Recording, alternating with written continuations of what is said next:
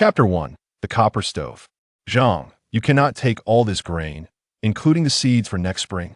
Inside a thatched cottage, a frail young boy clutched a cloth bag tightly, unwilling to let go. Enough of your nonsense.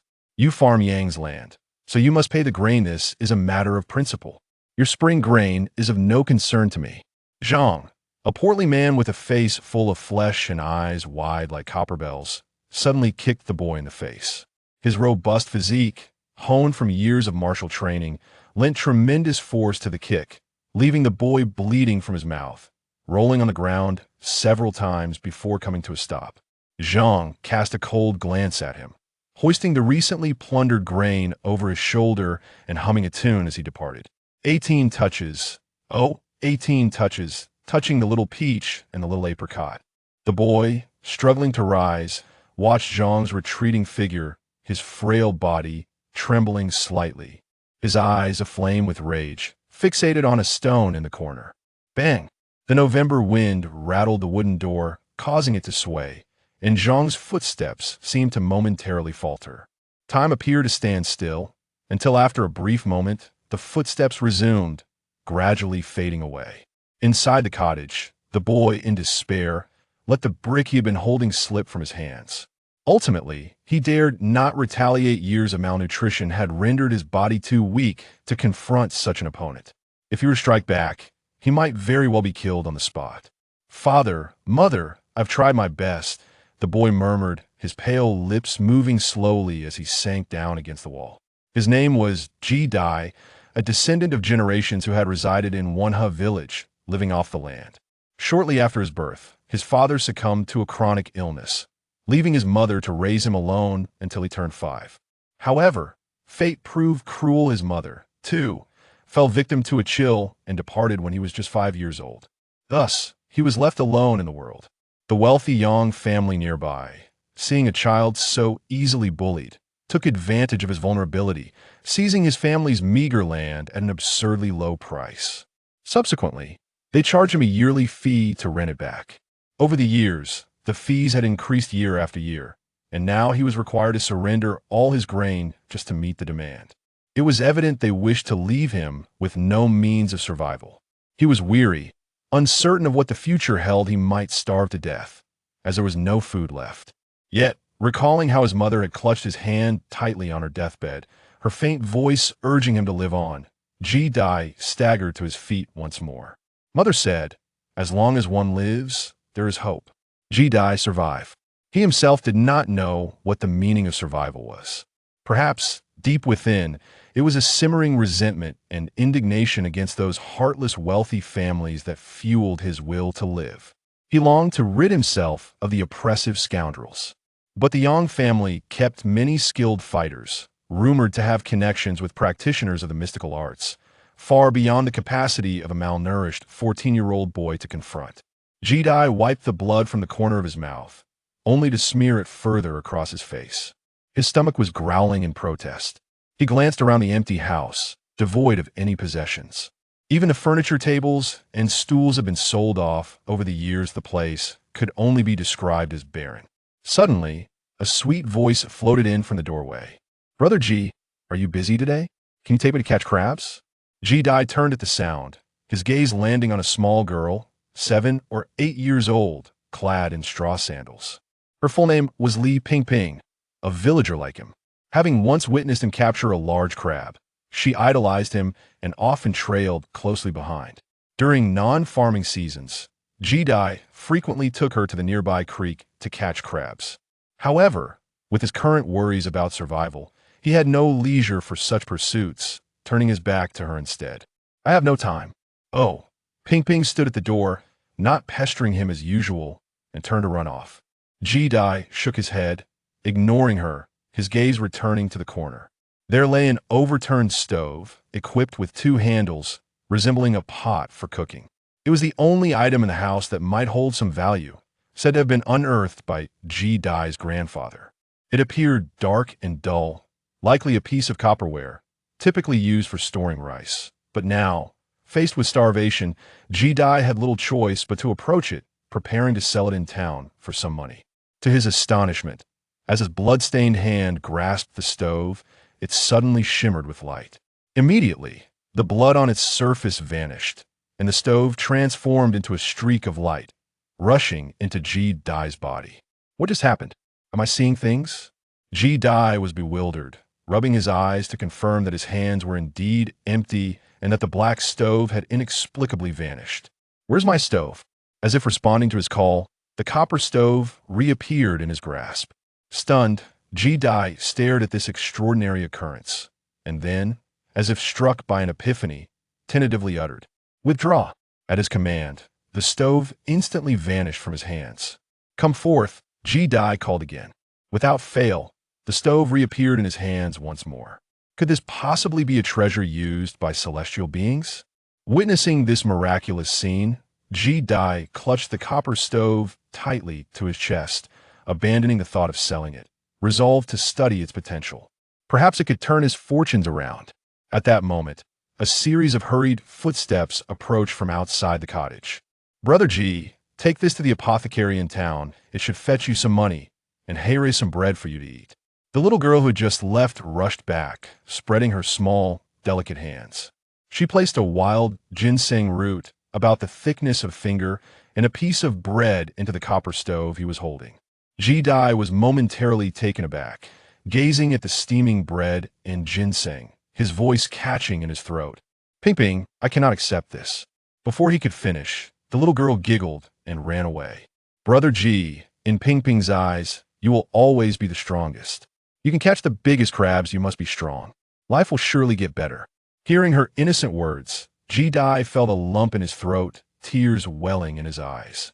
Having lost both parents at a young age, he had learned the harsh realities of life, understanding how easy it is to offer assistance in times of ease, yet how difficult it is to provide support in times of distress. Now, in his moment of despair, to have someone show concern for him was a feeling beyond description. Suddenly, a green light flickered from the copper stove, and the previously slender ginseng root not only swelled in size, but, under the ethereal glow, appeared plump and vibrant, sprouting fine roots that transformed it entirely. "What is happening? My ginseng! How did it become like this?" This sudden transformation left Ji Dai utterly astonished, his words stumbling. The value of ginseng increases with age typically. The older the ginseng, the more robust and valuable it becomes. The ginseng he had before was only a few years old, appearing withered and malnourished, worth merely a few copper coins. But the ginseng before him now exuded a fragrant aroma. Unlike anything he had ever encountered, surely, it was comparable to decades-old ginseng. It must be worth a fortune. With it, he would no longer need to fear starvation. But why the sudden change? Ji Dai's gaze slowly shifted to the copper stove in his arms, swiftly closing the door behind him, returning to examine the stove closely. He had sensed earlier that this stove could very well be a celestial artifact, and now he was even more convinced. After all, the wild ginseng had only transformed after being placed inside the stove. Could it be that this stove enhances the quality of medicinal herbs? Contemplating his hypothesis, Ji Dai placed the wild ginseng back into the stove, watching intently, fearful of missing any detail. Yet, even as his eyes grew weary, the stove remained unresponsive. Is it that each herb can only be enhanced once, or can the stove only enhance one herb in total?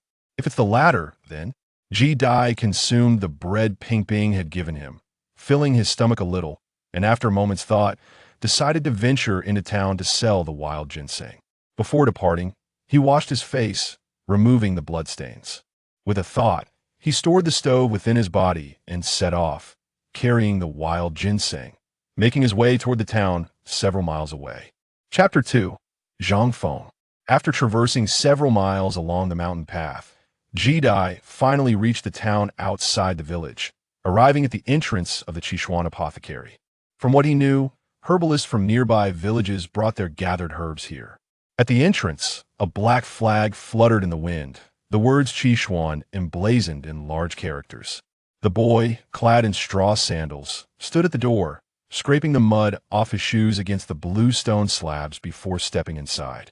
That wild ginseng was indeed valuable, fetching 2 taels of silver almost equivalent to 2 years of his expenses. With the windfall in hand, Jedi purchased several medicinal herbs at the apothecary and then bought some rice and flour. Of course, he also bought Ping Ping a lovely pair of embroidered shoes, spending 10 coins. Come forth. On his way back, Jedi took out the copper stove once more.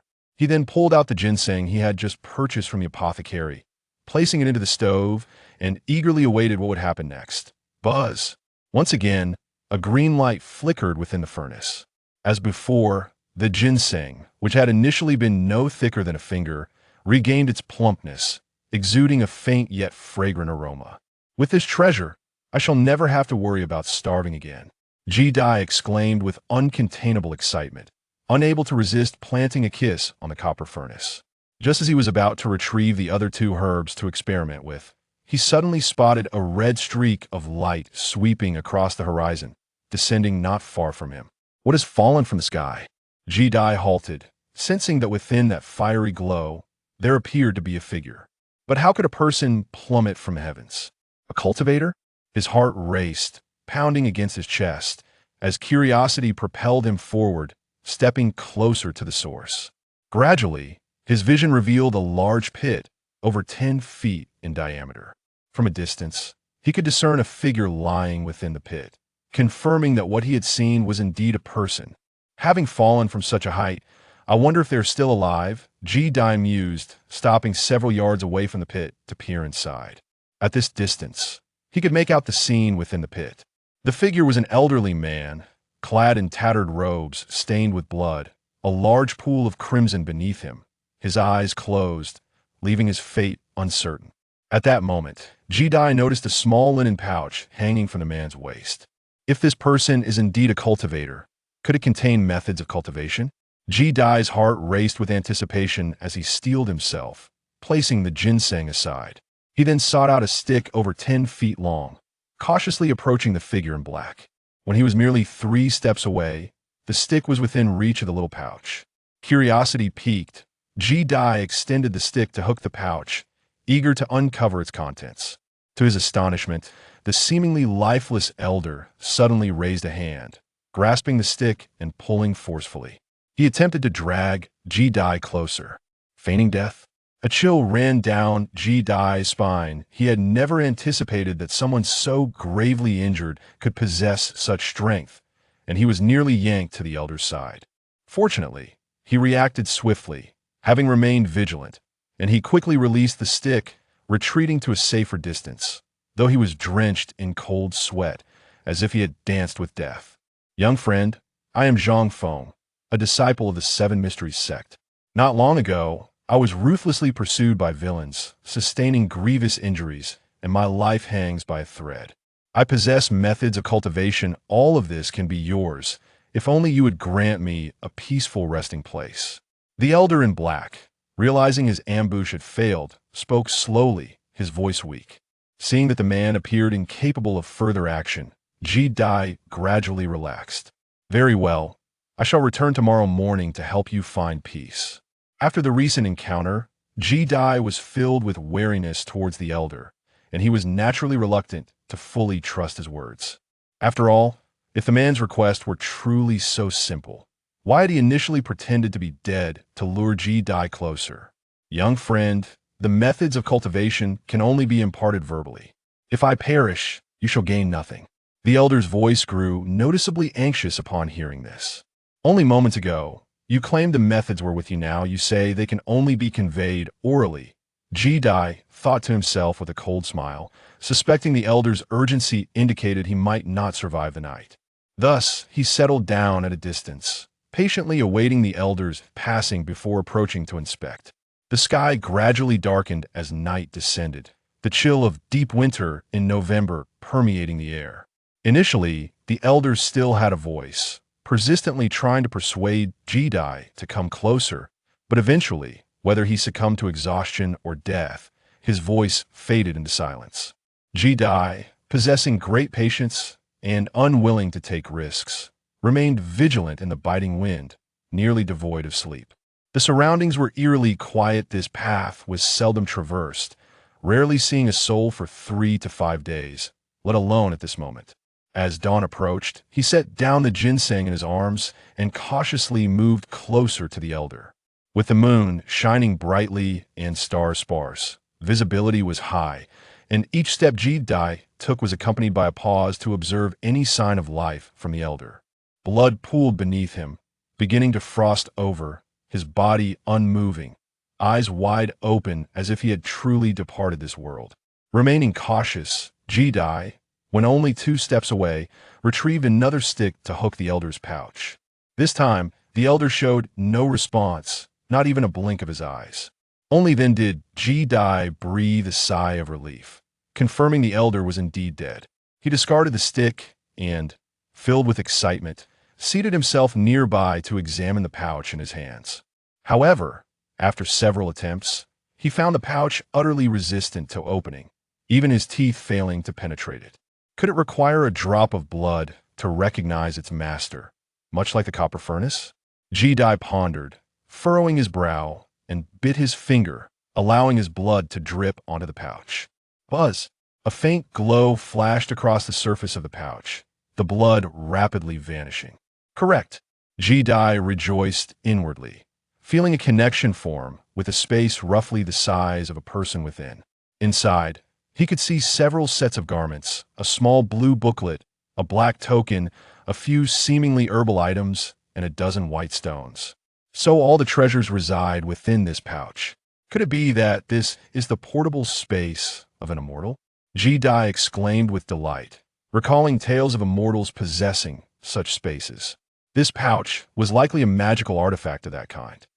Uncertain whether the secrets of cultivation lay within, Jedi suppressed his excitement, understanding that now was not the moment for contemplation of his discoveries. While the dawn had yet to break, he procured a sturdy stick and began to dig a pit nearby. Regardless of who you might be, having taken your possessions, I shall not allow you to remain unburied. Fortunately, the soil here was not overly hard. Jedi muttered to himself, and before long, he was drenched in sweat, shivering as the cool breeze swept over him. Thankfully, before the light of day emerged, he had completed the pit. Dragging the old man into the grave, he covered the body with earth, hoisted the sack of rice and flour, and hurried back to the village. The tension of the previous night, coupled with the exertion of digging, left Jedi utterly exhausted. Upon reaching home, he could hardly attend to his hunger. He collapsed onto his bed and fell asleep instantly. It was not until midday that he stirred groggily. Noticing his stomach's persistent growling, Jedi prepared some rice to quell his hunger, then locked the door tightly. Sitting on his bed, he took out the bag, his face alight with eagerness. Could there be secrets of cultivation within? His heart raced as he pondered how to extract the contents from within. He discovered that with a mere thought, whatever he desired from within would materialize in his hands. Having learned from previous experiences with the furnace, he was not overly surprised, yet a thrill coursed through him. With a focused thought, he swiftly summoned the white stones, the herbs, and the remaining booklet from that strange space. Uncertain of the herbs and stones' purpose, he studied them briefly before storing them away. His attention was captivated by the final booklet, which was quite slender, containing merely 3 pages. Upon opening it, he found the first page inscribed with 6 prominent characters, Tai Xian Jing Ning Chi Wan.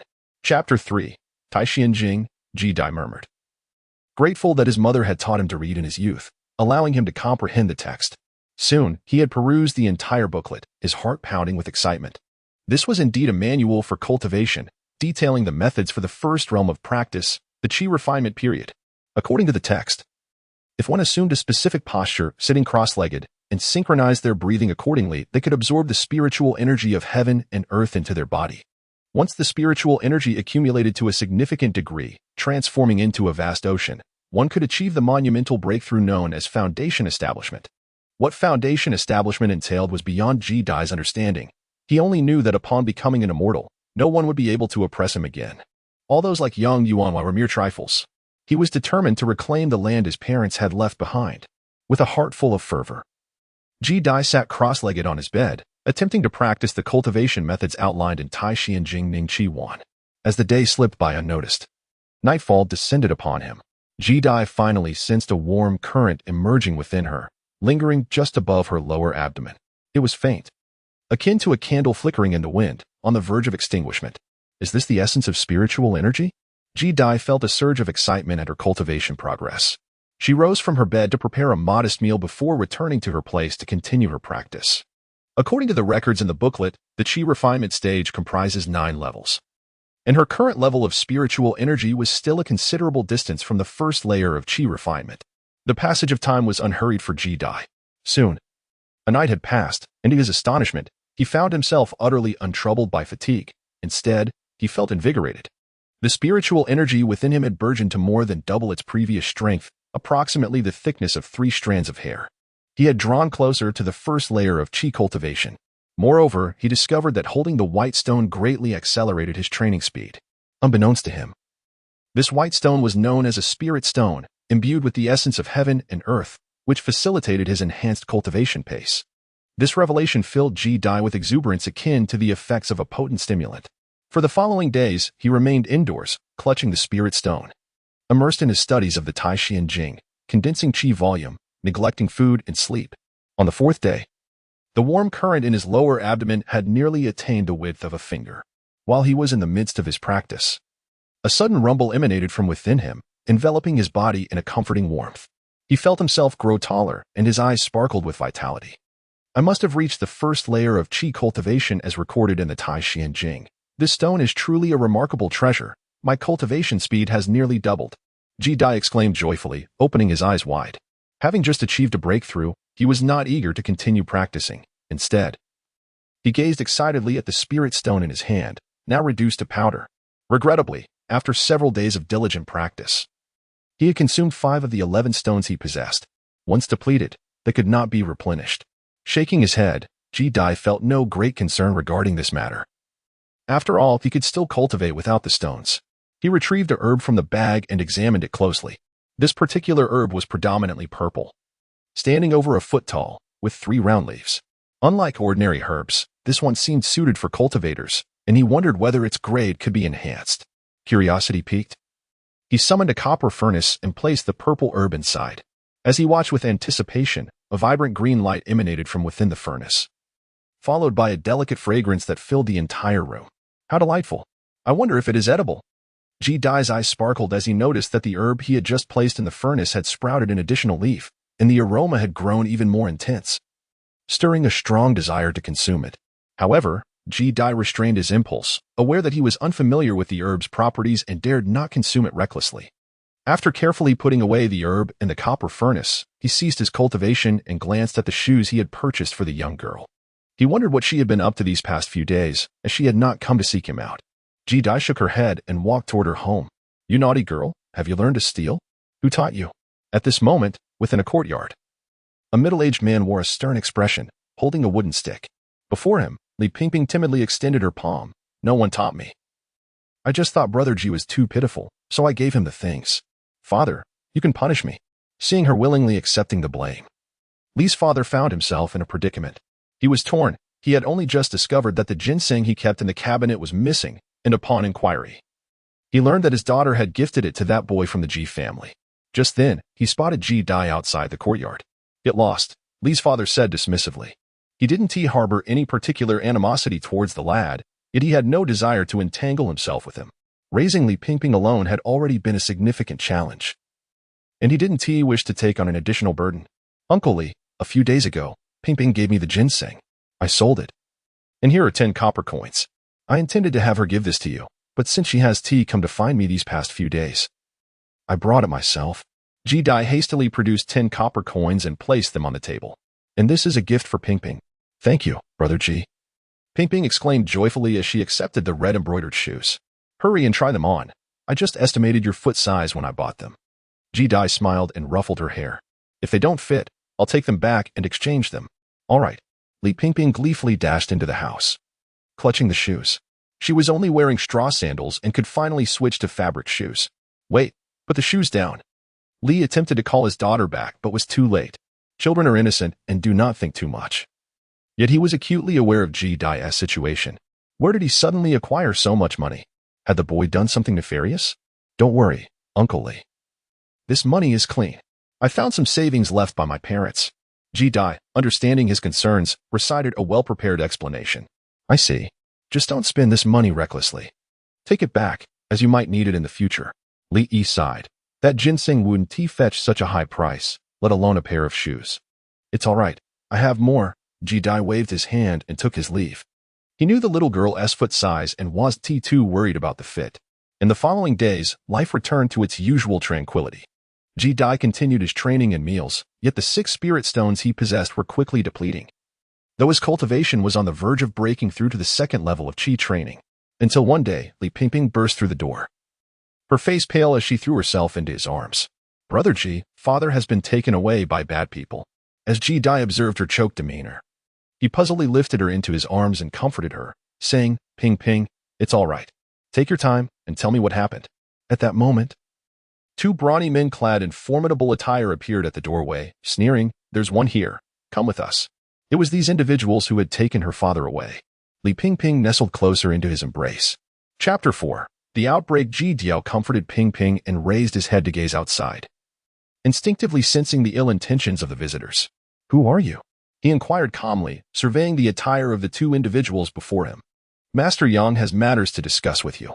If you wish to avoid undue suffering, it would be prudent to accompany us willingly," declared a burly man, his demeanor reflecting an air of domineering entitlement, visibly annoyed that this commoner dared to question him. "Master Yang wishes to inquire about me? Could it possibly pertain to that enigmatic elder clad in black?" Ji-dai was momentarily taken aback, instinctively associating this matter with the enigmatic elder in black, a wave of anxiety washing over him. "Brother Ji, I am afraid," Li Pingping murmured as she nestled into his embrace, her concern for her father palpable. "Fear not, Pingping, for I am here. Let us go and take a look," Ji-dai reassured her, resolving to accompany the 2. Furthermore, it was evident that these individuals would not grant him the opportunity to decline. "Have you come to a decision?" a burly man urged. Ji-dai remained silent, clutching his bottle as he trailed behind the 2 individuals. He refrained from inquiring about their destination, for he surmised that even if he did, they would likely disregard his question. As he followed them, he noticed the village was eerily quiet, devoid of any human presence, as if the entire populace had been spirited away. Witnessing the imposing demeanor of his companions, Ji-dai's gaze flickered momentarily. Outside the village, a throng had gathered in an open space, comprising the elderly, children, women, and able-bodied men, all congregated in confusion and trepidation. Some bore traces of earth upon their clothing, having been forcefully brought here during their agricultural labors, utterly oblivious to the events unfolding around them. "Master Yang, may I inquire as to the purpose of our gathering here?" The village chief of Wenha, an aged elder with a weathered countenance, stood before a corpulent man with an imposing presence, adopting a humble posture. He felt compelled to do so, given the menacing figures surrounding him.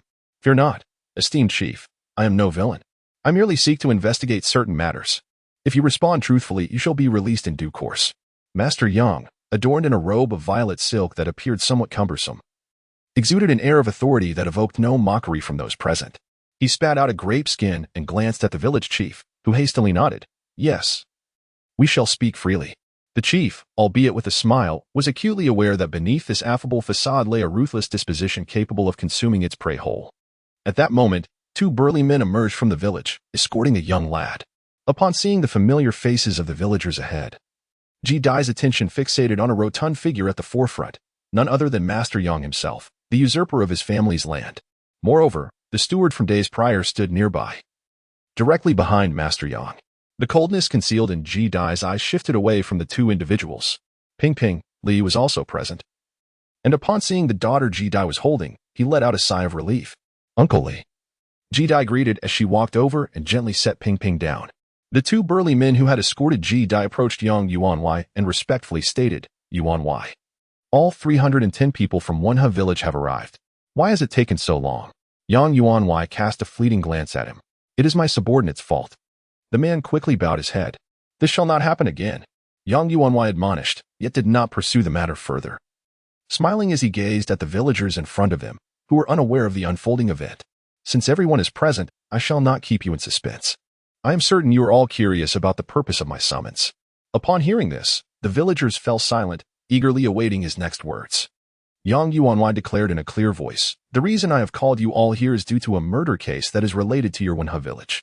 I need to know who left the village 7 days ago." As the words left his mouth, the villagers in the open space erupted in a flurry of commotion. "Innocent, Yang Yuanwei, we had no knowledge of this." The old village chief and the other villagers' expressions changed dramatically. They had never anticipated being entangled in a murder case. each fervently asserting that they had not left the village. 7 days ago? That day happened to be when I went to the town to sell spirit herbs. Could it be that they are already aware of the black-clad elder's demise nearby? Ji-dai noticed the date, lowering his head with an impassive demeanor, concealing any signs of unease. Li, standing nearby, evidently observed this detail as well, casting a covert glance his way.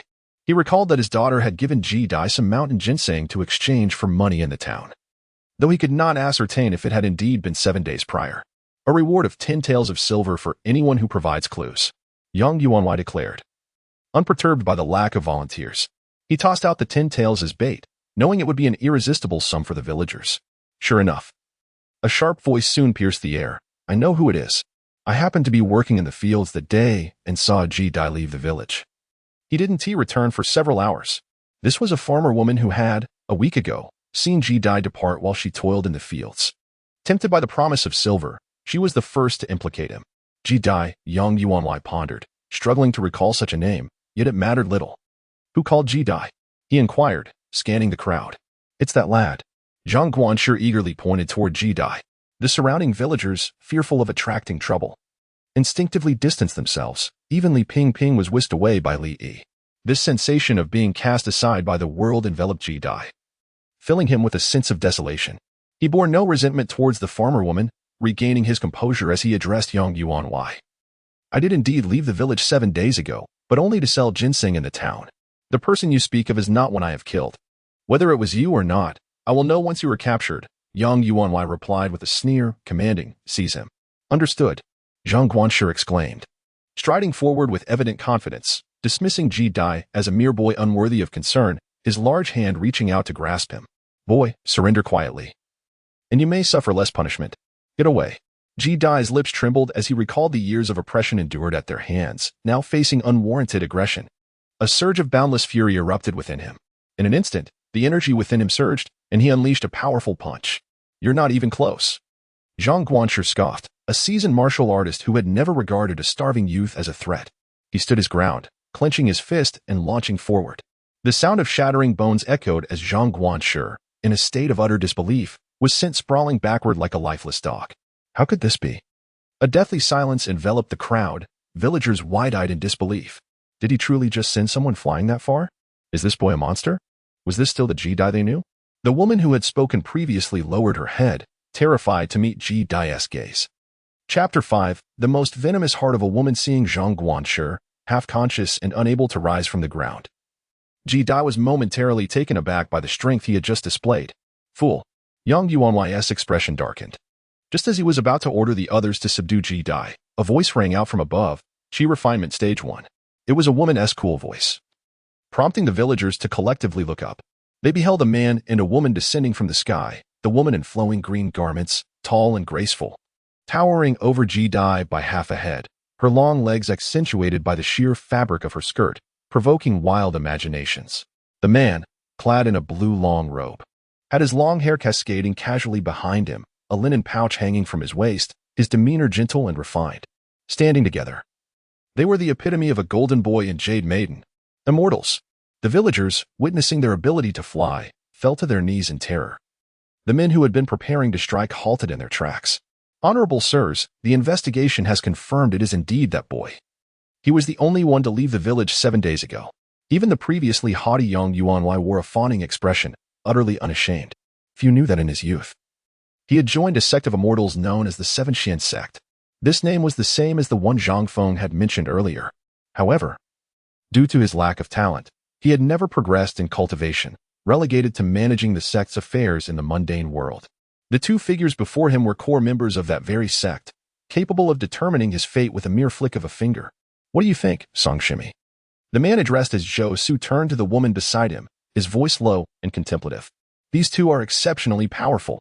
Ji-dai felt a sudden jolt as he was scrutinized by the two individuals, reminiscent of his previous encounter with the enigmatic man in black. His heart plummeted to the depths of despair. He was oblivious to the identities of the suddenly appearing man and woman. Yet it was evident they were allies of Yang Yuanwei. Indeed, it was unmistakably him. The soul-chasing bee had detected the presence of Zhang Feng, suggesting that Zhang Feng's storage bag was now in his possession. The woman, referred to as Song Shimi, was named Songjia, possessing exquisite features and fair skin. though her eyes bore a hint of aloofness. At her fingertips rested a white insect with fluttering wings, reminiscent of a certain type of bee. This insect, known as the soul-chasing bee, was an exceedingly rare beast, lacking combat capabilities yet endowed with an extraordinarily keen sense of smell. It was through this creature that they located Zhang Feng's corpse, prompting Yang Yuanwei to summon the villagers.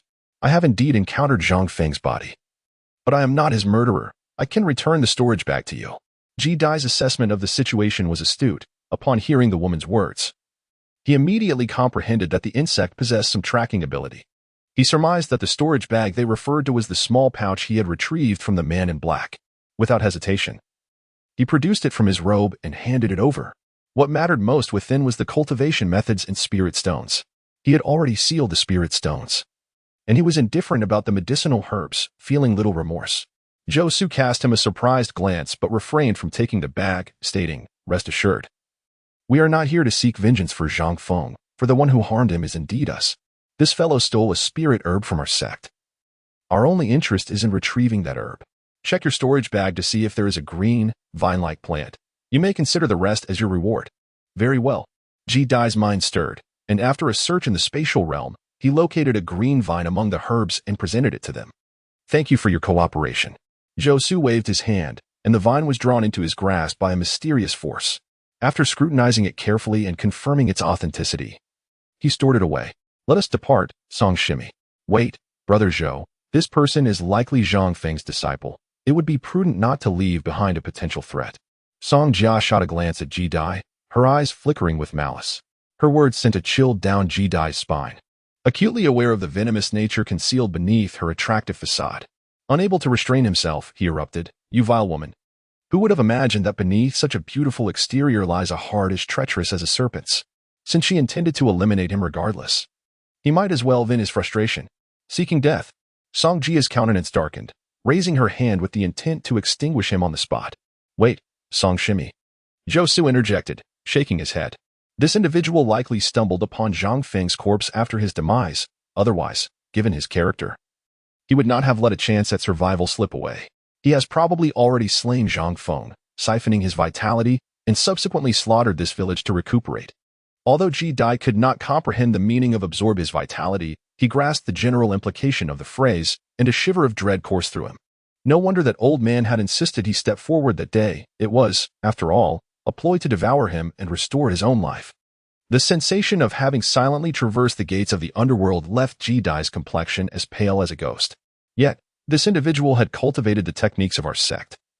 Such practices ought not to be divulged to outsiders. Song Jia furrowed her delicate brows, still unwilling to relent. Ji Dai had just insulted her, igniting her intent to kill. Observing her unwavering resolve, Ji Dai felt a renewed sense of anxiety, casting a glance towards the young man.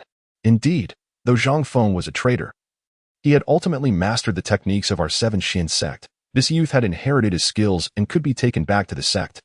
Zhou Su regarded Ji Dai for a moment, pondering before arriving at a conclusion. Given his age, even if he embarked on the path of cultivation now, it would likely be too late for him to achieve anything substantial. However, as his senior brother suggested, he might as well be brought back. Song Jia shook her head, casting Ji Dai a fleeting glance, remaining otherwise silent. Regardless, once they returned to the Seven Shin sect, she had myriad ways to ensure this young man met his demise. "Let us go," Zhou Su spoke tersely, disregarding the others, and grasped Ji Dai by the collar, soaring into the sky. Their conversation had not once sought Ji Dai's consent. In their eyes, he was merely a fortunate individual who had stumbled onto the path of cultivation, his fate easily manipulable. The fierce winds at high altitude lashed against Ji Dai's face. This was his first experience of flight. With eyes wide open, he beheld the celestial expanse around him. And below, Wenha village dwindled into a mere speck. Amidst his astonishment, he felt a disorienting haze, realizing he was departing from Wenha village in such a manner. He had yet to reclaim the land left to him by his parents. The prospect of becoming blind in the future was daunting. It would be best to close his eyes. After a while, the wind stung his eyes red and caused a sharp pain, prompting him to shut them tightly.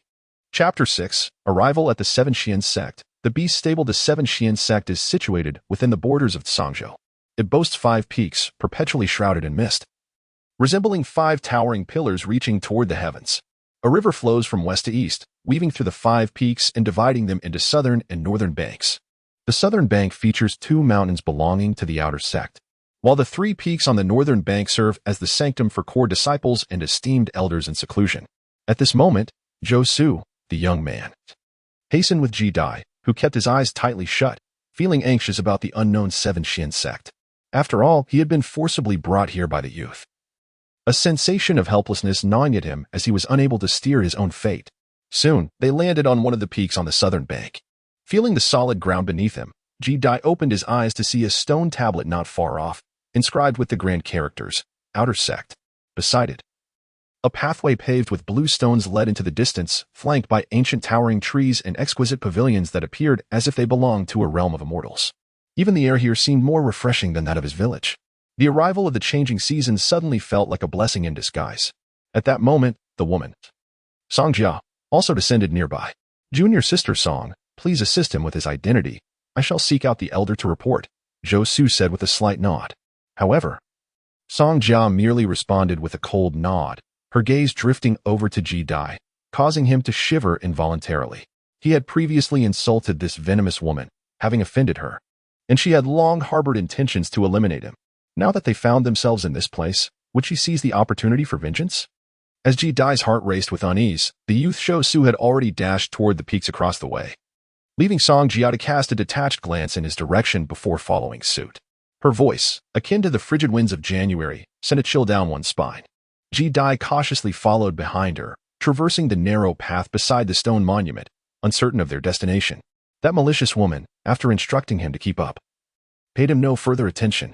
Unable to restrain his curiosity, Ji Dai glanced ahead and caught a glimpse of her delicate legs, partially hidden beneath her white gauzy skirt. Undeniably captivating. It must be said, despite her malevolent nature, she was indeed a beauty. For over a decade, Ji Dai had lived, and the woman before him was perhaps the most exquisite he had ever encountered. Unable to restrain his gaze, he thought, if I cannot control my eyes, I shall take action. Song Jia abruptly halted her steps, a chill in her demeanor. Could this woman possess eyes in the back of her head? How could she possibly know I was watching her? As the chill crept down Ji Dai's spine, he quickly averted his gaze, focusing intently on the ground, wary of the venomous woman before him. Who could predict whether this malicious individual would act on her threats? Song Jia let out a cold laugh, choosing not to engage in further conversation. Soon, they arrived at a loft where a man with a horse-like face, reclining in a chair, immediately stood up upon seeing Song Jia. He bowed respectfully, acknowledging her presence, unsure of the purpose behind her visit. His eyes downcast, he dared not look elsewhere. This man was a newly inducted outer disciple, already possessing basic skills, and had been instructed to tend to the beast stable. Song Jia's voice was cool as she delivered her directive before gracefully departing. Yes, I shall ensure the proper care of the individual sent by Sister Song. The horse-faced man replied, his obsequious demeanor vanishing swiftly after her departure. His gaze turned haughty as he sized up the young lad before him. Your name? Ji Dai. He replied, sensing that this man's cultivation level was likely inferior to that of the vicious woman, yet still formidable enough for him to maintain a humble demeanor. In future conversations with me, you must refer to me as the overseer. Do you understand? The horse-faced man huffed in disdain. Working in the beast stable was no trivial task. It involved caring for the demonic pets of the disciples within. Any mishap could result in punishment, not to mention the inherent dangers. One misstep could lead to being devoured by a beast, leaving no recourse for grievance. The fact that Song Jia had directed him to this position implied that Ji Dai was not merely an acquaintance, but likely someone who had incurred her displeasure. He was well aware of the necessary course of action. Understood. I shall address you as overseer, Ji Dai replied, striving to project a demeanor of submission. This is your identification token and attire. From now on, you are an outer disciple of our Qishuan sect. The horse-faced man was pleased with Ji Dai's attitude as he produced a neatly folded set of garments, accompanied by a black token. Using his hand as a tool, he inscribed Ji Dai's name upon it before tossing the items to him. Examine these later. For now, let me show you to your work area. Hearing this, Ji Dai glanced at the green garments in his hands, nodding silently as he stored them in his pouch. He followed the horse-faced man to a series of grand sheds. Nearby were several buildings and a garden filled with small trees bearing white fruits. A few youths clad in blue disciple robes sat wearily outside, rising to greet the horse-faced man with respect. Some of them cast curious glances at Ji Dai. The horse-faced man nodded indifferently, gesturing toward one of the buildings. You shall reside here. Feel free to eat the fruits when hungry. The disciple responsible for beast number 11 has departed, so you will take over its care. Utilizing the fruits nearby, Remember, these are the pets of inner disciples and must be treated with the utmost care. You are to feed them 3 times a day, morning, noon, and night, and bathe them weekly, along with cleaning their enclosures. Of course, this labor is not without reward. The sect provides 3 spirit stones each month. However, should you fail to complete your assigned tasks or if any issues arise, you will not fare well. After issuing this warning and detailing several expectations, the horse-faced man departed the beast stable. Once he was out of sight, the other disciples quickly approached Jedi, regarding him with inquisitive eyes. A newcomer. What is your name? One inquired. Did you offend the overseer? How else would you end up here? They chattered amongst themselves, all echoing sentiments that this was not a favorable place, leaving Jedi puzzled. Isn't it merely feeding animals? What difficulty could there be? Jedi questioned, recalling the ox his family had owned during his childhood, a task he was quite familiar with, though the creatures here might be more precious and require bathing. He believed the challenge was manageable. Consider yourself warned.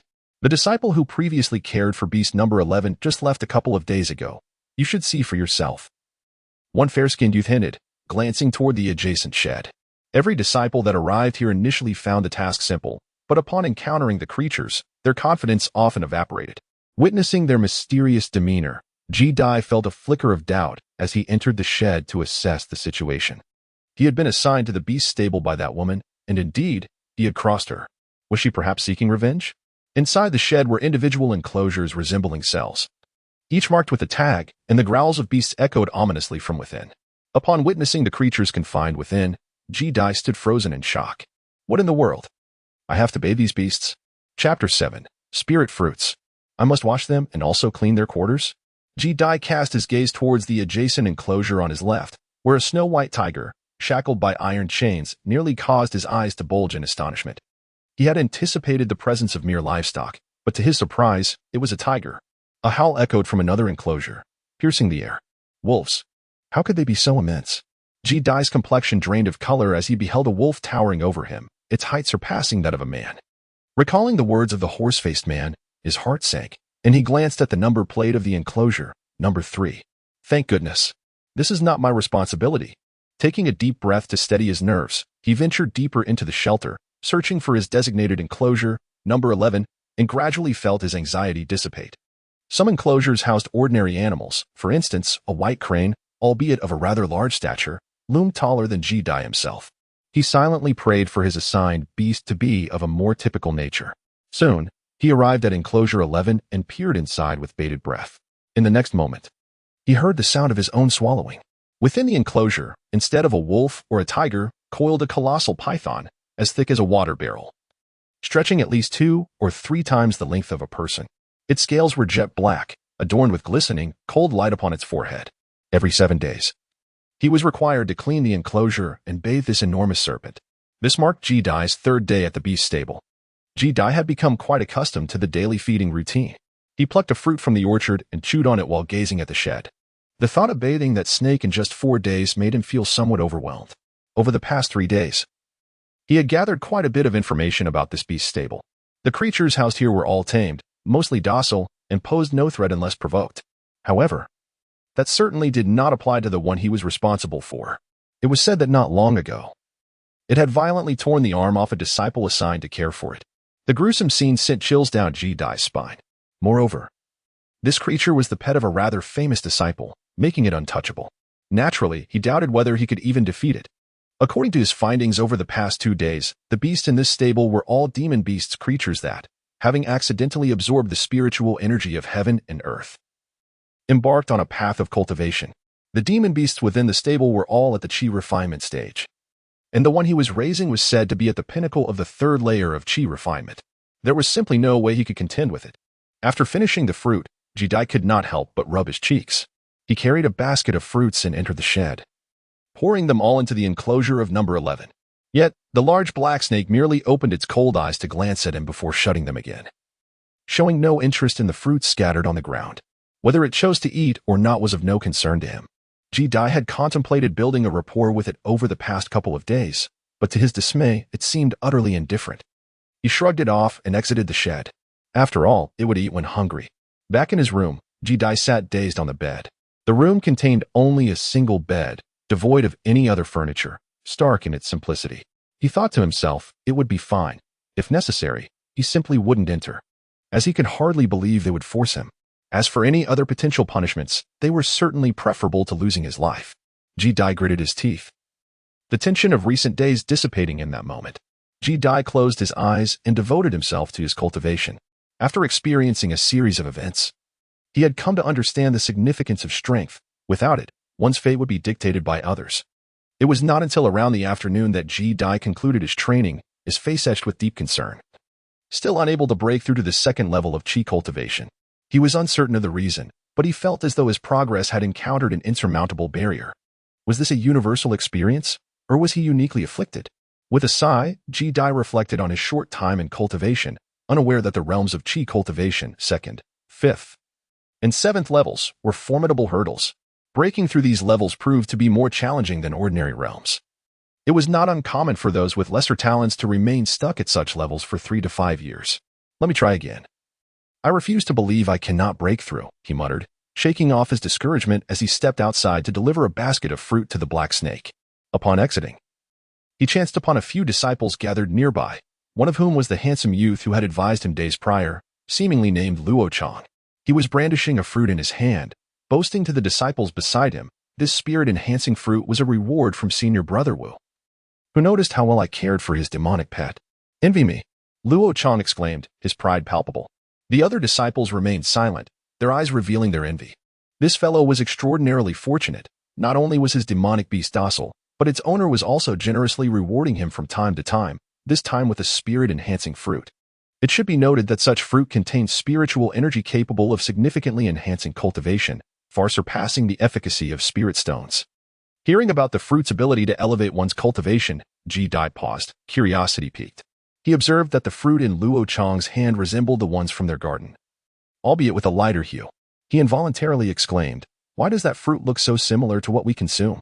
His voice was barely above a whisper, but a plump disciple nearby caught his attention and replied, "Indeed, these two fruits are of the same variety." Only one variety? Ji-Dai was taken aback, recalling that the fruit he had eaten had not produced any enhancement in his cultivation.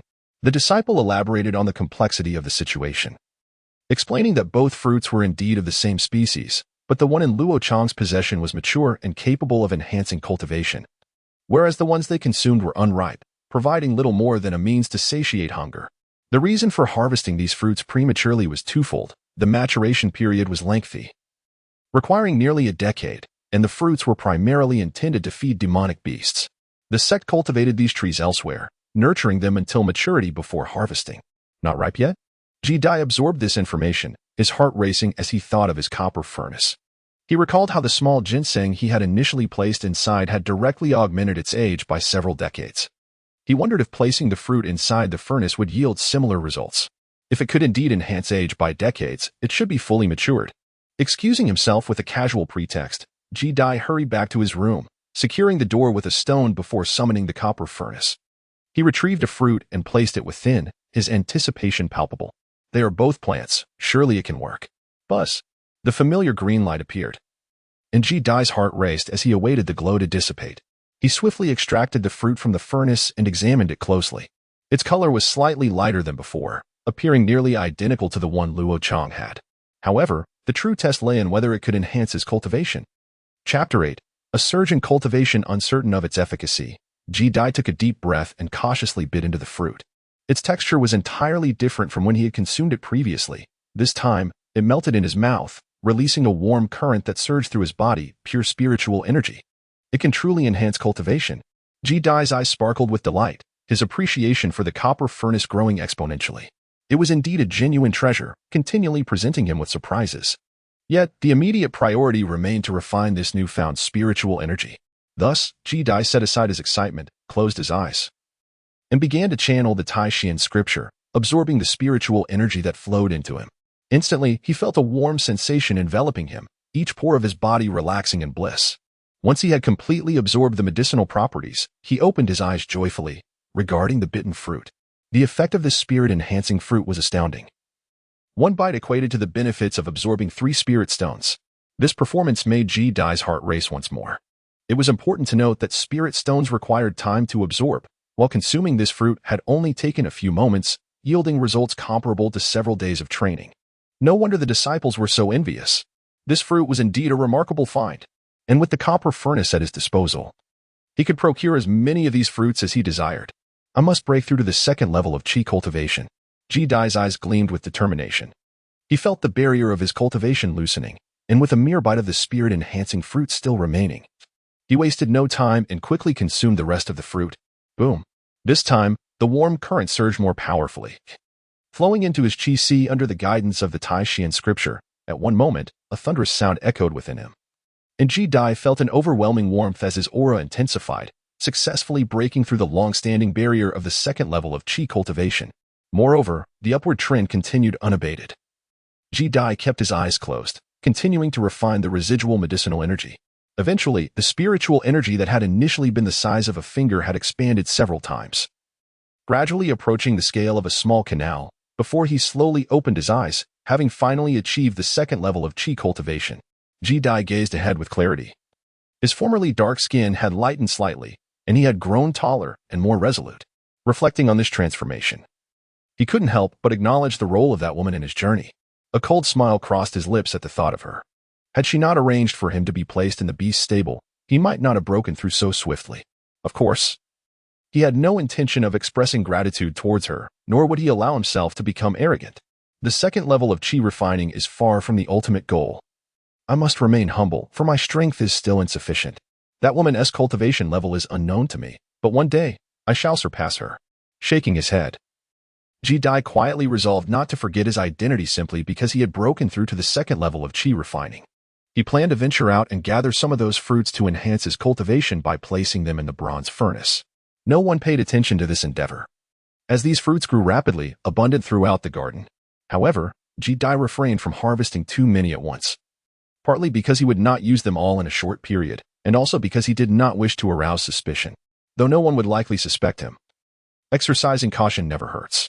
Soon, under the cover of night, Ji Dai placed all the gathered fruits into the bronze furnace. After the enhancement, he successfully obtained 15 spirit elevation fruits. 15.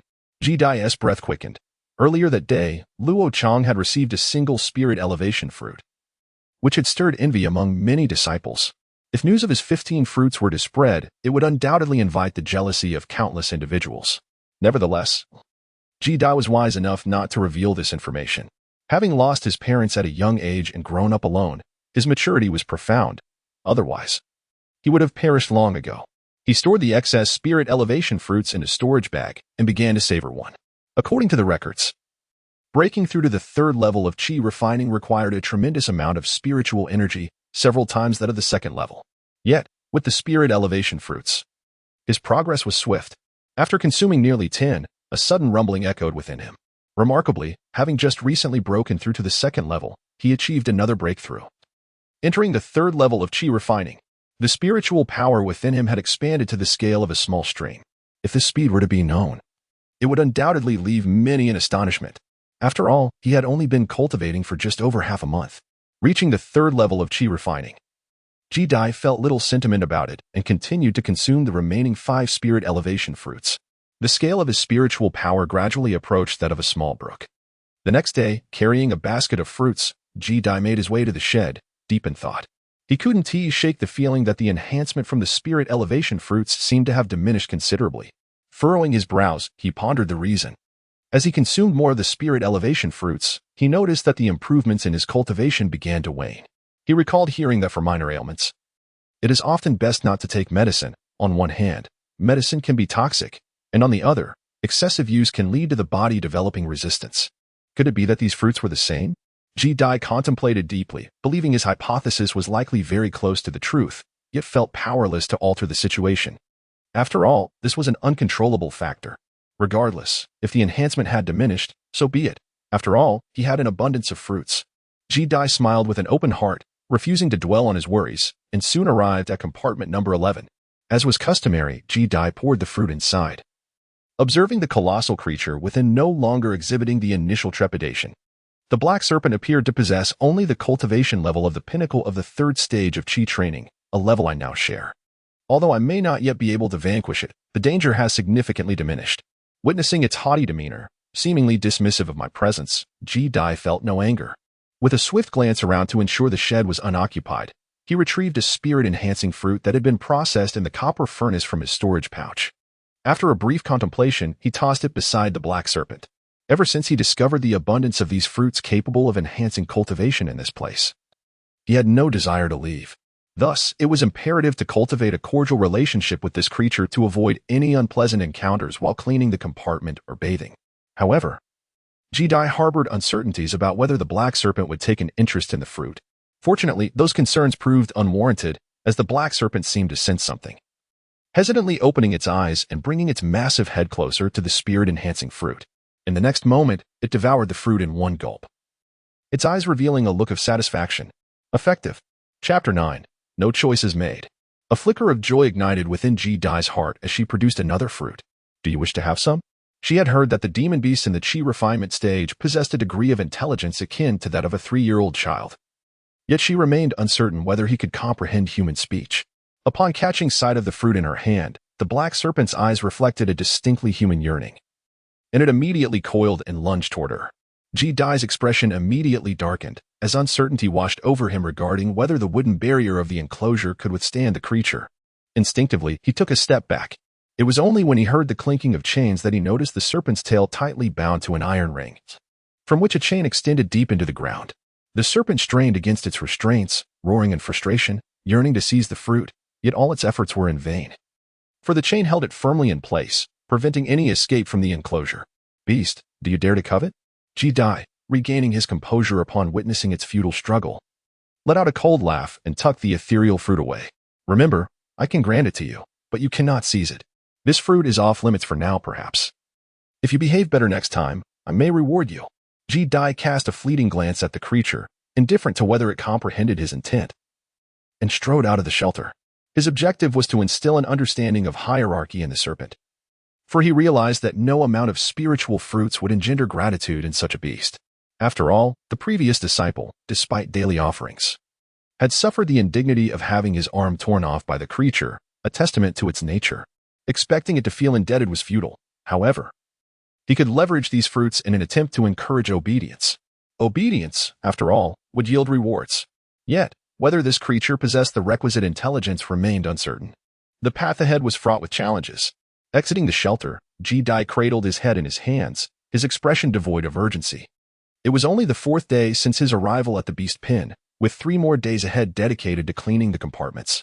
In that span, he wondered if he could tame this creature and mitigate its hostility toward him. Upon returning to his quarters, Jedi placed the fruits he had set aside during the feeding of the black serpent into the furnace, then resumed his cultivation. It was not until afternoon that he felt the spiritual energy within him draw closer to a stream, prompting him to venture out with a basket of fruits to feed the serpent once more. This time, Jedi produced another spiritual fruit, yet the black serpent remained untamed. After tasting the sweetness, it lunged to seize the fruit. Clearly, the creature had not learned its lesson. I have stated that I can offer you this, but you must not snatch it. If you desire to eat, wait for my grant. Should you attempt this again, the fruit will be forever out of your reach. Jedi scoffed, retracting the fruit and leaving the shelter. The black serpent gazed at his retreating figure for a prolonged moment, an expression of human-like contemplation flickering in its eyes. Unbeknownst to Jedi, as he emerged from the shelter, a figure approached him. Hey, newcomer. I have matters to attend to. Could you watch the beast in compartment 3 for me? The speaker was a gaunt man, a fellow disciple of the beast pen, who had arrived prior to Jedi. It was Song, known for his charge of a fierce wolf demon, notorious for his temper and rumored to have reached the 3rd level of chi refinement.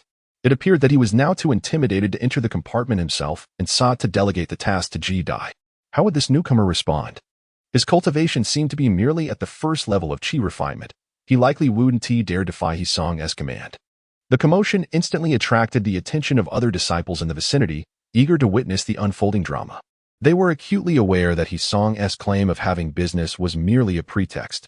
In truth, he was frightened and attempting to shirk his responsibility. Yet, no one was inclined to intervene. Do your best, and don't make any mistakes. Song grinned, patting Jedi's shoulder, unperturbed by the potential exposure of his intent. After all, this novice in the 1st level of chi refinement would hardly dare to refuse. I must continue my cultivation. I have no time for this. Ask someone else, Jedi replied, furrowing his brow as he regarded Song's authoritative tone. With his level of cultivation, he discerned that Isong was at the second level of qi refinement. Had this been his initial days, he might have hesitated, however. Now he dismissed the notion entirely and flatly refused. You what? Isong was taken aback, momentarily stunned, questioning whether he had misheard. A mere first-level qi refinement disciple dared to decline him? I said I have matters to attend to. I cannot assist you, Ji-Dai reiterated. The other beast-pinned disciples were equally astonished, their anticipation heightened as they awaited the ensuing spectacle. You best think carefully before responding.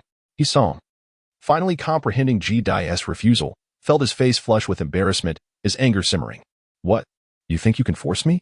Ji-Dai chuckled in disbelief, choosing to ignore Isong and attempting to bypass him in order to return to his quarters. You don't have a choice. If you wish to avoid a painful lesson, you will heed my words. Isong's expression darkened as he lunged for Ji-Dai's shoulder. However, Ji-Dai reacted with greater speed, deftly evading the grasp and regarding him with a frown. Do you dare lay a hand on me within the sect? Do you not fear the repercussions? It's a trivial matter. As long as no life is lost, who would care? Isong sneered, momentarily surprised by Ji-Dai's agility, yet still dismissive. I will give you one last chance. Will you willingly watch the beast? Or shall I teach you a lesson first? I choose neither, Ji-Dai replied calmly. Humph. Then I shall teach you the rules today and impart the meaning of respecting your seniors and the strength that governs this world. Isong erupted in rage, lunging toward Ji-Dai, only to find Ji-Dai effortlessly sidestepping his attack. Before he could utter a word, a sharp pain struck his abdomen, sending him sprawling backward, landing heavily on the ground, his expression one of sheer terror. Impossible! How could you be this strong? His voice trembled with disbelief. Leave, and do not provoke me again. Ji-Dai, unfazed by the encounter, cast a glance at Isong before walking away, utterly unconcerned. Isong's complexion shifted from green to pale. Watching Ji-Dai's figure fade from view before he struggled to rise, a deep-seated resentment burning in his eyes. Ah, Isong. Didn't he expect to bully a newcomer only to be schooled in return? A fellow disciple mockingly inflicted salt upon his wounds, while others marveled at Ji-Dai's unexpected prowess. Could the newcomer have already surpassed the second level of qi refinement? They speculated, their astonishment palpable. Isong's expression darkened, unable to respond, feeling utterly humiliated. All this is the fault of that little brat. Just wait, I will not let you off easily. Chapter 10. A further breakthrough concealing his resentment beneath a facade of composure, Isong entered the shelter, tools in hand, only for a scream to echo soon after. When he emerged, limping, his clothes bore multiple claw marks, bloodied and torn, his face marred with a deep scratch. Ji-Dai remained blissfully unaware, returning to his quarters to continue consuming the spiritual fruits to enhance his cultivation. Meanwhile, within a nearby loft, a disciple relayed the earlier events to a man with a horse-like face. Upon learning that Isong had attempted to coerce Ji-Dai into cleaning the compartment, only to be bested by him, the man raised an eyebrow in surprise. Such rapid advancement to the second level of qi refinement. And to defeat Isong, this newcomer may indeed be a prodigy. Alas, he has crossed Sister Song. His days are numbered. Waving the disciple away, the man closed his eyes, dismissing the matter entirely. To him, Ji-Dai was a mere pawn, for the creature assigned to his care was notorious for its brutality, a challenge even for its master. When the time for cleaning arrived, Ji-Dai would either perish or be left in dire straits, a fitting explanation for Sister Song. He remained uncertain about the connection between Song Jia and Ji-Dai, but the underlings were to follow orders. Should they gain favor with her, their own cultivation and status might elevate, possibly even granting them entry into the inner sect. By noon the following day, Ji-Dai stood before compartment 11, pouring a basket of fruits within. The black serpent opened its eyes, its massive head remaining motionless, only its crimson tongue flicking out.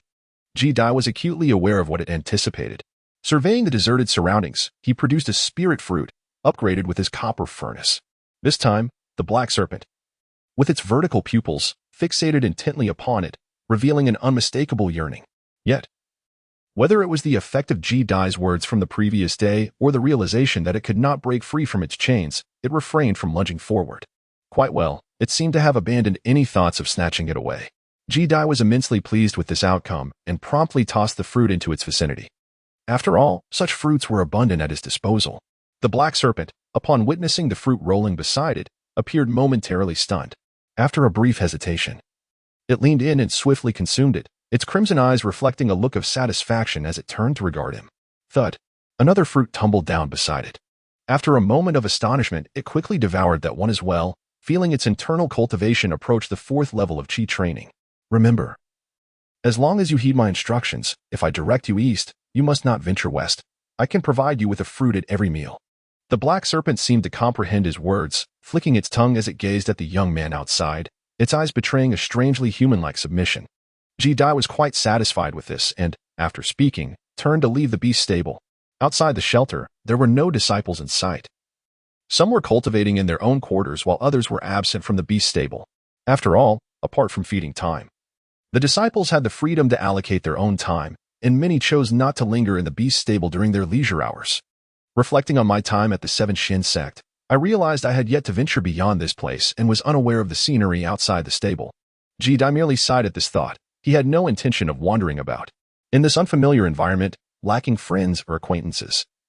It seemed far more prudent to continue his cultivation and strive for an early breakthrough to the 4th level of Qi training.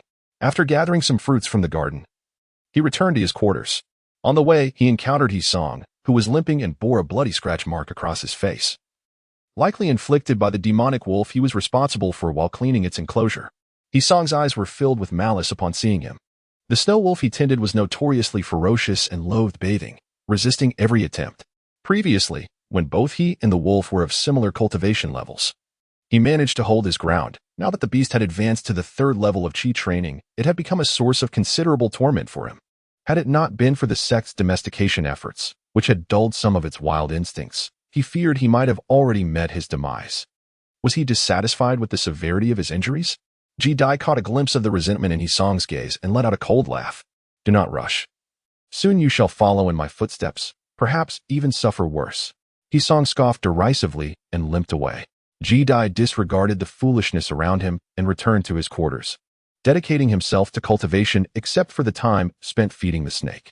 According to the records of the Taishan Jing, breaking through to the 4th level of Qi training necessitates the transformation of one's spiritual energy into a stream. As the name suggests, this entails that the spiritual energy within one's body reaches the flow of a brook. Presently, a single shilling fruit only enhances spiritual energy by half of what it initially could. After a rough calculation, Ji Dai estimated that to transform his spiritual energy into a stream and break through to the 4th level of Qi training, he would need to refine at least 30 more shilling fruits. Nevertheless, while advancing his cultivation, he did not neglect the taming of the black snake, which had become increasingly submissive to him.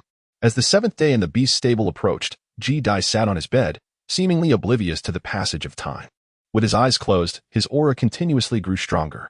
Over the past 2 days, he had refined nearly 28 shilling fruits. The spiritual energy within him was now exceedingly close to achieving the state of a flowing stream. Seasonal transitions left Ji Dai unsatisfied, as he consumed and refined one spirit fruit after another, feeling his internal spiritual power surge, now exceeding the capacity of a small stream, continuously roiling within him. Meanwhile, in the beast stable, the disciples noticed Ji Dai's absence and exchanged glances of confusion. Wasn't today the designated cleaning day for room 11? Where was the newcomer? Perhaps hiding in fear? Such behavior seemed understandable, considering that creature was at the pinnacle of the 3rd layer of Qi refining. Hush, if the beast master hears you, you might find yourself in trouble. Early in the morning, after tending to their assigned beasts, the disciples gathered to speculate. The notoriety of the beast in room 11 had sparked rampant conjecture about Ji Dai's timidity. Just then, a man with a horse-like face appeared in the stable, prompting the disciples to quiet down and bow respectfully. Have you seen the steward? Where is Ji Dai? The horse-faced man asked, his brow furrowing slightly. Reporting to the steward, that fellow is hiding in his room and has even fed the beast he is responsible for this morning, He-Song replied, dripping with an inexplicable disdain for Ji Dai. Humph, go fetch him. What time is it to still be holed up in there? The horse-faced man snorted, fully aware of the animosity between the two, and promptly ordered He-Song to retrieve Ji Dai. As you command, He-Song exclaimed, a gleam of delight on his face as he made his way to Ji Dai's residence. He found the door locked from the inside and began pounding on it. Ji Dai, get out. Hiding 1T help. The steward is outside. Inside, Ji Dai tightly shut his eyes, oblivious to the commotion. After completely refining the 31st spirit fruit, his internal spiritual power had now reached the scale of a small creek, suddenly surging and tumultuous, relentlessly battering against the barrier of the 4th layer of Qi refining. Breakthrough. Ji-Dai's eyes glowed crimson as he heard Yi-Song's shouts from outside. A sound akin to something shattering emanated from within him, followed by a thunderous roar as his internal spiritual powers settled into calmness. Chapter 11. The turn of events. Had he truly broken through to the fourth layer of qi refining? Ji-Dai slowly opened his eyes, glancing towards the door. Ji-Dai, hurry up and come out. I know you're in there. Yi-Song continued to shout from outside. Just then, the tightly shut door creaked open, revealing a young man clad in a green disciple robe, who cast a cold glance at Yi-Song. The steward is looking for you. Under that gaze, Yi-Song felt a chill run down his spine, and his voice faltered slightly. Greetings, steward, Ji-Dai acknowledged, noticing the horse-faced man and approaching him with a respectful bow. Ji-Dai, do you know what day it is today? The horse-faced man said in a deep voice. Yi-Song couldn't suppress a smirk of schadenfreude. Reporting to the steward, you merely mentioned that cleaning occurs every 7 days. You did not specify a particular time, Ji-Dai replied, maintaining his composure. Humph. I am the steward. You will clean when I say you will. The horse-faced man's expression darkened. Understood. Ji-Dai lowered his gaze, sensing that the steward's aura was slightly stronger than his own, likely at the peak of the fourth layer of qi refining. Wishing to avoid conflict, he fetched a bucket of water, a brush, and a broom, proceeding into the shed towards room 11. As he approached, the black snake, upon seeing him, opened its eyes and submissively flicked its tongue. It's your first time doing this. I will supervise you. If you dare to slack off, do not blame me for being unkind, the horse-faced man declared sternly, following Ji-Dai inside, while Yi-Song, filled with resentment, was determined to watch, alongside other curious disciples. However, upon meeting the snake's gaze, everyone felt a chill beneath their feet, daring not to offer assistance, for the snake was notoriously vicious. Go on in, the horse-faced man instructed, casting a glance inside. Yes, Ji-Dai said, clasping his fists in respect as he opened the partition door and stepped inside. Taking a deep breath as he set down the bucket and tools, slowly advancing towards the imposing creature, he remained vigilant, aware that the beast could change its demeanor at any moment. Although the snake had behaved submissively these past few days, Ji-Dai knew better than to trust it completely, even if its cultivation was slightly superior. As he drew closer, the black snake flicked its tongue and leaned its massive head towards Ji-Dai, seemingly sending out signals of danger. Outside, the disciples' tension mounted, as if they were the ones inside. Yes, attack him. Yi-Song was thrilled, already envisioning the scene of Ji-Dai being ambushed by the black snake. Ji-Dai fixed his gaze upon it, his heart racing, the broom in his hand poised as a weapon, ready to strike. Fortunately, the recent feeding and training had proven effective. The black serpent cautiously approached him, inspected him, and then retreated. At least you possess some conscience, Ji-Dai murmured, feeling a wave of relief wash over him as he retrieved a basket of fruits from his storage pouch and placed it before the serpent, among which lay an enhanced spirit fruit, cleverly concealed. As the black serpent leaned in to consume the fruits, Ji-Dai took the opportunity to sweep away the excrement in the enclosure, each fulfilling their designated role. What was happening? The serpent did not attack the disciples lingering outside the enclosure. They stood in stunned silence. Ma Yin, with his long face, and Yi-Song, filled with resentment toward Ji-Dai, were equally bewildered, unable to fathom why the black serpent exhibited such docility, sparing Ji-Dai from its wrath. You eat your fill, and I shall give you a bath. Soon, the enclosure was cleared of refuse, and Ji-Dai placed the water bucket beside him. Casting a glance at the serpent, he began to scrub its body with a brush. The black serpent continued to feast, indifferent to his presence, and everything proceeded smoothly. Little brat, witnessing this scene, Yi-Song glowered, fixating on Ji-Dai's back while tracing the scratch marks on his face, his eyes glinting with the cold light, filled with discontent and resentment. How is it that this brat remains unscathed while I suffer so? At that moment, all attention was focused within the enclosure, none noticing as a short arrow, no larger than a silver needle, suddenly pierced the air, striking the serpent's soft underbelly. A metallic clang resonated as the arrow was deflected by the scales on the serpent's abdomen, yet it still emitted an enraged roar, thrashing violently, sending the fruits in the basket tumbling to the ground. Die, you brat. Yi-Song raged inwardly, realizing that Ji-Dai was perilously close to the black serpent. If it were to become enraged, death would be inevitable. Ma Yin seemed to sense something, glancing at him without uttering a word. The other disciples, however, were now stricken with alarm. This black serpent has lost control. Who did this? Startled by the serpent's sudden fury, Ji-Dai hesitated for a moment before swiftly retreating, his gaze drawn to the fallen silver needle. A cold glimmer flashed in his eyes as the realization dawned upon him.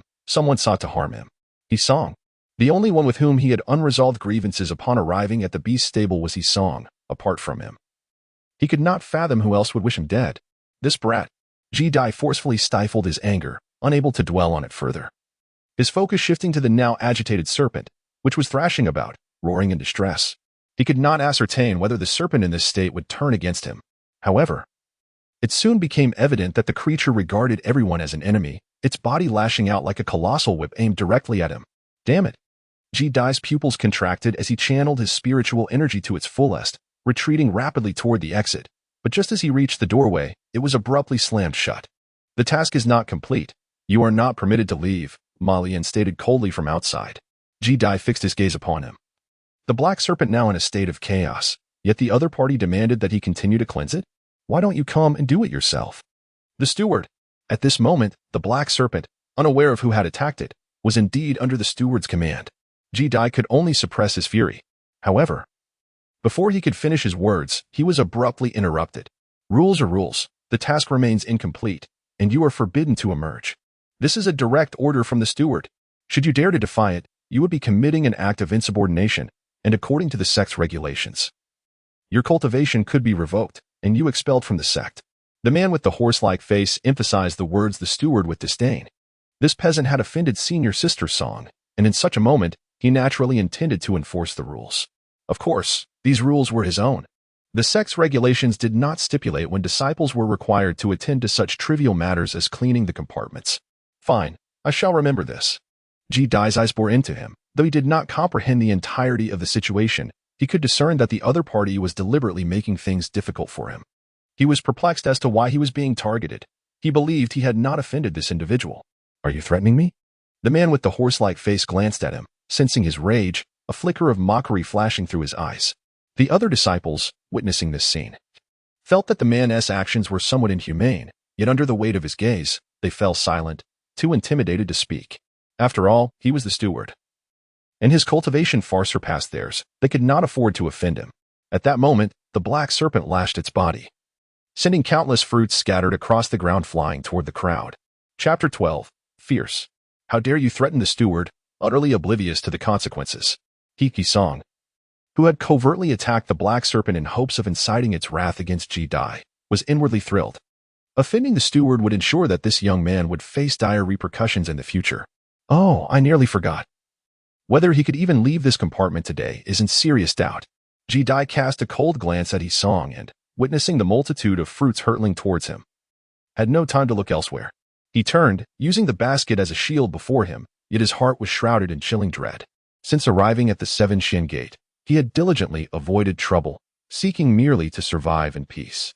However, this world operates differently. If you do not bully others, others will inevitably bully you. So be it.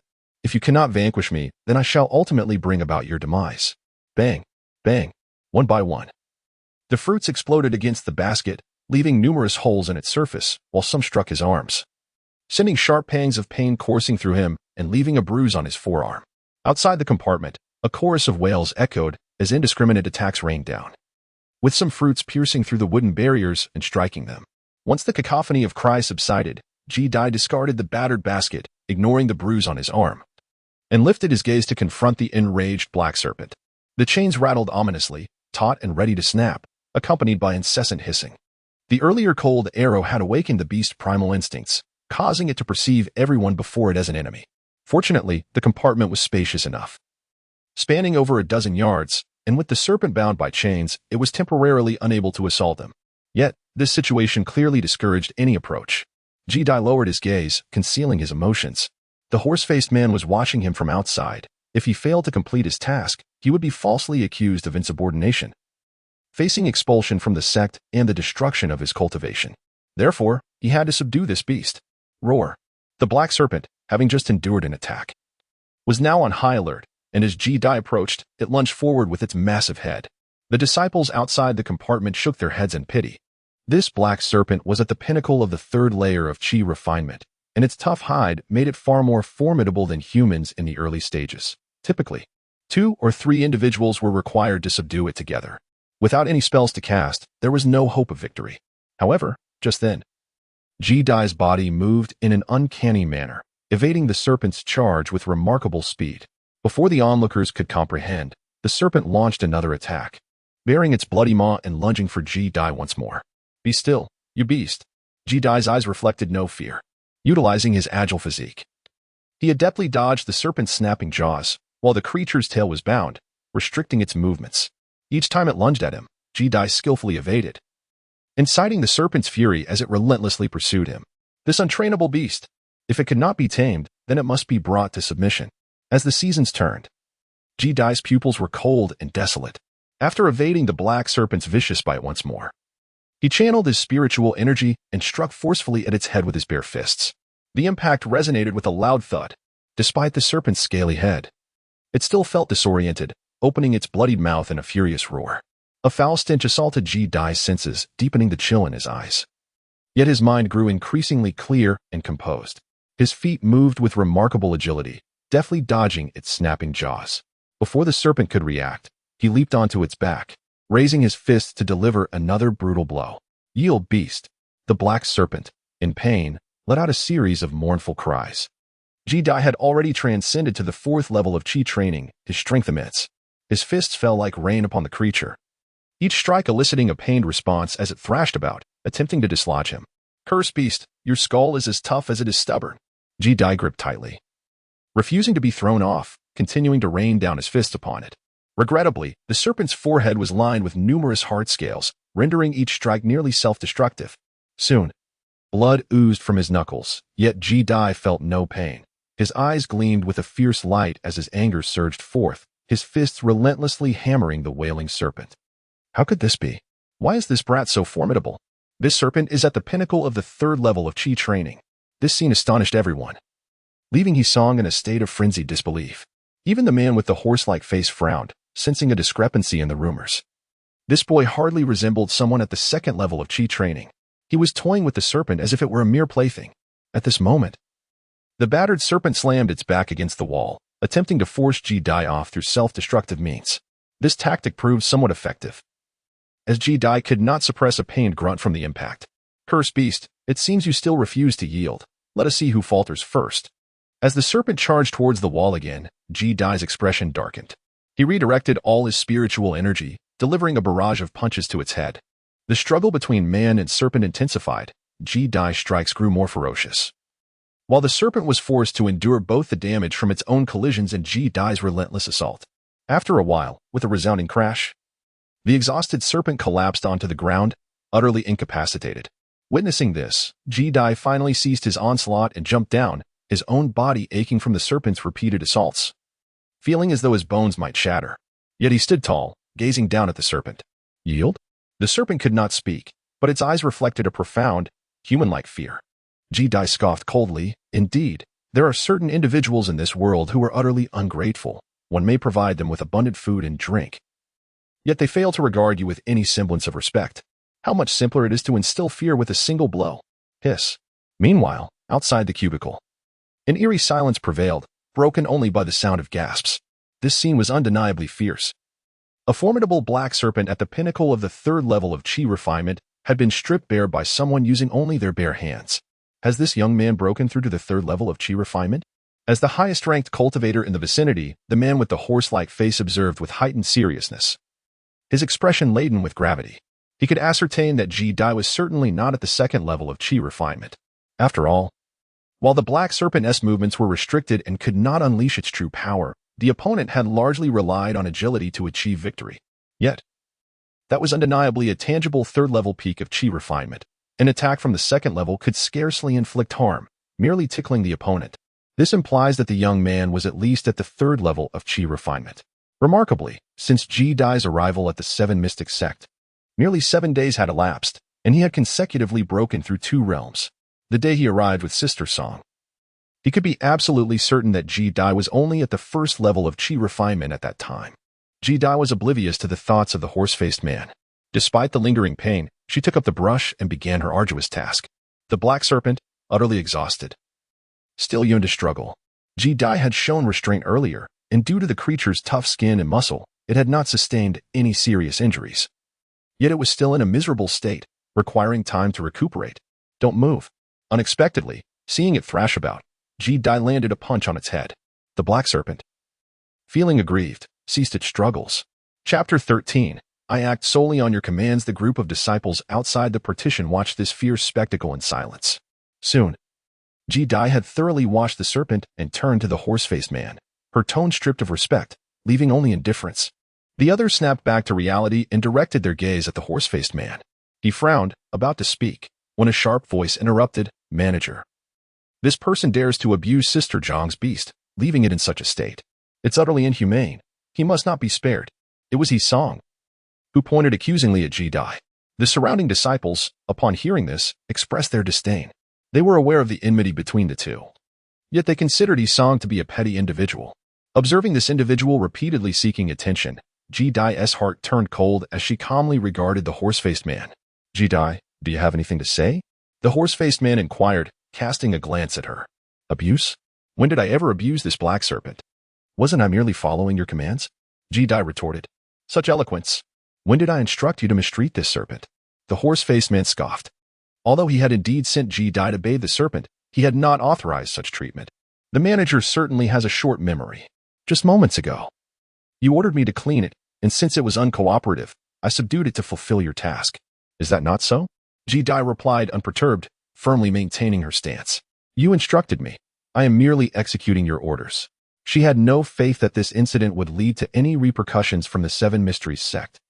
"How audacious to slander me, the manager. Do not think that just because you outsmarted that serpent, you are invincible. If I do not teach you a lesson today, how will others perceive me?" The horse-faced man's expression darkened, and he did not wish to waste words. The full force of his qi, peaking at the 4th level of qi training, erupted as he prepared to administer a lesson to Ji Dai. However, just as he was about to strike, a familiar voice interrupted. "Manager, should you wish to punish me for this, I have no objections. However, with so many eyes upon us, I do not believe you can silence every witness. If this were to spread, who knows how it might tarnish your reputation." The horse-faced man fell silent, his expression darkening. Although Ji Dai's words were veiled as a threat, there was a kernel of truth in the presence of so many witnesses. If the higher-ups of the sect were to learn that he had abused his position to oppress a disciple, he could very well face repercussions and jeopardize his standing. "How dare you speak to the manager in such a manner? You must be tired of living." Song interjected once more, condemning Ji Dai. "Who is this wild dog barking in chaos? Speaking of abuse, I have something to report. The reason this black serpent went berserk was that someone attempted to kill it. I found this piece of evidence at the scene, which belongs to the perpetrator. I hope the manager will investigate thoroughly." As Ji Dai spoke, he produced a silver needle and cast a cold glance at Song. He rephrased his accusation, no longer claiming that Song sought to provoke the black serpent through deliberate aggression, but instead insinuated that the latter harbored intentions of assassination against the creature. The notion that someone would dare to plot the demise of the black serpent was shocking. Who could it be? For a moment, the disciples outside the partition exchanged bewildered glances. Noticing Ji Dai's gaze fixed on Song, and recalling the animosity between the two, they were not foolish and grasped the underlying implications. "You should refrain from slandering others. Who wishes to assassinate this serpent?" Song's face had turned pale. The thought of assassinating a magical beast was perilous. If this information were to leak, its master would undoubtedly seek retribution. "Did I accuse you?" Ji Dai scoffed. For any observer could discern the guilt simmering within Song. "Enough." The man with a horse-like face, growing impatient with their bickering, interjected coldly. "As for the black serpent's condition, I shall inform Sister Jiang, who will assess the situation. If the serpent encounters any misfortune, Sister Jiang will take appropriate action." The horse-faced man cast a glance at Ji Dai before departing. Song, now filled with exhilaration, concluded, "This boy is surely doomed." Sister Jiang is a renowned figure on the southern shore, reputed to have transcended the mid-stage of qi refinement. She is among the most promising candidates for ascension to the northern shore this year. If she learns of the state of her magical pet, she will not let the culprit escape unscathed. Suddenly, a frigid gaze fell upon him, causing Song to shudder involuntarily. He raised his head to find Ji Dai, who had stepped out of the partition, watching him from a distance. The onlookers hastily distanced themselves from Song, eager to avoid becoming collateral damage. "What do you intend to do?" Song, feeling isolated and panicked, retreated continually. Just moments ago, Ji Dai had subdued the black serpent with his bare hands. And now, however, Ji Dai merely cast a cold glance in his direction before striding towards the exit of the pavilion under the scrutinizing eyes of the crowd. Although he yearned to eliminate this persistent troublemaker, the timing was not right. With so many eyes upon him, any action he took could fall into the hands of those with ulterior motives. He could not jeopardize his safety for the sake of momentary satisfaction. Emerging from the pavilion, Ji-Dai slowly closed his eyes, savoring the familiar warmth of the sunlight, and sought some water to wash the blood from his fists. At that moment, a plump figure hurried to catch up with him. "Brother Ji, you were utterly magnificent just now, defeating that black serpent effortlessly. You were truly the champion of the beast stable." This small, rotund boy, another disciple of the beast stable, trailed behind him, showering compliments. "And you are?" Ji-Dai, unimpressed by the flattery, cast a disinterested glance at him. "I am Wu Han, a fellow disciple of the beast stable.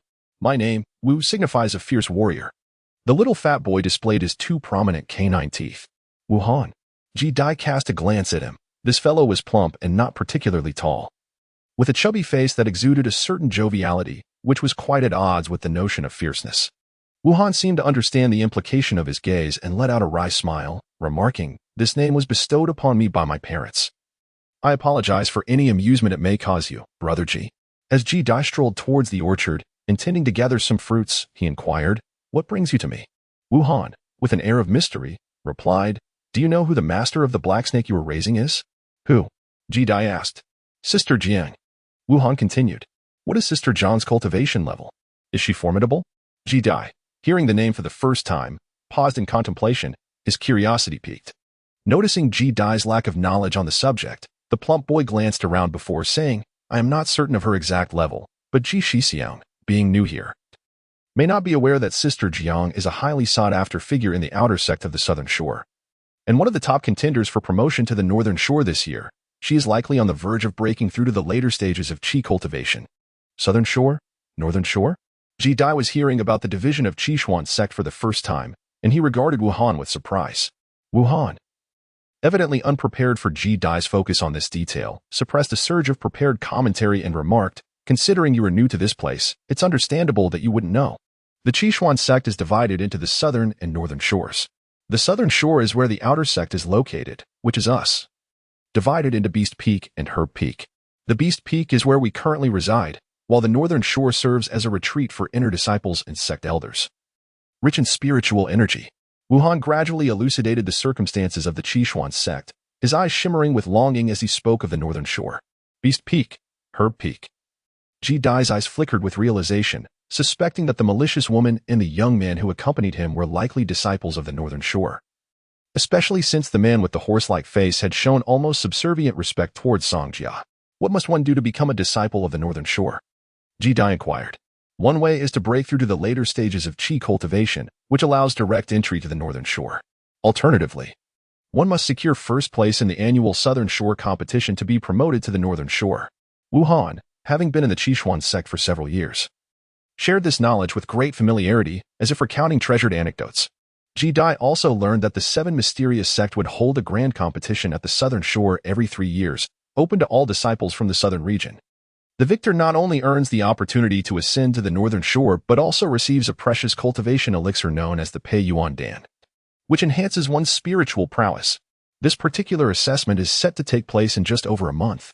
Given Brother Ji's rapid progress in cultivation, it is inevitable that he will eventually reach the northern shore. Wu Han adeptly flattered him, noting that even the most accomplished in the beast stable have only attained the 3rd level of Qi refinement. Ji-Dai's ability to triumph over the pinnacle of the 3rd level, represented by the formidable black serpent, suggests that he has no equal among his peers.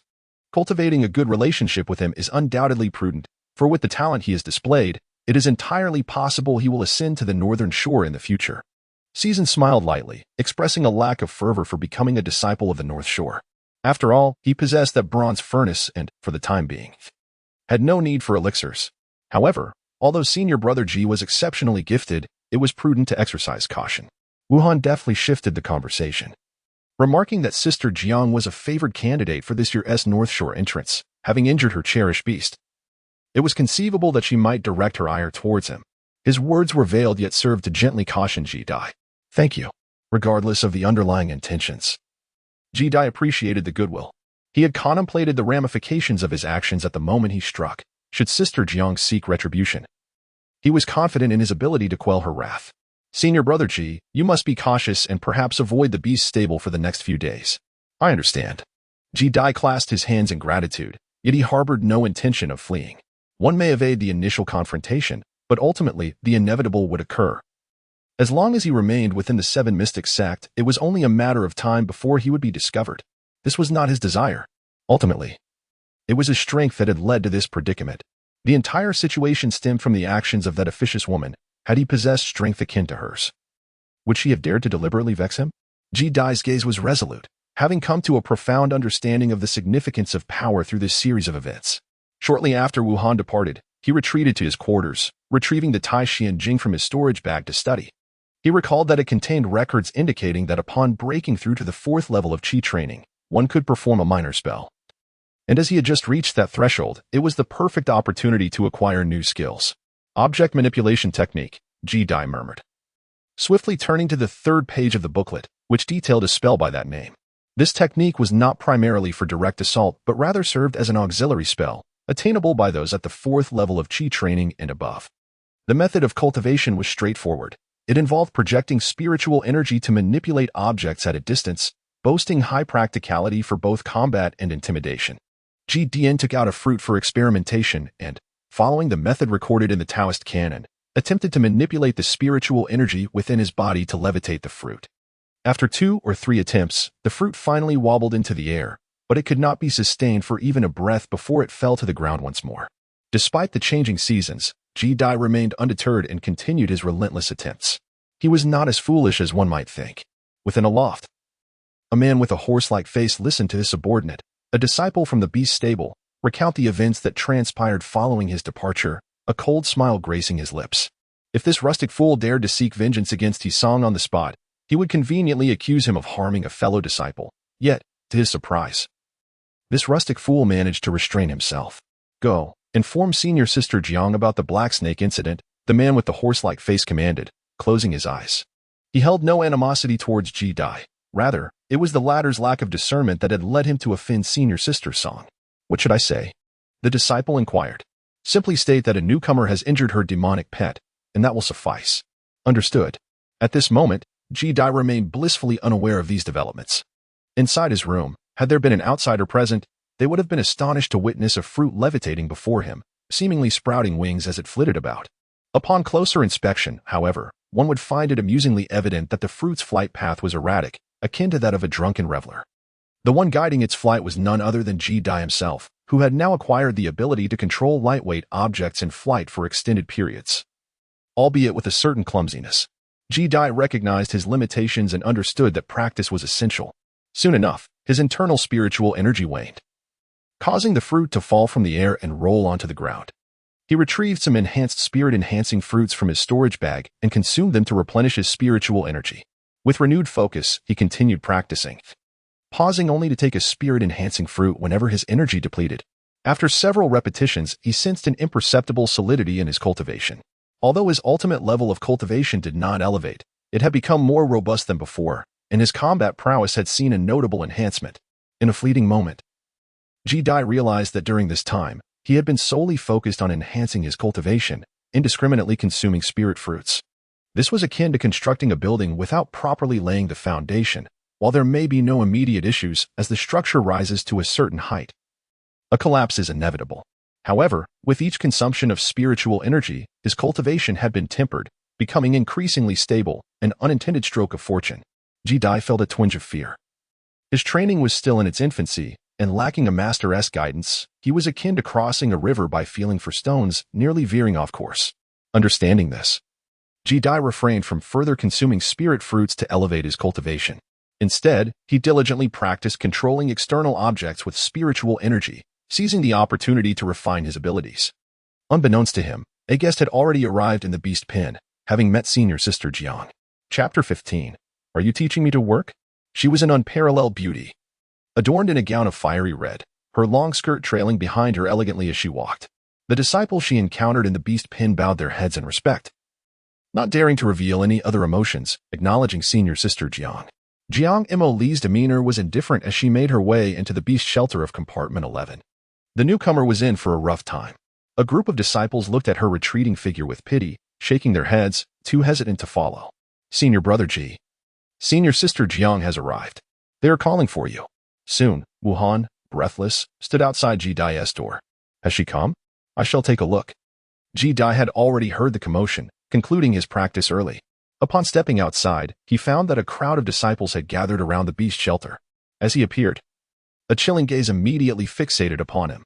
Ji Dai naturally recognized who it was and chose to ignore him, making her way towards the shed. Senior brother Ji. You can go in by yourself. Wuhan paused outside the shed, feeling a sense of trepidation and hesitating to enter. Ji Dai did not insist on his company and entered alone, a hint of anxiety gnawing at her heart. After all, she had previously dispatched the opponent's beast. Let us see if you were still as fortunate this time. He darkly fixed his gaze on her retreating figure, a cold smirk playing on his lips as he could already envision the scene of Ji Dai being ruthlessly eliminated by the enraged Jiang Imoli upon her entry. Meanwhile, within the 11th compartment, the weakness in the black serpent's eyes had significantly diminished as it leaned its head towards a woman, nuzzling against her feet. However, when a young boy appeared, a flicker of fear instinctively crossed its gaze once more. It seemed it had learned its lesson. Ji Dai withdrew her gaze, offering a respectful fist salute to the woman in the compartment. I have met Sister Jiang. The other party had her back turned, revealing only her silhouette. Ji Dai had already deduced her identity. He respectfully clasped his fists and lowered his head, daring not to look too long. It was, after all, the first time he had encountered the master of the Black Snake since arriving at the stable. He was unaware of her appearance. However, one who delights in nurturing such peculiar creatures could not be perceived as very admirable. Ji Dai could not help but admire himself for daring to harbor so many thoughts at such a moment. Just then, the woman turned around and looked at him coldly. I have heard that you have harmed my Xianshui snake? Upon clearly discerning her visage, Ji Dai was momentarily taken aback. Unexpectedly, she was an exceptionally beautiful woman. Her brows resembled distant mountains, her nose was elegantly pronounced, and her lips were a delicate shade of red. Between her brows, there was a crimson flame mark. Yet her finely arched eyebrows were tightly knitted together. She donned a gown of fiery red, and above her slender waist, there loomed a majestic peak, raising concerns whether such a delicate figure could bear the weight without faltering. Suddenly, a faint, cold snort jolted Ji Dai back to reality. He noticed the exquisite glint in her eyes, which had now transformed into a glacial glare. Awakened from his reverie, he moved his parched lips and clasped his fists, acknowledging, "It is I." An admission suffices. Jiang Imoli raised her delicate fingers, from which shot forth a small flame serpent, over a foot in length, racing towards him. What sort of sorcery is this? Ji Dai's gaze fell upon the creature, noting with alarm that it had opened its mouth, revealing two sharp fangs. His pupils constricted slightly. This fire serpent was as real as could be, complete with fangs. Just as it lunged toward him, Ji Dai felt a cold sweat trickling down his back. I can elevate Jiang Shiji's Xianshui snake to the 4th level of qi cultivation. As the thought crossed his mind, the fire serpent halted midair. And after a moment of silence, it erupted into a burst of flames, dissipating into nothingness. I can ensure its breakthrough to the 4th level of qi cultivation within 10 days. Observing her hesitation, Ji Dai felt a weight lift from his heart and seized the opportunity to press on. This woman exuded immense pressure, her prowess likely surpassing that of the man with the horse-like face. Yet, he was uncertain of her exact cultivation level. Was it the 5th or the 6th? Oh. Jiang Imoli's captivating eyes appraised him up and down. Upon witnessing the conviction etched on his face, a glimmer of intrigue emerged in her gaze. How amusing. An outer sect disciple claims he can elevate his Xianshui snake to the 4th level of qi cultivation. Is he attempting to deliberately buy time, to divert her attention? Or is there another motive? Noticing her lingering uncertainty, Ji Dai felt as though a blade was poised at his throat. Gritting his teeth, he declared, 5 days, surely. Jiang Shiji would not mind this brief interval. If, after 5 days, I fail to achieve the breakthrough, I shall leave my fate in your hands. Jiang Imoli was baffled by his audacity. Do you comprehend the consequences of deceiving me? Jiang Imoli leaned against the doorframe, a cryptic smile playing on her lips. Her Xianshui snake had indeed been stuck at the 3rd level of qi cultivation for quite some time, unable to match her own strength.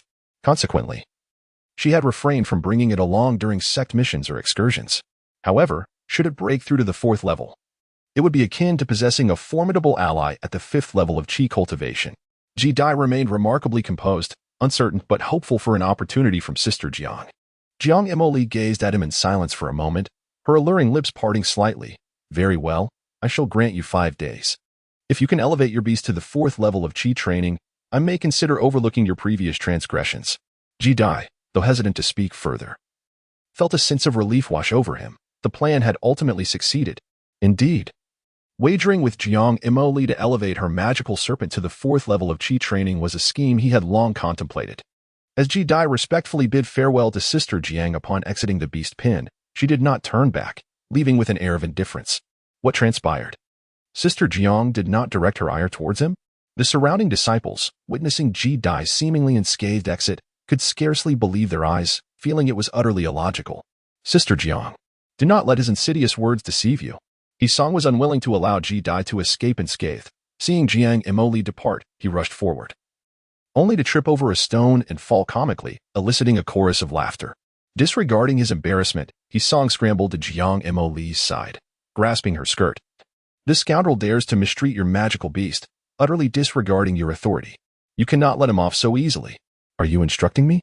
Jiang Imoli's eyes glinted dangerously upon noticing the mud on her skirt.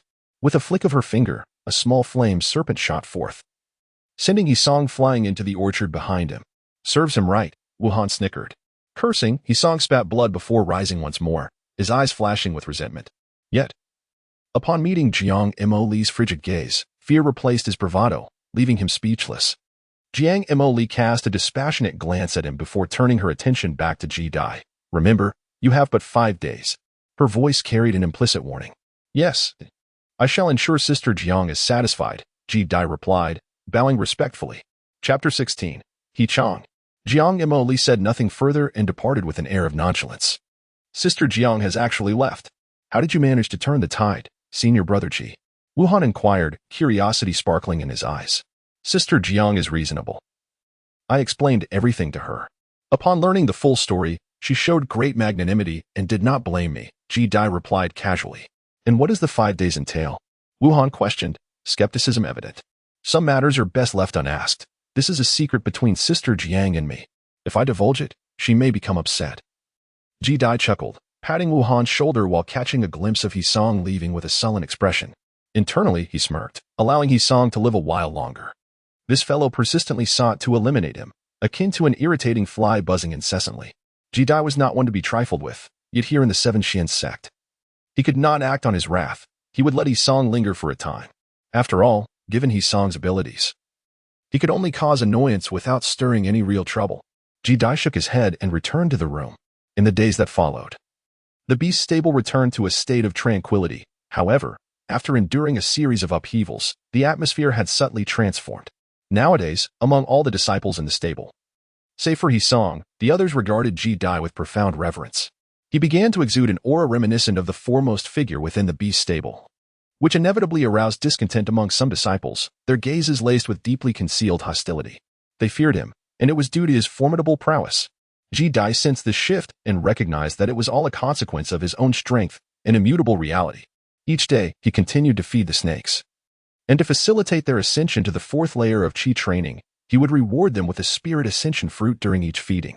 As a result, the black serpent's cultivation steadily progressed, and with just 1 day remaining, it finally broke through to the 4th layer. This was a secret known only to Ji Dai. Inside the partition, the black serpent, now having achieved the 4th layer of Qi training, brimmed with newfound confidence, its previous trepidation significantly diminished. You beast! Are you seeking another beating? Have you forgotten who enabled your breakthrough? Ji Dai observed it with a half-smile, his fist cracking ominously. The black serpent, witnessing this scene, felt a flicker of apprehension return to its slit-like eyes. Ji Dai paid no further attention to it and turned to leave the beast pen. Now that this creature had broken through to the 4th level of Qi refinement, he felt a sense of reassurance. During these past few days, he had not been idle. He made considerable progress in the art of object manipulation. Now, he had attained the ability to effortlessly control objects weighing several pounds, allowing them to soar freely within a 10-step radius. Ji Dai specially crafted a wooden sword for this purpose, maneuvering it swiftly within the confines of the room, rendering it nearly impossible for those below the 4th stage of Qi cultivation to evade its rapid movements. Had it been a genuine sword, it could have pierced through with ease. With a flourish, Ji Dai radiated an exuberance akin to that of the celestial beings from the tales his mother recounted during his childhood, stories of sword-wielding immortals claiming heads. With a mere utterance, the flying sword hovered before him, and he deftly stowed it away in his storage pouch. With a gentle smile, Ji Dai retrieved a spirit fruit to replenish her spiritual energy. After a period of consolidation, her cultivation had become more solidified, surpassing her initial state upon breaking through to the 4th level of Qi training. Although she had not yet ascended to the 5th level, she sensed that an ordinary practitioner at the 4th level would likely be no match for her.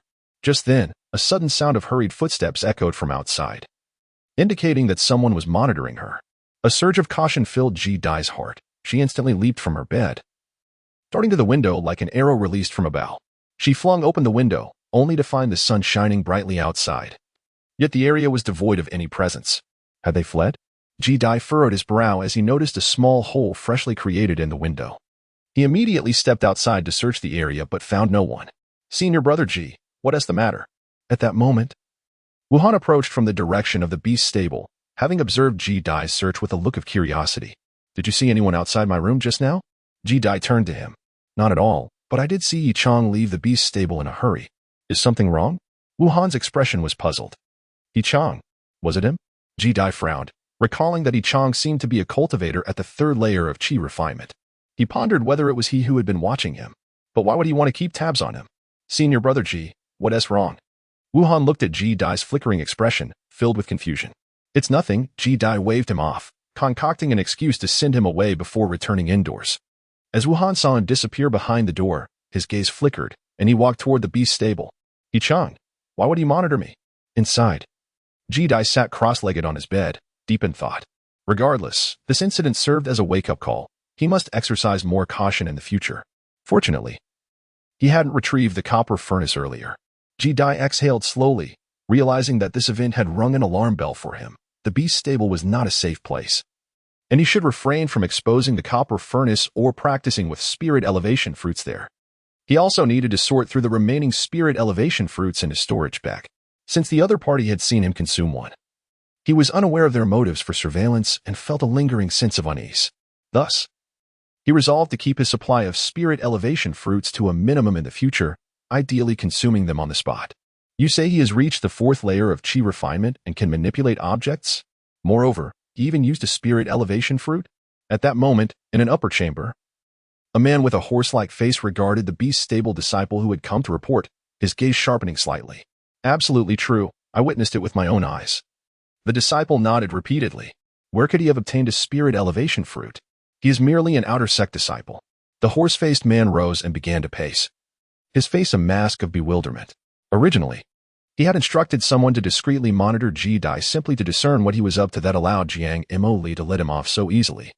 But he never anticipated such a monumental surprise. Could it be related to senior sister Jiang?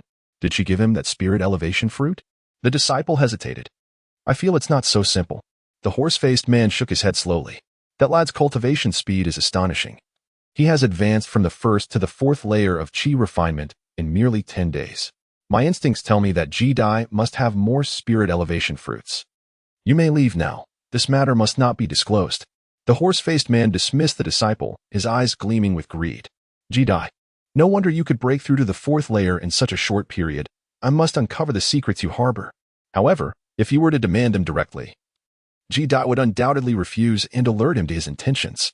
A glint of cunning flashed in the horse-faced man's eyes as he fell into contemplation. Initially, his animosity toward Ji Dai stemmed from the latter's offense to Sister Song. Now, however, upon learning that Ji Dai might possess numerous spirit elevation fruits, his attitude shifted entirely. After all, he had cultivated for over a decade and remained at the 4th layer of Qi refinement. How could this upstart achieve the same in such a short time? Everything he possessed must fall into his hands.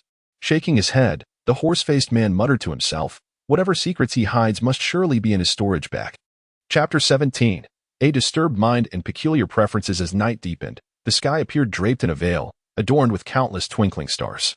Within the beast stable, Ji Dai seized the cover of darkness to quietly step outside, seeking a secluded spot and surveying his surroundings.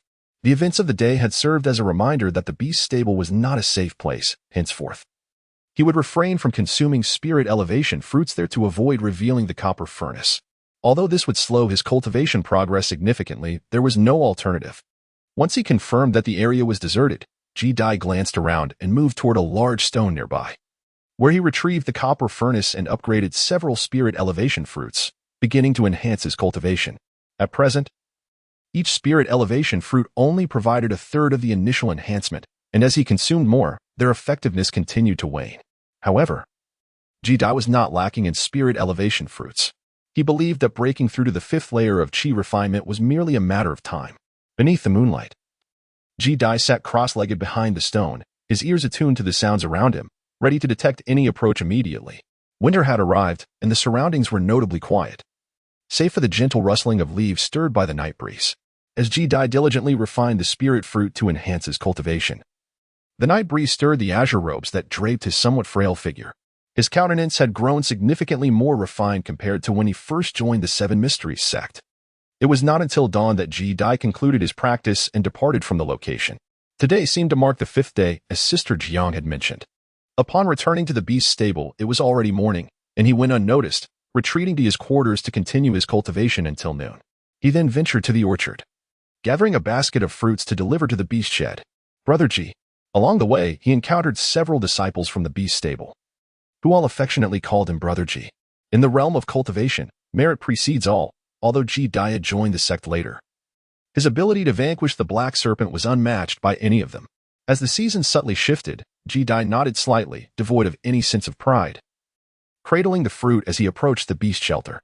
Upon arriving at the entrance of compartment 11, the black serpent had already sensed his presence, flicking its tongue in anticipation. Ji-Dai poured a basket of fruits into the enclosure, but upon seeing the absence of a particular fruit, the black serpent flicked its tongue in a puzzling manner.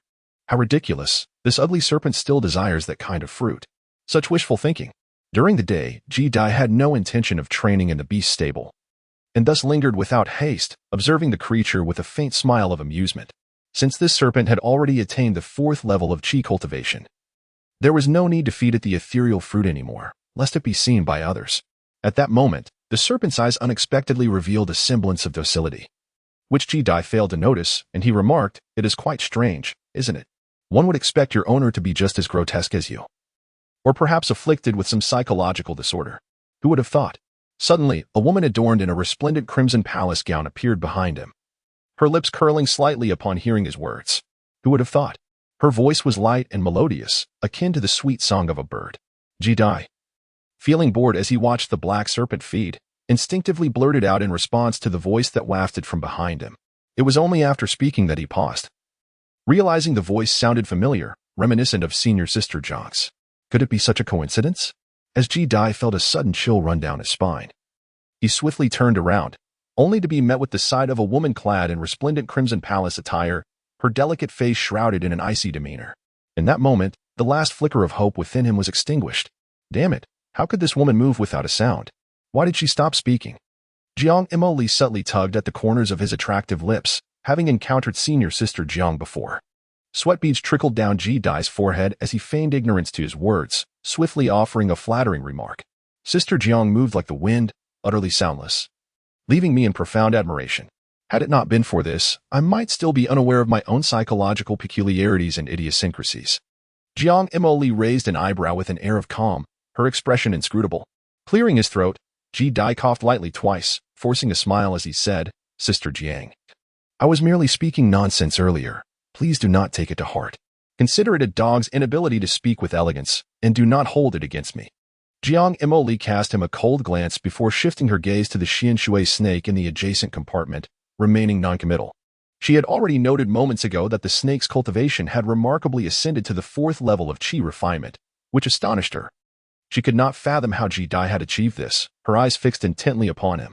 Ji-Dai initially thought that she was upset due to his previous remarks, and he inwardly chastised himself for being unable to keep his composure. However, Jiang Imoli merely inquired about another matter. What was that other fruit you mentioned? It seemed this woman had arrived even earlier than he had anticipated. How infuriating it was. She had clearly been present yet chose to remain silent, which felt quite unkind. Nevertheless, Ji-Dai dared not voice these thoughts. He lowered his head, his mind racing, and with a nervous chuckle, he replied, "Oh, you mean what Sister Jiang mentioned? The situation is a bit intricate, and it all began when I arrived at the Seven Shin sect.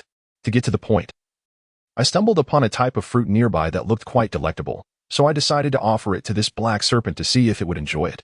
To my surprise, it indeed relished it, so I occasionally change its diet." Noticing Jiang Imoli's unwavering gaze upon him, Ji-Dai maintained a facade of calmness, though internally he felt a surge of anxiety, fearing she might request to see that particular fruit. That was something he could not produce. Fortunately, Jiang Emoli seemed uninterested in that topic. After observing him for a moment, she asked, "The cultivation level of the Xianshui snake has indeed surpassed the 4th stage of qi refinement. How did you accomplish that?" As Ji Dai pondered the answer to the question, he had anticipated that his interlocutor would inevitably pose it. Did Sister Jiang know of Zhang Feng?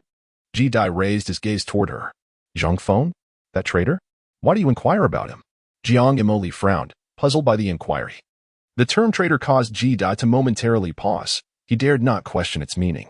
Instead, he recounted his encounter with Zhang Feng, how he acquired his storage bag, and subsequently met the disciples of the Qi Xian sect who brought him here. Inside his storage bag, there were some spiritual herbs. I fed them to this black snake, and unexpectedly, its cultivation level surged to the 4th stage of qi refinement. Ji Dai's face radiated sincerity, devoid of any flaw. Jiang Emoli remained uncertain of his honesty, her phoenix-like eye scrutinizing him, occasionally furrowing in thought. Sister Jiang, do you think if I could help this black snake reach the 4th stage of qi refinement, I would be forgiven? Ji Dai asked eagerly. What I initially said was to consider it, Jiang Emoli replied. Sister Jiang, you can't be serious. Chapter 18. Where is everyone? Observing the boy's tearful expression, Jiang Emoli smirked slightly. Do you have an objection? How could I possibly have an objection to Sister Jiang? Ji Dai immediately denied. Is it that you dare not? Under her seemingly amused gaze, cold sweat trickled down Ji Dai's back as he spoke from the heart. Neither do I dare nor do I have any. Oh really? Why should I believe you? Jiang Emoli teased, a smile gracing her lips as a fire serpent coiled around her fingertip. Heaven and earth bear witness. The sun and moon can attest. Every word I speak to Sister Jiang is from the depths of my heart, Ji Dai declared with fervor. Listening to his words, Jiang Emoli felt a strange sensation but chose not to expose him. With a mere thought, she dissipated the fire serpent from her fingertip and gracefully departed. Take good care of my Xianshui snake. I will come by to check on it. Do not let me discover any mistreatment. Ji Dai promptly replied, Rest assured. Senior Sister Jiang, I shall take good care of it. There was no response. Jiang Emoli had already gracefully departed, her footsteps truly silent. And she did not mention the previous incident involving the torment of the serpent, effectively turning the page. Finally, Ji Dai felt a sense of relief at having sent the woman away. Casting a glance at the black serpent, his spirits lifted. He rewarded it with a spirit-enhancing fruit and hummed a cheerful tune as he exited the beast pen. Senior Brother Ji, why has Senior Sister Jiang returned again? Surely she must have some interest in you? Wuhan approached, narrowing his eyes in a rather lascivious manner. Do not speak nonsense. Ji Dai let out a cough. But his discerning gaze did not go unnoticed. You must keep this to yourself. Understand? Wuhan raised his eyebrows playfully. Sister Jiang is renowned as the unattainable flower of our South Bank, with suitors aplenty. If word gets out that Sister Jiang has taken a liking to you, I assure you, trouble will find Brother Ji. I promise to keep this secret. Wuhan patted his chest, wearing an expression that indicated he would take this secret to his grave. That's good to hear. Ji Dai chuckled as he playfully kicked him, his mind not lingering on their banter. How long have you been at the 7 mysterious sect to know so much? 7 years, Wuhan replied, a hint of shyness creeping onto his face. 7 years? Do you know Zhang Feng? Ji Dai inquired, recalling Jiang Emoli's mention of Zhang Feng as a traitor. He wished to unravel the truth, not out of a desire for vengeance. I do not know him. Wuhan shook his head, equally puzzled. It seems I have never heard of such a person from the South Bank. Do you know him, Brother Ji? I do not know him personally. Merely heard of him in passing, Ji Dai replied, recognizing Wuhan's genuine lack of knowledge. He bid him farewell and retreated to his room to cultivate, leaving Wuhan gazing after him, sighing, Brother Ji is truly diligent in his practice. It is no wonder he has achieved so much at such a young age. I am not envious in the slightest. Ji Dai did not hear these words. He had already closed the door and entered the room. There, he practiced until nightfall, quietly stepping out to return to the place he had visited the previous day. He placed the spirit fruits into the copper furnace for refinement and commenced his cultivation. As his skills progressed, the speed at which he refined the spirit fruits increased remarkably. Over the course of that night, he successfully refined 31 spirit fruits, surpassing the number from the previous evening, bringing him ever closer to the 5th level of Qi training.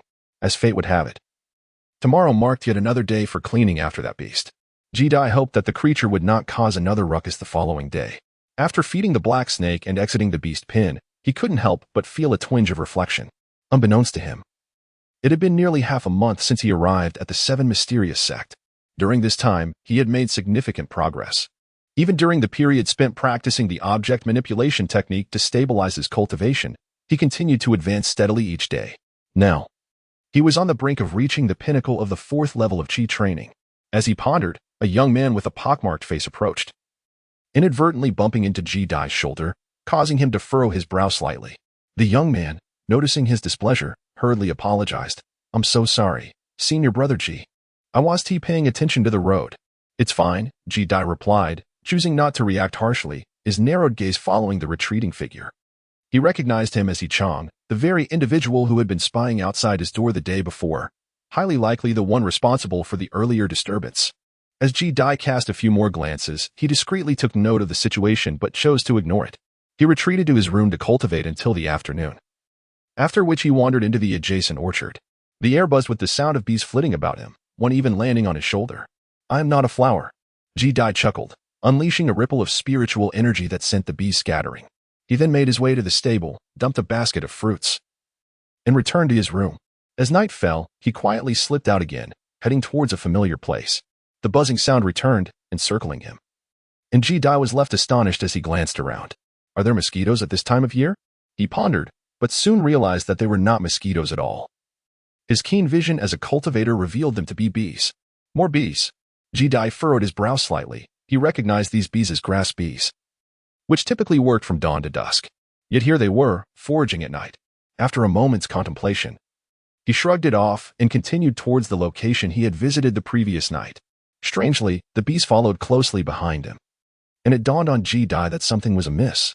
He halted his steps, realizing that he must possess a scent they found appealing. As he observed the bees surrounding him, a memory struck him from earlier that day when Chang had bumped into him, and later, he had ventured into the orchard, where a few bees had begun to swarm around him. If someone had indeed tampered with him, what could their intentions be? Could it be? As Ji Dai squinted his eyes in confusion, a sudden recollection struck him. Back in Wenhe village, a malevolent woman possessed a creature that could track scents. Alarm bells rang in his mind.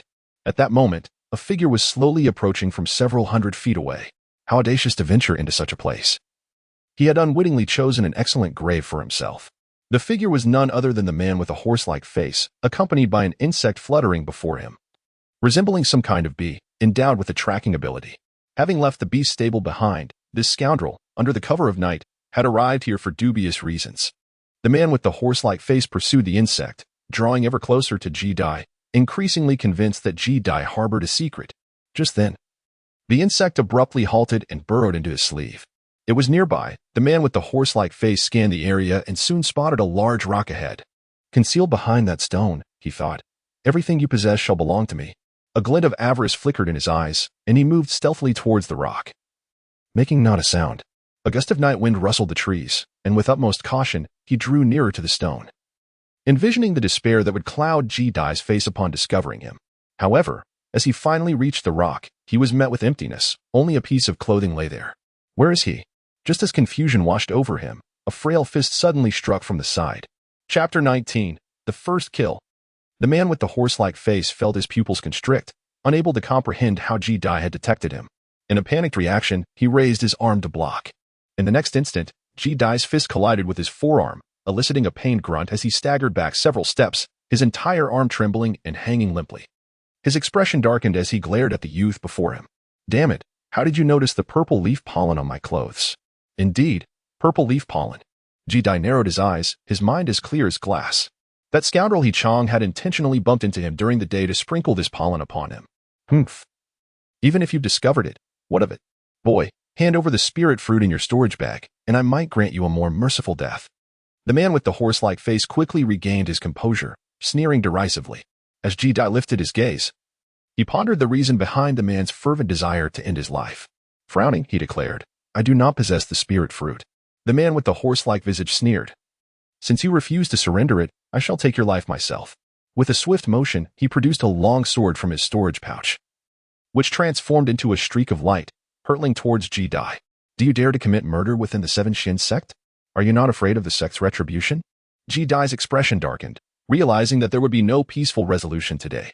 As the blade approached, he adeptly shifted his footing, evading the deadly strike just in time. A resounding crash echoed as the long sword grazed his shoulder, piercing through the stone behind him. You can blame your possession of treasures and your offense against Sister Song. As for your demise, I am merely an enforcer. Who would suspect me?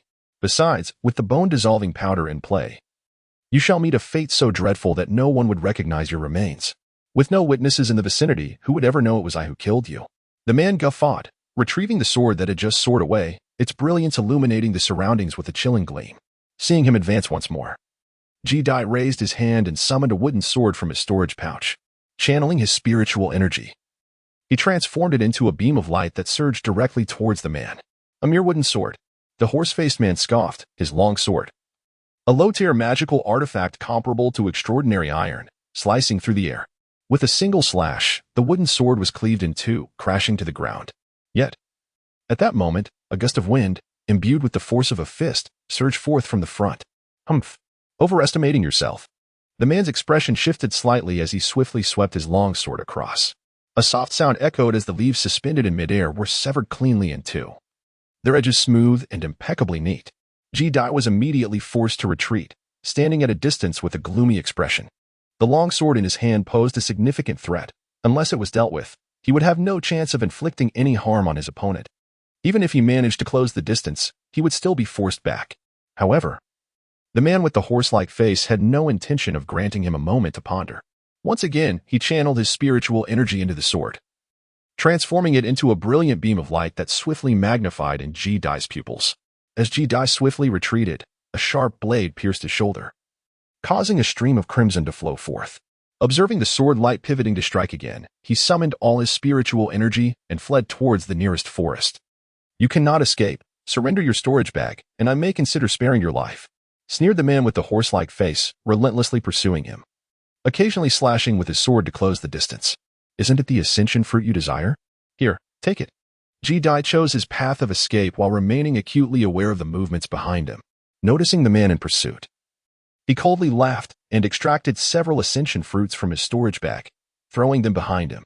So, you do possess ascension fruits, and quite a number at that. The man, initially intent on cleaving the fruits with his sword, widened his eyes in alarm upon realizing what Ji-Dai had thrown and hastily dodged. Indeed, I have as many as you desire. Go ahead, collect them.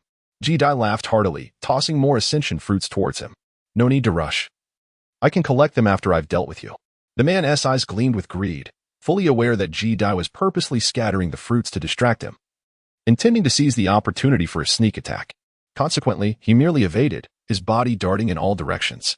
As Ji-Dai evaded capture with remarkable composure, he turned and continued his flight, casting out spirit fruits to hinder the pursuing man with a horse-like visage, showing no hesitation or regret. In mere moments, he had flung over 20 spirit fruits, originally intended for his alchemical endeavors that night, now repurposed as makeshift weapons. I'll see how many you have left. The horse-faced man, forced to dodge the spirit fruits, slowed considerably, yet he remained steadfastly close, waiting for Ji-Dai to exhaust his supply before moving in for the kill, envisioning the spoils as his own. However, at that critical juncture, a glint of cold light shot forth from one of the passing spirit fruits, a silver needle, aimed directly at his arm. Preoccupied with avoiding the fruits, the horse-faced man was caught unawares by this sudden turn of events, and the needle pierced his palm. You little beast, I will surely kill you. The searing pain surged through him, causing him to involuntarily drop his sword, which clattered to the ground, his face etched with agony and resentment. I will kill you first. A chilling voice resonated as a fierce punch surged forth, striking the horse-faced man's chest. He immediately spat a jet of blood and was sent hurtling backward, crashing to the earth. I will kill you. I will kill you. The horse-faced man, disheveled and wild-eyed, scrambled to his feet, consumed by madness. Yet, upon meeting a pair of emotionless eyes, his blood ran cold. Lowering his gaze, he discovered a sword had been driven into his chest, impaling him completely. As his pupils gradually dilated and his body began to slump backward, he found himself unable to articulate a single coherent word, undoubtedly never anticipating that he would perish beneath the very blade he so proudly wielded. I told you. The outcome was uncertain. Ji-Dai stood before his lifeless body, gasping for breath, his form trembling slightly. This marked his first act of killing, and his anxiety reached a peak. Yet, he understood that if he did not eliminate his adversary, his own survival was at stake. Thus, he had acted with resolute determination. However, following the deed, he was beset by an uncontrollable sense of unease. Time slipped by, and a gentle night breeze brought a hint of coolness, aiding Ji-Dai in regaining some clarity. I cannot allow anyone to discover that I have killed him. Otherwise, I will be in grave peril. I must destroy the evidence. He recalled the words regarding bone-disintegrating powder. Dai's complexion turned pale as he forced himself to remain calm, quickly searching the horse-faced man's body. He soon located the storage pouch, now bereft of its owner, rendered a possession without a master upon the man's demise. The seasons shifted as they once did. Dai bit his fingertip, allowing the crimson droplets to fall upon the surface, swiftly establishing a connection with a certain space. He soon discovered a small vial within. Could this be it? Dai cautiously extracted it and tentatively removed the cork, revealing some pale red powder inside. Uncertain if it was the fabled bone-dissolving powder he had heard of, he attempted to sprinkle a small amount onto the lifeless form of the horse-faced man, who lay with his eyes wide open. As the powder settled upon the corpse, a sudden vapor arose, as if the body were evaporating into thin air. Only the clothing remained. Chapter 20. Eradicating the Roots. This substance could indeed dissolve flesh. No wonder it was called bone-dissolving powder. Dai gazed at the garment strewn across the ground, unable to suppress a gasp of astonishment. To avoid any residue clinging to him, he meticulously replaced the cork and returned the porcelain vial to his storage bag, finally feeling a sense of relief. With the issue of the corpse resolved, Dai's mind was remarkably clear. He did not rush to depart, but instead promptly began to cleanse the scene of the incident. The horse-faced man's body had vanished, leaving only his garments and the sword, all of which he carefully collected and stored away. Following the trail, Dai retrieved the ascending spirit fruits he had previously discarded and thoroughly searched the vicinity, ensuring nothing was amiss before returning to the stones where he had left the garments to lure the horse-faced man. What to do with these items? By this time, the night had advanced considerably, and Dai hesitated to return to the beast stable, fixating instead on the horse-faced man's storage bag, contemplating his dilemma. Having already inspected it, he noted the presence of over 30 spirit stones, but little else of value. The sole noteworthy item was the sword. However, its conspicuous nature raised concerns. He was uncertain if the horse-faced man had displayed it before others. Dai dared not reveal it, nor did he feel secure carrying it on his person. After all, when he possessed Zhang Feng's storage bag, that malicious woman had sensed it, and he was unwilling to take such a risk again. Thus, the question of how to handle the situation arose. Perhaps he could bury it in a secluded spot and retrieve it later when the commotion had subsided. The spirit stones could remain with him, yet the sword and the horse-faced man's storage bag could not be kept on his person. The clarity of Dai's mind was terrifying. Devoid of any attachment, he swiftly arrived at a decision. He buried the storage bag of the horse-faced man beneath a nearby pine tree, carefully covering it with soil to ensure no trace remained. Once he had memorized the location, he hurried back to the stable. The sky had yet to brighten, marking that tranquil period before dawn, where silence enveloped the surroundings, and the disciples of the stable were engrossed in their cultivation. The seasons quietly transitioned as I took a bath in the nearby river, cleansing any potential traces of blood that may have lingered on my body. The icy, biting waters served to sharpen my mind, allowing me to slowly reflect on the events of the night. All evidence had been meticulously eradicated by my own hand, and for the time being, it seemed unlikely that anyone would uncover the fact of his demise. As for whether the sect would investigate his disappearance and ascertain his death, it was no longer my concern. After all, the dead leave no witnesses. Dai exhaled softly. It was already December, and he dared not linger in the river any longer. Emerging from the water, he donned his garments anew. As the energy within him coursed, warmth enveloped his body once more. Just as he was about to depart, an alarming thought struck him. He had overlooked someone. The individual, He Chong, was in cahoots with the man known for his horse-like visage. He might possess knowledge of the latter's intentions to confront him that very night. A murderous glint flashed in Dai's eyes. This man was a ticking time bomb. Although he had meticulously tidied up after his recent actions, this individual remained a looming threat. Having taken a life, one must eradicate the root of the problem. Seizing the opportunity before dawn, Dai swiftly returned to the beast stable, halting outside a window of a certain room, poised to ascertain whether the occupant was asleep when, suddenly, a creaking sound pierced the stillness. As the season swiftly changed, the cat sprang to its feet and concealed itself. A figure emerged from a nearby room, whistling a tune, and without glancing around, made its way toward the adjacent dwelling, seemingly on a nocturnal excursion. Dai paid him no heed and resumed his position by the window.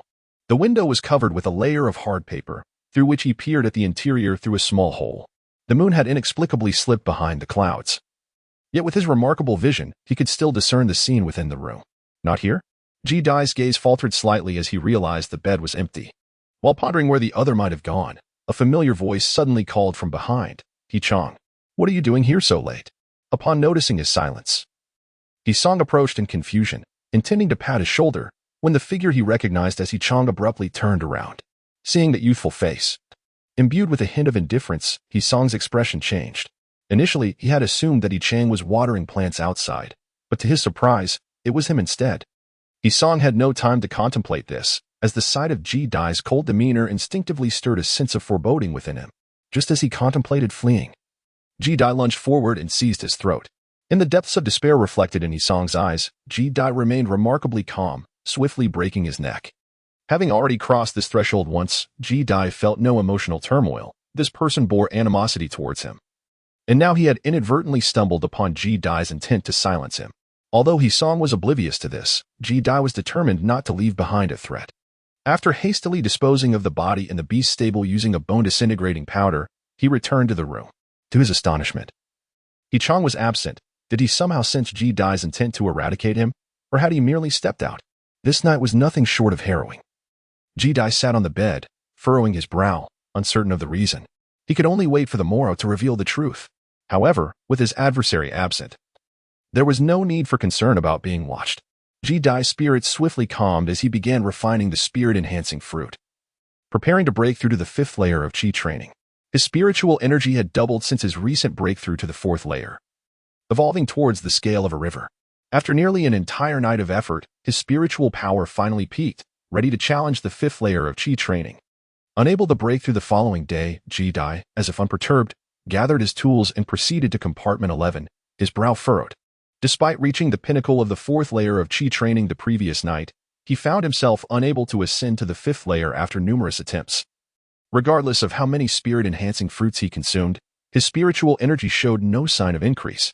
Ji-Dai was perplexed by the reason behind his predicament, sighing incessantly. He could not accept the notion of remaining trapped at the 5th level of Qi cultivation for his entire life. It was imperative that he sought someone to inquire about his situation. Senior brother Ji, it seems today is once again the day for bathing that black serpent. A disciple greeted him. Indeed, Ji-Dai replied nonchalantly, swiftly arriving at room 11. He opened the door and stepped inside. The black serpent had already advanced to the 4th level of Qi cultivation, yet it still regarded him with considerable caution. Ji-Dai set down his tools and, with a cheerful smile, said, "No need to be anxious. We are old friends now. I have no intention of resorting to force today, lest Sister Jiang gives me trouble again. So, be a good serpent and allow me to tidy your nest and give you a bath." As he spoke, he tossed a spirit-enhancing fruit, which rolled to the serpent's feet. The black serpent devoured it in one swift motion, although still wary, perhaps having understood his words. It seemed less tense than before. Taking the opportunity, Ji-Dai began to clean the snake's den, swiftly removing its excrement before fetching a water bucket. However, the black snake remained highly vigilant, preventing him from approaching, occasionally flicking its tongue to emit ominous signals. After a fruitless attempt at communication, Ji-Dai's expression darkened. "Is your skin itching? Do you desire a beating?" he retorted. Chapter 21, The First Encounter with the Breaking Realm Pill. Upon hearing that familiar voice, Ji-Dai promptly turned and bowed, forcing a smile as he said, "Greetings, Senior Sister Jiang." Jiang Mo Li regarded him with a somewhat unfriendly gaze, while the black snake seemed to have found its ally, flicking its tongue and displaying a distinctly human-like disdain in its eyes. "You rely on your master's influence. But just wait. There will be times when Senior Sister Jiang is not around." Seasonal glances shot a disapproving look at it, expressing her predicament. "Sister Jiang, according to the rules, it must be cleaned every 7 days. Its lack of cooperation renders me incapable of fulfilling my duties." Just then, Jiang Moli entered, gently stroking the black serpent's head. The Xian Shui snake inhabits regions near marshes and does not particularly relish water. Naturally, it resists bathing. Have you considered its preferences? Forcing it to bathe will only incite its fury. Ji-Dai was taken aback, realizing that the previous frenzy of the black serpent was due to this reason. Henceforth, you need only wash it once a month, and I will ensure it does not resist you. Jiang Mo Li crouched by his feet, unfastening the shackles from the serpent's tail. Her purpose for being here was, of course, not merely to supervise Ji-Dai. Naturally, upon hearing such good news, Ji-Dai would not decline. He observed her as she seemed about to release the serpent, pondering what she intended to do. Soon, he discovered the answer. "Enter."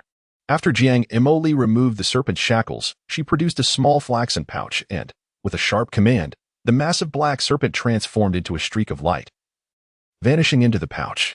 The storage bag was capable of containing living creatures. Ji-Dai watched this spectacle in astonishment.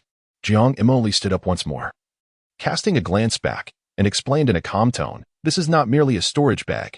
It is a more advanced Qianquan bag, capable of enclosing contracted spirit beasts, though only for a limited duration.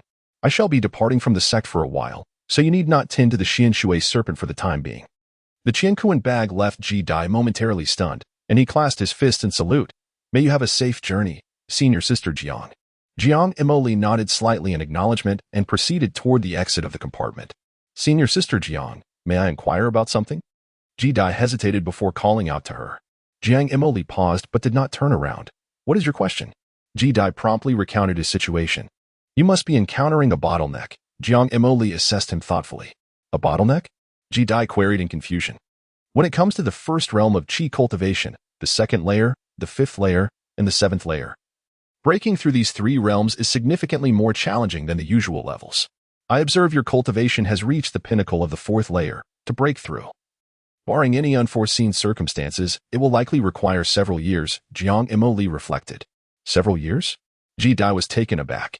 The good news was that his situation was not unique, implying that he would not be forever unable to advance. The bad news was the lengthy time required for a breakthrough. "Is there any method to expedite my progress?" "Breakthrough pills. These pills, once consumed, can enable a practitioner at the fourth layer of qi cultivation to shatter the barrier to the fifth layer." Jiang Emoli's voice echoed as she gracefully departed. "Thank you, senior sister Jiang." Ji-Dai watched her retreating figure and bowed sincerely in respect before raising his head. Without the black serpent, he would have some leisure time in the following days, considering the second layer, the fifth layer, and the seventh layer of qi cultivations. Ji-Dai contemplated her earlier words and realized that there were indeed numerous intricacies beyond the first realm. He wondered if Wuhan was aware of any places that sold pills, and whether the breakthrough pills could be acquired, along with the requisite amount of spirit stones. As if summoned by fate, he had just exited the beast pen when he stumbled upon Wuhan. Ji-Dai did not directly inquire about the breakthrough elixir, but rather subtly asked him where the 7 Xian sect sold medicinal pills. "Brother Ji, are you looking to purchase some elixirs? Our Beast Peak has the Baoqi Pavilion, which offers both medicinal pills and magical treasures. Would you like to take a look?" Wuhan exclaimed with excitement after a brief pause. "Then I would appreciate your guidance for a visit. It would be a good opportunity to broaden my horizons." Ji-Dai chuckled, pondering whether the 30 or so spirit stones he had acquired from that horse-faced man would suffice for a purchase. "Brother Ji, you are too modest." Wuhan readily agreed, leading the way. The beast stable lay to the west of the Beast Peak, while to the east, numerous pavilions were scattered, serving as training grounds for other disciples of the Beast Peak. This was Ji-Dai's first venture beyond the stable since arriving at the 7 Xian sect for over half a month. Along the way, he encountered many disciples clad in azure robes, some of whom were in the mid-stages of qi cultivation, and even a few whose cultivation surpassed his own. This deepened his understanding of the 7 Xian sect's formidable strength. "What kind of elixirs are you looking to buy, Brother Ji?" Wuhan asked, his enthusiasm palpable. "I am merely here to observe and expand my knowledge, not necessarily to make a purchase," Ji-Dai replied with a laugh. Soon arriving at the Baoqi Pavilion he had mentioned. From the outside, the pavilion boasted 2 spacious levels, exuding an air of grandeur, with disciples frequently entering and exiting. Inside, it resembled a miniature marketplace, featuring rows of wooden racks segmented into several areas. Some racks displayed jade vials, others showcased spirit herbs, and still others held scrolls. "The spirit herbs and elixir recipes are over there. If Brother Ji wishes to purchase elixirs, that is where you should go," Wuhan indicated the western section. Familiar from his previous visits, although he had never purchased any elixirs himself. Upon arriving at the designated area, Ji-Dai discovered a collection of white porcelain vials displayed upon the shelves, accompanied by a sign that read Enhancement Elixir, capable of elevating one from the pinnacle of qi refinement stage 1 to breakthrough into stage 2, priced at 20 spirit stones, a steep cost indeed. Ji-Dai's gaze inadvertently drifted over another sign, revealing details of the items and their prices, leaving him secretly astonished. Were these items left unguarded, inviting theft? These are merely samples. The vials do not contain actual elixirs, thus they hold little value, and besides, there are watchers present. Who would dare pilfer from the Baoqi Pavilion? Wuhan quietly reminded him. No wonder, Ji-Dai realized, lingering nearby a while longer. He noted that even the least expensive elixirs here were priced in the tens of spirit stones, while the more extravagant ones soared to over 100. The effects varied tremendously, with some enhancing cultivation and others aiding in recovery from injuries, yet he found no trace of the breakthrough elixir mentioned by Jiang Moli. Could this be the only place to procure such elixirs? Ji Dai refused to believe that Jiang Moli had deceived him. Rather, he speculated that these elixirs were exceedingly rare. Thus the Bowie Pavilion was out of stock. Are there no elixirs that senior brother Ji seeks here? You would need to go to Danfeng, where numerous alchemists reside, and where some elixirs may be traded privately, Wuhan replied. Danfeng lies just east of Beast Peak. Ji Dai's eyes flickered slightly. Considering the exorbitant prices of these common elixirs, he surmised that even if the breakthrough elixir were available there, he likely could not afford it, prompting him to abandon the thought. Of course, he could sell the spirit elevation fruits, yet this would entail considerable risk. Let us head back, Ji Dai resolved, intending to ponder further strategies. Chapter 22. News of the breakthrough elixir. Ji Dai. One must not be greedy, remember. Wuhan has practiced for 7 years and is still at Qi refinement stage 2. You are already quite fortunate. In the blink of an eye. 2 days had passed since his return from the Bowie Pavilion. Ji Dai lay in the orchard, gazing at the sky that appeared as if it had been washed clean, seeking solace within himself. Over the past couple of days, he felt a sense of discontent and attempted several times to break through to the 5th layer of Qi cultivation. Yet, as expected, he encountered failure each time. Ji Dai has finally come to terms with reality, preparing to embrace the natural flow of life. Each day spent basking in the sunlight is quite delightful. Although it is already December, the sky unexpectedly radiates a deep blue. This is likely due to the southern geographical location of the 7 Xin sect, making snowfall a rare occurrence. By midday, the silhouette of a young man appeared in the beast stable, gathering a group of disciples from the stable. Who knows where Yisong is gone? Only then did Ji Dai realize the identity of the other party, presumably the master of the snow wolf under Yisong's charge, yet his expression remained unperturbed. It was strange. It seemed he had not been seen the day prior. One disciple replied, "When this fellow returns, let us see if I do not give him a taste of his own medicine. For the next couple of days, you shall tend to his creature." The young man did not dwell on such thoughts and casually pointed to a disciple, instructing him to look after the beast before taking his leave. Once he departed, the stable buzzed with speculation, with everyone pondering the whereabouts of Yisong. As Ji Dai was preparing to depart, having refrained from participating in the discussion, she suddenly caught sight of a woman clad in a vibrant red palace gown appearing in the beast stable. "Sister Jiang," Ji Dai greeted, only to notice her pale complexion and seemingly troubled demeanor. After offering him a curt nod, she entered the stall and placed the black serpent into its compartment. As Ji Dai entered, he discovered that the black snake appeared to be injured, with traces of blood at its tail, prompting silent speculation about the circumstances that had transpired. Jiang Imoli showed no intention of providing an explanation. As she turned to leave, her body suddenly swayed unsteadily. "Jiang Shiji, are you all right?" Ji Dai swiftly moved to support her. The soft, delicate form pressed partially against him, releasing a faint, refreshing fragrance reminiscent of orchids after the rain. This was Ji Dai's first experience being so close to a woman, especially one as beautiful as her, stirring indescribable emotions within him. "It's nothing. Let go of me," Jiang Imoli replied, breaking free from his grasp. On this occasion, she had ventured out of the sect specifically to locate a millennium-old spiritual mushroom, only to encounter several rogue cultivators. Although she ultimately defeated them, she sustained injuries in the process. To prevent any potential reinforcements from the enemy, she bore her wounds and returned to the sect, feeling exceedingly weak. Jiang Imoli steadied her breath, avoiding further eye contact with Ji Dai, and with great effort prepared to depart. However, after taking 2 or 3 steps, she stumbled once more. "Jiang Shiji, you are injured. Allow me to escort you back," Ji Dai insisted, concern etched across his face. "I am fine. You go check if Huang Tingdan is available at the treasure pavilion," Jiang Imoli replied, feeling exasperated. "Huang Tingdan? Very well, wait for me. I shall return shortly." Ji Dealing was momentarily taken aback, but quickly dashed out of the beast stable and headed to the place where Wuhan had taken him that day. After searching the premises, he soon realized that Huang Tingdan was nowhere to be found. Ji Dai furrowed his brows, hesitating before dashing towards Dan Peak. However, upon arriving at Dan Peak, he suddenly recalled that he had never been there before and was unaware of where to procure medicinal pills. "Are you in need of pills? I have them right here. Rest assured, they are guaranteed to be authentic." At that moment, a disciple of average stature approached him, his eyes occasionally gleaming with shrewdness. "Do you have wanting pill?" Ji-Dai scrutinized his sly demeanor, deciding to take a chance. Yes, follow me, the disciple replied, confidently patting his chest. After a moment of contemplation, Ji-Dai followed him to a bustling square at Danfeng, resembling a lively marketplace where numerous disciples vociferously hawked elixirs and potions. The man brought him to a stall, stating, "This vendor is my business partner, entirely trustworthy. The Huaning pill is 30 spirit stones each." 30 spirit stones. Upon hearing this price, Ji-Dai suppressed a pang of regret and retrieved 30 spirit stones from his storage pouch.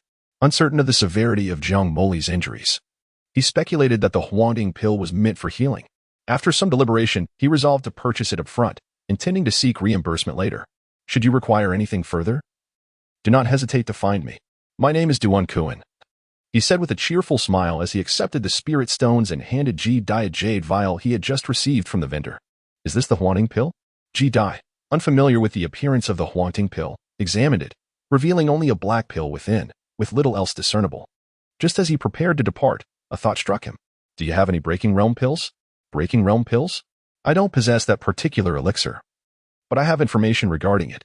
Offer me 5 spirit stones, and I shall guide you." Duan Kuan's eyes gleamed with excitement. "Just for a piece of information. He demands 5 spirit stones." Ji-Dai's expression darkened, and he turned to leave. "Hey, don't go. You won't regret this information. Under normal circumstances, you couldn't even procure a Breaking Realm pill at the Bowie Pavilion. I am aware of a private trading event this evening where such pills will be available, though they require a 4-leaf purple magnolia for exchange. If you're interested, I shall await you at our usual spot tonight. I will come find you this evening." With that, Ji-Dai felt a surge of determination and hurried back to the beast stable. However, upon reaching the compartment, he discovered that Jiang Moli had already vanished. Ji-Dai was momentarily taken aback and went to inquire with Wuhan, only to learn that Jiang Moli had already departed. "Senior brother Ji, Sister Jiang instructed me to convey a message. If you return, there is no need to purchase the medicinal pills." Ji-Dai felt as if struck by lightning, cursing that woman in his heart for having squandered 30 spirit stones. "I have been so concerned about your injuries, and yet you leave me in the lurch." Wuhan, unaware of the underlying circumstances, observed his expression of hurt with a perplexed gaze. Ji-Dai did not wish to explain further. She lowered her head and returned to her room, gazing at the jade vial in her hand with a pained expression, uncertain if the elixir could be returned. She had no use for this potion herself. Initially, she intended to cover for Jiang Moli, believing her injuries to be grave, only to discover that she did not want it after all. Yet, if given the chance to choose again, she would make the same decision. Seasons change. And with a heavy heart, I sit idly on my bed, pondering the words of Duan Kuan regarding the private trading event and the sale of the Breaking Realm pill. Yet, I remain uncertain about what the purple Yulan he mentioned truly is and what it looks like. I wonder if the Baochi Pavilion possesses it, however. Even if it does, it is beyond my financial reach. As Ji-Dai's gaze flickered, a sudden realization struck him. He possessed a considerable number of spiritual herbs, sourced from that Zhang Feng. However, he was uncertain whether the coveted Zayulan was among them. If it were, then the breakthrough elixir would be within reach. With this thought in mind, he promptly resolved to visit the treasure pavilion once more, eager to discern the appearance of this Zayulan. A quarter of an hour later, Ji-Dai paused before a shelf, her gaze fixed upon the sign that read Purple Magnolia. This rare herb bore a leaf every 50 years. With a maximum yield of 4 leaves, however, only a select few could attain the coveted 4-leaf status, making it exceedingly rare. Priced at over 42 spirit stones. This particular specimen possessed only 3 leaves, yet its value soared to over 40 spirit stones. It seemed that I might already possess this herb within my storage pouch. As Ji-Dai gazed at the sign beside him, he noticed a small, purple herb, no more than a foot tall, with 3 branches and round leaves. Suddenly, a glimmer of realization flickered in his eyes. Chapter 23. "In hand I thought you wouldn't come," he remarked. A shroud of darkness enveloped the sky, and beneath Dan Peak, a figure occasionally glanced around until his eyes fell upon a young man approaching from a distance. With a sigh of annoyance, he stepped forward, saying, "Hurry up, or we'll miss it. Wait, let's set aside the matter of the breakthrough elixir for now. I am here to return this pill." Duan Kuan was taken aback and halted in his tracks. Ji-Dai, feeling somewhat embarrassed, produced the jade vial. "I no longer have use for this elixir. Could you possibly take it back?" Cough. "Return an elixir? Apologies, but once sold, our store does not accept returns." Duan Kuan's eyes sparkled with shrewdness. "Moreover, the Huangting pill is exceptionally effective. You will surely find it useful in the future. Consider it a precaution for unforeseen circumstances. I could accept a lesser refunded spirit stones. Absolutely not. Rules are rules. Duan Kuan's resolve was unwavering. If you truly do not wish to keep it. Our store also purchases elixirs. The Huangting pill is worth 15 spirit stones. I believe you are correct. I may indeed find it useful later.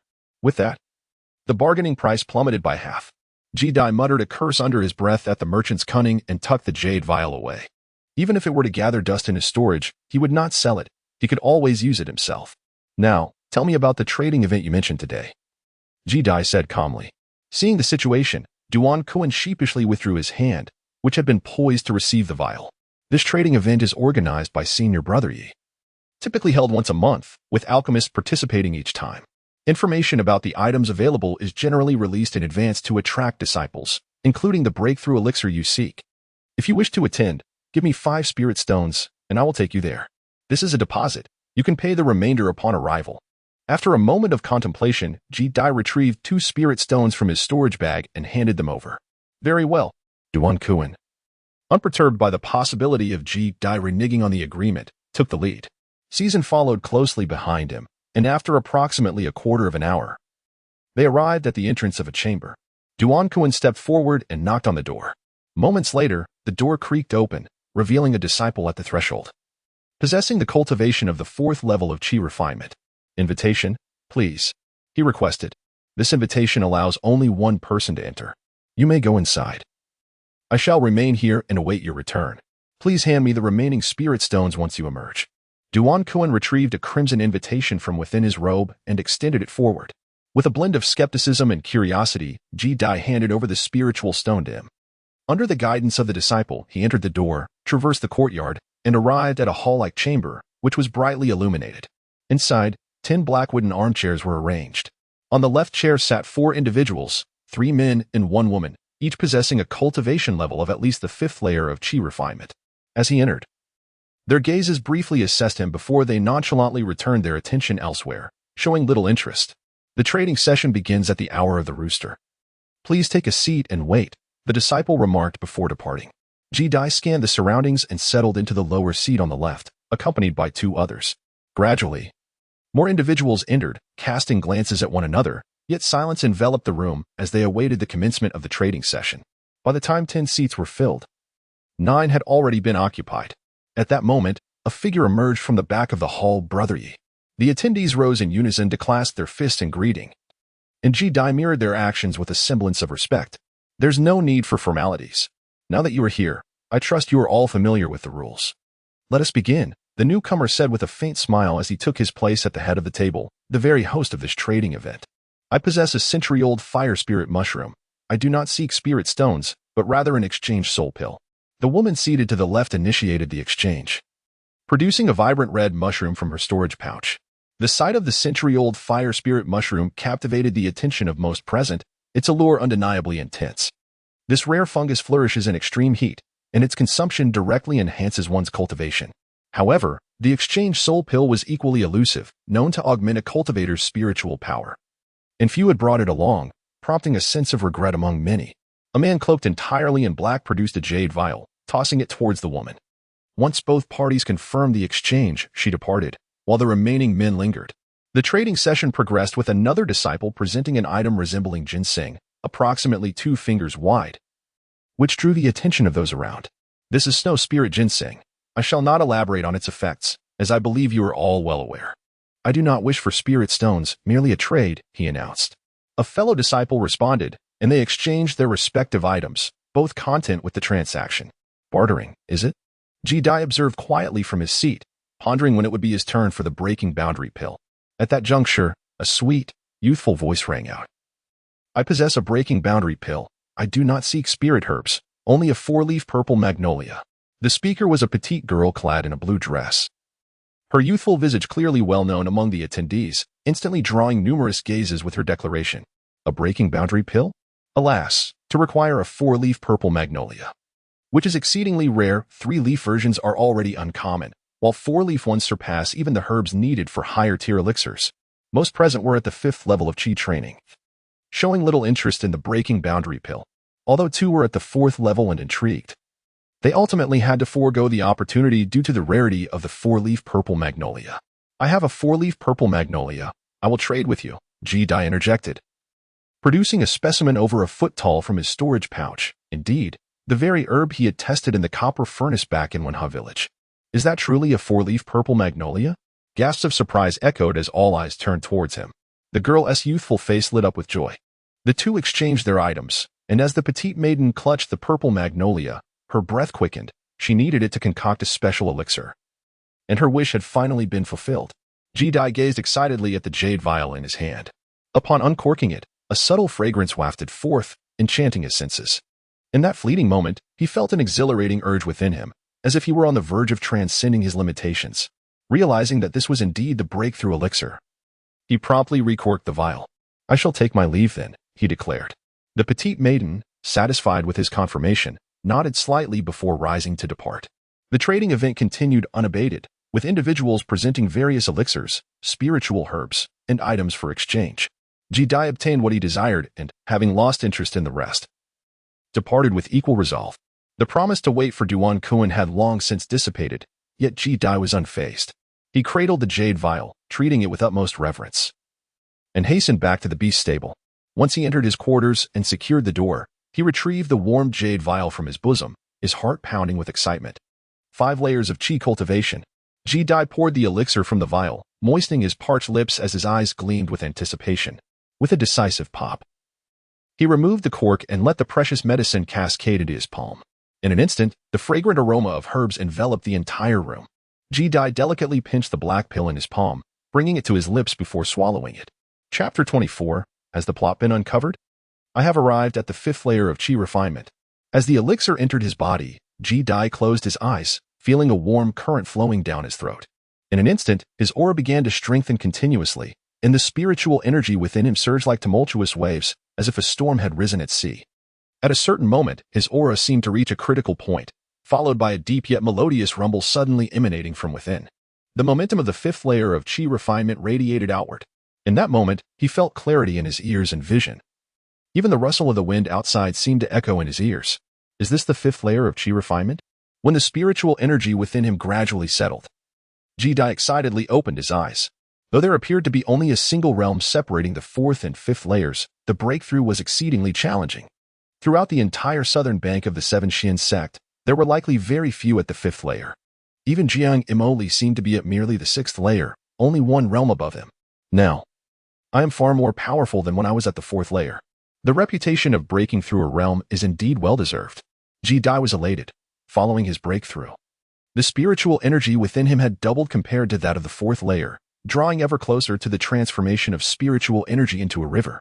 The next day, in the beast pen, the once lethargic black snake immediately devoured the fallen fruit, and its tail wound appeared to have healed significantly. I wonder when I will be able to break through to the 6th layer. A glimmer of hope appeared on Ji-Dai's face as he exited the beast pen. From his observations over the past half-month, the strongest disciples among the southern bank of the Seven Xian sect were merely at the 6th layer. If he could break through to the 6th layer, he would be able to stride confidently across the southern bank. Unfortunately, the ascension fruit now offered me little assistance. The prospect of using it to break through to the 6th layer seemed distant. Ji-Dai sighed. After his breakthrough to the 5th layer last night, he immediately tried the ascension fruit, only to find that the increase in spiritual energy was pitifully small, just a slight enhancement from a single fruit.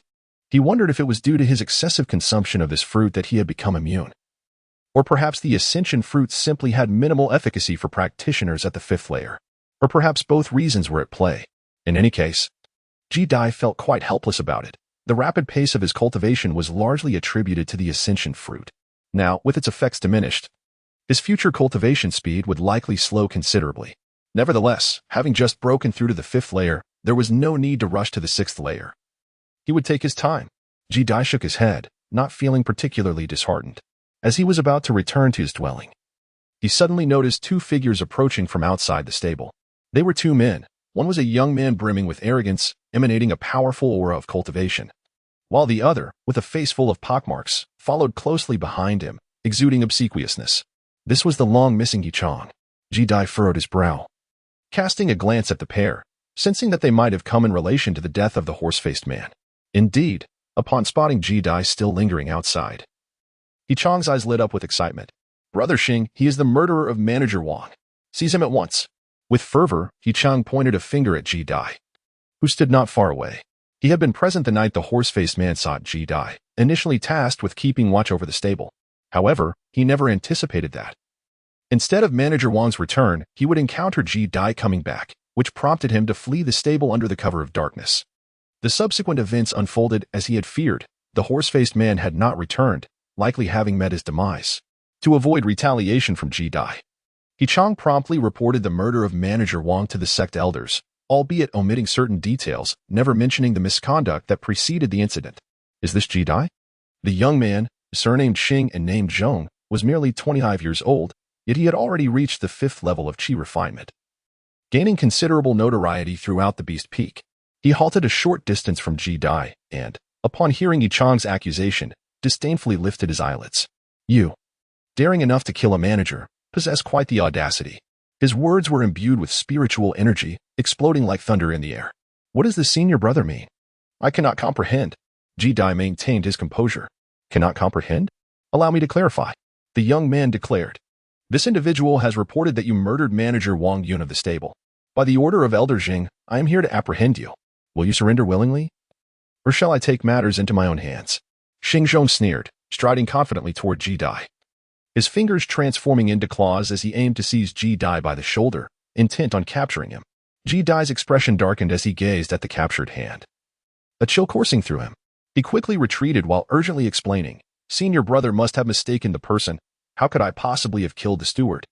I was entirely unaware of this matter, so I implore you not to heed Chang's one-sided account. However, Xing Zhong merely snorted coldly, dismissing his explanation. After a failed strike, he unleashed his full power as a 5th-level qi practitioner, shooting forth like an arrow released from its bow. Is this how the esteemed 7 Xian sect apprehends individuals without discretion? Ji Dai's visage was grim as he fled at great speed. Yet, unbeknownst to him, Xing Zhong's speed surpassed his own, 5 fingers resembling sharp eagle talons firmly grasping his shoulder. Get away! Ji Dai cried out in pain. A fierce glint suddenly flashing in his eyes, he retaliated with a punch aimed at forcing his opponent back. Overestimating yourself, Xing Zhong scoffed, countering with a punch of his own.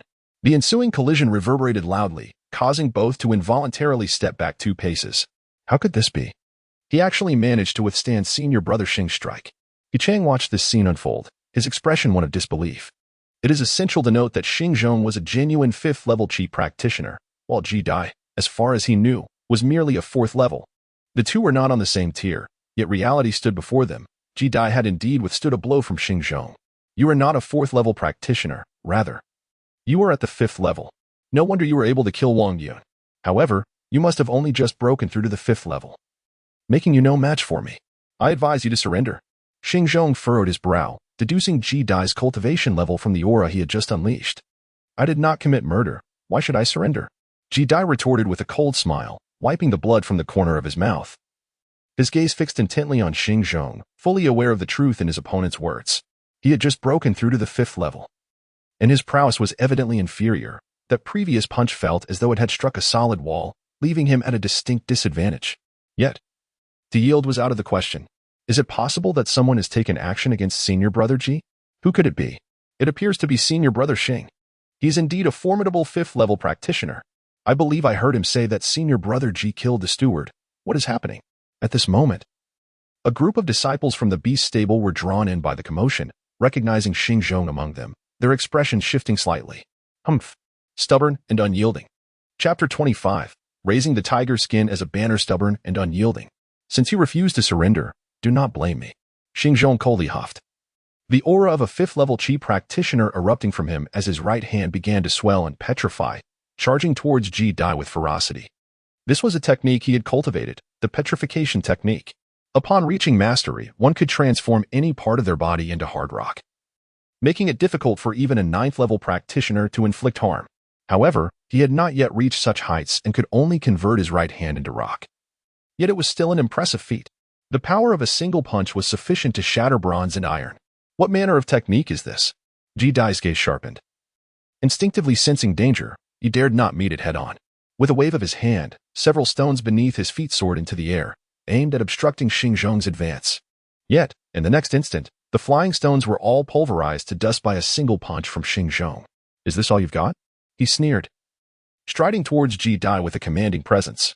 Hearing the derision, Ji Dai's eyes turned cold and devoid of emotion. While quickly retreating, he ruminated on possible strategies when suddenly, a voice rang out from the crowd. Senior brother Ji, senior sister Jiang has asked me to convey a message. She requests that you bring her that elixir shortly. As Ji Dai recognized the voice of Wu Han, a wave of doubt surged within him. He was perplexed by the purpose of Wu Han's words at this moment. Sister Jiang, do you know Jiang Emoli? Unexpectedly, Xing Zhong halted, his face etched with confusion as the petrification of his arm dissipated, returning to flesh and blood. His gaze scrutinized Ji Dai, who was well aware of the name Jiang Emoli. Few in the southern region were unfamiliar with it. At such a young age, he had already surpassed the 6th layer of Qi refinement, making him a likely contender for this year's northern selection, with a bright future ahead. Even Elder Zheng would not dare to offend him lightly. Ji Dai observed Xing Zhong's reaction, his eyes flickering with understanding. It was evident that Xing Zhong harbored some trepidation towards Sister Jiang. He instantly grasped the intent behind Wu Han's warning. Not only do I know Sister Jiang, but we are also quite familiar. We grew up together, childhood sweethearts. You judge me as the culprit based solely on this person's word. If Sister Jiang were to learn of this, she would certainly not stand idly by. Ji Dai, feigning authority, brandished the name of Sister Jiang as a shield. Though internally he felt somewhat uncertain. After all, he was not even a friend of Jiang Emoli, yet at this moment, he had no other recourse. He could only borrow the weight of Sister Jiang's name to intimidate his adversaries. As for what would happen later, if Sister Jiang sought accountability, he would address it then. Listening to Ji Dai, Xing Zhong's expression wavered. Currently, there was indeed no evidence to substantiate that Ji Dai was the culprit. Everything hinged on the words of Wen Yichang. If this youth were indeed, as he claimed, closely acquainted with Jiang Emoli, then should this matter reach her ears, the repercussions would be intolerable. Of course, he was not foolish enough to take Ji Dai's words at face value. With a cold snort, Xing Zhong casually pointed to a disciple from the beast stable, instructing him to step forward. Is what he says true? It should be true. Senior Ji indeed knows Sister Jiang. Not long ago, he even engaged in a skirmish with Sister Jiang's beast. Sister Jiang did not punish him, and in recent days, she has sought him out several times. The disciple, trembling under Xing Zhong's gaze, recounted all he knew without omission. Upon hearing this, Xing Zhong furrowed his brow. Beginning to believe Ji Dai's words, his heart wavering as he regarded Ji Dai. It was a dilemma. Apprehending the youth could be problematic if he were innocent, for the wrath of Jiang Emoli would be unbearable.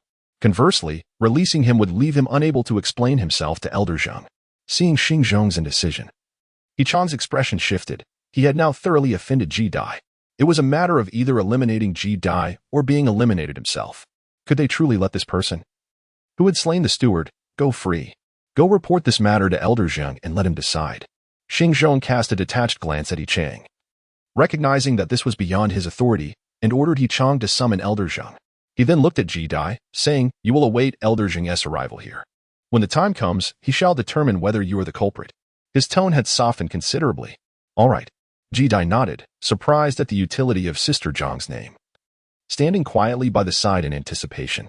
Soon, a figure clad in black, riding a long sword, appeared above the beast stable. The newcomer was indeed Elder Zheng. As mentioned by Xing Zhong, a man appearing to be in his 40s, donned in a dark robe embroidered with clouds, emanating an immense aura.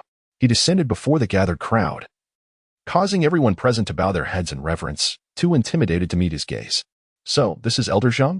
Ji Dai observed the man's imposing countenance, mirroring the authority of the previous woman he had encountered. He felt the profound strength of this middle-aged man, akin to that of a late-stage Qi refinement practitioner. Xing Zhong, what is the situation? You were tasked with apprehending the culprit, yet you have failed to manage even this trivial matter. Zheng Yi received the bows of the crowd with calmness, his gaze sweeping to settle on Xing Zhong. The 7 mysterious sect had 5 elders in total, 2 in the south and 3 in the north, each overseeing a peak. Zheng Yi was responsible for the beast peak. Elder, this matter Xing Zhong, sensing Zheng Yi's displeasure, dared not conceal the truth and quickly recounted Ji Dai's relationship with Jiang Emoli. Childhood sweethearts? Upon learning the details, Zheng Yi was momentarily taken aback, then turned his scrutiny to the youth, his brows knitting in contemplation. This youth appeared exceedingly young, yet he had already reached the 5th layer of Qi refinement. Disciple Ji Dai, I have encountered the death of the steward and know nothing of it. I implore Elder Zheng to clear my name. Under the weight of Zheng Yi's scrutiny, Ji Dai felt an overwhelming pressure, a sense of vulnerability creeping in. Yet he maintained a facade of calmness, clasping his hands in greeting. Humph. Ji Dai, do not attempt to wriggle out of this. Yi Chang, who had just arrived, breathless, interrupted. I implore the elder to inspect his storage bag. I am certain it contains items belonging to Steward Wang. Silence. Do you take this place for a marketplace? Whom are you trying to impress with your bluster? Zheng Yi interjected coolly, halting their bickering. It was evident that one of them was lying. If he had to choose whom to believe, he would likely lean towards Yi Chang, for Wang Yun had indeed gone missing. Nevertheless, Yi Chang's assertions held some merit. Whether Ji Dai was responsible for Wang Yun's demise could be determined by inspecting the contents of his storage bag. As Zheng Yi spoke, he raised his hand. And Ji Dai's storage bag, hanging at his waist, was suddenly ensnared by spiritual energy and drawn into Zheng Yi's possession. Do you have any objections? Zheng Yi's demeanor was calm yet authoritative. If Ji Dai hesitated, it would signify his guilt. Very well, elder may inspect as he pleases. A disciple with a clean conscience fears no shadow. Ji Dai maintained a composed expression, unwilling to offend Elder Zheng. The nature of his relationship with Sister Jiang was known only to him, and he could not persist in wielding her name as a shield, lest he reveal the truth. All right, I shall teach you how to erase the imprint on your storage bag. Only then can I access its contents. Zheng Yi nodded slightly, imparting the method to Ji Dai for severing the connection with the storage bag. Under normal circumstances, once a storage bag was attuned to its owner, only that individual could open it unless the imprint was forcibly erased by someone of significantly higher cultivation or the owner perished. Otherwise, others would be unable to access it by force. Ji Dai did not refuse, following the method transmitted by Zheng Yi. He erased the connection between himself and that space in his mind. He then calmly stood by, quietly awaiting the other party's inspection. However, Zheng Yi naturally found nothing amiss. As he infused his spiritual energy, a space appeared before him, devoid of any anomalies, containing only some ordinary garments and a few unripe spirit fruits, spirit stones, and tokens, none of which were related to Wang Yun.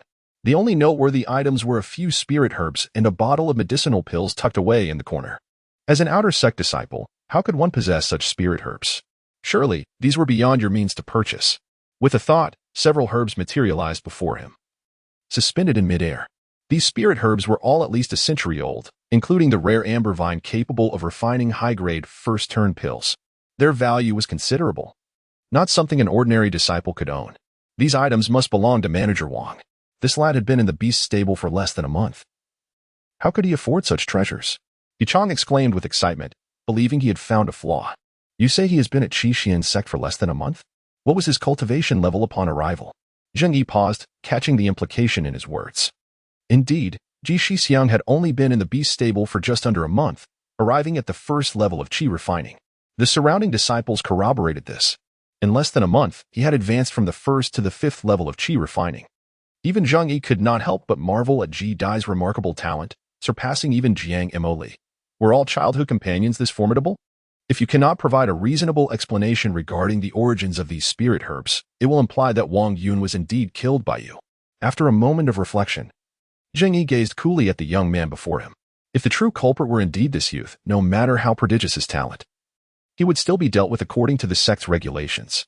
These spirit herbs are certainly not mine, Ji Dai replied unflustered, speaking leisurely. Ji Dai, you finally admit it. You murdered Manager Wang. Yi Chang exclaimed with uncontainable excitement. Yet, Ji Dai regarded him as if he were a fool. Just because I say these items aren't mine does not mean they belong to Manager Wang. These things are all Zhang Feng's. If you do not believe me, you can ask Brother Zhou. Brother Zhou? Wait, you just said these items belong to Zhang Feng. Zhang Yi's gaze sharpened as he recalled a piece of news, nearly a month prior. Qi Xian's sect had received word that a earth spirit vine capable of refining foundation-building pills had appeared in the Haifeng Mountains, about 100 miles away, prompting the dispatch of several disciples from the North Shore. However, all the disciples who ventured forth were ultimately slaughtered by a North Shore disciple named Zhang Feng, who seized the earth spirit vine. It was said that the sect leader was furious and dispatched 2 North Shore prodigies to slay Zhang Feng and reclaim the vine. Indeed, it was Zhang Feng's. At that time, he was severely injured by Brother Zhou and Sister Song, managed to escape, and shortly thereafter perished. His corpse happened to be discovered by me, and I acquired the storage bag. Later, Brother Zhou and the others did not retrieve it and brought me to Qi Xian's sect, Ji Dai stated with composure. Seeing Ji Dai articulate his account convincingly, Zhang Yi's gaze flickered momentarily, falling silent. If this storage bag belonged to Zhang Feng, then the presence of these spirit herbs was indeed plausible, and the timeline aligned perfectly. Ji Dai had just arrived at the sect during this period. Were you not just saying that you and Sister Zhang are childhood friends? How could you have only entered Qi Xian sect a month ago? Xing Zhong seized upon the inconsistency in his words. Season's expression remained unchanged as he spoke. Is there anything strange? Before Sister Jiang practiced, I lived next door to her. Later, she came to Qi Xuan's sect for cultivation, and we parted ways. This statement held no flaws, and after a moment of contemplation, Xing Zhong chose to remain silent. Elder Zhang, can this prove my innocence? Ji Dai turned to Zhang Yi. Elder Zhang, you must not take his words at face value. It must have been him who killed Manager Wang. This brat likely hid Manager Wang's belongings beforehand. Yi Chang. Taken aback by the fact that Ji Dai's storage bag contained none of Manager Wang's items, grew anxious. This matter will be investigated thoroughly by this elder. You may withdraw for now, Xing Yi said, casting an irritated glance at Yi Chang, lacking direct evidence to prove Ji Dai's guilt. And considering his ties to Jiang Mo Li, he was reluctant to hastily condemn him.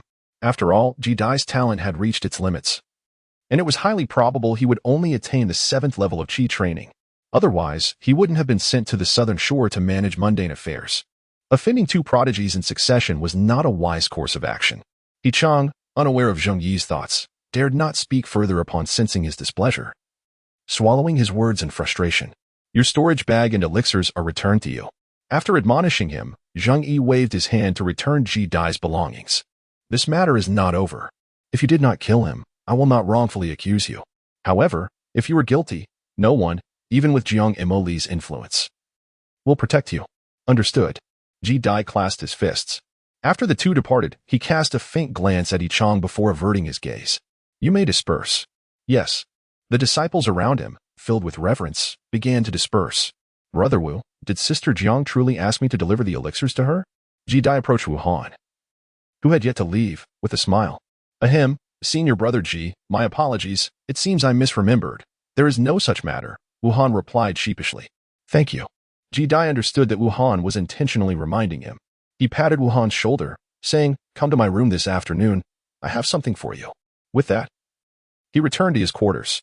Not long after, Wu Han's voice came from outside. Come in. After receiving Ji Dai's consent, Wu Han pushed the door open. Curious about Ji Dai's summons, Ji Dai had already produced 3 newly upgraded spirit-raising fruits, using his spiritual energy to levitate them before Wu Han. This is for you. These are spirit-raising fruits, 3 of them. Senior Brother Ji, where did you obtain so many? Wu Han stared wide-eyed at the white fruits hovering before him. Having never seen so many spirit-raising fruits before, his speech faltered. They were in Zhang Feng's storage bag. These should suffice for you to break through to the 3rd level of Qi training. I have no need for them at the moment. Ji Dai smiled. Since joining Qi Xuan's sect, Wu Han had assisted him considerably, and he was a man who believed in repaying kindness. Senior Brother Ji, this is too precious. I cannot accept it. Wu Han shook his head, recognizing the enormity of the favor. Take it. You are my only friend here at Qi Xuan's sect. I do not need these fruits for now, and if you refuse, it would mean you do not regard me as a friend, Ji Dai replied with a smile. Thank you, Senior Brother Ji. Upon hearing this, Wu Han stopped declining, took a deep breath, and accepted the spirit-raising fruits that floated before him. His talent was lacking. After 7 years at Qi Xuan's sect, he had only reached the 2nd level of Qi training. These fruits were more than enough for him to break through to the 3rd level. The weight of this kindness was indeed substantial. Chapter 27, An Engagement? Elder Zhang. Is this matter concluded? I believe what that Yi Chang said may be true. The only person capable of killing Wang Yun in the beast stable was that boy. After leaving the beast stable, Xing Zhong took small steps, maintaining a respectful distance behind the elder of the beast peak, voicing his suspicions. Currently, Ji Dai seemed to perfectly fit the criteria for murder, possessing both the ability and witnesses to corroborate the claims, even if they captured him for questioning. What could Jiang Mo Li possibly say? However, Zheng Yi was deep in thought and did not respond. Yesterday, a disciple reported that another disciple from the beast stable has gone missing. Xing Zhong hesitated. I dispatched someone to investigate, but no one has seen him leave the sect. Nor does anyone know where he went. Could there be a connection between his disappearance and Wang Yun's? There is indeed a possibility, Zheng Yi said, his brow furrowing. I have heard that Yi Song had a conflict with that boy Ji Dai. Why does everything seem to point towards him? Zheng Yi scoffed coldly. Go spread rumors about that boy's relationship with Jiang Emoli. Let's see if their bond is genuine. If it's false, we can find an excuse to capture him and interrogate him. Understood. Ji Dai was unaware of these machinations. In the blink of an eye, nearly a month had passed since he arrived at Qishuan's sect. With the assistance of 3 spirit-raising fruits, Wuhan had successfully broken through to the 3rd level of Qi training a few days prior, and he was immensely grateful. After a brief encouragement from Ji Dai, he sent the visitor away. Days passed in a monotonous rhythm, reminiscent of the calm before a storm. Before long, half of winter had slipped away, and spring was once again on the horizon. The effects of the ascension fruit had begun to wane significantly. It remained uncertain whether any elixirs existed that could similarly enhance one's cultivation. The boy, soon to turn 15 in a couple of months, sat alone on his bed, his brow furrowed in contemplation. As the potency of the ascension fruit diminished, he had ceased to rely on it for his progress, instead resorting to his own practice, which naturally slowed his advancement considerably. The treasure pavilion was likely to have pills for cultivation on sale, yet he found himself devoid of spirit stones. Ji Dai pondered for a moment, deciding to seek an opportunity to visit the pill peak and inquire if he could sell some medicinal herbs from his storage pouch in exchange for spirit stones. Ji Dai, where are you? Come out. A boisterous voice echoed through the beast's stable, demanding attention. A robust man, with eyes wide and skin darkened by the sun, shouted loudly, his voice resonating in every corner of the stable. Who was this individual daring to address senior brother Ji Dai in such a manner? Ji Dai had become a figure of significant repute in the beast's stable, and soon a throng of curious disciples gathered, their expressions filled with excitement. Ji Dai, get out here. The man, exuding the aura of a 4th-level Qi practitioner, paid no heed to the surrounding disciples, bellowing Ji Dai's name with abandon. Recently, this young man's name had spread like wildfire across Beast Peak, becoming a topic of widespread discussion. It was said he was the childhood companion of Jiang Emoli, with whom he had a betrothal arranged since their youth. Who are you? Ji Dai emerged from the dwelling, regarding the man with a puzzled gaze. You are Ji Dai? The man's gaze was aggressive as he scrutinized Ji Dai from head to toe. I am. What do you want? Ji Dai frowned slightly, searching his memory for any clue about the individual before him, but came up empty. You audacious little brat. How dare you tarnish Sister Jiang's reputation? What punishment do you deserve for this? The roar, laced with spiritual energy, reverberated through the air, causing the surrounding disciples to wince in pain, their faces paling in response. I have tarnished Sister Jiang's reputation? Has Sister Jiang learned of this? Ji Dai was engulfed in confusion, his mind swirling with questions. Had he merely borrowed her esteemed name? When had he ever besmirched her honor? Still pretending to be ignorant? I shall teach you a lesson on behalf of Sister Jiang. Enraged by Ji Dai's apparent naivety, the man unleashed his full 4th-level Qi, striding towards him with purpose. Did Sister Jiang send you? Ji Dai's expression shifted, but a moment later he dismissed the thought as improbable. If Jiang Emoli were aware of this matter, she would likely have come herself. This man was most likely one of her suitors. You are unworthy to know. A gust of wind whipped through the air as the man, now standing directly before Ji Dai, swung a powerful fist towards him. As Ji Dai encountered him, exuding an air of arrogance, she dismissed any concern regarding his identity and unleashed a punch with casual ferocity. Although this strike was not executed with her full strength, it was far beyond what a mere 4th-level Qi practitioner could withstand. The once boisterous giant was instantly sent flying like a deflated ball, spewing a mouthful of blood as he exited the beast stable. Gasp, what cultivation level does senior brother Ji possess? The surrounding disciples, having witnessed Ji Dai's earlier clash with the 5th-level Qi practitioner, Xing Zhong, speculated that she was at least at the pinnacle of the 4th level or perhaps even at the 5th. Yet, seeing a 4th-level practitioner so severely injured by a single blow left them utterly astounded. What on earth did you just say? Ji Dai halted before the astonished giant, her gaze icy and penetrating. The man, initially intending to feign toughness and utter a few harsh words, quailed under her frigid stare and divulged everything in a trembling confession. Now, the entire Beast Peak was abuzz with the news that you and Sister Jiang shared a childhood bond, having grown up together and even had an engagement arranged. Moreover, Sister Jiang had not denied it, prompting numerous disciples to seek retribution against you. I was merely entrusted with the task of teaching you a lesson. I shan't dare cross you again. You mean the entire Beast Peak knows about my engagement with Sister Jiang? Ji Dai felt her vision darken, utterly unprepared for the situation to be 100 times worse than she had anticipated. She could already envision Jiang Emoli's wrathful expression upon hearing this news. Is it too late for me to escape the 7 Shin sect? Ji Dai shuddered, cursing the fool who had spread such rumors a myriad of times in her mind. "Sir, may I leave now?" The giant, sensing her grim demeanor, spoke with trepidation. "Get lost." Ji-Dai had no time to entertain him. She paced back and forth, contemplating her next course of action. The matter concerned a woman's reputation. Even if Jiang Emoli were to be reasonable, she would likely not take the news lightly. The first thing she would do upon learning the truth would be to eliminate her false fiancé without a second thought. As for why there had been no reaction thus far, it was likely because she remained unaware of the situation, especially since she had been injured that day and was probably still in seclusion. "I must hide. I need to leave the Beast Peak and find a place to evade this chaos." As the changing seasons instilled a sense of trepidation in Ji, he requested Wuhan to assist in watching over the Black Serpent before preparing to depart from the Beast Stable. "Senior Brother Ji, where are you headed?" Wuhan inquired, unaware of the gravity of the situation. "I am merely seeking to evade the storm." Without looking back, Ji-Dai stealthily slipped out of the Beast Stable, intending to seek refuge at Dan Peak to evade the tempest. Chapter 28. The Sale of Ascending Spirit Fruit and Haichuan Pill.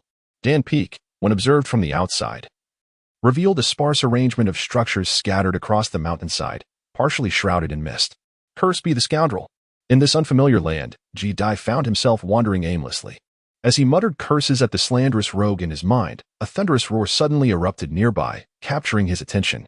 The commotion originated from a nearby hillside, where a disciple clad in blue pushed aside a massive stone and emerged from a cavern. The cave appeared to be his abode, for upon his exit, he promptly rolled the stone back to seal the entrance. Ji-Dai was momentarily taken aback, not expecting that this individual resided in a cave. Unbeknownst to him, many disciples at the mid-stage of Qi refinement and above would establish their own secluded abodes in remote locations for solitary cultivation. This was done both for tranquility and to ensure that their alchemical practices would not be disturbed. At this moment, the disciple, upon pushing a stone aside at the cave entrance, also caught sight of him, his eyes betraying a hint of wariness. In order to prevent any misunderstandings, Ji-Dai waved his hand and swiftly departed. However, he was inspired by the sight of the other party's cave dwelling. Finding a secluded spot, he procured a stick to serve as a digging tool and established a temporary cave for himself. The interior was exceedingly simple, devoid of furniture and even a bed. He fashioned a stone door to block the entrance and sat in the center of the cave. At present, returning to the Beast Stable was not an option unless he could break through to the 6th layer of Qi training. Leaving the 7 mysterious sect was equally impractical. Should he be labeled a traitor, he would face relentless pursuit and certain demise. Thus, he resolved to remain in the Dan Peak for the time being. Several hours had elapsed, and night had long since fallen. Ji-Dai closed his eyes, contemplating venturing out the following day to see if he could sell some of the spiritual herbs and ascension fruits in his storage bag, while also seeking to acquire pills that could enhance his cultivation. Ji-Dai let out a sigh, cursing the slanderous scoundrel once more before immersing himself in his cultivation. By the following day, he pushed open the humble stone door and departed from his cave dwelling. The disciples of Danfeng typically possess their own secluded abodes, scattered here and there, rendering the path quite desolate. As he lifted his gaze, he beheld a grand hall with a golden roof atop the peak, the origins of which remained a mystery. As for the location that Duan Kuan had previously taken him to, it was situated halfway up the mountain, some distance from his current position. As Ji-Dai journeyed forward, he arrived at the square, where the number of disciples present was fewer than on that day, with only a couple of them selling elixirs. "Ah, it's you again. You've broken through to the 5th level of Qi refining. It seems the breakthrough elixir has indeed served you well." To his surprise, Duan Kuan was still there, occupying the same stall as before, though now he was the vendor. A glimmer of light flickered in Ji-Dai's eyes upon seeing him. "Why are you the one manning the stall today?" Ji-Dai acknowledged him with a nod. "That elder brother of yours has matters to attend to. By the way, where did you acquire that 4-leaf purple magnolia?" With no customers around, Duan Kuan became animated and engaged in lively conversation. Heroes do not inquire about origins, and spiritual herbs do not question their provenance. Ji-Dai shot him a sidelong glance, intent on gleaning some information. "That's an intriguing thought. Did you come to Dan Peak today to purchase elixirs?" Duan Kuan pondered, finding the statement refreshing and quite sensible. In the world of cultivation, where deception reigns, many spiritual herbs are indeed obtained through dubious means, their origins best left unspoken. "Is that so?" Ji-Dai did not explicitly affirm this and casually replied, "I primarily came to Dan Peak in search of a place to cultivate." "Avoiding enemies, perhaps?" Duan Kuan regarded him with a look of pity. "Given your cultivation level, to be hiding, Your adversary must at least be at the 6th level of chi refining, right? Ji Dai remained silent. Now the entire Beast Peak was aware of his betrothal to Jiang Moli, and many likely harbored thoughts of ending his life. Yet, he was not the only one at the 6th level of chi refinement. He felt somewhat helpless. No matter, after 30 years in the east of the river, 30 years in the west, he could simply carve out a cave residence on the Pill Peak to retreat and cultivate, waiting until his strength was sufficient to exact his revenge. Duan Kuan patted him reassuringly on the shoulder, though a smirk betrayed his amusement at Ji Dai's predicament. Tell me, how are elixirs concocted? Ji Dai deftly shifted the topic. Alchemy greatly depends on innate talent. The criteria to become an alchemist are rather stringent, making it unattainable for most. There are very few true alchemists in the Pill Peak, so do not expect to glean any secrets from me. Duan Kuan shot him a sidelong glance. Aware of his intentions, yet he did not mind bantering with him despite the lack of business. With an awkward smile, Ji Dai inquired, "Do you have any elixirs for enhancing cultivation?" "Indeed, we have the Gathering Chi Pill, a first-tier foundational elixir. Consuming one during the initial stage of Chi training is equivalent to 10 days of diligent practice. However, you likely won't find it useful. Therefore, you should consider the Hai Chuan Pill, which, when taken during the mid-stage of Chi training, will double your cultivation speed for the next 3 hours." Duan Kuan elaborated. Taking a roundabout approach. "Hai Chuan Pill," Ji Dai murmured. "How much does it cost?" Currently, the ascending spirit fruit held no efficacy for him. Thus he was compelled to seek alternatives in elixirs. Although the Hai Chuan Pill could not directly elevate his cultivation, it was certainly better than having nothing. "I typically sell a bottle for 21 spirit stones, but as a loyal customer, I'll offer it to you for 20 spirit stones per bottle. With each bottle containing 5 pills.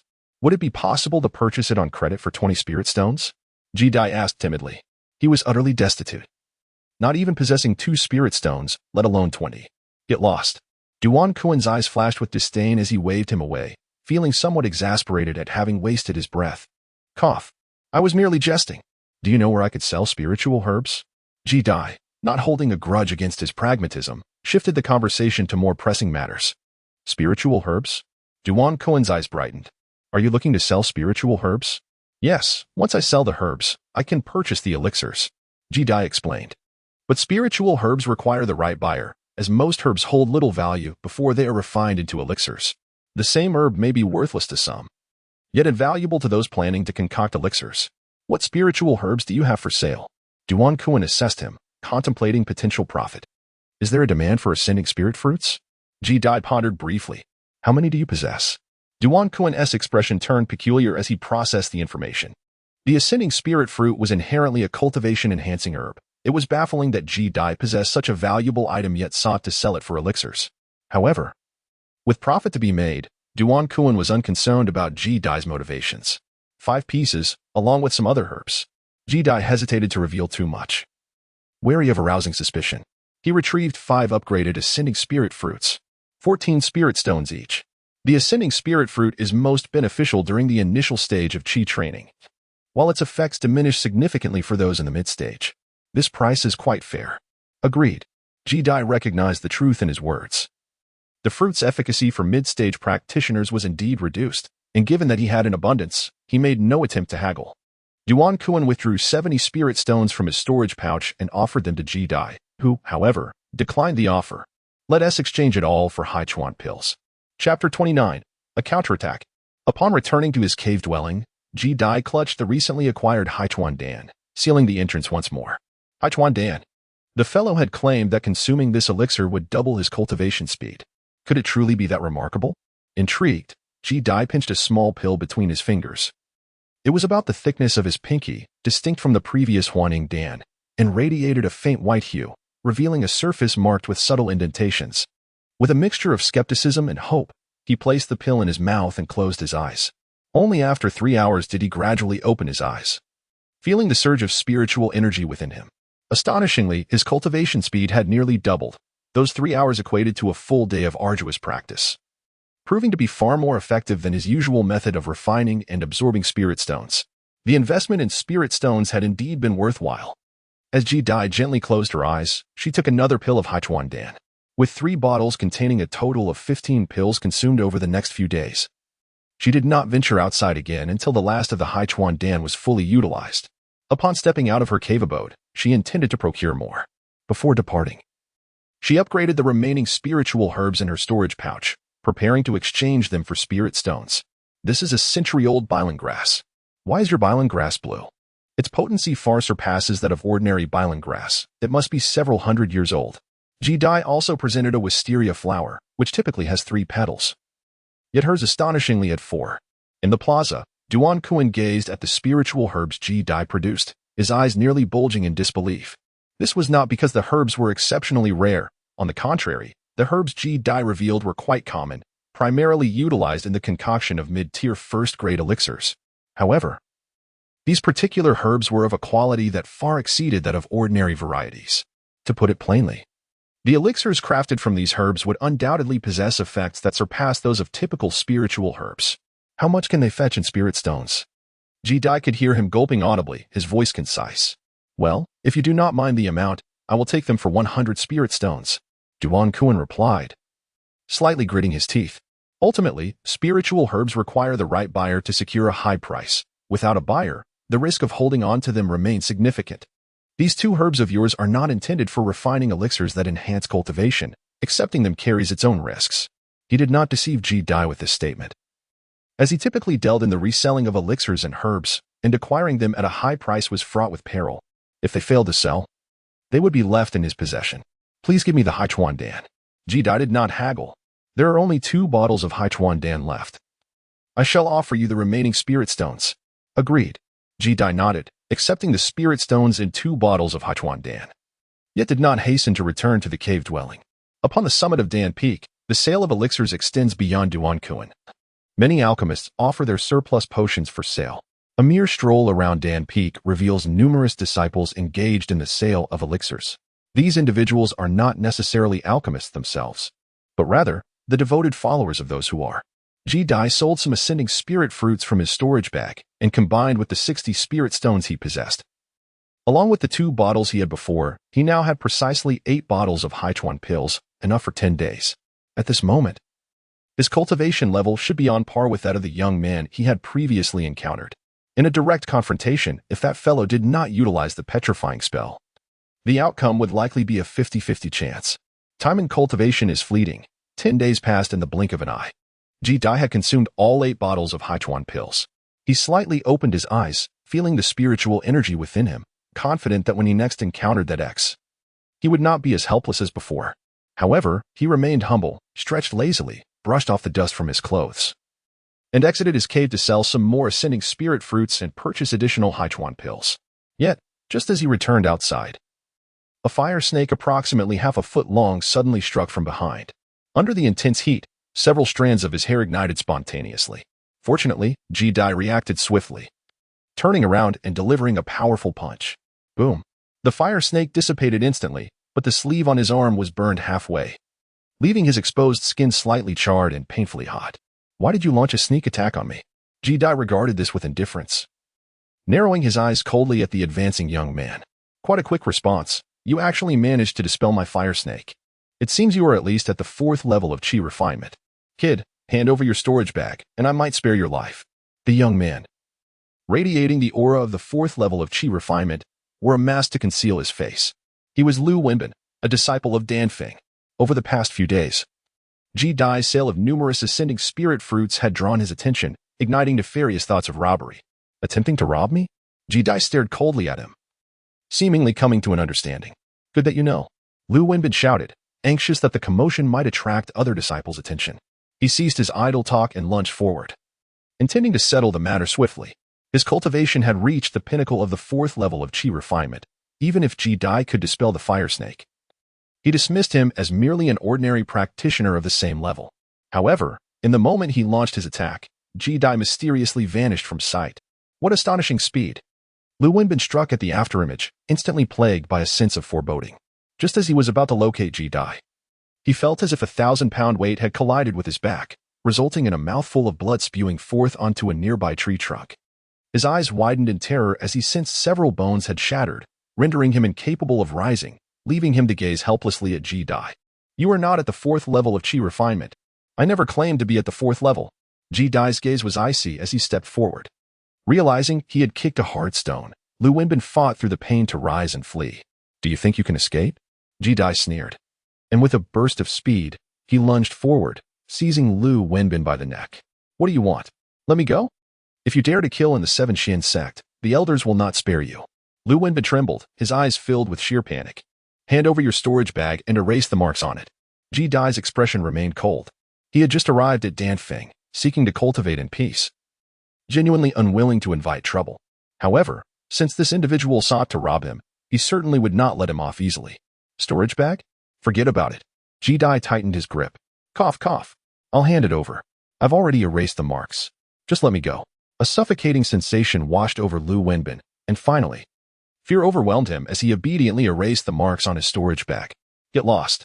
Once Ji-Dai confirmed the marks had been removed and that he could access the storage bag, he took it and unceremoniously tossed Lu Wenbin aside. You wait. How dare you steal my storage bag? I will not let this slide, kid. Just you wait. Lu Wenbin, having regained his freedom, began to shout defiantly until Ji-Dai's piercing gaze fell upon him, prompting him to turn and flee. I cannot stay here. Chapter 30. Encountering Jiang Moli and Su Luo again. I cannot stay here. Ji-Dai did not pursue him, but glanced back at the cave he had inhabited for 10 days. He was not afraid of retaliation. He merely wished to avoid trouble and maintain his tranquil life. He sought out a secluded place at Danfeng, establishing a new cave. Sitting cross-legged inside, Ji-Dai's gaze flickered slightly. This individual must have taken note of my recent sales of ascending spirit fruits, which is why he targeted me. He had already changed into a new outfit and soaked his burned arm in cold water to alleviate some pain. After a moment of contemplation, he felt indifferent towards the matter. Let them take notice. They had no idea where the ascending spirit fruits originated. As long as he did not expose that copper furnace, everything would remain fine. Ji-Dai shook his head, retrieving the stolen storage bag. After dripping blood upon it, he infused it with spiritual energy. And instantly a vast space materialized in his mind. Within this realm lay 2 spirit herbs, a dozen spirit stones, as well as a set of garments and a token. Suddenly, his attention was drawn to a black furnace. With a mere thought, Ji-Dai extracted it and began to inspect it closely. This furnace bore some resemblance to his own bronze one. Both were circular in shape and exhibited a lustrous bronze hue, albeit the former appeared somewhat newer. Each stood on 3 legs and was taller than a person. Could this possibly be an alchemical furnace? Was that individual an alchemist? Ji-Dai pondered this notion and felt a pang of regret for having let the person go. Had he known sooner that the individual was an alchemist, he would not have been so hasty in his release. He should have compelled them to impart knowledge on the art of potion crafting. Regret lingers in the air after the seasons have changed, his face etched with the expression of having missed a significant opportunity. Yet, it is too late to utter any words now. The other party has vanished, and it is impossible to retrieve him.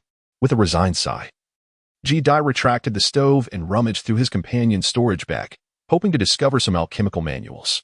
However, after a thorough search, he only found 2 small booklets, one of which he already possessed, namely the Tai Xian Jing on the cultivation of qi, specifically the fire serpent technique. Picking up the other booklet, he opened it, and his eyes glimmered slightly. This manuscript detailed the cultivation method for a spell called the fire serpent technique, which, once mastered, would enable the practitioner to transform their internal spiritual energy into flames for attack. The fire serpent used in the previous ambush must have been this very technique. Moreover, Jiang Moli had also seemingly employed a similar method, the fire serpent technique. Presently, Ji-Dai felt woefully limited in his abilities, possessing only the object manipulation technique, which placed him at a distinct disadvantage in combat. For instance, earlier in the beast stable, he had been utterly helpless against the young man's ability to petrify his arms into stone fists. Should he learn the fire serpent technique, his combat prowess would undoubtedly ascend to a new level. He would no longer feel so powerless against that youth upon their next encounter. With renewed determination, Ji-Dai's gaze sharpened as he diligently studied the booklet, contemplating the path of cultivation. The practice of this spell was not overly complex, and within a few hours, he could conjure a small fire serpent over a foot long, which he directed to strike against the stone wall. With a resounding crash, the stone wall was pierced through, revealing a gaping hole. The destructive power was astonishing. With the spiritual energy currently within him, he could unleash the fire serpent technique 3 or 4 times, and its potency far exceeded that of his previous adversary. Sweating slightly, Ji-Dai watched this scene with great satisfaction. He then devoted another hour to mastering the technique until he could wield it with proficiency. Only then did he sit cross-legged, retrieving the Haichuan Dan to continue his cultivation. He pondered whether Jiang Moli had emerged from seclusion yet. It should be less than a month now, likely coinciding with the North Bank assessment. 2 days later, Ji-Dai emerged from his cave dwelling, donned in a green disciple's robe, walking thoughtfully through the Dan Peak. He was uncertain of the exact date for the North Bank assessment, having only heard Wuhan casually mention it. However, it must be approaching soon. If she could enter the North Bank, she would no longer have time to trouble him. Ji-Dai chuckled bitterly, suspecting that Jiang Emoli was likely wreaking havoc in the beast stable by now. At that moment, 2 disciples passed by, seemingly engaged in a discussion. They mentioned that recently, disciples within the sect had been selling spirit elevation fruits every few days. Spirit elevation fruits? Wasn't their annual yield fixed and limited? How could there be any surplus left for others after the mid-stage Qi practitioners had divided it all? As Ji-Dai pondered her thoughts, she paid little heed to the conversation between the 2 individuals, lost in contemplation as she made her way towards the square. However, just as she was nearing her destination, a vivid crimson figure descended from Dan Peak. Goodness! Ji-Dai's expression shifted dramatically, akin to a mouse spotting a cat, and she promptly turned to flee. In the distance, Jiang Emoli seemed to sense something amiss and lifted her gaze ahead. Yet, Ji-Dai had already made her escape, not seeing the familiar figure. Jiang Emoli's delicate brows furrowed slightly as she withdrew her gaze. A voice beside her chimed in, "Emoli, your elixir will be ready for collection in 3 days." "Ah, Luo, thank you. Please just deliver it here," Jiang Emoli responded, turning to the petite girl beside her, with bright eyes and a charming smile. Her features resembled a crescent moon. "All right. By the way, Emoli, I've heard from the Beast Peak that you have a childhood betrothed who has pursued you all the way to Beast Peak just to see you. What is his name? How could he be so infatuated? May I meet him?" Jiang Emoli's face flushed slightly at the mention of this topic. It ignited a fire within her. It was no wonder, for anyone in her position would be taken aback. After a secluded period, she emerged only to hear rumors of a fiancé, complete with elaborate tales of childhood companionship and a promised engagement. In that moment, she nearly questioned whether such a betrothed truly existed. It was only after recalling her past that she confirmed these were mere fabrications. Following some inquiries, she finally pinpointed the identity of this supposed fiancé and stormed off to confront him. After all, such matters would not arise unless spoken of by the parties involved. Yet, to her dismay, he had anticipated her approach and vanished without a trace. Despite her exhaustive search of Beast Peak, he remained elusive. Could it be that this matter is fabricated? Su Luo observed her displeasure, astonished. How audacious of someone to impersonate your fiancé. I too am searching for him, Luo. Will you assist me? Jiang Emoli's chest heaved with indignation, her teeth clenched in frustration. She surmised that Ji-Dai likely hid within Dan Peak. And since this girl was a disciple there, it was only a matter of time before they crossed paths. What is his name, and what does he look like? I shall inform you the moment I acquire any news. Chapter 31. Bowing an apology? Phew. Ji-Dai narrowly escaped back to her dwelling, blocking the entrance. And after ensuring Jiang Emoli had not followed, she collapsed onto the cold ground, exhaling deeply. Fortunately, her speed had saved her, had Jiang Emoli caught her. The outcome would have been uncertain, but certainly not favorable. It seems imperative to advance to the 6th level of Qi training as soon as possible. Once she achieves that level and her strength is comparable, she can then explain the situation. Even if Jiang Emoli were to be angry, she would have the means to escape. Ji-Dai forced a mirthless smile, although the daily anxiety was excruciating. He dared not confront her until he had transcended the 6th level of Qi cultivation. Feeling uncertain, he waited for a while, estimating that Jiang Emoli had likely departed. Before quietly venturing out, he remained vigilant, observing his surroundings, and fortunately encountered no disturbances. He successfully sold the Ascension Spirit Fruit in exchange for several Haituan pills. Retreating to his cave abode for cultivation, with the assistance of the Haituan pills, he anticipated a breakthrough to the 6th level of Qi cultivation within approximately 6 months. Brother Lu, you have finally emerged from seclusion. Before your retreat, the chicken blood vine you asked me to find was stolen. The thief even injured me. Meanwhile, in a well-furnished cave, the young Lu Wenbin was wiping away tears as he recounted his grievances to a youth with a flat nose. Who possesses such audacity to dare steal from Lu Zhong? Lu Zhong, a figure not to be trifled with within the Pill Peak, erupted in fury. It is essential to note that the chicken blood vine is one of the crucial ingredients for concocting the dream-returning pill. Acquiring it is exceedingly difficult, after much preparation. He was only 3 herbs short of successfully crafting the dream-returning pill. How could he contain his anger upon learning of the theft? It was a disciple, somewhere on the Pill Peak, but I do not know his name. Lu Wenbin, standing before him, dared not confess to his initial malintent of attempting to rob Ji-Dai. Instead, he claimed that while traversing the path, he was suddenly accosted by someone demanding the chicken blood vine, and when he refused, he was assaulted. What audacity! Lu Zhang, upon hearing this, did not harbor any doubts. His rage turned to a sinister grin. I shall see who possesses such audacity. Even if I have to turn the entire Pill Peak upside down, I will find him. Unbeknownst to Ji Dai, he had already incurred the resentment of Lu Zhang. A few days had passed since his last outing, during which he had sold several Shiling fruits and procured 3 bottles of Haichuan Dan. As he made his way back, Ji Dai glanced into his storage pouch, only to find that the Shiling fruits had dwindled significantly. These fruits had been accumulated during his time in the beast stable. After selling a portion, merely 16 remained. As for the spiritual herbs, he still had a few left, having sold only 2 plants. Ji Dai was not in a hurry. Initially, he contemplated various methods to earn spirit stones. One approach involved purchasing inferior quality spirit herbs, upgrading them using a copper furnace, and then selling them at a premium. This process could be repeated by acquiring more low-quality herbs, upgrading, and selling them again. However, he found this method too cumbersome and opted instead to discreetly sell spirit-enhancing fruits. Once he exhausted his supply of these fruits, he would revert to the first method. At that moment, a voice filled with excitement echoed from ahead. Brother Lu, that brat stole my storage bag. The speaker was Lu Wenbin, the very individual who had attempted to rob him the other day but ended up being outsmarted. It was evident that his injuries had yet to fully heal, as pallor still lingered on his face. As Ji Dai heard the commotion, he lifted his head but chose to ignore the speaker, instead directing his gaze towards the young man beside him. This youth possessed a flat nose and bushy eyebrows, exuding an aura indicative of the 5th level of Qi cultivation. His eyes were fixed intently on Ji Dai. You little brat. Don't you wish to inquire about my esteemed name, Lu Zhong? How dare you attempt to seize what belongs to me? Lu Zhong sneered. In his pursuit to locate Ji Dai and reclaim the precious spiritual herb, he and his companion had been wandering around the Pill Peak for the past 2 days, only to find Ji Dai seemingly vanished, rendering their efforts futile. Having secured a powerful ally, Lu Wenbin had regained his arrogance. You should know that senior brother Lu is at the 5th level of Qi cultivation and a mid-tier alchemist. Bow down and admit your error, and hand over your storage bag. However, before he could finish his sentence, a fiery serpent surged toward him.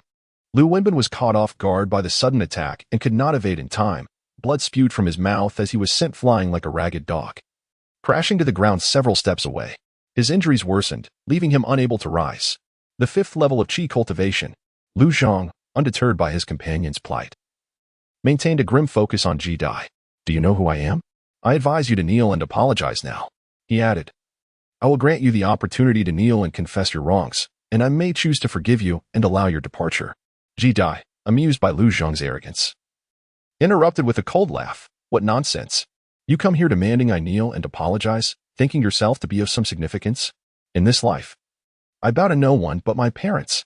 Very well, very well. Lu Zhang's expression darkened as he repeated the words thrice. Impressive arrogance. Let me see what you are truly made of. Enraged, Lu Zhang ceased his idle chatter and lunged forward, unleashing 2 fiery serpents that charged at Ji Dai. Get lost. Ji Dai's eyes turned icy as he summoned 2 fiery serpents of his own to meet the challenge. With a thunderous crash, the 2 waves of fire clashed in midair, resulting in a powerful explosion that enveloped the surroundings in a cloud of white smoke. Moments later, a frail fist pierced through the haze. Lu Zhang smirked, confident in his own strength, and retaliated with a punch of his own. The 2 fists collided mid-air, sending both combatants staggering backward with considerable force. As the seasons changed rapidly, Ji Dai steadied his body, and with a swift motion of his sleeve, he summoned his spiritual energy to lift the debris at his feet, unleashing it like a torrential downpour upon his foe.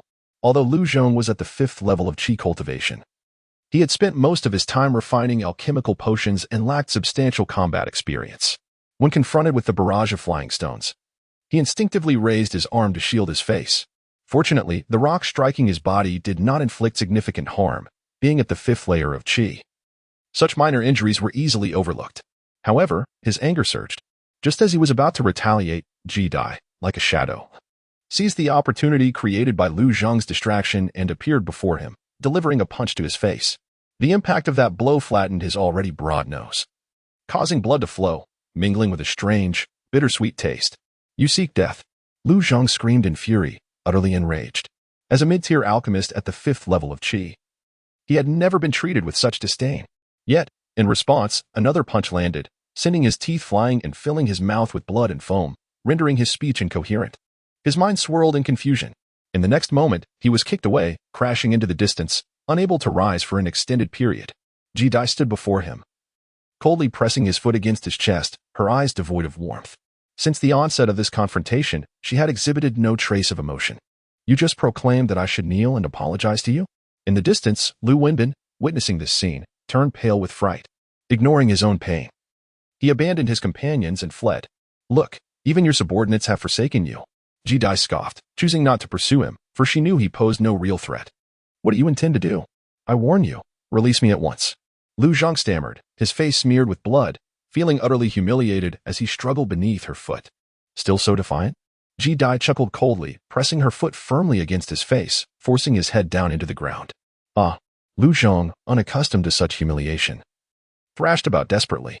Unexpectedly, he received another kick to his abdomen, sending him flying. As Ji-dai approached once more, exuding an aura of menace, fear finally gripped him. Spare me, spare me. I will provide you with all the ingredients for the dream return pill. Seasonal chills halted before him, inquiring, what is the dream returning pill? The dream returning pill is a first-tier high-grade elixir. Upon consumption, it can enhance one's cultivation significantly. One single pill is akin to several years of arduous training for an ordinary disciple. I have already gathered more than half of the required spiritual herbs. With the addition of the chicken blood vine you seized, only the jade emperor grass, amber vine, and branches of the century-old Paulonia tree remain for the concoction of a batch of dream-returning pills. Lu Zhang, trembling with trepidation, gazed at him with profound fear, pleading, If you spare me, I shall provide you with everything. One pill can indeed surpass years of toil for an ordinary disciple. As Ji-dai listened to the effects of the elixir, his heart raced wildly. If he could successfully concoct it, might he not directly break through to the 6th layer of qi cultivation? Yet, from the man's tone, it was evident that his collection of medicinal herbs was incomplete. Where, then, were the remaining herbs? Ji-dai cast a cold glance down at him. In my storage pouch. Lu Zhang, now trembling with fear, dared not conceal the truth any longer. He crawled to his feet and presented the storage pouch with both hands. Eradicate the mark on your storage pouch. Ji-dai's voice was devoid of any emotion.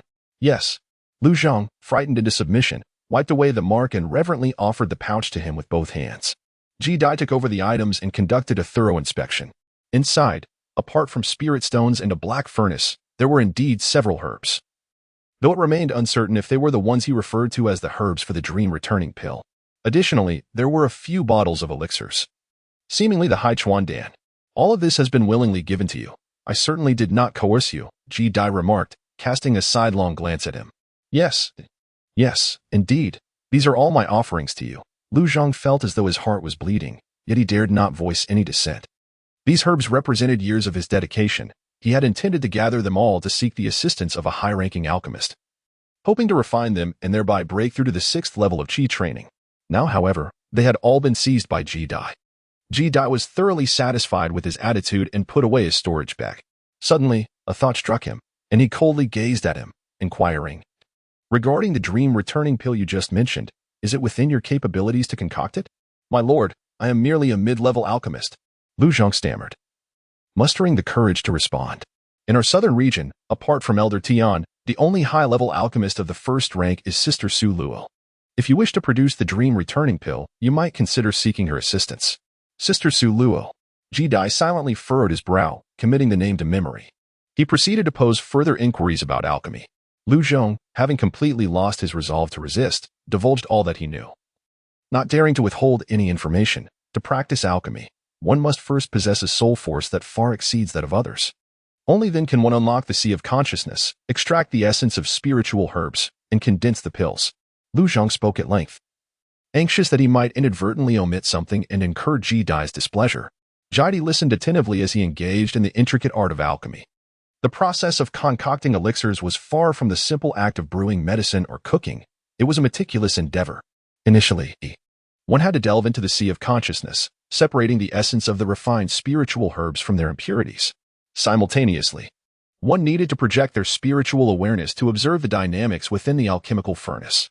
Given that the temperatures reached astonishing heights during the process, the furnace was typically covered, making it impossible to visually inspect its contents. What, then, is spiritual awareness? Lu Zhang provided an explanation.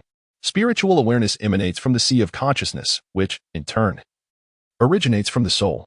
When a practitioner reaches the latter stages of qi cultivation, their sea of consciousness will open, enabling them to release their spiritual awareness and perceive the subtle movements of their surroundings.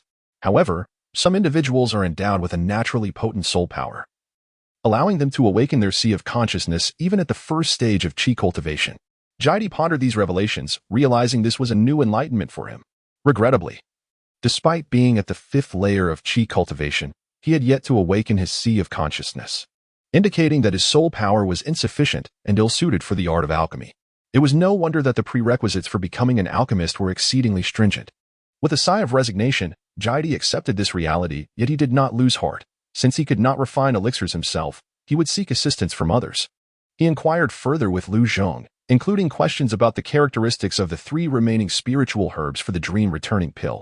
Within his small storage pouch lay a notebook bestowed upon him by an elder, containing not only records of alchemical practices and formulas but also detailed accounts of various spiritual herbs, including jade, emperor grass, and branches of a century-old paulownia tree.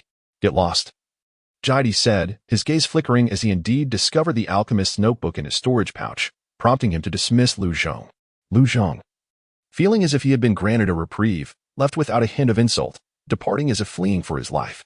Jaidi returned directly to his cave abode, settling cross-legged upon the ground, pondering the matter of the dream-returning pill. A single pill could rival years of arduous cultivation for an ordinary person, far surpassing the efficacy of the Haichuan pill.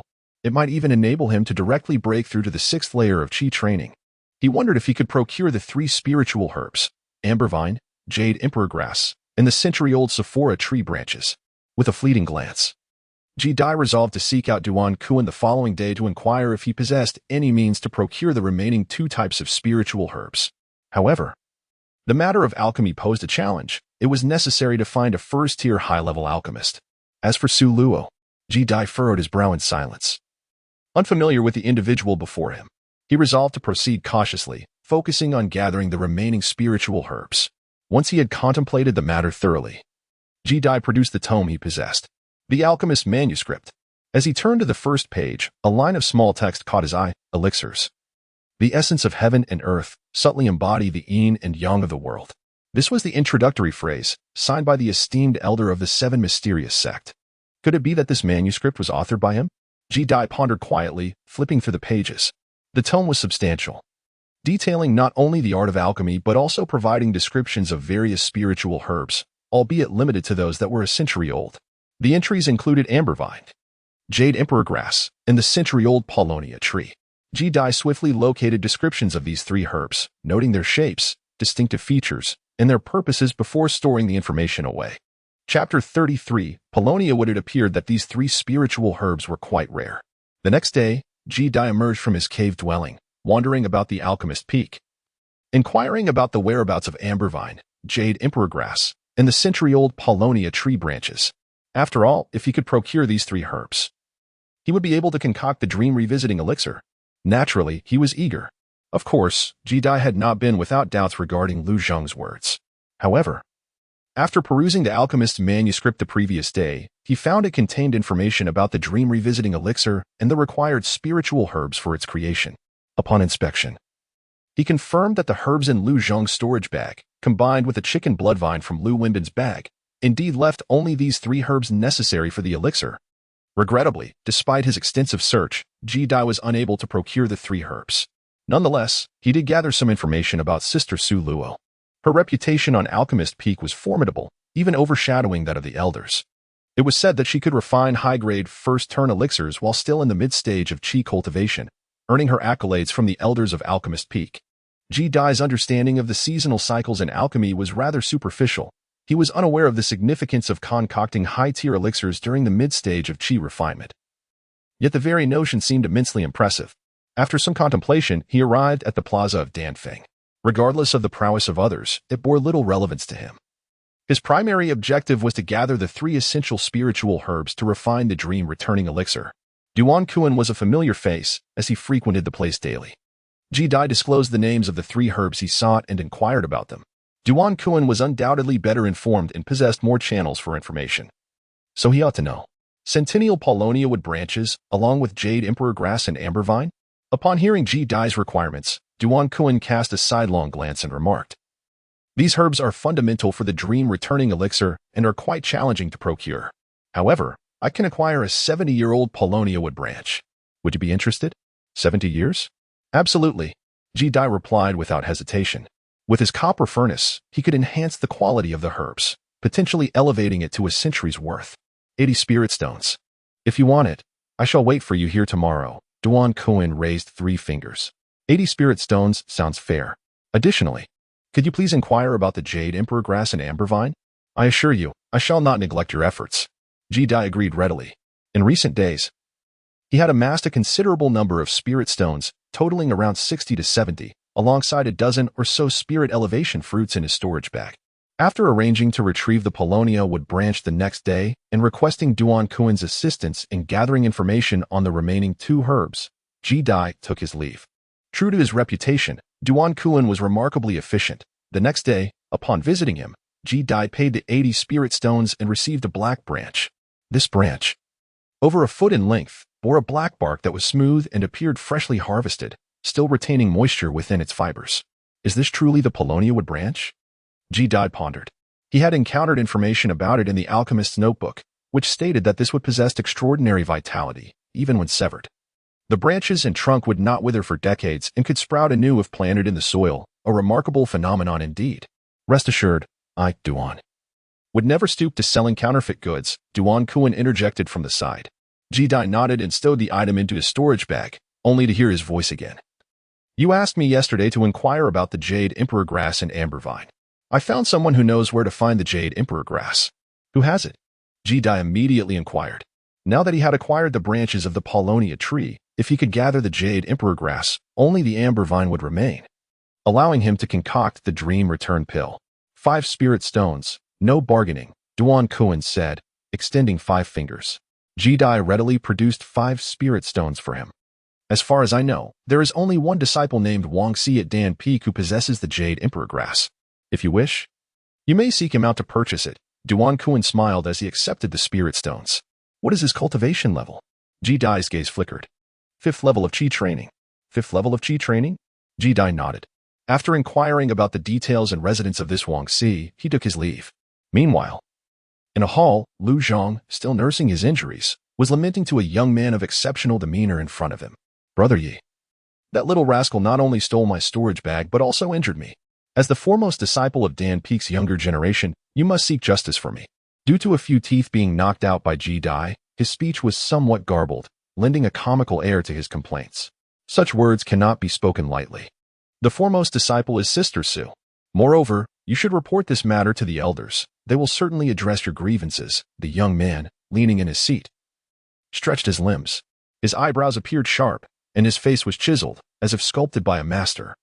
For he was the one who presided over the trading event that day. Brother Yi, is this force sufficient? At his feet, a provocatively dressed woman knelt, using her small hands to knead his legs.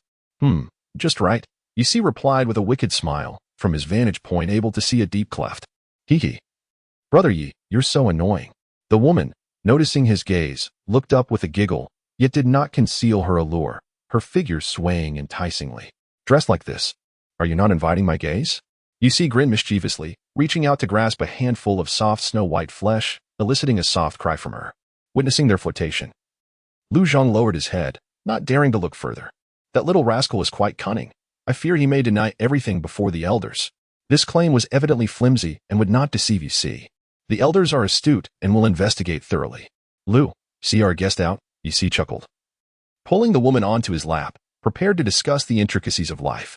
As he spoke, a hulking figure stepped forward behind him. Please, the man, radiating the aura of a peak 5th level Qi training practitioner, stood beside Yu Si, exuding an intimidating presence that made Lu Zhang's gaze falter slightly. Brother Yi, I do have some reservations, Lu Zhang said anxiously. After Ji Dai had taken his storage bag, he had initially intended to report the incident to the elders. However, after pressing Lu Wenbin, the good-for-nothing, he learned that it was Lu Zhong who had attempted to rob Ji Dai first. Should the elders investigate, he would find himself in the wrong, leading him to contemplate the young man before him. This youth was one of the leaders among the younger generation at Dan Peak. more than capable of reprimanding that rascal, and he was Lu Zhong's only hope. Speak, Yi Si urged, gesturing for the giant not to rush to see Lu Zhong off, allowing him to continue.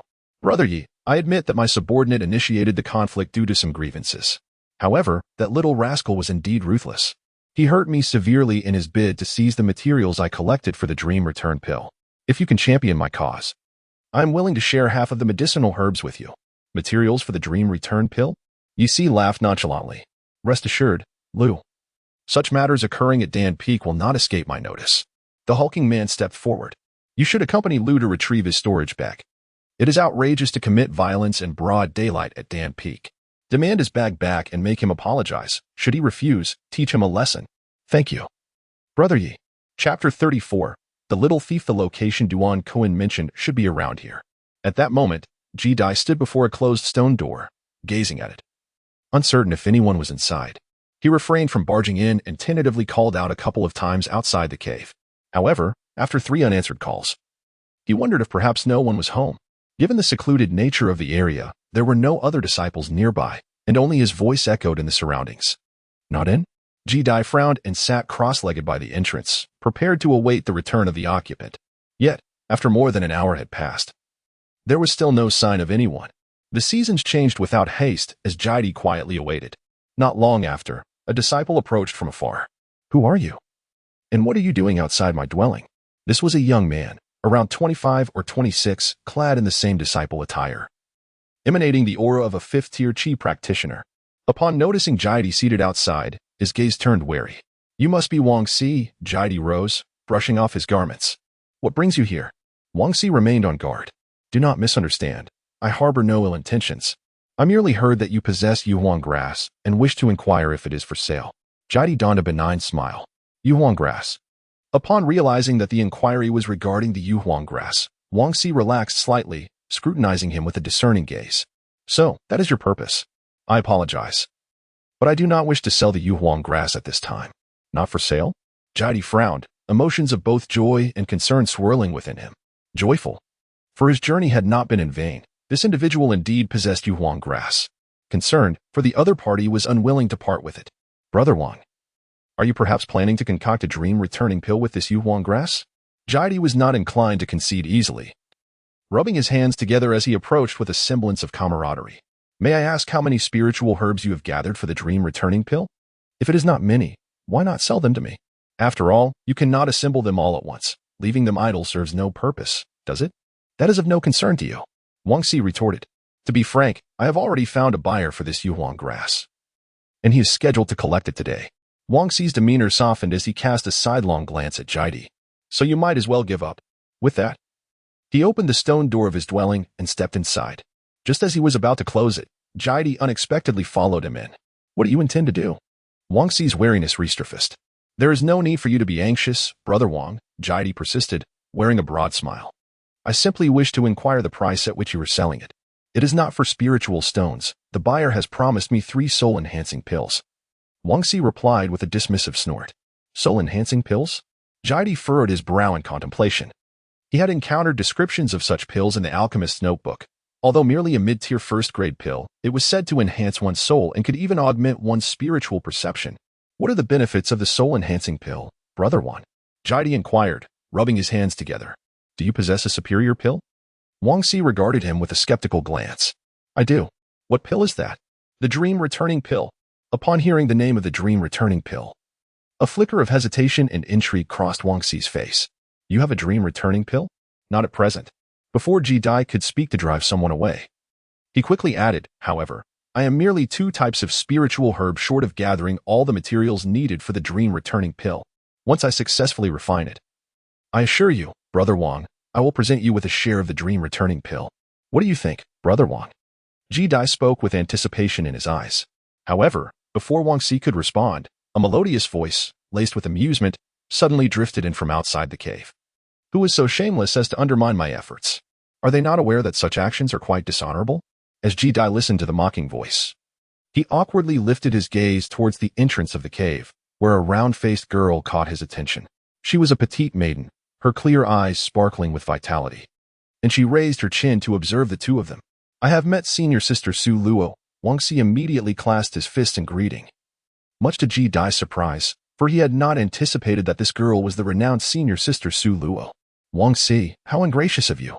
You promised me the Jade Emperor grass, yet you intend to sell it to another. Su Luo chided lightly, her gaze sweeping over him. Senior sister Su Luo.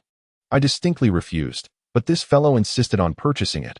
Wang Si stammered, visibly embarrassed. Is that so? Su Luo did not dwell on the topic. Her eyes shifted towards Ji Dai, surprise dancing in her gaze. It's you. Recognizing that the other party seemed to know her, Ji Dai was momentarily taken aback, unable to recall where he had encountered her. You should be able to recognize me now, Su Luo said with a playful smile, producing a black pill to consume. Her appearance began to transform. Her chin sharpened, her nose, brows, and mouth subtly altered, yet her enchanting eyes and charming dimples remained unaltered, conveying a hint of mischief. What a marvelous elixir! What kind of pill is this, that it can alter one's appearance? No, it's you. Ji Dai was momentarily stunned, gazing at her in disbelief, quickly recollecting that he had seen this face at the trading event where she exchanged a breaking-through pill for his four-leaf purple magnolia. He hadn't realized that she was the illustrious Su Luo herself. What do you need the Jade Emperor grass for? Su Luo did not revert to her original appearance, her dimples appearing as she spoke. Ji Dai still found her original visage to be far more whimsical, exuding a certain charm. With just the Jade Emperor grass and amber vine, I can concoct the dream return pill. Ji Dai rubbed his forehead, sheepishly asking senior sister. Could you possibly part with the Jade Emperor grass for me? You little thief, how naive you are. Su Luo huffed lightly. There is no way I will part with this Jade Emperor grass, and even if you gather the herbs, no one will assist you in concocting the pill. After all, in the entire pill peak, only 2 individuals are capable of refining the dream return pill, and I will beseech the elder not to assist you. Senior sister truly knows how to jest. Ji Dai was briefly taken aback, forcing a smile, uncertain of why this woman seemed to have suddenly lost her wits, behaving as if she were on fire. Although he admittedly wished to undermine her, he had neither stolen nor robbed her. Jest? You shameless little thief. Your audacity is thicker than a city wall. Am I jesting with you? But then again, if you weren't so audacious, you wouldn't be proclaiming yourself as senior sister Emoli's fiancé. Su Luo's delicate nose let out a soft huff, her tone dripping with sarcasm. This woman knew Jiang Emoli, and Ji Dai had left early that day, not noticing Su Luo beside him. Now, upon hearing her words, he understood why she had suddenly turned hostile. It was evident that she had a close relationship with Jiang Emoli and was seeking to defend him. Yet, she was also one of the 2 alchemists capable of refining the dream return pill at the pill peak. He could not afford to offend her. Senior sister Su. I am wronged. I truly had no idea who Emoli was, nor do I comprehend the meaning of your words. Ji Dai exclaimed in desperation, attempting to salvage the situation. Currently, within the entire pill peak, only this young woman and the elder could concoct the dream return pill. If he did not clarify his stance, even if he gathered the materials, he would still be unable to refine the pill. Feigning innocence, are we? Su Luo scoffed, tossing a portrait that fluttered down before Ji Dai. On that day, Jiang Emoli had asked her to help find Ji Dai at the pill peak, later sending her Ji Dai's portrait. At first glance, she recognized him as the disciple who had exchanged the breaking-through pill with her. In her quest to defend her friend, she had been discreetly searching for him these past few days, never anticipating their encounter here. As Ji Dai gazed at the painting depicting a youth strikingly similar to himself, he was taken aback. Indeed, it is me. How could Sister Su possess such a likeness of me, and rendered so accurately? He thought to himself, continue your charade. I wonder how long you can maintain it. Su Luo cast him a sidelong glance. Sister Su, I truly do not comprehend the nature of this situation. I am also a victim of slander. I never claimed to be betrothed to Sister Jiang. You must believe me. Faced with the futility of his attempts to deceive, Ji Dai reluctantly sought to clarify. However, Su Luo had already formed a rigid perception of him, dismissing his words entirely. A feeble defense. Who would be so trivial as to spread such rumors if they were not true? Coincidentally, Sister Emoli is visiting Dan Peak today. I will hand you over to her for resolution. Su Luo lifted her chin defiantly. As Ji Dai observed her self-satisfied demeanor, her gaze became decidedly unpleasant. If she were to truly encounter Jiang Emoli, who could predict the outcome? Would she even heed his explanations? Su Shiji. Jiang Shiji has arrived and is already at your cave abode. A voice called from outside the cave. It was one of the disciples, who did not enter but stood respectfully at the threshold. Very well, you may withdraw, Su Luo replied, casting a glance toward the entrance. Seizing the opportunity while she was distracted, Ji Dai dashed towards the cave's entrance, disregarding the yuhuang grass. However, just as he was about to reach the exit, Su Luo lightly hummed and raised her palm. In an instant, a vine sprang forth from the path ahead, ensnaring his right foot with lightning speed. A sense of astonishment surged within Ji Dai, unable to fathom that she possessed such a skill. At that moment, he unleashed all the spiritual energy within him, attempting to free himself from the vines ensnaring his right foot. However, these vines proved to be exceedingly resilient. No matter how fiercely he struggled, they remained unscathed, clinging to him tenaciously and thwarting his escape. Don't waste your effort. Unless you reach the 6th level of Qi training, it is impossible to break free. You might as well accompany me to meet senior sister Jiang, Su Luo remarked with a light scoff, disregarding Ji Dai's pained expression. She tossed a jade vial to Wang Si, who had been left standing aside. Yuhuang grass. Sister Su, take care of it. Wang Si, observing the unfolding events with keen awareness, promptly retrieved a yellow spiritual herb from his storage bag and handed it to her with both hands, confirming its authenticity. Su Luo stowed it away in her own storage bag and turned to Ji Dai. I warn you, do not even think about escaping. If you misbehave, I shall bind your hands and feet. Su Luo threatened with a playful huff, as the vines coiling around Ji Dai's feet emitted a luminous green glow before retracting into the earth, as if they had never existed. You shall lead the way. Upon hearing her demands, Ji Dai steeled himself and walked ahead. Although the vines that had ensnared his right leg had vanished, he dared not flee recklessly. Those vines were elusive, springing forth from the ground with remarkable speed. Should he attempt to escape, he would likely be captured within mere steps. Sister Su, when you see Sister Jiang later, please intercede on my behalf. I never claimed that I was betrothed to Sister Jiang. It matters not if I am wronged. But to tarnish Sister Zhang's reputation is unforgivable. If I discover who is responsible, I shall not let them off easily.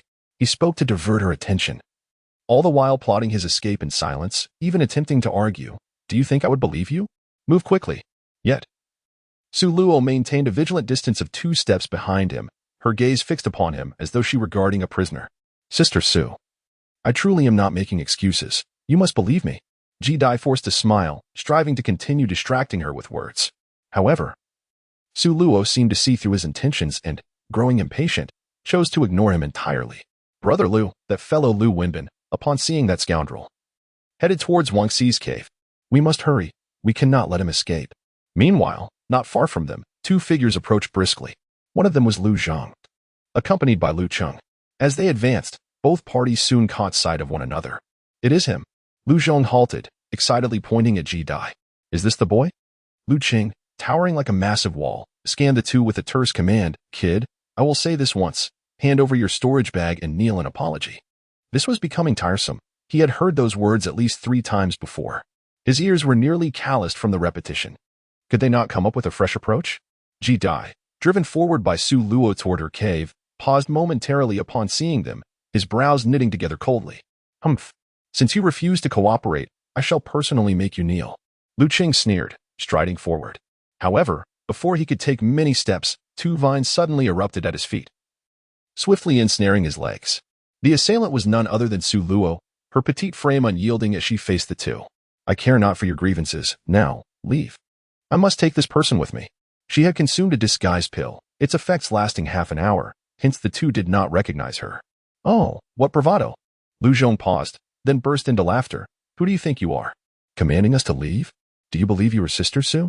I am Su Luo, she declared, her expression stern. Do you think we haven't met Sister Su? And you dare to demand we depart? Lu Zhong scoffed, as Ji Dai observed the scene. He struggled to suppress a smile. Sister Su Luo, it seems they do not believe you. He was quite pleased to witness a confrontation between the 2 parties. Hoping to discreetly slip away, Su Luo could naturally discern his schadenfreude and shot him a glare. At that moment, the vines entangling Lu Cheng began to emit cracking sounds, continuously shattering. A bit of skill, but not enough. Lu Cheng twisted his neck and stretched his limbs, instantly darting away. Peak of the 5th level of Qi training. You possess formidable strength. You must be Lu Cheng. Recognizing her opponent as he broke free from the vine's control, Su Luo's brows furrowed in concern. She raised her hand, and a multitude of vines surged from the ground, encircling him in a cage. Such flamboyance! Lu Cheng bellowed, his muscles suddenly bulging and coiling as if animated. The full force of his peak 5th level Qi training erupted as he hurled a punch forward. The vine-formed cage shattered in an instant. At that moment, Both combatants were fixated on one another, oblivious to Ji Dai's quiet retreat. Chapter 36. The performance. It's my turn. Lu Qing laughed heartily, a glint of coldness in his eyes as he advanced towards her with great strides, his massive frame exuding raw power. Su Luo's delicate face turned icy. She would not remain passive. With a flick of her hand, countless vines erupted from the earth, forming two walls before her. As a fist collided with them, the sound of shattering vines rang out, and she was propelled backward by the residual force, hurtling directly towards Ji Dai's escape route. Is she not his match? Ji Dai raised an eyebrow in surprise. He had personally experienced her capabilities. Those vines were extraordinarily terrifying, elusive, and remarkably resilient. It appeared that Lu Zhong had enlisted an exceptional ally. With a slight gritting of his teeth, Ji Dai abandoned his plan to flee, propelling himself momentarily into the air to catch her. If she fell like this, she would not only survive but would likely be severely injured. However, the consequence of catching her was that they both crashed to the ground nearby, rolling several times before coming to a halt. Just as Ji Dai was about to exclaim in pain, he found his palm resting upon a soft surface. Ji Dai was taken aback, instinctively pinching herself, only to be violently hurled away by a surge of anger. Already feeling sore all over, rolling a few more times only compounded her injuries. What madness is this? I risked my safety to save you, and this is how you repay me? Ji Dai sprang up in a fit of anger, seeking an explanation, only to suddenly discover the girl's eyes brimming with indignation, glaring at him with palpable fury. He was momentarily taken aback, and a realization struck him. This was indeed an accident. Ji Dai forced a sheepish smile. I will kill you. Su Luo could scarcely comprehend his words, her eyes filled with a mix of shame and rage, ready to fight him desperately. Unfortunately, the spiritual energy within her was nearly depleted from the extensive spell she had just cast, and having sustained injuries, she lacked the strength to continue. With a mere attempt to move, she stumbled and fell. It truly was an accident. I did not mean to. Ji Dai hastily caught her. You still insist that you wish for us to perish together? Su Luo's eyes glistened with tears, her demeanor fierce as she prepared to lash out once more. In a swift response to the situation, Ji Dai summoned her spiritual energy and delivered a precise strike to the delicate neck of the girl, rendering her unconscious. Kneel and apologize. Surrender your storage pouch. In a mere moment, Lu Qing approached with measured strides, his voice low and grave. I have already told you to choose your words more wisely. I am utterly weary of your incessant chatter. Gathering Su Luo in her arms, Ji Dai swiftly retreated, simultaneously kicking a boulder of considerable height towards him. You overestimate your abilities. Lu Qing scoffed coldly, dismissing her attempt. Just as he was about to unleash a punch, a serpent of fire struck, resulting in a thunderous explosion as the boulder shattered into countless fragments, scattering debris in all directions. Lu Qing quickly raised his arm to shield his face from the onslaught. After her initial strike, Ji Dai did not linger. She turned swiftly and fled in the opposite direction. Senior Lu, that brat is escaping. Lu Zhong called out urgently. Pursue him. Lu Qing's expression darkened as he lowered his arm, catching only a glimpse of Ji Dai's retreating figure. As Ji Dai made her escape, she occasionally furrowed her brow, glancing down at the girl in her arms. The petite figure barely reached her neck and was light to carry. Such a foolish woman. I wonder if she is gravely injured, Ji Dai muttered to herself, sensing that her pursuer was closing in. She let out a cold laugh and unleashed her full spiritual power, weaving through the terrain with agility, quickly evading them and returning to her secluded cave. Shutting the stone door behind her, she pondered how long the girl would remain in slumber. Casting a glance at the young woman in her embrace, she gently placed her on the ground. It seemed the effects of the medication were wearing off, as the girl's sharp chin softened, and her features began to revert to their original form. With her eyes closed, the mischievous glint was replaced by a newfound tranquility. As Ji Dai subconsciously glanced at the storage pouch at her waist, she recalled that the coveted jade emperor grass was likely contained within. However, as the pouch had been bound to its owner, he could not access it, leaving him with nothing but the desire to gaze upon it. Moreover, acquiring the jade emperor grass would be futile, for he lacked the skill to concoct elixirs himself. Yet, in order to prevent this woman from awakening and seeking vengeance or dragging him to find Jiang Mo Li, Ji Dai's gaze darkened fleetingly before he abruptly exited the premises. Before long, he returned, clutching several crimson fruits and applying a bit of lime to his face to render his complexion notably pallid. After a brief interval, Su Luo stirred and opened her eyes, finding herself nestled within the cave, perplexly surveying her surroundings. Her last memory was of Ji Dai incapacitating her, after which everything faded to black. Reflecting on the prior events, She instinctively checked her attire, relieved to find it intact and undisturbed. Awake? It was truly a misunderstanding. A voice emanated nearby. And let it be known, this matter shall never be mentioned again, lest I take your life. Su Luo glared at him, finally realizing his presence. Very well, I shan't speak, she began, only to have her words cut short as a crimson droplet escaped Ji Dai's lips. Su Luo hesitated. Ji Dai wiped the juice from the corner of her mouth and cast a gentle glance at her. It's nothing, just a minor injury. You need not feel guilty. The trouble was brought upon by me, and I will certainly exert every effort to ensure your safety. Ahem. How's your injury? Ahem. Su Luo felt a lump in her throat. While it was undeniably true, her emotions remained somewhat complicated. Choosing not to revisit the earlier matter, she replied. It's nothing serious. She then retrieved a jade vial from her storage bag, poured out a pill, and swallowed it, her complexion becoming notably more vibrant. Ji Dai covertly observed her, and soon Su Luo threw the jade vial towards him. The elixir within could mend his injuries. I do not want it. Ji Dai coughed again, crimson liquid spilling from the corner of his mouth. Aware that if one were to act, it must be thoroughly executed. He tossed the jade vial back. Su Luo furrowed her brows. Sister Su, can you trust me? Ji Dai gazed at her, his face smeared with lime, revealing a pallor that suggested a hint of frailty. I truly never spoke of an engagement with Sister Jiang. I have been wrongfully accused. Coughing, he continued. I believe you. Su Luo, still frowning, handed the elixir back to him, saying, You must take this medicine first. Ji Dai chuckled to herself, sensing that the time was right and decided not to refuse any longer. If this matter was not instigated by you, then why did you not explain it to senior sister Emily back then? Su Luo inquired. Would she have listened to me? Initially, I intended to clarify. But as you witnessed, even you found it hard to believe. As the person involved, senior sister Emily might very well be enraged enough to eliminate me on the spot. Thus, I thought it best to break through to the 6th level of chi refinement and then explain to her. Could you, senior sister Su, perhaps conceal my whereabouts for the time being and not inform senior sister Jiang of my location?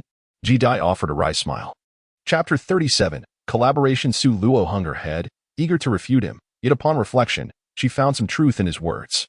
If she were the party in question, hearing such news would indeed make it difficult to remain calm and listen to explanations.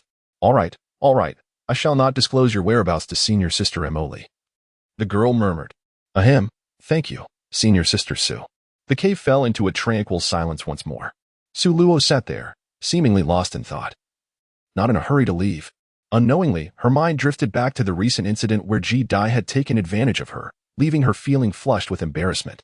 In an effort to shift her focus, Su Luo initiated a new topic. What grievance do you have with Lu Cheng? She was naturally familiar with Lu Cheng, a figure of some repute at the Dan Peak, known for his brute strength and formidable combat prowess, a rather unconventional debut. I bear no enmity toward him. However, there was a disciple named Lu Wenbin who attempted to rob me and was taught a lesson by me. Lu Cheng is likely the helper he summoned. Ji Dai succinctly explained the circumstances. Humph, this is outrageous. I shall report this to the elders upon my return and have them punish them, Su Luo fumed, still vexed after suffering greatly under Lu Cheng's hands. Although Ji Dai had ultimately caught her and she had not sustained serious injuries, her anger simmered beneath the surface. Ahem, senior sister Su, might we delay informing the elders about this matter for the time being? Ji Dai now finds himself somewhat grateful to those two individuals. Had they not interfered, his relationship with Su Luo would not have improved. Moreover, he had seized their storage bags, had the situation escalated. He would not have reaped any benefits. Why? Upon noticing the girl's puzzled gaze, Ji Dai awkwardly explained, they attempted to pilfer my storage bag. Only to be outsmarted by me. You have quite the audacity. How dare you rob a fellow disciple's storage bag? If the elders were to learn of this, you would find yourself in dire straits. Su Luo scoffed. Senior sister Su, could you possibly keep this a secret from me? They initiated the confrontation, Ji Dai implored, gazing at her with a pitiful expression. Yet, Su Luo merely cast him a sidelong glance, leaving her response ambiguous, whether in agreement or refusal. Since senior sister Su remained silent, I shall take it as your consent. Thank you, senior sister Su. With a radiant smile, Ji Dai swiftly diverted the conversation before her dissatisfaction could surface, inquiring, Sister Su, are you in need of the Yuhuang grass for concocting the dream-returning pill? Aware of her intentions, he continued. I regret to inform you that I cannot provide you with the Yuhuang grass. However, I only require a single dream-returning pill to break through to the 6th layer of chi refinement, thus presenting us with an opportunity for collaboration. Su Luo, choosing not to expose his ulterior motive, considered the Yuhuang grass as a condition for her investment, temporarily holding it until he could gather the remaining medicinal herbs to deliver to her. At that point, she would undertake the refinement of the dream-returning pill, stipulating that once successful, she would receive 1 pill in return. Are you agreeable to this arrangement? Su Luo gazed intently at him, acknowledging that the materials for the dream-returning pill were indeed scarce and challenging to assemble in a short time, making her open to the partnership with Ji Dai. Very well, Ji Dai, taken aback by this unexpected boon, readily acquiesced, realizing this was akin to the proposal he had previously offered to Wang Si. This is the map to my cave abode. You may seek me out once you have gathered the necessary spiritual herbs. Su Luo, exhibiting remarkable decisiveness, retrieved a map from her storage pouch and handed it to him. It was a map of Danfeng, clearly marking the location of her cave. Agreed. Ji Dai glanced at the map before placing it into his storage pouch, and once again, the atmosphere fell into silence. Su Luo, unsure of what to say next, seated herself on the ground, her gaze fixed upon the wall, still somewhat disoriented by the events of the day, as Ji Dai observed her sitting in silence. Neither speaking nor daring to inquire about her departure, he simply chose to share the same space, closing his eyes to meditate. I almost forgot that senior sister Mo Li is still waiting for me. The young girl, momentarily lost in thought, suddenly panicked. She immediately rose to her feet, disregarding her thoughts, hastily pushing aside the obstacles and exiting the cave dwelling. Senior sister Su, please walk slowly. As Ji Dai watched her depart, he smiled as he wiped the white lime powder from his face, then rinsed his mouth with water. Spitting repeatedly, he exclaimed, "What a dreadful fruit."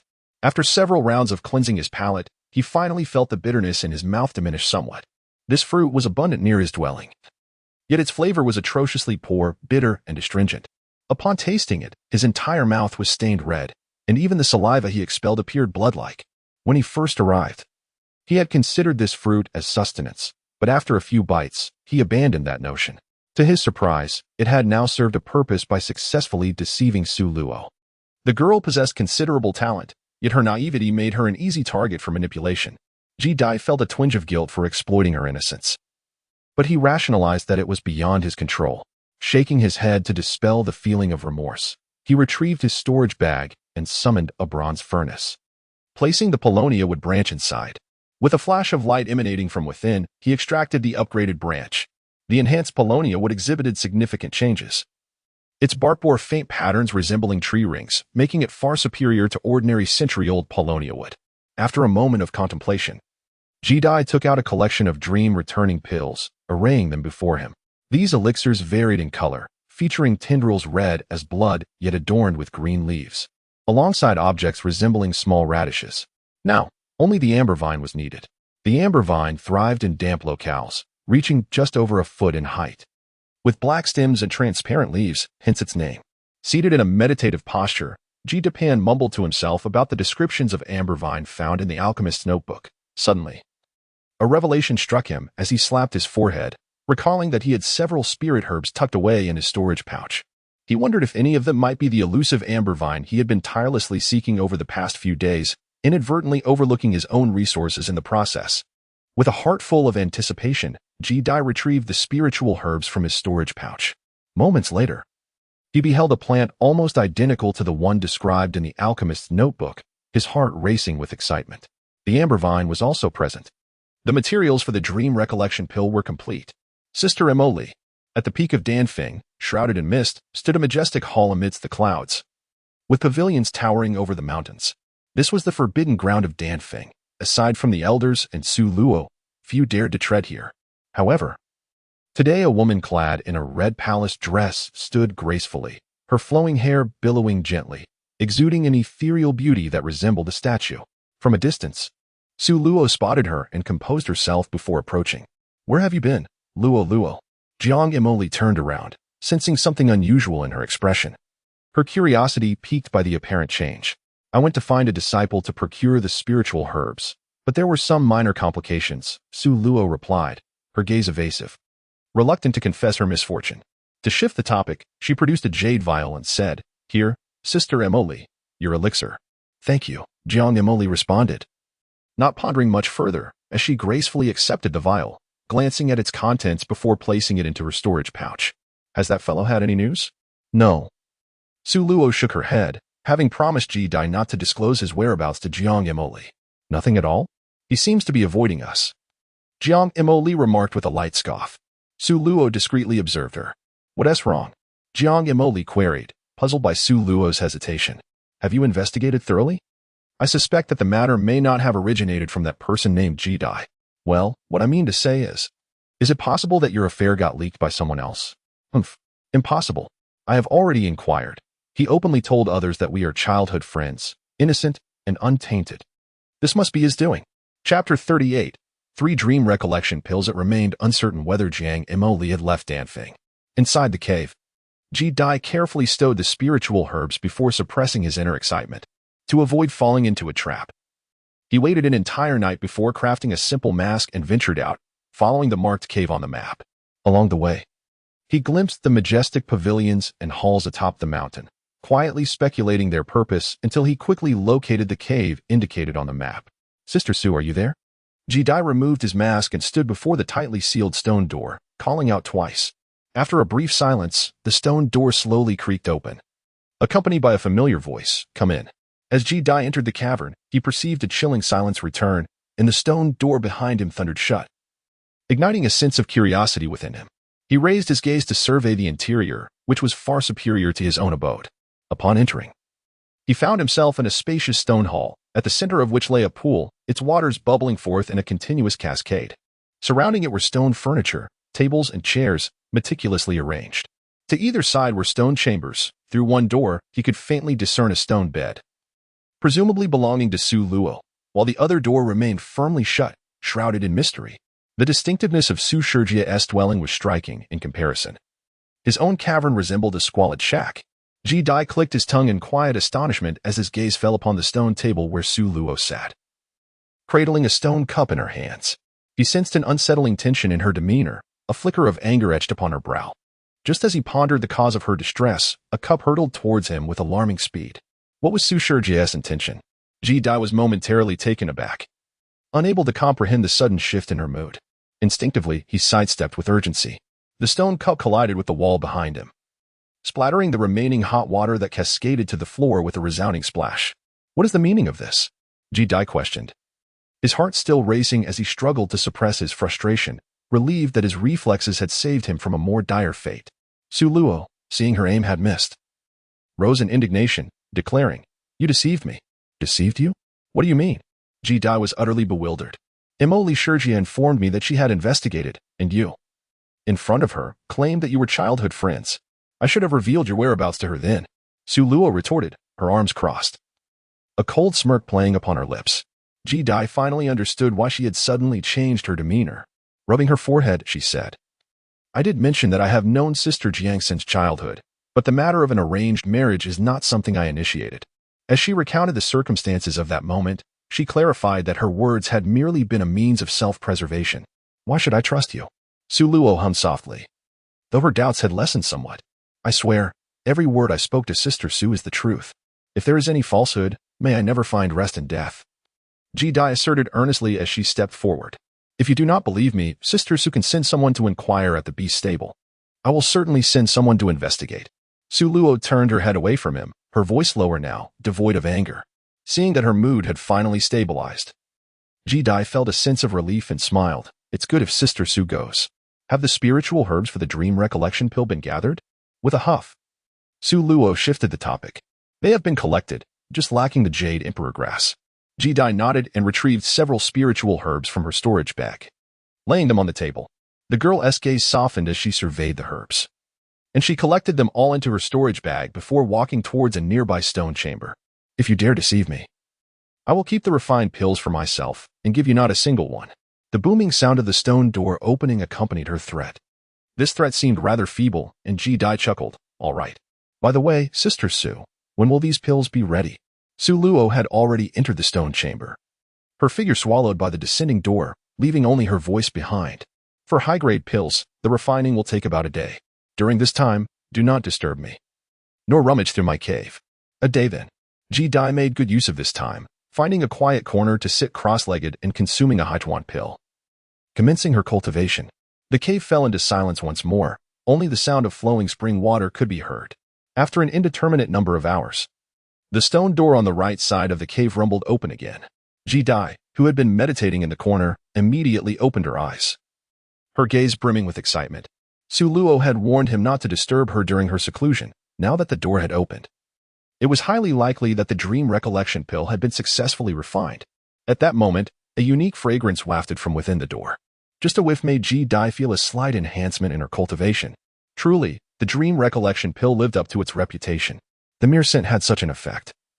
If I were to consume the pill, I might even break through to the 6th level of qi refinement. Ji-dai was elated, knowing that the alluring aroma emanated from the dream recollection pill Su Luo had been refining. As expected, the girl soon appeared at the doorway, her brow furrowed with fatigue, her hair damp with sweat, clinging closely to her smooth forehead. Without awaiting Ji-dai's words, she tossed a jade vial over. From this batch of dream recollection pills, for pills were refined. As per our agreement, I shall only take one. In a flurry of urgency, Ji-dai clutched the elixir tightly, fearing it might slip from his grasp and shatter upon the ground. Listening to the rhythm of his own heartbeat, he raised his gaze and noticed the weariness etched upon the other's brow. With a tone of obsequiousness, he expressed, "Thank you, Sister Su, for your hard work. Enough of such trivialities. The elixir is ready. You may take your leave." Su Luo replied with a dismissive huff, signaling the end of his visit. "Very well. I shall not intrude any longer. Please take care of yourself, Sister Su," Ji-dai responded, eager to retreat and refine the elixir. Seizing the opportunity, he slipped out of the cave. Su Luo watched him disappear beyond the threshold, a subtle smile gracing her lips for reasons unknown. She intended to rest for a moment when a wave of dizziness suddenly washed over her. The exhaustive day and night spent concocting the elixir had drained her spirit, a challenge that would have overwhelmed an ordinary person. Despite her formidable soul, she found herself utterly fatigued. However, the ingredients for the dream-returning pill were singular, leaving no room for failure, thus she had persevered. Thankfully, she had succeeded. Creating a high-level first-tier elixir had pushed her limits. The young woman managed to brace herself against the wall, preventing herself from collapsing. From her storage pouch, she retrieved a single pill and swallowed it, waiting until the dizziness subsided before returning to another stone chamber. Unbeknownst to Ji-dai, who donned a self-crafted mask, he returned to his own cave, sealing the entrance securely. With exhilaration, he produced a jade vial from within his robes. 3 pills. His heart raced as he uncorked the vial, and in an instant, the distinctive fragrance of the elixir enveloped the surroundings. 6th layer of qi refinement. Here I come. Chapter 39, 6th layer of qi refinement. The sea of consciousness unlocked. Taking a deep breath, Ji-dai hesitated no longer and poured a pill of the dream-returning elixir into his mouth. Boom. The immense potency of the elixir transformed into a turbulent warmth, surging through his body like a wild beast unleashed. Seated in a meditative posture, Ji-dai's countenance bore a faintly menacing expression, as he acutely sensed the overwhelming power surging within him, as if his very being were on the verge of bursting. Gritting his teeth, he endured the excruciating pain, while the Tai Xian Jing coursed through his body, incessantly refining the immense energy.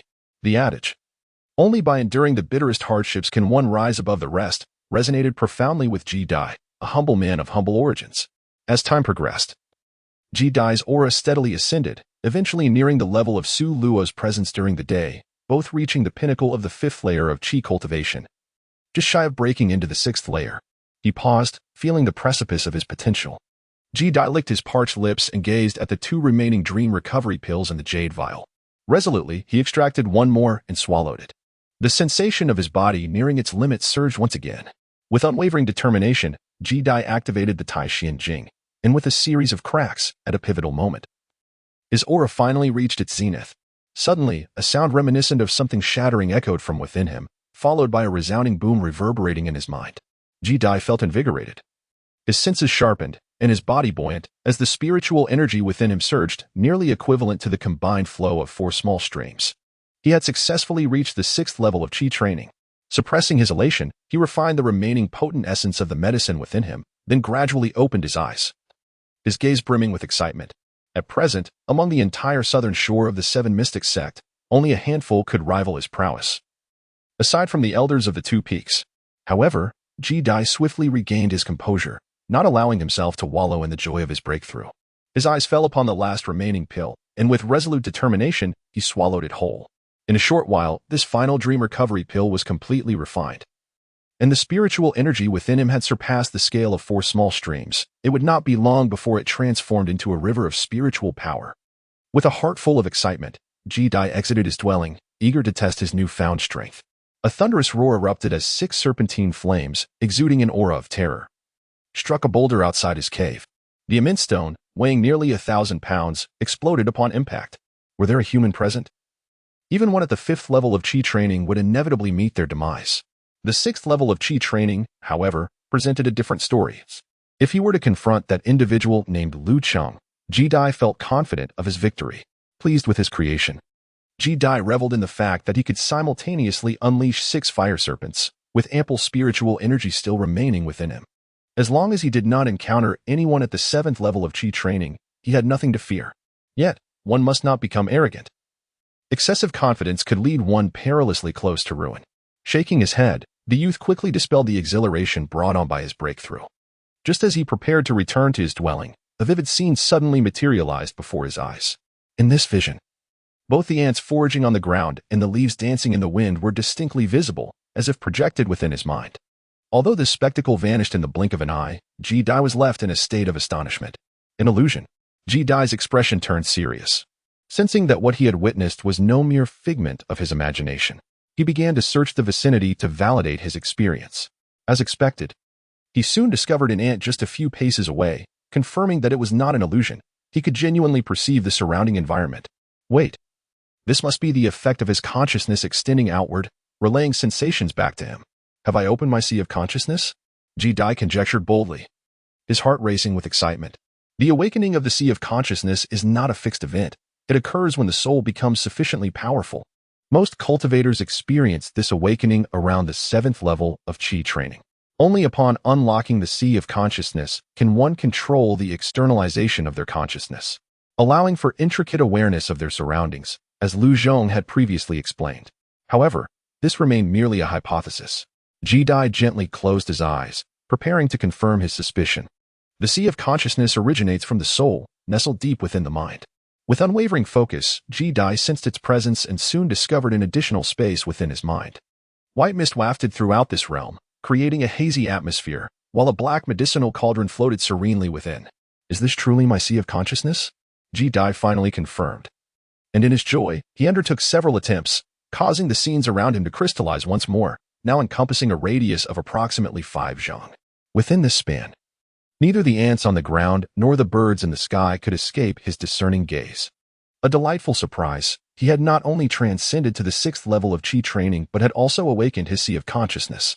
Energized, Ji-Dai diligently practiced and quickly mastered the nuances of utilizing his consciousness, allowing him to manipulate it with ease.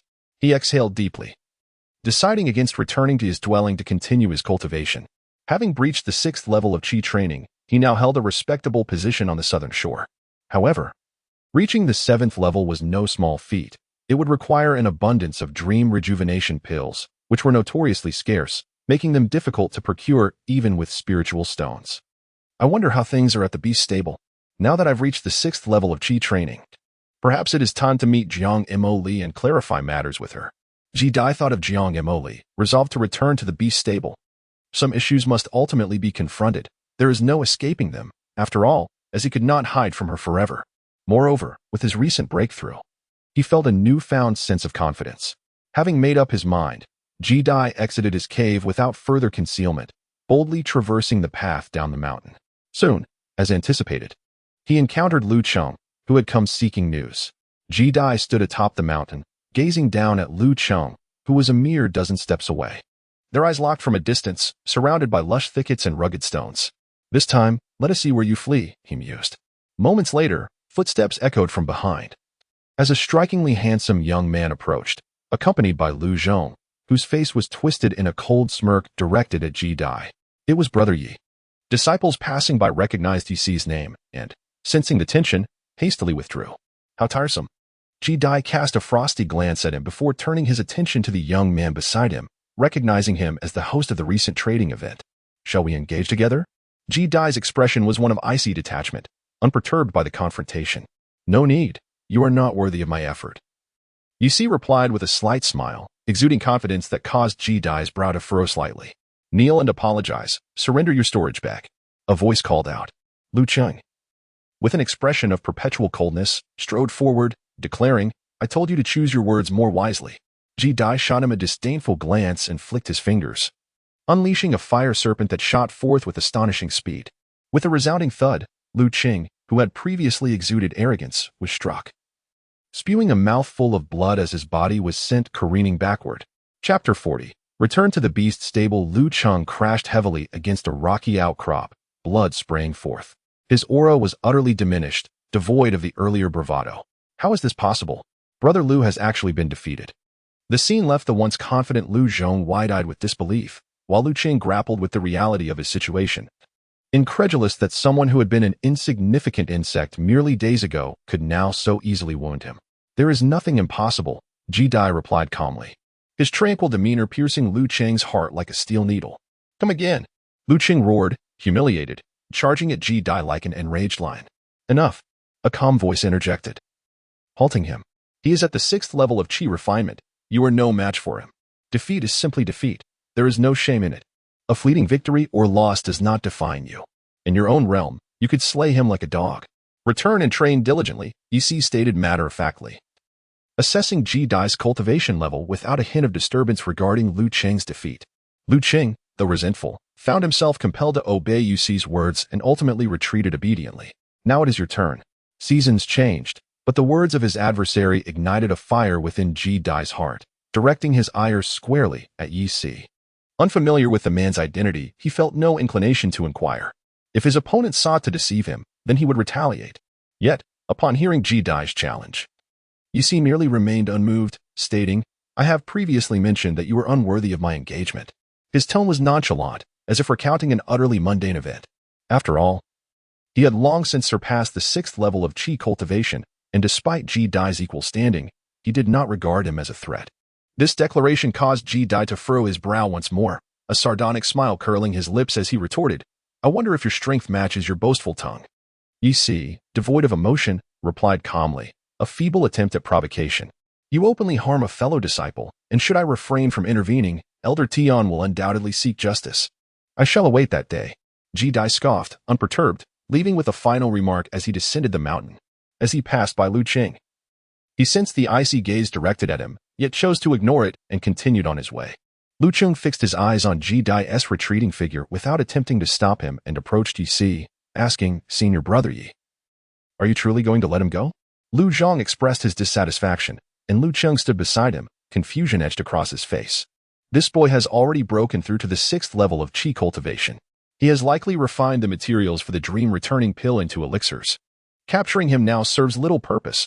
I shall report this matter to Elder Tian and seek his intervention, Yi Si remarked, glancing at the pair.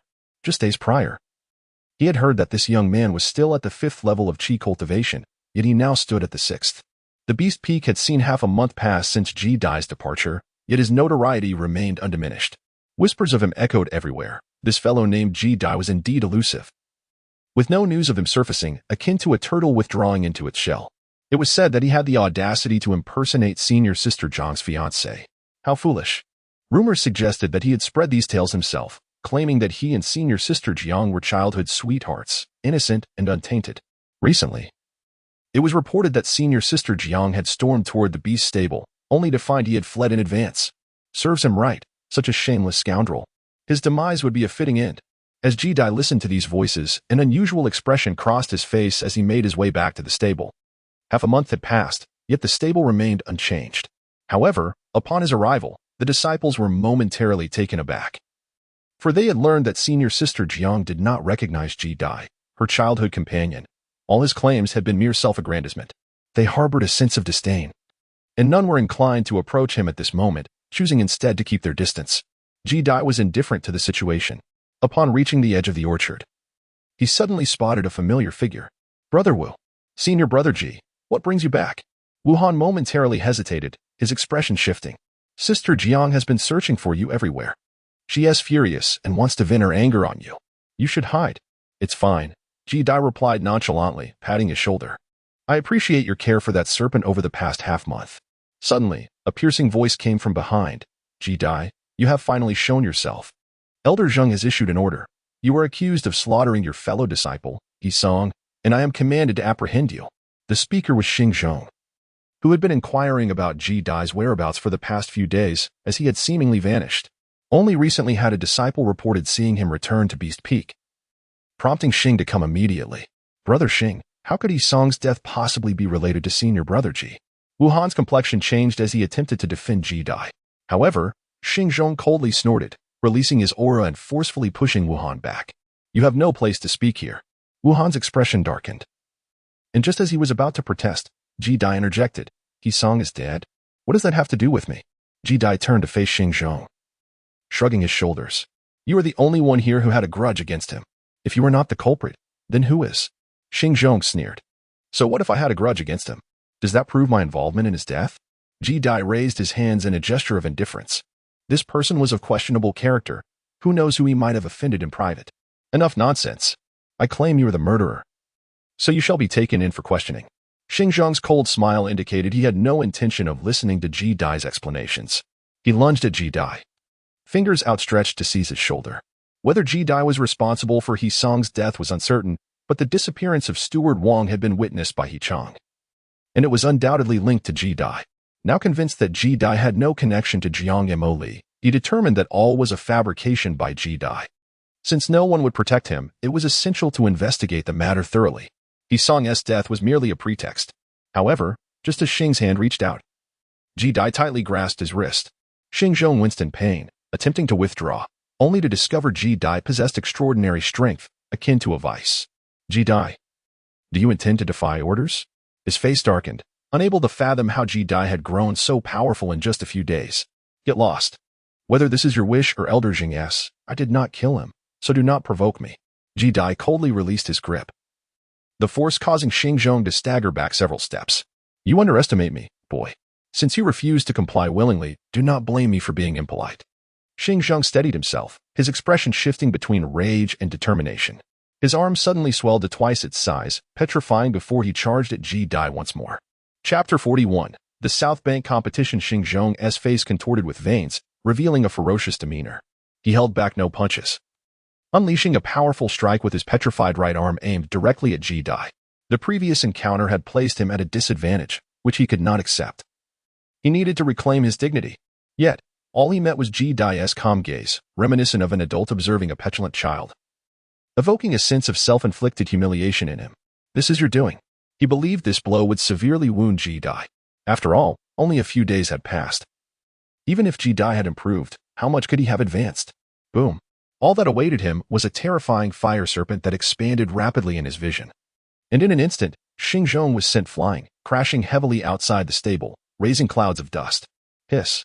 The surroundings fell into a profound silence, including Wu Han, as all disciples stood frozen, staring at Ji Dai in disbelief.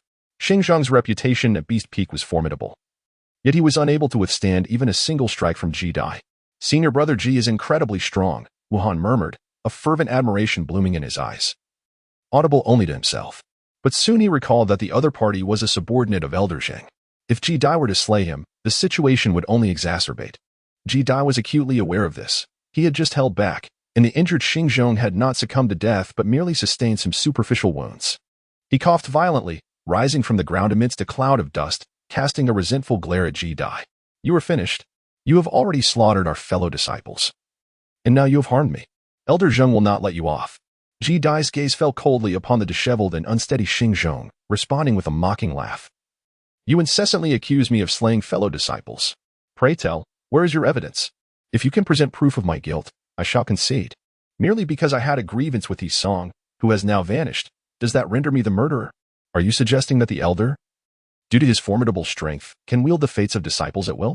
This resonant inquiry echoed throughout the beast stable, reverberating in the hearts of every disciple. All eyes turned towards the upright figure, their spirits stirred, casting aside any derision. They too had endured the torment of oppression due to their own weakness, forced to bear the brunt of the strong. The words spoken by Ji were deeply resonant, igniting a fervent rebellion within them. Indeed, on what grounds, without any evidence? Could it be assumed that senior brother Ji committed murder? Can the elders arbitrarily determine the fate of their disciples? Witnessing the rising tide of indignation among the crowd, Xing Zhong's expression darkened considerably. Leaving behind a warning that this matter was far from over, he departed in disgrace. Soon, the events of the Beast stable spread like wildfire, swiftly reaching every corner of Beast Peak within a single day. Ji-Dai once again garnered widespread attention, astonishing countless disciples. Even the incident of him impersonating Jiang Moli's fiancée was suppressed. With a single strike, he defeated the 5th layer of Qi refinement, a feat only rivaled by Sister Jiang and Brother Fu.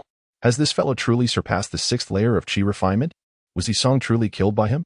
Some disciples speculated on Ji-Dai's alleged involvement in the deaths of Yisong and Steward Wang. However, as soon as questions were raised, they were promptly dismissed by others nearby. Exercise caution. Without evidence, I find his argument compelling. On what basis can he be deemed a murderer? Can the elders arbitrarily condemn a disciple? In an instant, the entire Beast Peak was aflame with indignation over the elders' baseless judgment, rallying to defend Ji-Dai. Inside a secluded cave, Zhang Yi wore a grim expression, having naturally heard the recent rumors circulating within Beast Peak. Elder Zhang. That boy has openly defied orders and even injured me. He is clearly disregarding your authority. He must not be allowed to escape unscathed. Xing Zhong, still pale and nursing his wounds from Ji-Dai's attack, harbored intense resentment. The uproar had escalated significantly, and without evidence to apprehend Ji-Dai, it could easily incite widespread fury among the disciples. Zheng Yi scoffed. He too believed it highly likely that Ji-Dai was the culprit. Yet the situation had spiraled out of control. If not handled delicately, it could lead to dissatisfaction among the disciples. Shall we simply let him go? Xing Zhang's face was filled with reluctance. Zheng Yi glanced at him, fully aware of his thoughts. Do not worry, just wait and see. Humph. I had initially wished to avoid troubling the northern shore, but now, I see no other recourse. A chilling rain had just passed, cleansing the earth of its dust and infusing the air with the fragrance of damp soil. Ever since the news of Ji-Dai defeating Xing Zhong spread, it was as if Xing Zhong had vanished, with no one daring to confront him. It seemed the entirety of Beast Peak was aware of the incident, prompting a temporary retreat into silence. Ji-Dai remained vigilant, believing that the matter was far from over. Thus, a few tranquil days passed until the announcement of the upcoming South Bank Grand Competition, set to commence registration in 3 days, sent waves of excitement through the region once more. Even many disciples within the stables were engaged in fervent discussions regarding the grand competition. Ji-Dai had certainly heard of the seasonal transitions yet harbored no particular thoughts about it. He felt no confidence in claiming the top spot. After all, this assessment was markedly different from previous years. The victor would not only gain entry to the northern shore for cultivation, enjoying abundant resources, but would also receive a precious Puan pill, attracting all disciples like moths to a flame. It was almost certain that nearly all disciples at the 6th level of Qi refinement would register to compete, having only recently broken through to the 6th level. He knew that significant progress in just 3 days would be a formidable challenge. Faced with those who had immersed themselves in the 6th level for years, his chances of success were slim, and he would most likely face defeat, though he yearned for that Puan pill, after all. According to the records in the Alchemist's Handbook, consuming it could propel one from the peak of the 6th level directly into the 7th. He was uncertain whether Jiang Moli would participate. The recent news of her return to the Beast stable had stirred quite a commotion, and Ji-Dai had a premonition that he would soon see her. Shaking his head, he dismissed any worries and proceeded toward the Beast stable. After more than half a month, stepping back into the Beast enclosure evoked a wave of nostalgia within Ji-Dai. He recalled his initial entrance, nearly paralyzed with fear upon seeing the caged beasts. Later, as he tended to the black snake, he felt a mix of trepidation and responsibility, having to clean its enclosure and bathe it daily. Yet, a mere month had passed, and he found himself devoid of the initial awe he had felt towards these creatures. Perhaps it was simply a matter of perspective. When he first arrived, he was merely at the 1st level of Qi refinement. Now, he stood at the 6th. In the 11th enclosure, the black snake regarded Ji-Dai, flicking its tongue in recognition. The injury at the end of its tail had healed. It had been a long time. Ji-Dai observed the creature without a sense of longing, smiling as he returned to his routine, pouring a basket of fruits into the enclosure. After it finished eating, he tossed in a few upgraded spirit-ascending fruits. Just as he prepared to leave, a familiar soft hum suddenly reached his ears. After evading for so long, she had finally chosen to reveal herself. Chapter 42. Wang Tingdan. Ji-Dai feigned ignorance to her sarcasm, accustomed to her elusive presence. Long time no see, Sister Jiang.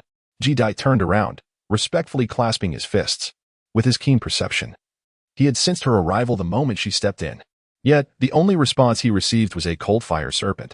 The temperature of the serpent's surface seemed capable of melting anything, its speed so swift that he barely had time to evade. as if he would be severely injured in the next instant. As Ji Dai's pupils slightly constricted, he acutely sensed Jiang Imoli's murderous intent. Initially, he believed that after breaking through to the 6th level of Qi training, he would at least be able to contend with Jiang Imoli, if not triumph over her. However, upon witnessing her decisive strike, he realized how gravely mistaken he was. Senior sister Jiang remained the formidable force she had always been, astonishingly powerful. He even suspected that she had surpassed the 7th level of Qi training. Senior sister Jiang, wait. As the fiery serpent was about to collide with him, Ji Dai swiftly produced a jade vial, positioning it defensively before him. The fiery serpent halted in midair. Yet it did not dissipate, poised to strike at any moment. Ji Dai steeled himself and said, "Not long ago, senior sister Jiang was injured. This is the Huangting Den I purchased for her. However, upon returning, I found that you were no longer here." Huangting Den. Jiang Imoli glanced at the jade vial in his hand, a flicker of complexity crossing her gaze. "Do you believe that this would elicit my mercy?" Jiang Imoli inquired coldly. "I understand that senior sister Jiang harbors misunderstandings towards me, and I do not seek her leniency. This elixir was intended for her, but I never had the chance to present it. If she can accept it, I shall die without regrets," Ji Dai stated, meeting her gaze resolutely. Jiang Imoli's emotions grew even more intricate as she raised her jade hand to accept the vial containing the Huangting Dan. She had initially sent Ji Dai to inquire about the elixir, deliberately avoiding physical contact with him, wishing to distance herself. After all, the Huangting Dan was not a remedy for injuries. It was astonishing that he had foolishly purchased the elixir.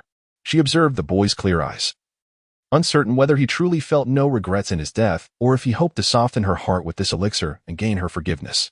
"I shall accept the elixir, and you may prepare to die." She put away the jade vial, her expression once again returning to indifference. Cough cough. Ji Dai seemed to choke on his own words. Senior sister Jiang, wait a moment. He had not anticipated her to be so unpredictable, her emotions so heightened, yet her demeanor remained so cold and unfeeling. But for the sake of his life, he decided to struggle a bit longer. "Do you have any final words?" As Ji Dai listened to her impatient tone, he smiled wryly and said, "Although I am aware that senior sister Jiang will not believe me, I must clarify that I have never spoken of the matter regarding our childhood betrothal to anyone." It seemed as though she assumed there was indeed a preordained engagement. Jiang Imoli retorted angrily, "Is there no last will left?" JD's mind raced swiftly, and suddenly he exclaimed, "Ah, there is one more matter. Sister Jiang, if I were to perish, could I entrust you with a favor?" "What favor?" Jiang Moli inquired coldly. "My parents passed away when I was young, and I am their only child. I fear that if I were to die, there would be no one to tend to their graves." Ji Dai reminisced about the past, struggling in his final moments. "Therefore, Sister Jiang, after my demise, could you please spare a moment every few years to offer incense for them? If possible. I would also like for you to renovate their graves. We were impoverished in life, and I never had the opportunity to do these things. Remembering my deceased parents." A sense of sorrow clouded the youth's eyes, not entirely for the sake of performing for her. Jiang Moli fell into silence for a moment, then inquired, "Where is your home?" "Wenha village," Ji Dai responded, his eyes brightening. "My parents' grave is located at the eastern edge of the village, on Panzhong Mountain. If you are unsure of the way, asking around the village should yield someone who knows." "Wenha village," Jiang Moli murmured, uncertain if he had agreed, yet he remained motionless. However, the sensation of a looming blade overhead, uncertain of when it might fall, left Ji Dai in torment. Just then, the fiery serpent suspended in midair vanished with a thunderous sound, but before he could breathe a sigh of relief, a delicate hand struck firmly against his chest. As Ji Dai was hurled out amidst a cloud of dust, he landed in the corridor, gasping for breath. At that moment, Ji Shixiang heard a figure rushing in. It was Wu Han. However, upon seeing Ji Dai sprawled on the ground and Jiang Imoli standing nearby, he immediately retreated, awkwardly stammering, "You all carry on. I haven't seen anything. Take care, Ji Shixiang." Initially, he had hurried to inform them of Jiang Imoli's arrival at the beast stable, but he was taken aback by her swiftness and could only silently pray for Ji Dai. At this moment, Ji Dai did not blame him for lacking loyalty. Considering Wu Han's abilities, there was little he could do. Coughing, Ji Dai struggled to rise from the ground, his body aching as he gasped for air. Fortunately, Jiang Imoli had refrained from delivering a fatal blow. The earlier strike had only inflicted superficial pain. "Since this matter does not concern you, why did you run away?" Jiang Imoli confronted him coldly. Her anger stemmed not only from the rumors of her betrothal to Ji Dai, but also from the fact that when she sought him for clarification, he had vanished. Coughing, Ji Dai replied, This concerns Jiang Shiji's reputation, and I feared you wouldn't believe me. Then why did you return? Jiang Emoli narrowed her eyes. Ji Dai Dao, I do not wish to perpetually evade Sister Jiang, nor do I desire to place her in a difficult position. Therefore, I plan to return and clarify matters with the other disciples. Huh? Should I express my gratitude to you then, my childhood companion? Jiang Mo Li's face was replete with sarcasm. The atmosphere was somewhat awkward, a circumstance born out of necessity. My words to Sister Jiang were nothing but the truth. Jiang Moli let out a soft snort, casting a sidelong glance at him. Just then, Wuhan, who had recently departed, burst back into the scene. Junior brother Ji. Elder Zhang is outside and seems to be looking for you. Elder Zhang? Jiang Moli furrowed her brows in concern. Now, even if she wished to eliminate Ji Dai, it would be impossible. Junior brother Ji looked at her with a hint of relief, grateful for the timely arrival. Consider yourself fortunate this time, remember? Your life is in my hands, Jiang Moli remarked coolly before turning to stride towards the animal pen, finally able to put the matter aside for the time being. Ji Dai could only manage a bitter smile as he followed suit. Outside the animal pen stood several figures, who immediately turned their attention towards the two as they emerged. Ji Dai also looked up and spotted several acquaintances. The only unfamiliar figure was an elderly man with gray hair, dressed in simple cloth garments, standing beside Jing Yi. He was at least at the later stage of qi refinement. Simultaneously, he noticed several familiar silhouettes beside the old man. Yi Si, Lu Qing, Lu Zhong, and Elder Tian from Dan Peak. Ji Dai immediately deduced the identity of the individual before him and surmised the purpose of their visit. The elder was indeed the one who had injured Junior Brother Lu and had seized Junior Brother Lu's storage pouch. Chapter 43. Unfamiliar. The elder was the very person who had harmed Junior Brother Lu and stolen his storage pouch. Yu Si crossed her arms, and upon noticing Ji Dai's gaze upon her, a cold smirk crept upon her lips. This revelation struck like thunder in the gathering, astonishing the onlookers among the beast's stable disciples. Jiang Shiji knows this person. The elder, however, noticed the striking red attire and, observing her standing beside Ji Dai, began to speculate on their relationship. Jiang Moli and Su Luo shared a cordial rapport, which was no secret. Moreover, Su Luo was the disciple he valued most among the Alchemy Peak disciples. Unfamiliar, Elder Tian remarked. There is no need for you to concern yourself with me. Let us conduct our business with propriety. Jiang Moli offered a dispassionate salute, distancing himself from Ji Dai. Only then did Elder Tian feel reassured enough to regard Ji Dai, and after scanning his cultivation level with his spiritual sense, he expressed surprise before sternly questioning. You are at the 6th level of Qi training? Why have you harmed my Alchemy Peak disciple and committed violence within my domain? Ji Dai halted his inquiries, remaining remarkably composed, unaffected by Jiang Mo Li's demeanor. They struck first. I was merely defending myself. He had matured once before, shedding any illusions and understanding that everything must depend on oneself. Nonsense, Yu Si retorted with a cold smirk. You were the one who first seized Lu Shidi's storage bag and injured him. I sent Lu Qing to seek justice for Lu Shidi, and you assaulted him again. You know the truth. Ji Dai regarded him with a frosty stare. Humph. Am I not speaking the truth? Yu Si scoffed. You are ruthless and malicious, even resorting to stealing a fellow disciple's storage bag. Such a person, no matter how talented, is a calamity. Elder, I suggest we strip him of his cultivation and expel him from the sect. Yu Si's words sent a ripple of shock through the assembled disciples, who felt this punishment was rather severe. All eyes turned expectantly towards the elder and Zheng Yi, eager to discern their stance. Elder Zheng, how do you believe this matter should be addressed? The elder appeared visibly swayed by Yi Si's assertions. Indeed, Lu Qing and Lu Zhang had sustained injuries. With witnesses and evidence supporting their claims, these were irrefutable facts. As Ji Dai's gaze suddenly darkened, he reassured, rest assured, Zheng will not shield anyone. Elder Tian will handle this matter entirely. Zheng Yi harbored suspicions that the former steward of the Beast Peak and Yi Song had both fallen victim to Ji Dai's hand. His lack of affection for Ji Dai naturally precluded any inclination to protect him. Just as Elder Tian was about to render judgment, a voice interjected, Elder Tian, I believe this matter requires thorough investigation. The speaker was Jiang Emoli, who had remained silent until now. Her tone was neither subservient nor overbearing. Yet it momentarily stunned Ji Dai, who found himself gazing at her impassive visage, lips moving as he inquired, What do you mean? Elder Tian's brow furrowed deeply. Had these words come from another, he might have disregarded them, but Jiang Mo Li's stature in this context was significant and could not be overlooked. I suspect there may be deeper circumstances at play. I hope Elder Tian will look into this matter closely, after all. If the other party initiated the confrontation and he was merely acting in self-defense, would it not be disheartening to unjustly strip him of his cultivation? Jiang Emoli spoke with measured calmness, her words once again causing the elder to hesitate. "You see," unfazed, retorted with a cold smirk. "What does junior sister Jiang mean by this? Are you implying that I am lying?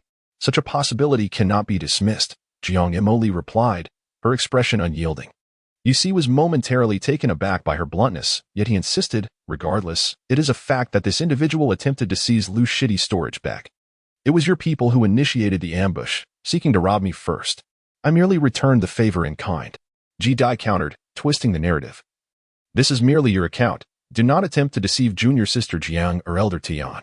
Yu Xi's expression darkened, and before he could finish, he was interrupted. "If this is merely one side of the story, it cannot be taken at face value. How credible is your testimony?"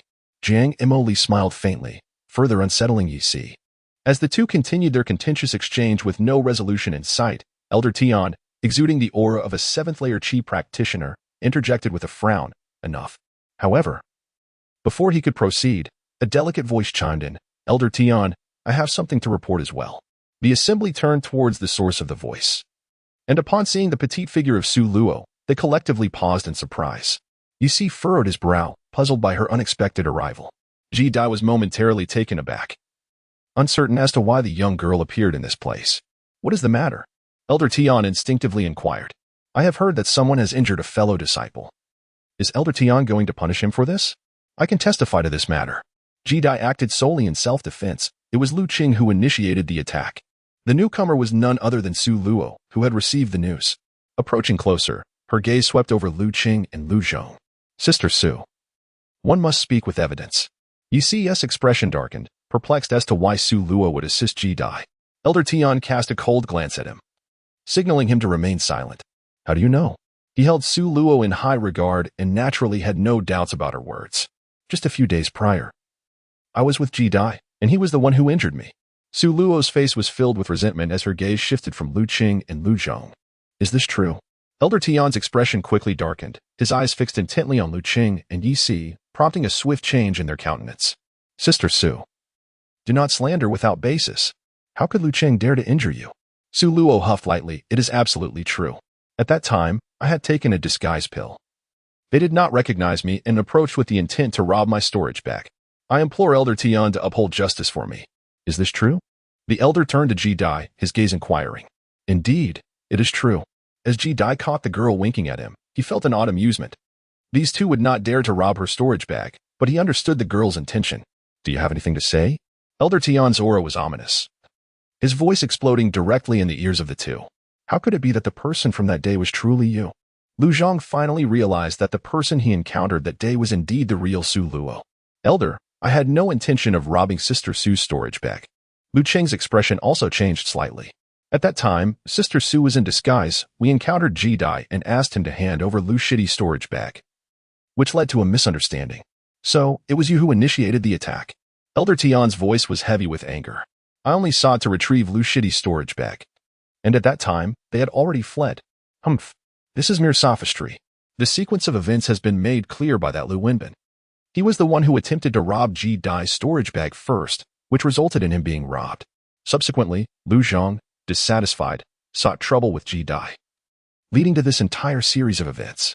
If you do not believe me, Elder Tian can inquire personally. You two clearly brought this upon yourselves, but still wish to cast blame and deceive the elder. Such actions are unforgivable." Su Luo scoffed. "So it turns out you two dared to play tricks on this elder." Just as the two wore expressions of ashen disbelief, the elder laughed coldly and suddenly struck out with two palms in quick succession. The speed was so rapid that the two, both at the 5th level of Qi cultivation, had no time to evade, and with a thud, their bodies were sent flying, stirring up a cloud of dust upon impact. What was even more devastating than the physical pain was the fact that their cultivation had been completely obliterated. Their internal energy had been shattered by the elder's earlier strike. "You two actively harmed fellow disciples and mocked this elder. Henceforth, I expel you from the Qishuan sect as a warning to others." Chapter 44, Second Grade Alchemist EC. "Do you have any objections?" The elder turned to EC, his gaze warning. "Disciple has none." EC lowered his head, not daring to voice any dissent. "Then this matter is concluded. You shall escort them out of the sect." After issuing his warning, the elder turned his attention to Su Luo, a smile gracing his face. You've broken through to the 6th level of chi cultivation. Splendid. Strive to ensure that one day, our Qishuan sect may witness a second-grade alchemist. The young girl's talent in alchemy was exceedingly high, garnering great admiration even from the sect leader, making her a true treasure of the Qishuan sect. Second grade? The girl pursed her lips. The elder's gaze returned to Ji Dai, offering him a kind smile. I apologize for the misunderstanding, dear friend. Please forgive me. No need for that, Ji Dai replied with a bow. The elder detected a hint of displeasure in his tone but chose to overlook it, deeming it a natural human reaction. I must apologize, Brother Zheng, for the inconvenience. Since I have erred, I shall take my leave. Together. Zhang Yi shot Ji Dai a brief glance, then, without lingering, ascended into the air alongside him, departing from the beast stable. I wonder when I might also be able to fly. Ji Dai's thoughts fluttered with longing. He had not anticipated that this matter would conclude in such a manner. It was imperative to focus on enhancing his cultivation. Being weak meant he would ultimately be at the mercy of others. Both elders possessed flying treasures bestowed by the sect. If you had one, you too could soar. Su Luo approached, lightly humming at his words. A treasure? Ji Dai retracted his gaze and slightly cupped his fists. Thank you, Sister Su, for your righteous words. Otherwise, I fear I would have been stripped of my cultivation. Little did he know that Su Luo did not take his gratitude to heart. Humph. I'm not helping you. I merely detest them. Indeed, indeed. Ji Dai chuckled wryly but noticed Jiang Moli had already taken her leave. She had spoken up for him earlier. He expressed his gratitude to her retreating figure, Sister Jiang. Thank you for your support just now. The girl did not turn back or respond, gradually disappearing from view. Oh no. Su Luo suddenly turned pale. Sister Jiang should know I deceived her. Earlier, she had claimed to be with Ji Dai. Jiang Moli likely realized that she had been tricked. This is all your fault. Su Luo ground her teeth in frustration, kicking him. How am I supposed to explain this to Sister Moli now? Sister Moli Jiang Moli walked alone from the beast stable back to her cave dwelling when soon the silhouette of the young girl chased after her. I'm sorry. Actually, on the day you came for the elixir, I deceived you. I knew where that fellow was but did not tell you. The young girl appeared as though she had committed a grave error, her head bowed. It's fine. I bear you no grudge. Jiang Moli halted, affectionately ruffling her hair. That's a relief. The girl visibly relaxed. Sister Moli, are you still angry with him? Su Luo's eyes sparkled with curiosity. Angry? Jiang Moli lifted her gaze, perplexed. Her sight traversing the distant maple trees swaying in the wind, before pinching Su Luo's ear. You dare to make a joke at my expense. Spring is fast approaching. Yet the Qishuan sect has not been tranquil during this time. The registration for the South Bank Grand Competition has finally commenced, lasting for 3 days.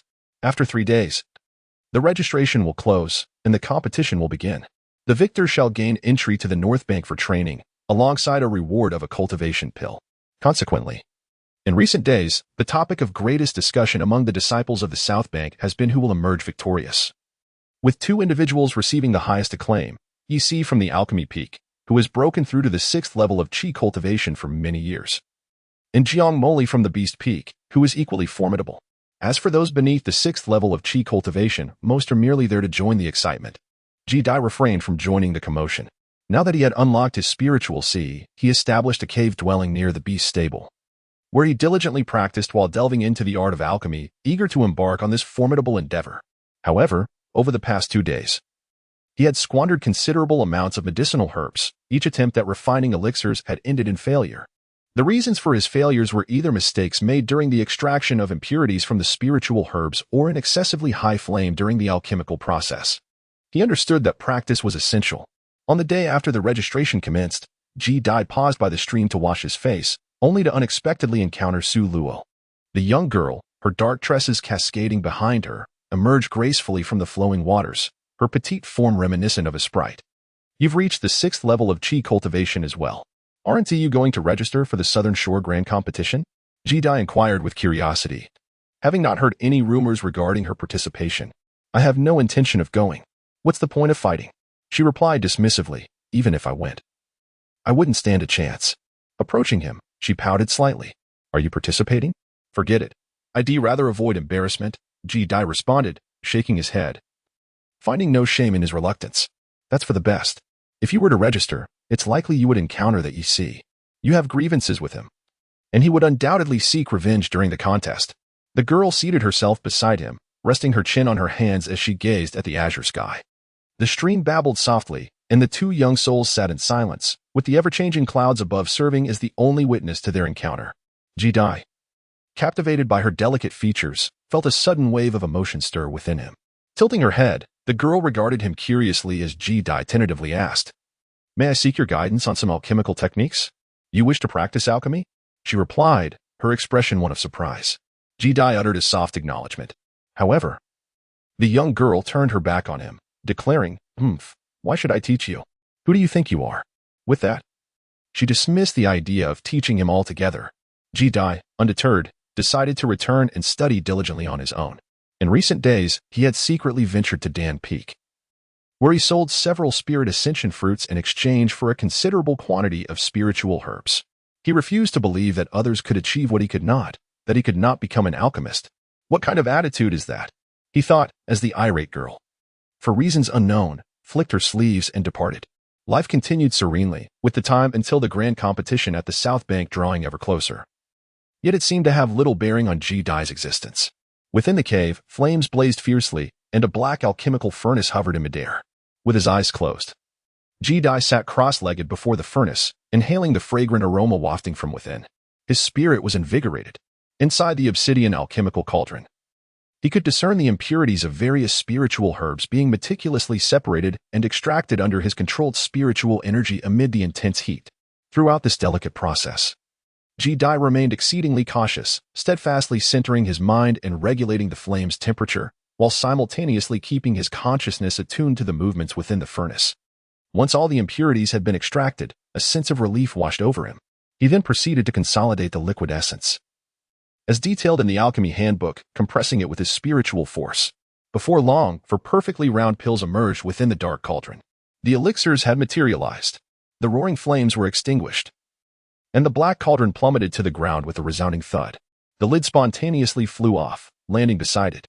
The four black pills, unable to contain their eagerness, immediately soared out from the furnace. Chapter 45. Jiang Mo Li claims victory with a spirited expression. Ji-dai reached out, and the four elixirs suspended in midair flew towards him. These elixirs, known as chi-gathering pills, have the ability to enhance one's cultivation during the initial stages of chi refinement. Over the past few days, the value of the spiritual herbs he wasted in the process of refining these pills could have purchased numerous bottles of such elixirs.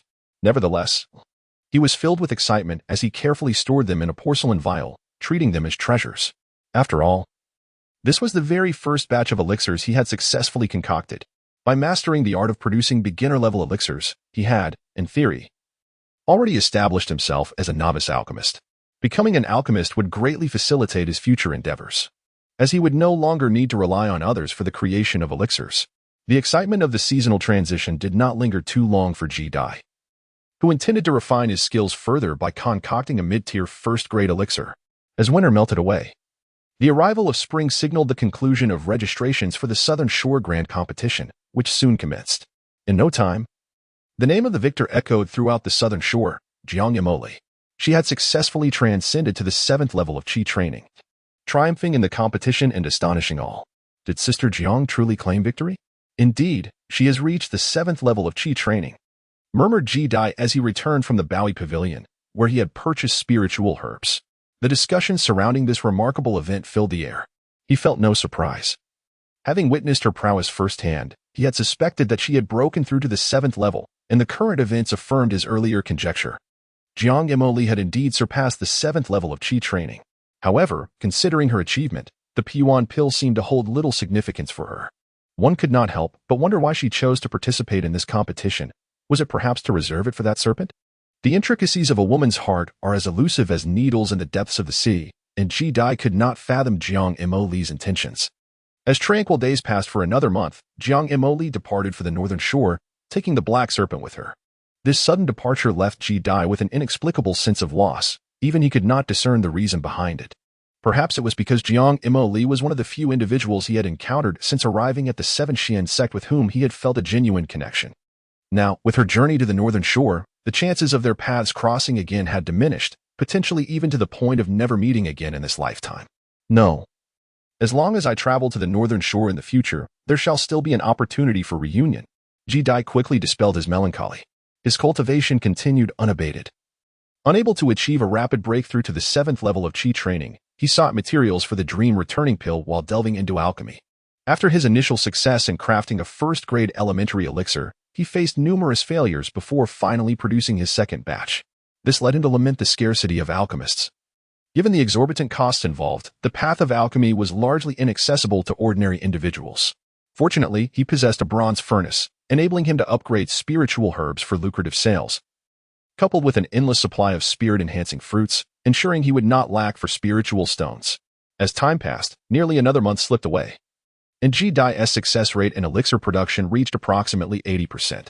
Barring any unforeseen circumstances, he was now capable of consistently refining first-grade elementary elixirs. In the shadows, Ji Dai clandestinely arrived at Danfeng, discreetly selling a considerable quantity of refined elixirs, along with several upgraded Ziyulan procured through a copper furnace. He refrained from selling the Shiling fruits during this period, having already distributed an excessive amount, which had begun to attract attention within Danfeng. To avoid drawing the notice of astute observers, Ji Dai would invariably consume a disguise pill prior to each venture to sell spiritual herbs. This particular elixir proved remarkably effective, allowing one to alter their appearance at will for a duration of half an hour, unless one's cultivation level significantly surpassed his. It was nearly impossible to discern his true visage. Regrettably, the price was rather steep, costing 20 spirit stones for a single pill at the Bowie Pavilion. However, Ji Dai was acutely aware of where to economize and where not to. After concluding his sales, Ji Dai acquired over 200 spirit stones, which he used to purchase materials for Haichuan pills and disguise pills, intending to experiment with crafting mid-tier first-grade elixirs. He had originally considered acquiring materials for soul-enhancing pills, as they could augment spiritual strength, but perhaps precisely for this reason, he did not procure them. He managed to gather materials for the returning dream pill, but only succeeded in acquiring 2 types. Though reluctantly, Ji Dai could only go with the flow and return to Beast Peak. Unexpectedly, he encountered Su Luo, whom he hadn't seen for over 2 months. The young girl still appeared as endearingly petite as ever, clad in a fitted azure garment that accentuated her gently rounded form. Lost in thought as she descended the mountain, at that moment, the effects of the disguise pill had not yet worn off, and Ji Dai intended to hasten back to attempt the refinement of a first-tier intermediate elixir, choosing not to greet her. However, as he passed by the maiden, a soft huff of indignation suddenly reached his ears. Ji Dai, why the stealth? What need have you for a disguise? Is this senior sister addressing me? Ji Dai felt a twinge of guilt. He had already confirmed that the effects of the disguise pill rendered his identity unrecognizable even to cultivators at the 6th layer of Qi refinement. Yet, he could not ascertain whether Su Luo truly recognized him. Humph. Still pretending. I can sense your aura. Your disguise bears no efficacy against me. The young girl crossed her arms and regarded him with a cold smirk. It was impressive how perceptive Su Luo was. She could discern even this. Forgive me. I have acquired a few enemies lately and fear retaliation, Ji Dai admitted, having run out of excuses. Su Luo huffed again, disregarding his flowery words, and inquired, how fares your elixir refinement? Would you like me to guide you? There is no need to trouble senior sister. I believe I can manage on my own. Ji Dai politely declined, having grasped the fundamentals and crossed the initial threshold. He preferred to continue exploring independently rather than burden others. If you have no further business, I shall take my leave, he stated. You. Witnessing his haste to depart, Su Luo's chest heaved with agitation. Fine, if you do not wish for guidance. Then I shan't insist. I shall see when you become an alchemist. I am already an alchemist, Ji Dai thought, swallowing the words as he observed her frustration. Farewell. Senior sister. In this world, the moments of retribution arrive with remarkable promptness. Ji Dai rejected Su Luo's guidance and returned to attempt the concoction of a first-tier intermediate elixir, only to find that all 3 sets of materials he had purchased resulted in failure. The 15-year-old boy rubbed his cheeks, hesitating whether to seek Su Luo's counsel. However, having previously declined her assistance, the thought of approaching her again felt somewhat humiliating. Moments later, within a secluded cave abode, Su Luo coldly regarded him, exclaiming, Humph, are you not quite capable, in need of no guidance from me? Senior sister Su, please do not be angry, he implored. Ji Dai does not place excessive importance on the concept of face. After all, ephemeral things cannot compare to tangible benefits. I admit, I was rather resolute in my previous rejection. I humbly ask Sister Su for another chance. Ji Dai gazed at her earnestly, yet was met with a scornful glance. TSK. TSK. Today, I have gained a newfound understanding of just how audacious one can be.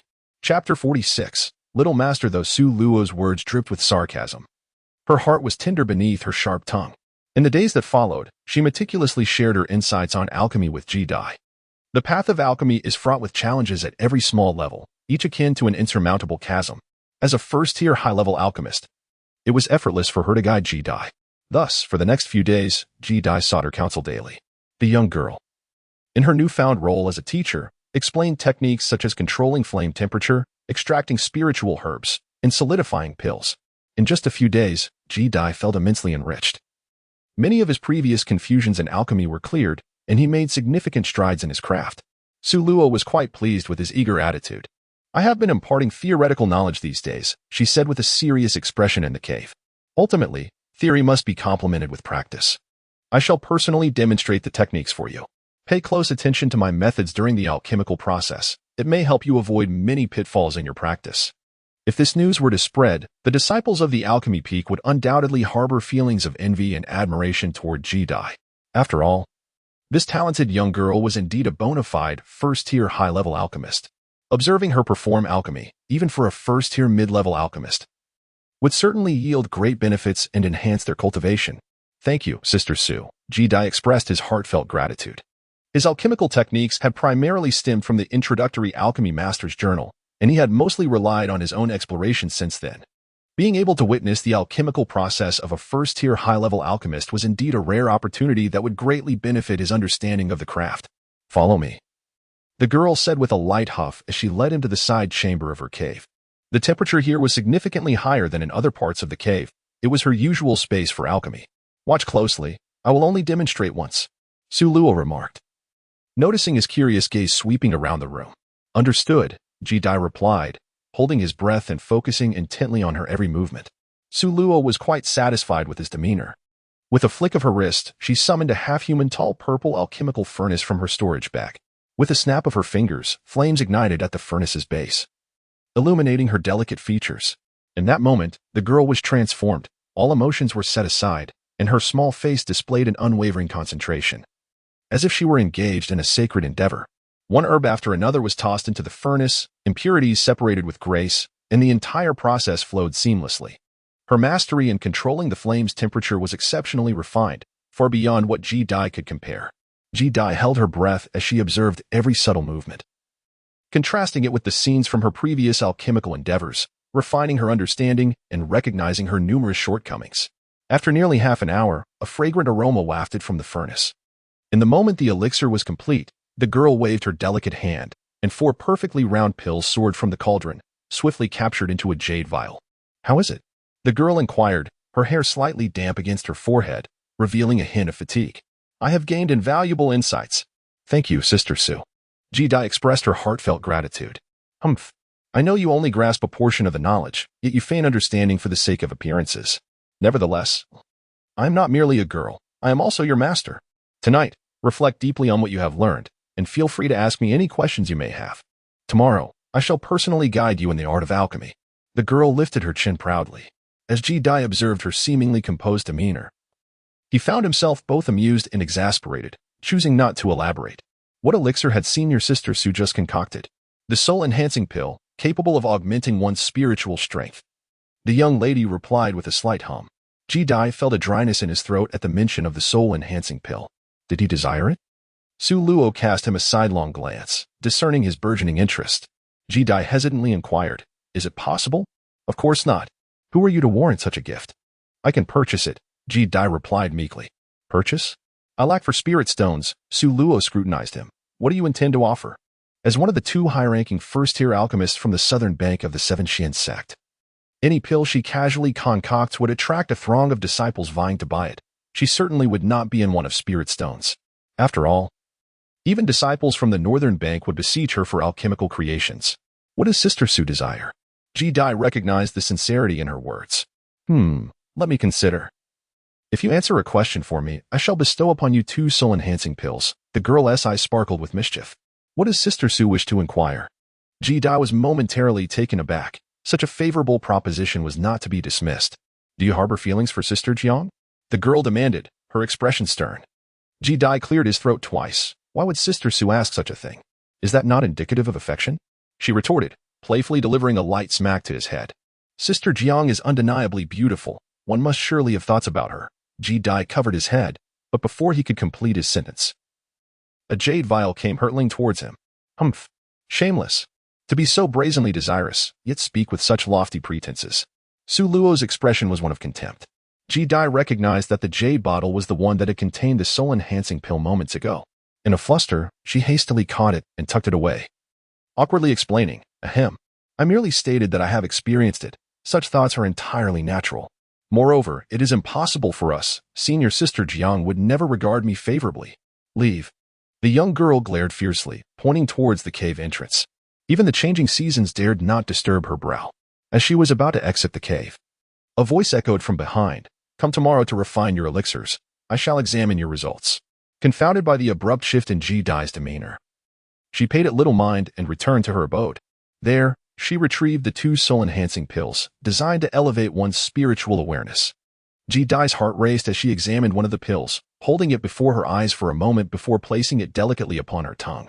As the pill entered her body, a wave of refreshing coolness surged through her entire being, penetrating her mind. However, apart from this sensation, she experienced little else. Ji Dai was taken aback and consumed another pill, yet he still felt no change. However, when he extended his consciousness, he discovered that the range he could envelop had expanded from the original 50 paces to over 60. It had increased by more than a pace.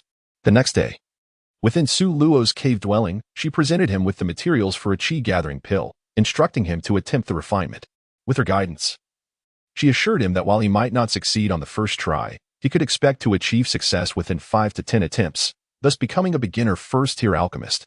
Only 2 months had passed since Ji Dai expressed his desire to learn alchemy, and Su Luo doubted that he could become a first-tier alchemist through mere self-exploration in such a short span. She intended to have him start from the very beginning.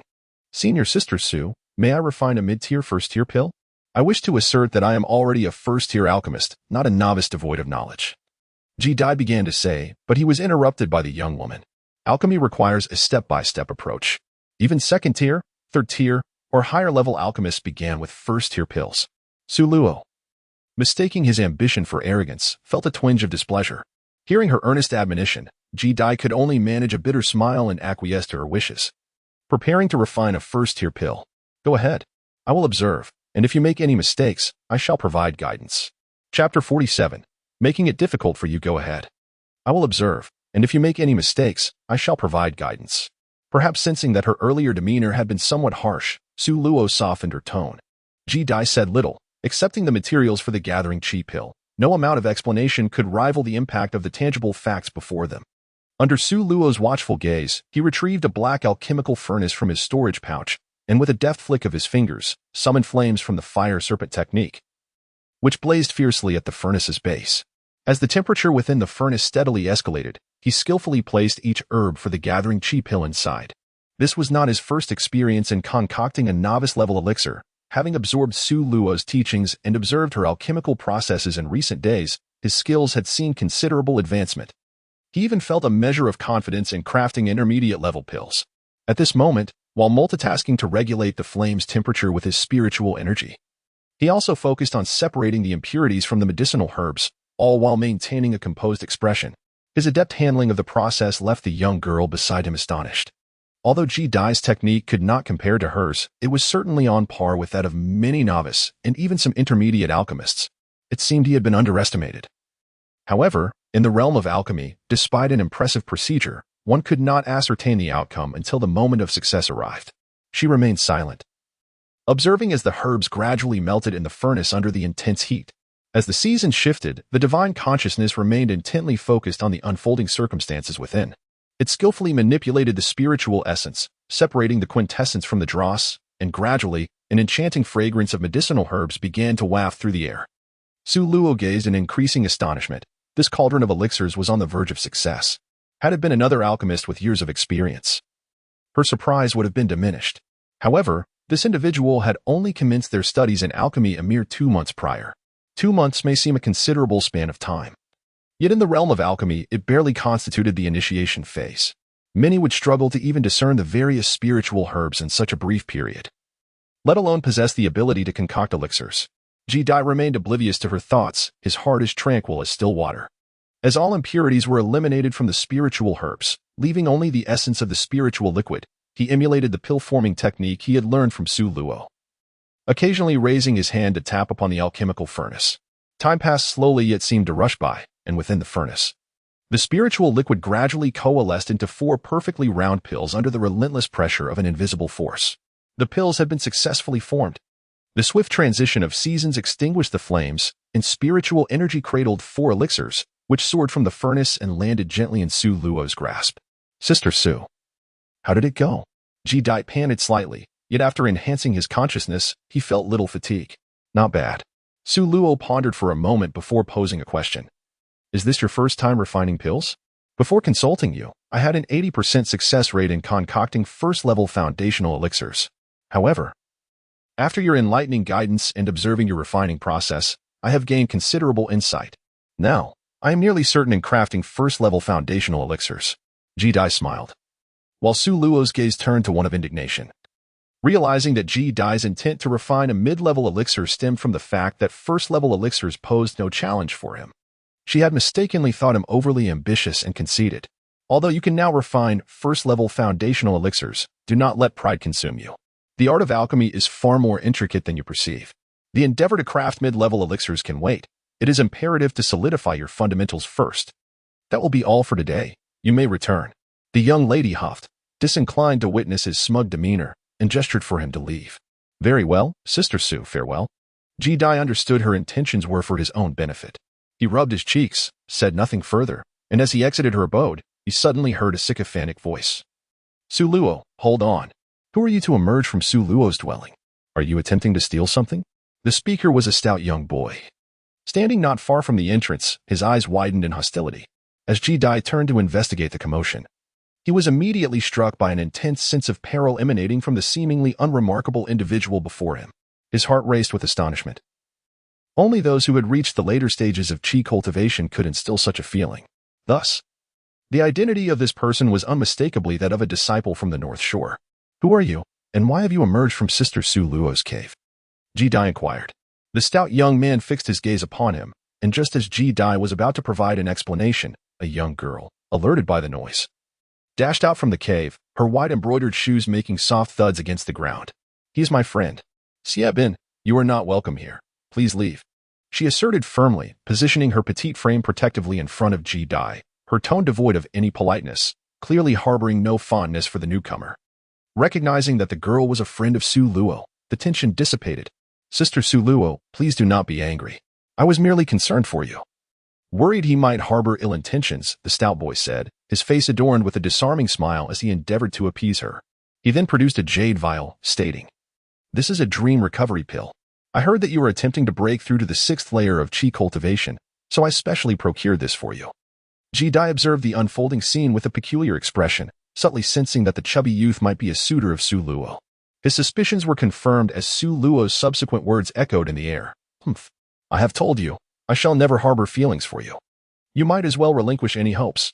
As for the dream returning pill, it is of no use to me. Take it back." To his surprise, the plump youth, undeterred by such a blunt rejection, declared, "That does not concern me. My affection for you is a matter of my own. As long as Su Shimi does not consent, I shall persistently pursue you until you acquiesce. If you refuse to accept this elixir today, I shall not depart." The boy wore a countenance that suggested he was hopelessly infatuated. Ahem. Ji Dai cleared his throat, initially believing himself to possess a thick skin, only to realize that before this fellow, he was merely a novice. "Bring forth the elixir." Su Luo, growing weary of his incessant pursuit, extended her delicate hand. Is Su Shimi changing her mind? The chubby boy nearly burst into tears of joy, for despite his long courtship, she had never accepted a single gift from him. Now, it seemed she was finally willing to accept his offering. Could it be that she had reconsidered and was preparing to embrace him? Just as he envisioned a future where they became partners, embarking on a scandalous life together, Su Luo coldly scoffed and tossed the jade vial to Ji Dai, stating, "It is for you." This unexpected turn of events left not only the plump youth in a state of shock but also Ji Dai utterly bewildered. Soon, a sinister voice shattered the silence. "You dare to take this elixir, boy? I will ensure you regret it." As Ji Dai listened to his threats, he furrowed his brow and glanced at Su Luo, hesitatingly saying, "Sister Su, Perhaps this isn't appropriate. You should keep the elixir. Humph. At least you know your place. The chubby boy sneered, clearly pleased with Ji-Dai's attitude. Take it. Let's see what he can do to you. Su Luo scoffed, crossing her arms. Upon hearing this, the chubby boy's expression darkened immediately as he fixed a fierce gaze on Ji-Dai. Kid, I advise you to think carefully. Do you know who I am? Daring to take my belongings, even with Su's sister protecting you, I can still ensure you won't survive in the 7 mysterious sect. Dare you challenge me in alchemy? I haven't even made my move, and you're shouting at me? Why not confront Su Luo instead? Thank you, Sister Su. Ji-Dai felt a surge of anger. Disregarding the murderous glare directed at him, he cupped his fist in gratitude and accepted the elixir, even knowing it might earn him the enmity of a disciple from the North Shore. Very well, then. Xiaobin was nearly seething with rage, the words very good escaping through his clenched teeth. A mere disciple from the South Shore has truly opened my eyes to the chilling tone of Xiaobin. Ji-Dai chose to ignore it. Xiaobin, if you are a man, do not use your cultivation to bully the weak. Otherwise, my disdain for you will only deepen. Su Luo cast a cold glance at him. Xiaobin's face turned ashen. He dared not vent his anger on Su Luo and could only harbor resentment towards Ji-Dai. Kid, you are an alchemist. Since Su's sister has spoken, I want to rely on my cultivation to bully you. How about a contest in alchemy? If you lose, you will kneel and hand over the elixir while keeping your distance from Su's sister.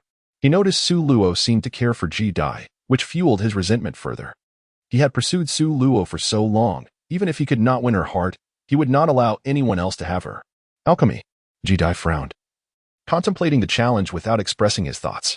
The opponent was already at the late stage of chi refinement, so his skills in alchemy were likely formidable. Xiaobin. Do you still have any shame? He has only been practicing alchemy for 2 months, and you, a mid-stage first transformation alchemist, dare to compete with him? How shameless. Worried that Ji-Dai might act impulsively, Su Luo turned to him and advised, you should return for now. If you have any questions, feel free to ask me. As for him, don't worry, I will keep an eye on him. All right. Ji-Dai cupped his fists and did not allow his emotions to overtake him. A worthless coward hiding behind a woman. Let us see how long you can keep that up. Don't say I didn't warn you. You'd best stay close to Sister Su. Otherwise, whenever she is not around, I will show you the consequences of provoking Xiaobin. As Ji-Dai was about to depart, he suddenly halted, calmly gazing at him. Aren't you supposed to compete in alchemy? What if you lose? Lose? I could never lose. Do you dare? Xiaobin paused, sensing a shift in the situation, and continued to provoke him. Nothing is impossible. Ji-Dai, however, remained composed. Humph. I possess a dream returning pill. If I lose, I shall simply grant you another pill. Not sufficient. I've only been practicing alchemy for 2 months. While you have been honing your skills for years, clearly, I have the advantage. If I lose, not only must I give you the pill, but I must also kneel. Only a fool would compete with you. Ji-Dai shrugged. I possess a wind banner bestowed upon me by the sect. Once refined, it allows one to ride the winds. If you can best me, it shall be yours. Xiaobin, feeling audacious, produced a tall banner as a wager. After all, Ji-Dai had only been practicing alchemy for a little over 2 months. He could not possibly triumph. Let us add a condition. If you lose, you must vow never to disturb Sister Su for the rest of your life. As for the time of the competition, let it be 3 days hence. How does that sound? Ji-Dai nodded, glancing at the banner in Xiaobin's grasp. You must be mad, Su Luo exclaimed, observing his agreement with knitted brows. Yet, Ji-Dai remained unfazed, playfully ruffling her hair only to have it swatted away by a delicate hand. Embarrassed, he said, Sister Su, you must trust in your disciple. This fellow is no ordinary mid-level alchemist. Do not act recklessly, Su Luo warned, glaring at him. I am confident. It's settled then. I shall teach him a lesson. Ji-Dai's smile radiated brightly. 3 days. Very well, you have 3 days. Su Shimi also heard this. It was he who had taken the initiative to challenge me. I did not force him. If he loses, surely Su Shimi will no longer protect him. Xiaobin observed their intimate exchange, a cold smirk crossing his face. Are you truly prepared to compete against him? Su Luo hesitated to voice her concerns. The words have been spoken. Retracting them would be utterly embarrassing. Sister Su, do not dissuade me. I shall return to practice. Ji-Dai chuckled, waving goodbye as he made his way down the mountain. Humph. In 3 days. I shall await your arrival. I hope you do not dare to show up. A voice laced with disdain echoed through the air. As the seasons changed, Ji-Dai remained silent, his figure gradually fading away. After departing from Danfeng, he returned to the cave he had established near the beast stable. Retrieving a dream return pill and placing it into his mouth, Following its refinement, his cultivation advanced once more. With another 2 or 3 pills, you should reach the pinnacle of the 6th layer of qi refinement. As the seasons transitioned, Ji Dai pondered the competition that awaited him in 3 days. His gaze flickered as he sought out a larger leaf, upon which he inscribed the names of several spiritual herbs. Summoning Wuhan. He enlisted his assistance in procuring these items from the Baoqi Pavilion. What does senior brother Ji require so many spiritual herbs for? Wuhan queried, perplexed as he examined the leaf covered in herb names. Alchemy? When did senior brother Ji become an alchemist? Wuhan was taken aback. That is of no concern to you. Just hurry along, Ji Dai replied, tossing him 40 spiritual stones. Before long, Wuhan returned with the herbs in hand. Season handed him 5 spirit-enhancing fruits to aid in his cultivation, advising him to keep it a secret before bidding him farewell. As Ji Dai gazed upon the dozen or so spiritual herbs before him, jade marrow mushroom, purple cloud mushroom, and purple sunflower, he recognized their commonality. Each of these herbs was documented in the alchemist's manuscript, utilized for the concoction of Haichuan pill, and their prices were modest, averaging only a few spirit stones per stock. He had instructed Wuhan to procure 3 sets in total. As a mid-tier alchemist, Ji Dai was resolute. Retrieving his alchemical furnace and flicking his fingers to unleash a burst of flame. Seated cross-legged before the furnace, he focused intently, modulating the flame's temperature while occasionally casting a herb into the cauldron. The spiritual herbs required for a mid-tier concoction surpassed those needed for a novice pill, entailing a greater complexity in the refining process. However, having recently studied under Su Luo, he felt a measure of confidence. Time flowed languidly as the herbs within the furnace underwent refinement, their impurities vanishing. The temperature in the vicinity gradually escalated, causing his azure disciple's robe to rustle in response to the heat waves emitted by the roaring flames. Yet, Ji Dai remained oblivious to his surroundings. His consciousness fixed on the movements within the furnace, gradually sensing a slight dizziness in his vision, an indication of overexerting his spiritual awareness. Gritting his teeth, he steeled himself, maintaining control over the flame's temperature while continuing to extract the essence of the herbs. Uncertain of how long had passed, all the herbs had melted within the furnace, leaving behind only their quintessence, a fragrant aroma wafting forth from within. In a fleeting moment, Ji Dai's spirit was invigorated. He remained focused, channeling his spiritual energy to condense the elixir. It was only when 4 black pills took shape within the cauldron that a glimmer of excitement flickered in his eyes. All traces of fatigue seemed to vanish, replaced by exhilaration as he skillfully maneuvered his spiritual energy to lift the 4 pills, which gently settled into his palm. Chapter 49. A shift to intermediate alchemist. The freshly crafted pills still radiated warmth in his grasp. Ji Dai collected 3 pills, eagerly consumed 1, and after a few hours, opened his eyes, a spark of exhilaration gleaming within. Much like the ordinary Haichuan Dan, it could indeed enhance the speed of cultivation. He had truly succeeded in his alchemical endeavor. The ability to refine a first-tier intermediate-grade elixir undoubtedly attested to his current status as a first-tier intermediate-grade alchemist. The changing of the seasons did not invigorate him for long. Some aspirations, while eagerly anticipated and tinged with apprehension before their realization, seemed rather mundane once achieved. He sat cross-legged on the ground, taking a moment to rest and adjust his state to its optimal condition. With a renewed focus, he opened his eyes and retrieved a portion of the Haichuan Dan elixir. However, this time, he did not hasten to concoct it. Instead, he placed all the herbs into the bronze furnace for an upgrade before summoning the alchemical furnace to commence the refining process. The flames, conjured by the fire serpent technique, blazed fiercely, causing the temperature within the cave to rise once more. One by one, the herbs were cast into the alchemical furnace, meticulously extracting impurities. And despite having succeeded before, he remained unwaveringly diligent. Gradually, half an hour passed, and the cave became suffused with the unique fragrance of the herbs. As the seasons cycled like an ancient monk in deep meditation, his gaze remained fixed upon the alchemical furnace before him. The moment 4 perfectly round pills emerged within the cauldron, a brilliance flickered in his eyes, surpassing even the flames before him, swiftly extinguishing the fire. His frail form surged upward, and with a decisive motion, he struck the lid of the furnace. With a resounding boom, the lid crashed heavily to the side, leaving the cauldron exposed. The 4 round pills, now enveloped in spiritual energy, burst forth into his outstretched palm. This time, however, the surface of the pills bore a lighter hue, and as they materialized, the chamber was filled with the refreshing fragrance of verdant flora. As before, he consumed one of the 3 pills he had collected, and after a few hours, he gently opened his eyes, exhaling a cloud of turbid air. Unsurprisingly, The enhanced spiritual herbs had yielded a pill whose efficacy far exceeded that of ordinary concoctions. This Haichuan pill was, indeed, 1.5 times more potent than the one he had just crafted. Should this revelation reach Su Luo, she would undoubtedly be astounded, for even she, a distinguished first-tier high-grade alchemist, had never produced a Haichuan pill of such remarkable strength. Ji Dai's heart was tumultuous, akin to a boulder crashing to the ground. His willingness to agree to Siebin stemmed from the presence of the bronze furnace. After all, in the ultimate contest of alchemical prowess, the true measure lies in the potency of the elixirs produced. The opponent had honed his skills in alchemy prior to Ji Dai, under normal circumstances. Even if Ji Dai were to advance to a mid-tier alchemist, the outcome would remain uncertain. However, with the confirmation of enhanced spiritual herbs, the potency of the elixirs he crafted was indisputable, leaving no room for doubt. Although there lingered a hint of suspicion regarding foul play, what did it matter? Victory was paramount, and these were merely his own methods. Ji Dai felt no guilt. After a brief respite, he resumed his alchemical endeavors. As he had only recently ascended to the rank of mid-tier alchemist, the risk of failure in concocting mid-tier elixirs remained, necessitating diligent practice to avoid mishaps during the competition. A failure in alchemy during the contest would be a source of great lamentation. The long river flowed from west to east, dividing the 7 Xian sect into northern and southern banks, with streams cascading from the southern peaks into the river, embarking on a one-way journey to the boundless ocean. At this moment, as spring's warmth enveloped the land, the surface of the river occasionally witnessed the leaps of carp, while a famished fish eagle, having endured a prolonged hunger, swooped down from the sky, clutching a fish in its talons as it soared into the distance.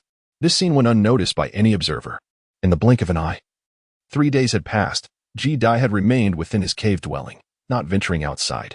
During this time, he had entrusted Wuhan to procure and sell numerous elixirs, acquiring a variety of materials for different mid-tier elixirs. Previously, the Haichuan pill he had concocted was only of mediocre quality among mid-tier elixirs. Although he had made significant progress under Su Luo's guidance in the past few days, his experience in alchemy was still limited, leading to several failures and a considerable depletion of spiritual herbs. As the final day before their agreed-upon rendezvous approached, Ji Dai stepped out of his cave to clear his mind. After 2 consecutive days immersed in alchemical practice, he too felt the weight of fatigue. Cultivation emphasizes a balance between effort and relaxation, and the same applies to the art of alchemy. As he exited the cave, he took a leisurely stroll to recalibrate his mindset, gradually making his way back to the beast stable. Glancing at the familiar enclosure he had frequented daily, he instinctively entered. The black serpent he had once tended to had already been taken away by Jiang Emoli, relieving him of that responsibility.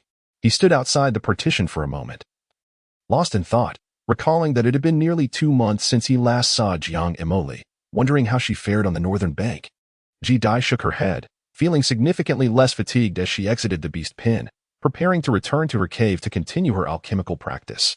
However, she unexpectedly spotted a figure standing outside her cave. It was a young girl, dressed in a water blue dress, adorned with white embroidered shoes. Her fair complexion still retained a hint of baby fat, and with her small hands clasped behind her back, she surveyed her surroundings with a mischievous glint in her eyes, exuding an air of vivacity. "Sister Su," Ji Dai approached, her weariness visibly diminishing. "Where have you been?"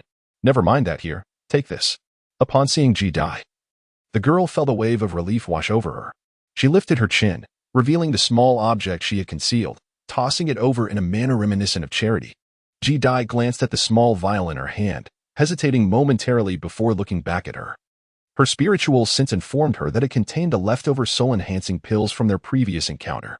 Although the first 2 pills were the most effective, any benefit was better than none. With your enhanced spiritual sense, your chances of success in alchemy will be greater. Initially, the girl had intended to wait for Ji Dai to seek her out before generously bestowing it upon him.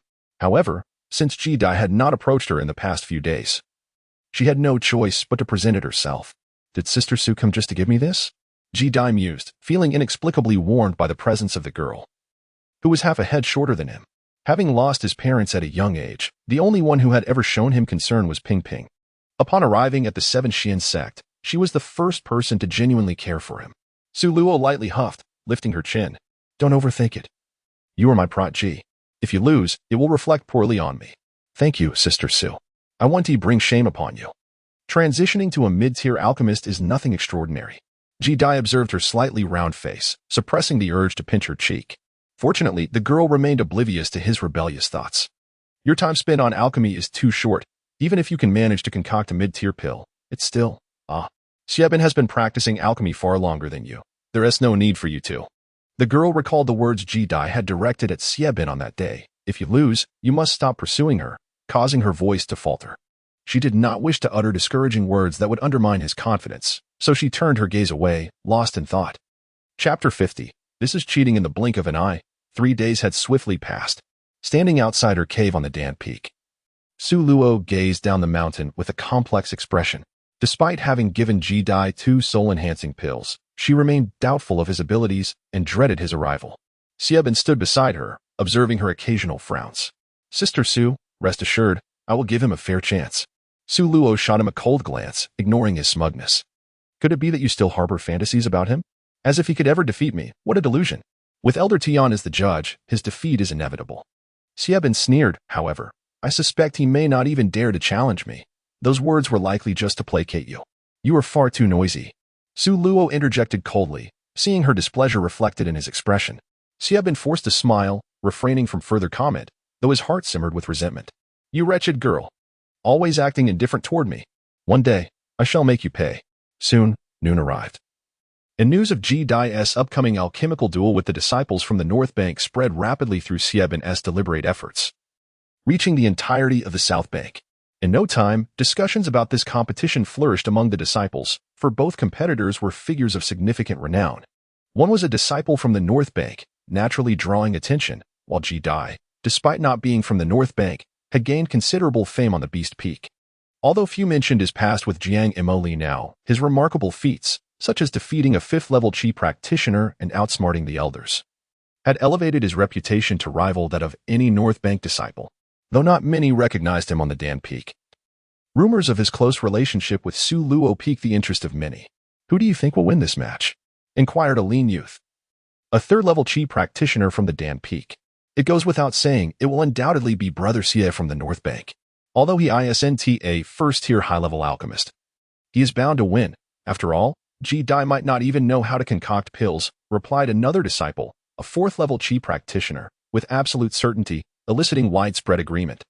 Humph. This boy dares to challenge a North Bank disciple to an alchemical duel. It's sheer self-degradation. The news reached the Beast Peak, where Xingzhong, upon hearing it, smirked coldly, finding satisfaction in the thought of Ji Dai's impending humiliation. Conversely, Zheng Yi, an elder of the Beast Peak, expressed astonishment upon learning of Ji Dai's challenge against Xiebin. Is this boy mad? He wishes to compete in alchemy after only a few months of training? How could he possibly have the leisure to practice alchemy? Even if he knows a thing or two, how could he compete with a disciple from the North Bank? He shook his head, seemingly already envisioning the outcome of the contest. Ji Dai remained unaffected by the external chatter and opinions, leisurely making his way to the Dan Peak while listening to the disciples' praise of Xiebin. Soon, a youthful figure appeared before Su Luo's gaze, approaching with a deliberate pace. I thought you wouldn't dare to show up, Xiebin proclaimed arrogantly. How about I offer you a chance? Just kneel and return the pills, and perhaps you can avoid further humiliation by keeping your distance from Sister Su. Let us discuss the competition, Ji Dai replied directly. Simple. Whoever concocts a superior pill in the shortest amount of time wins. I've arranged for Elder Tian to act as judge. He is a first-tier high-level alchemist, capable of discerning the quality of the pills, and will serve as a witness to ensure you can handle the loss. Xiebin maintained his lofty demeanor, looking down on Ji Dai, who remained indifferent to his arrogance. Elder Tian nodded slightly. I am aware of your wager and will remain impartial. Are you both truly prepared to compete? He sensed an unusual connection between Ji Dai and Su Luo, recalling how Su Luo had previously gone out of her way to assist him. I have no objections. Su Luo listened to his voice, glancing at him with an expression of hesitation. Then let us begin. Soon, you two will enter the stone chamber to concoct your pills. During the process, no one shall disturb you. The stone chamber, granted by the sect, is fortified with restrictions that will isolate your spiritual senses.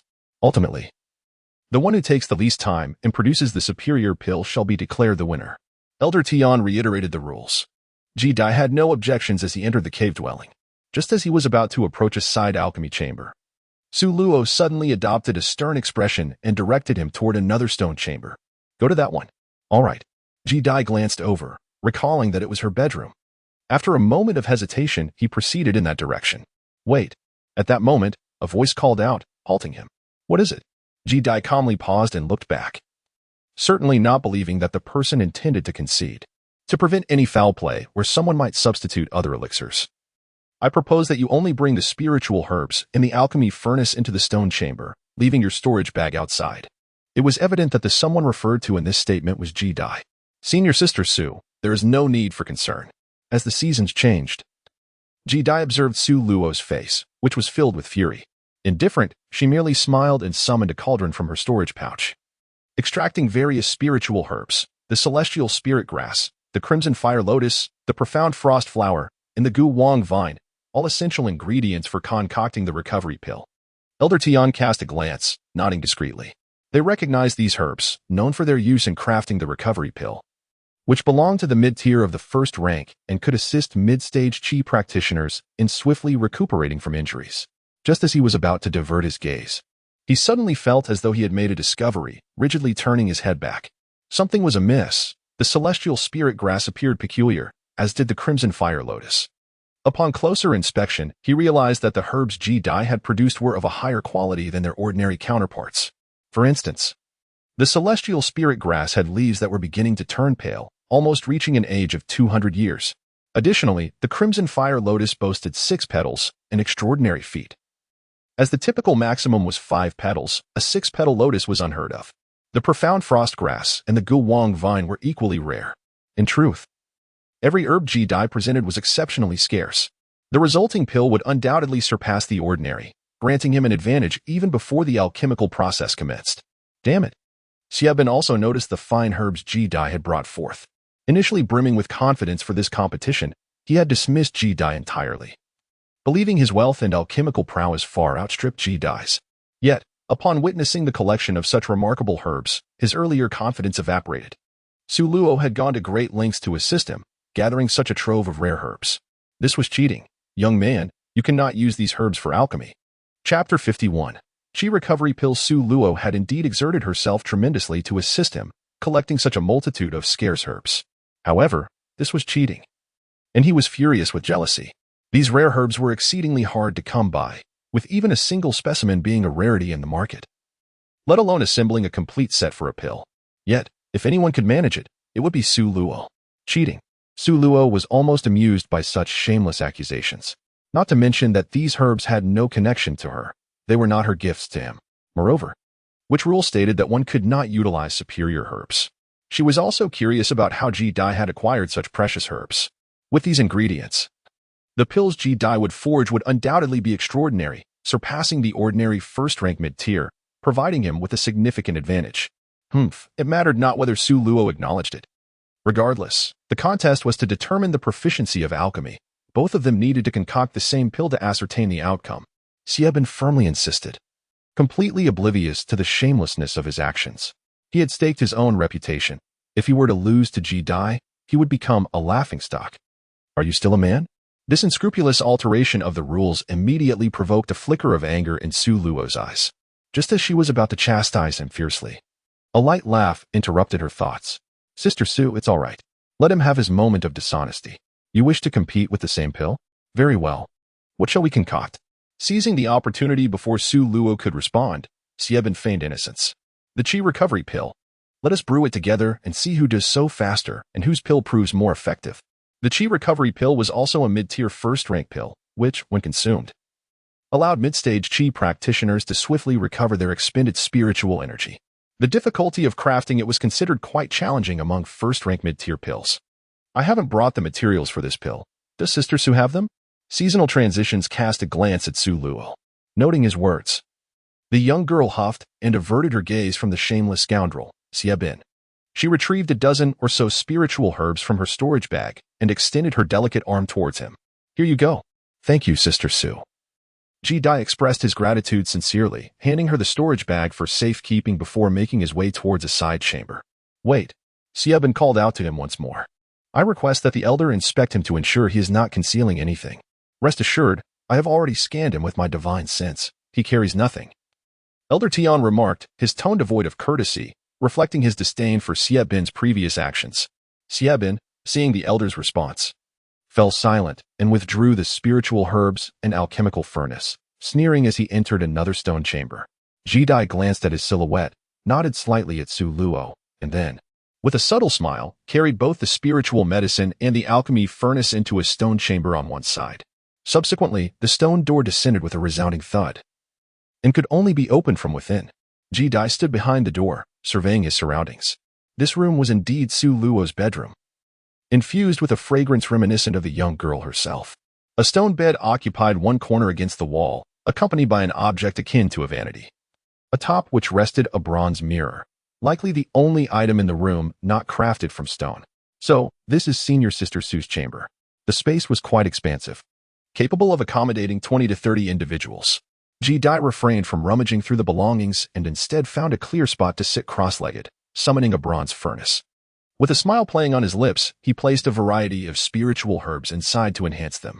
Xiaobin, ever vigilant, could never have anticipated that Ji-Dai possessed the ability to upgrade spiritual herbs, even if Xiaobin's speed in refining pills surpassed his own.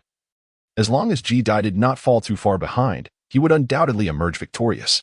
The spiritual herbs were singular in number, presenting but a solitary opportunity. Ji-Dai, undeterred, suppressed all traces of mirth, raising his hand to strike forward, causing the black alchemical furnace to hover before him. In an instant, a serpent of flame shot forth, igniting into a roaring blaze.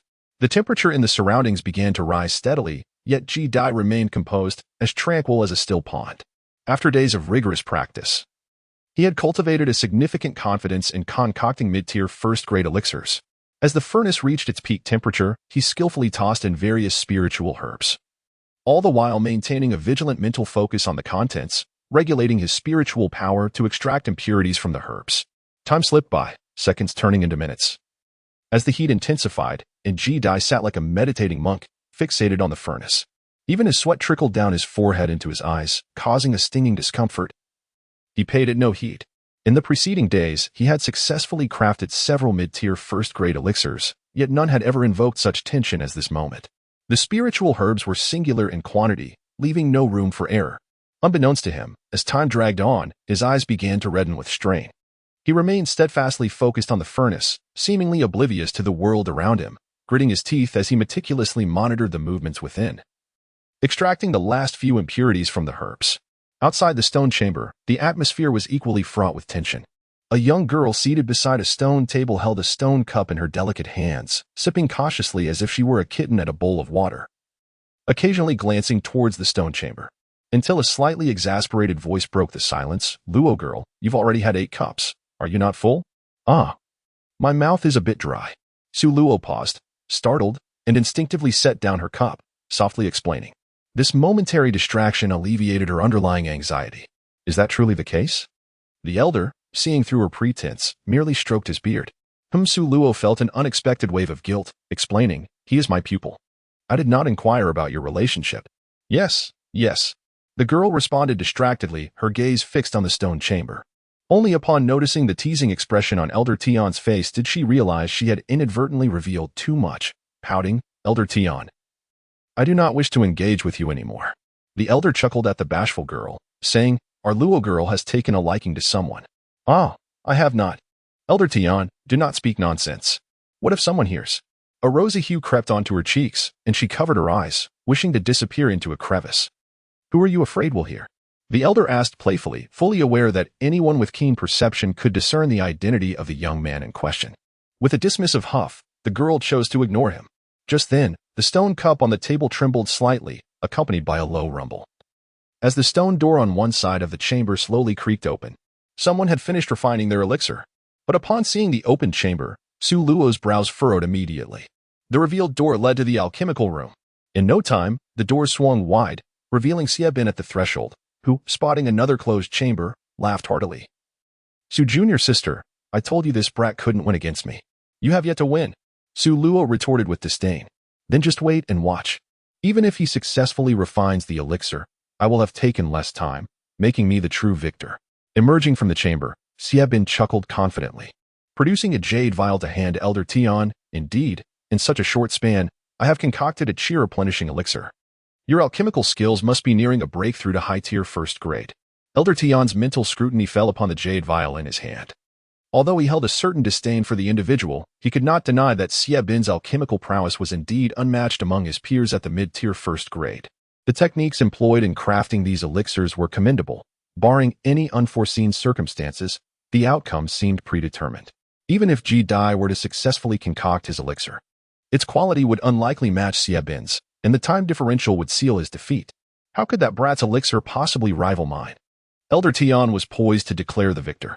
Just then, a thunderous noise erupted from the tightly sealed chamber, followed by the slowly rising stone door. Humph. The time difference between the two of you is negligible. Ultimately, it will hinge on the quality of the elixirs. The girl, witnessing this scene, relaxed her clenched fists and stepped towards the emerging Ji Dai. How did it go? She had to crane her neck slightly to meet his gaze. I succeeded. Ji Dai looked down to see a face brimming with concern, and warmth flooded his heart as he opened his palm to reveal 4 gleaming elixirs. The girl, her heart racing, quickly seized one elixir, inhaling sharply as her eyes sparkled with excitement. Young man, you have lost. Now fulfill your wager. As her voice rang out, Ji Dai's gaze drifted past Su Luo, naturally spotting Xie Bin, and replied calmly, on what basis do you assert that? Predictably, Xie Bin's alchemical skills exceeded his own, and he had indeed concocted his elixir at a far swifter pace. Even if you have produced a chi-replenishing elixir, you remain far behind in time. Thus, I am still the victor. Xie Bin scoffed dismissively. Time is but one facet of the competition. The efficacy of the elixirs is another matter altogether. Ah, it seems you remain unconvinced. Just because your elixir might catch up to mine is hardly a feat, Xie Bin sneered, fully believing that Ji Dai, who had only been refining elixirs for 2 months, could not possibly surpass the efficacy of his concoction. How can one know without a trial? Ji Dai countered, gesturing with his hand, sending the remaining 3 elixirs soaring towards Elder Tian. I implore Elder Tian to evaluate them. Elder Tian observed the 2, sighing deeply, and waved his hand to gather the elixirs. Initially anticipating a mere formality, he was taken aback when he examined Ji Dai's elixirs. His expression grew serious, breath quickening as he clutched the elixirs, his face betraying a hint of ferocity. How did you concoct these elixirs? Seeing his reaction, Xie Bin erupted in laughter. Ha ha ha. Just how inferior must your elixirs be for Elder Tian to be so agitated? His words dripped with mockery, but Elder Tian remained fervently focused on Ji Dai, ignoring Xie Bin entirely. As a high-tier first-grade alchemist, Elder Tian's discernment was beyond question. He could perceive the rich essence of the herbs in Ji Dai's elixirs, far surpassing the potency of Xie Bin's creations.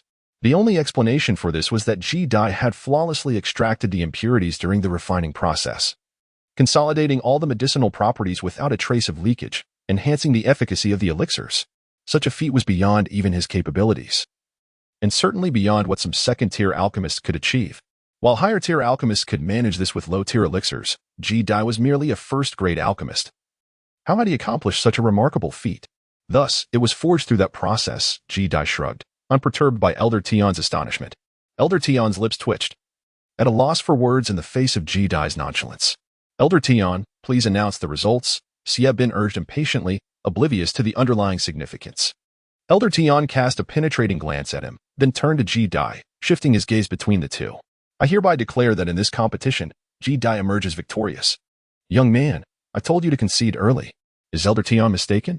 Xie Bin, having spoken halfway, suddenly realized that the victor was Ji Dai. His expression changed dramatically as he questioned. It was clearly I who first concocted the elixir. Losing this contest and facing ridicule was trivial. The crux of the matter lay in the fact that he had wagered his prized wind banner. If he were to lose, it would be relinquished to Ji Dai. Thus, he was utterly unwilling to accept defeat. True, you did brew your elixir first, but Ji Dai's concoction far surpasses yours. Therefore, that mere time difference can be disregarded. Elder Tian explained calmly. What did you say? His elixir surpasses mine? I refuse to believe it. You must be in collusion. Xie Bin's expression twisted with fury as he rushed forward, snatching a pill to examine it. However, upon feeling the overwhelming potency of the herbal essence within the pill, his previously fierce demeanor began to resemble one who had consumed a dead fly. The quality of this elixir indeed exceeded that of his own. Impossible, impossible. How could this be? He muttered in despair, repeatedly uttering these words, when suddenly he fixed a piercing gaze on Ji Dai. You set me up. There is no way you could have only been refining pills for 2 months. The notion that one could achieve such mastery in alchemy within a mere 2 months was utterly inconceivable to him. This boy must surely be a high-tier alchemist, having feigned weakness all along to manipulate me into wagering my wind banner. I set you up? This contest was your insistence. How did it become a scheme of mine? Ji-Dai laughed in exasperation. Xiebin, a loss is a loss. Now, hand over the wind banner along with the dream-returning pill. Su Luo, with arms crossed, looked down at him coldly. I can provide the dream-returning pill, but the wind banner was bestowed by the sect. I can exchange other items instead. Xiebin, feeling more miserable than if he had swallowed a dead fly, darkened his expression as he tossed a jade vial to Ji-Dai. He had never imagined losing when he had initially placed the wind banner as a wager. Anything else? Fine, if I can forego the wind banner. Then give me 10 vials of dream-returning pill. Ji-Dai accepted the jade vial, confirmed it contained the dream-returning pill, and smiled at him. 10 vials. Xiebin's face turned ashen. He certainly could not produce such a quantity of the dream-returning pill. None? Then I will require both the dream-returning pill and the wind banner. With the conversation reaching this point, Xiebin could no longer deny that Ji-Dai was toying with him. Very well. Well, boy, I will remember this. This matter is far from over. Though your alchemical skills are impressive, you are still merely at the 6th level of chi refinement. He repeated the word well twice, reluctantly parting with his wind banner. With a sullen face, he raised his hand to his storage bag, retrieving a long banner, half his height. Holding it horizontally with one hand and offering it to Ji-Dai. Consider the wind banner temporarily entrusted to you. Take care of it and do not lose it. Rest assured, senior brother Xia, I will safeguard the wind banner diligently. You need not worry. As the seasons changed, emotions surged within Ji-Dai, who disregarded his threats. Her hands gleefully clutching the long banner. Little did she know that Xiebin was holding on to it, unwilling to relinquish his grip. No matter how forcefully she tugged, she could not budge it. Did senior brother Xia wish to bid it farewell in private? Listening to her infuriating words, Xiebin took a deep breath and released his hold on the banner. He had once promised that if Ji-Dai emerged victorious, he would bestow the banner upon her. To renege on that promise now would render him unable to show his face in the Seven Xian sect. With his obstruction removed, Ji-Dai was momentarily propelled backward by inertia, nearly losing her balance. Yet, rather than feeling anger, she beamed with delight, as if she had encountered a beautiful woman. Immediately cradling the object in her arms. The banner was composed of an unknown material, surprisingly heavy, weighing at least several dozen pounds. The pole was crafted from a mysterious wood, smoothed to a rounded finish, with a square azure flag hanging from its top. The flag bore a symbol composed of 6 lines arranged vertically. The first and 4th lines were broken, leaving their significance unclear. Thank you immensely, senior brother Xia. You are truly a good person, and I shall remember your kindness, Ji-Dai expressed with feigned sincerity, nearly provoking Xiebin to the point of bloodshed. Even Su Luo cast a disapproving glance at Ji-Dai, thinking how infuriating her words were. Aren't you worried he might seek revenge? Fortunately, Xiebin maintained his composure, casting a lingering gaze at her before departing without uttering any harsh words, even leaving behind the newly concocted pills. However, the intensity of his gaze suggested that this matter was far from over. Though Ji-Dai harbored some concerns about potential retaliation from the other party, a greater thrill coursed through him. You're quite impressive, little one. The contest had concluded, and Elder Tian did not linger, offering a reassuring pat on Ji-Dai's shoulder before departing. Should you encounter any issues in the realm of alchemy, feel free to consult me. With a smile, Elder Tian glanced at the young duo and handed Ji-Dai 2 elixirs. Take care, Elder Tian. Despite a slight friction with the elder a couple of days prior, it had ultimately been resolved. He was not one to hold grudges. When others treated him with kindness, he reciprocated with warmth. Once Elder Tian left, only Ji-Dai and Su's senior sister remained in the cave. Senior sister Su, I'll be able to fly soon. Wherever you go, I will accompany you. Ji-Dai exclaimed, still clutching the wind banner joyfully. You're celebrating too soon. That wind banner has likely already been refined by Xiebin. It bears his imprint, rendering it unusable in your hands, Su Luo remarked, her eyes narrowing at him. Yet, a flicker of sweetness danced in the young girl as hard as she saw him so eager. Refined? Ji-Dai echoed, confusion evident in his gaze as he encountered the term for the first time.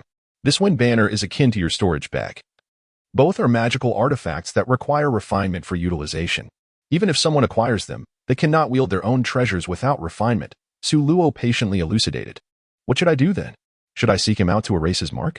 I doubt he would assist me readily. Ji-Dai felt as though a bucket of cold water had been thrown over him. If the wind banner had indeed been refined, what use would it be in his possession other than a mere stick? There is another approach, Su Luo continued.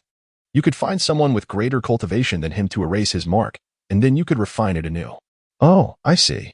Ji-Dai's disappointment was palpable. This was akin to saying nothing at all. Where could he possibly find someone stronger than Xie Bin to erase the imprint? First, focus on enhancing your own cultivation. If you have not reached the late stage of qi refinement, even possessing a magical artifact will make it difficult to wield, Su Luo encouraged. All right, Ji-Dai replied. Shaking off his despondency, his spirits lifted as he nodded brightly. After all, he was not far from the late stage of qi refinement. With the recently acquired dream returning pill, he was closing in on surpassing Xie Bin. It was merely a matter of time. As he pondered, a small hand suddenly twisted his ear. Be honest, have you truly only been refining elixirs for 2 months? Jie winced in pain and exclaimed, Sister Su. How could I possibly deceive you? I have only been refining pills for 2 months. I find that hard to believe, Su Luo replied with a slight huff. Still somewhat incredulous. Yet, she ultimately released her grip. Just 2 months of alchemy, and he had managed to defeat Xie Bin so effortlessly? Perhaps he was indeed gifted. Jie chuckled nervously, fully aware that revealing the truth was out of the question. Su Luo shot him a disapproving glance, but this explanation seemed the most plausible. With a final glare filled with resentment, she returned his storage bag and cautioned, be careful lately. That fellow Xie Bin is likely to seek revenge. If things get too dangerous, come to Danfeng for refuge. With me around, he wouldn't dare to touch you. Thank you, Sister Su. I'll think it over, Jie said, not waiting for her to finish before darting away. With so many secrets to keep, how could he possibly remain close to Su Luo? Along the way, he noticed several disciples gathered, speculating about the recent competition, and without exception, no one held any hope for him. Ji-Dai did not offer an explanation and quietly slipped back to the beast stable. As he was preparing to return to his cave, he encountered Wu Han, who had rapidly improved his cultivation under Ji-Dai's gift of the Spirit Ascension fruit. Wu Han had already broken through to the pinnacle of the 3rd layer of qi training, making him the highest-ranking individual in the beast stable aside from Ji-Dai himself. Senior brother Ji, I heard you competed in alchemy against the disciples from the North Shore. Did you win?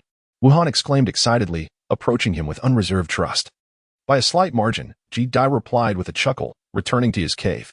Unbeknownst to him, Wu Han exuberantly spread the news of his victory, and soon, the results of the competition reached the South Shore, astonishing countless disciples. Some, like Xingzhong and Yichang, were reluctant to believe it.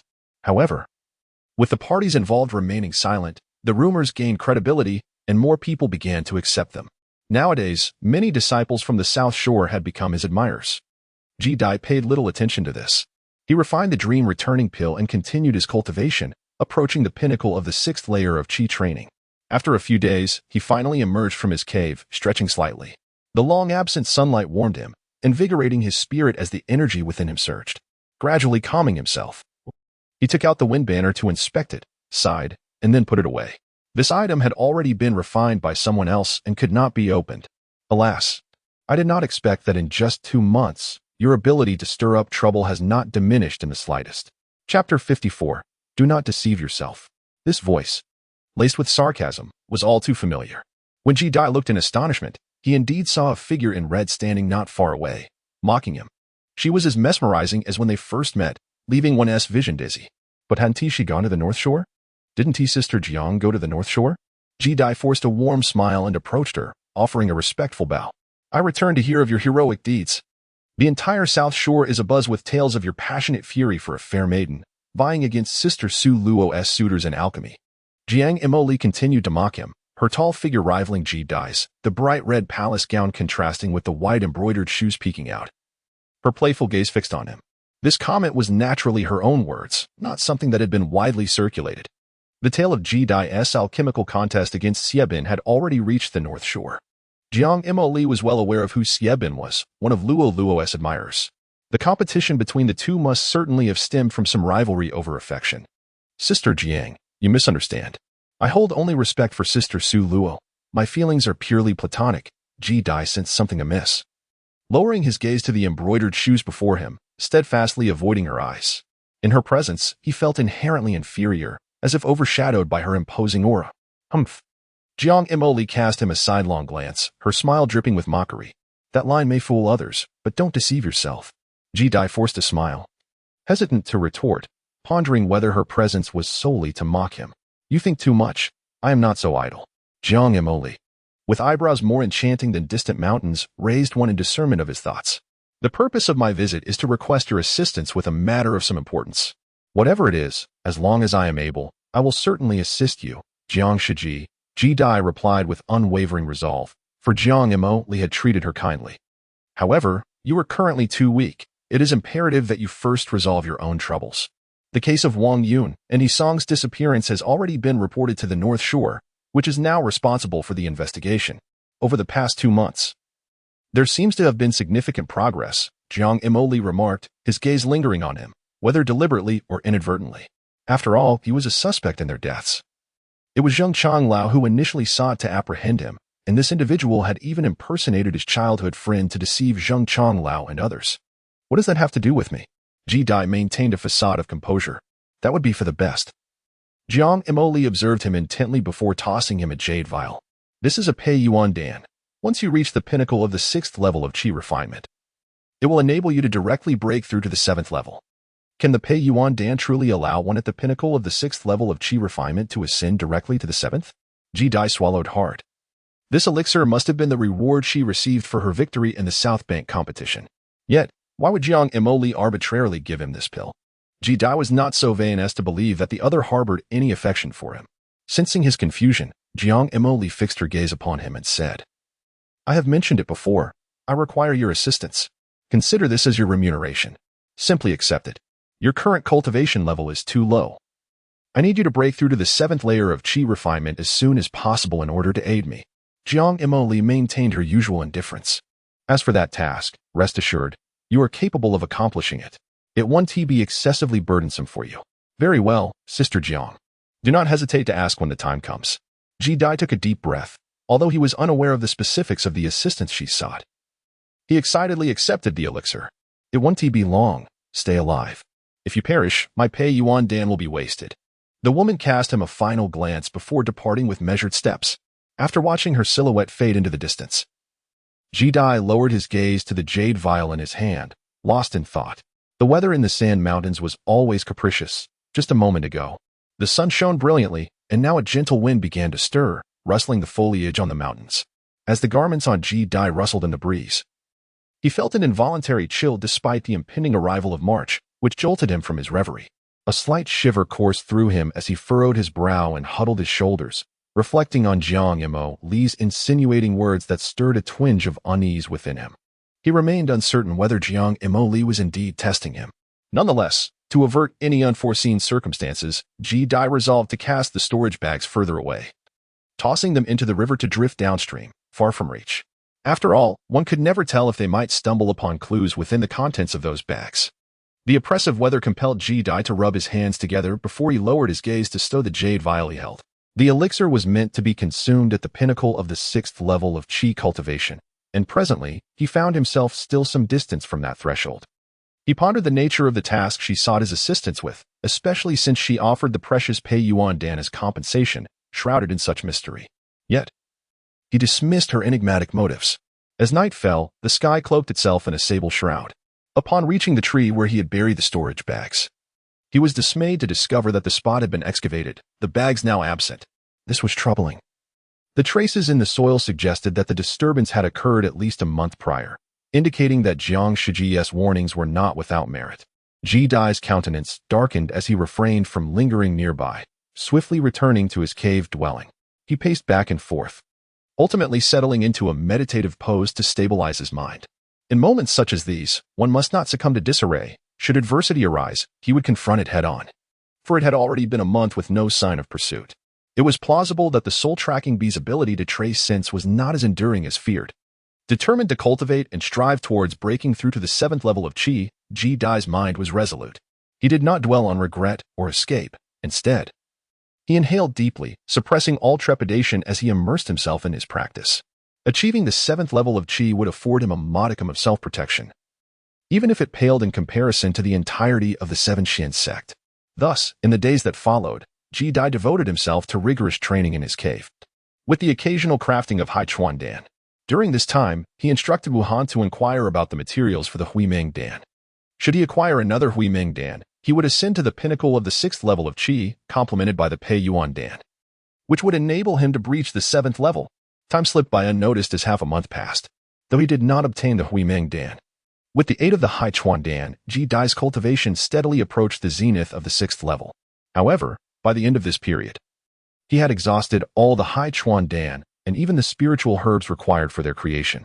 Coincidentally, Wuhan was currently in seclusion, striving to advance to the 4th level of Qi, leaving Ji Dai with no choice but to venture to Dan Peak himself. Fire Spirit Mushroom for sale. A valuable herb to enhance cultivation. Chapter 55, Blood. In the square, numerous disciples continued to set up stalls, peddling spiritual herbs and elixirs, their voices ringing out in the air. This junior, the Fire Spirit Mushroom is a splendid item. Consuming it can significantly elevate your cultivation, and its efficacy rivals that of the Huiming Dan. Normally priced at 70 spirit stones, it is now discounted to a mere 60 spirit stones. Act fast if you wish to purchase. A disciple at the 4th level of Qi enthusiastically promoted the Fire Spirit Mushroom upon noticing a young boy squatting by his stall. His claims, of course, were steeped in exaggeration, aimed primarily at ensnaring novices. Ji Dai did not expose the truth as he picked up the vibrant red lingji mushroom for examination. This lingji was the size of a palm, its flesh a brownish hue interspersed with red, the edges gently curving, resembling the description in the alchemist's notebook. Although its effects were inferior to that of the dream rejuvenation pill, it could still enhance one's cultivation to some degree. Just as he was about to make the payment, a melodious voice suddenly chimed from behind him. Ji Dai, what brings you here? Why haven't you sought me out these past few days? A young girl adorned in a flowing azure dress stood before him, playfully observing him with a hint of dissatisfaction. Over the past fortnight, Ji Dai had somewhat neglected her, which had left her feeling a touch miffed. Having heard of Sister Su Luo, whose reputation at the Pill Peak was vast, it was rare for any disciple to be unfamiliar with her. The fellow disciple instantly recognized her identity, beads of sweat forming on his brow, surprised that the seemingly obscure Ji Dai was acquainted with Su Luo. Sister Su, I have been rather occupied lately, focusing on my cultivation and have not had the opportunity to refine any pills, Ji Dai replied, detecting the hint of grievance in her tone, and smiled as he added, once I break through to the 7th layer of Qi refinement, I will seek your guidance. Humph. By the time you break through to the 7th layer of Qi refinement, who knows when that will be? The girl clearly found his response somewhat unsatisfactory, rolling her eyes and squatting beside him. Has Xiebin been giving you any trouble lately? As Ji Dai listened to her concern, he smiled lightly. I hide in my cave every day. Even if he wishes to trouble me, he would not find me. That's good. What brings you here today? I came to purchase some spiritual herbs and happened to see the Fire Ganoderma for sale, so I stopped to take a look. Ji Dai presented the Fire Ganoderma in his hand to her, seemingly to validate the truth of his words. Let me see, the girl replied, accepting it with surprise. Her gaze fixed intently upon it, she remarked, indeed, it is Fire Ganoderma, but its quality is rather poor, and its efficacy is not on par with a normal one. How much does it cost? 60 spirit stones. Is that too expensive? Ji Dai was indifferent to the price. Currently, he was not lacking in spirit stones. He had ceased selling upgraded spiritual herbs, as that method was rather rudimentary and could easily arouse suspicion. Instead, he refined the upgraded herbs into pills. As the efficacy of the pills he concocted surpassed that of others, making them quite popular on Pill Peak, and their price far exceeded that of ordinary pills. He profited handsomely, often possessing hundreds of spirit stones at his disposal. The young disciple selling the herbs awkwardly said, I did not realize the senior brother is a friend of Sister Su. If Sister Su wants it, then 50 spirit stones would be sufficient. 50 spirit stones? That is just right. Su Luo lightly nodded. Sister Su's reputation is indeed resounding. Her presence has saved me 10 spirit stones. Ji Dai jested as he retrieved the spirit stones from his storage bag and handed them over. After completing the transaction, he stored the Ganoderma in his bag and did not linger on Pill Peak. After bidding farewell to Su Luo and agreeing to visit her again in the near future, he returned to his cave in the beast stable, where he concocted some Hai Chuan pills and resumed his cultivation. During this period of practice, even without consuming the dream returning pills, his cultivation was nearing the pinnacle of the 6th level of Qi refinement. Before long, another half-month passed. Ji Dai took a deep breath and finally retrieved the Fire Ganoderma, placing it into the copper furnace. As a flash of green light emanated from above, a rich fragrance wafted forth. Can this help me reach the pinnacle of the 6th level of Qi refinement? Ji Dai felt a slight surge of excitement. He brought the Ganoderma to his lips and took a bite. The essence of the herb melted in his mouth, transforming into a warm current that flowed through his limbs, invigorating the spiritual energy within him, spreading outward like a river. After more than half an hour had elapsed, he consumed the entire Fire Ganoderma. Although he was still a bit away from reaching the pinnacle of the 6th level of chi refinement, he had yet to sense the existence of a bottleneck. Ji-Dai pondered for a moment, then took out a jade vial, inhaled deeply, and poured out the pills contained within, deciding to take a gamble. After all, his cultivation at the 6th level had stagnated for quite some time. Although he was close to the pinnacle, he was still not there. There was a certain probability that consuming the Pei Yuan pill could lead to a breakthrough. He could not be certain that other hidden means on the North Bank would not uncover the fact that Wang Yun and others had been slain by him. It was imperative to break through to the 7th level of chi refinement to ensure greater self-preservation. Boom. As the Pei Yuan pill entered his mouth, the spiritual energy within Ji-Dai surged as if invigorated, tumultuously charging toward a pivotal threshold, the bottleneck of the 7th level of chi refinement. The most challenging barrier to breach on the path of chi refinement. Break, break, break. Ji-Dai tightly closed his eyes, channeling the spiritual energy within him, repeatedly attempting to collide against that legendary bottleneck. Yet, it seemed that perhaps due to not having reached the pinnacle of the 6th level, the bottleneck merely trembled slightly, showing no signs of yielding. As Ji-Dai gritted his teeth, unwilling to relinquish this opportunity, he continued to manipulate the spiritual energy within him and charged forward. Sister Song, are you still unwilling to give up? In a cave on the northern shore, a young man entered. His demeanor was warm, and he shook his head gently at the cold-faced woman within the cave. We both know that the soul-chasing bee can only track for a month. After that, all traces will dissipate. Even if that young man did have contact with Wang Yun, there is no evidence to conclude he is the murderer. The woman, clad in a sheer dress and seated elegantly in a high chair, was Song Jia. Upon hearing his words, the corners of her lips curved slightly. Among the disciples of the Northern Shore, they were the most accomplished in cultivation. Typically, the sect leader was elusive, and the elders were engrossed in their own training. Thus, after the report of Zheng Yi's murder reached the Northern Shore, it naturally fell upon the two of them to take responsibility. What if the murderer carelessly left behind blood at the crime scene? Song Jia clapped her left hand on her storage pouch, and a long sword materialized, stained with blood. Brother Zhou should be aware that, barring any extraordinary circumstances, the scent within the blood can linger for quite some time.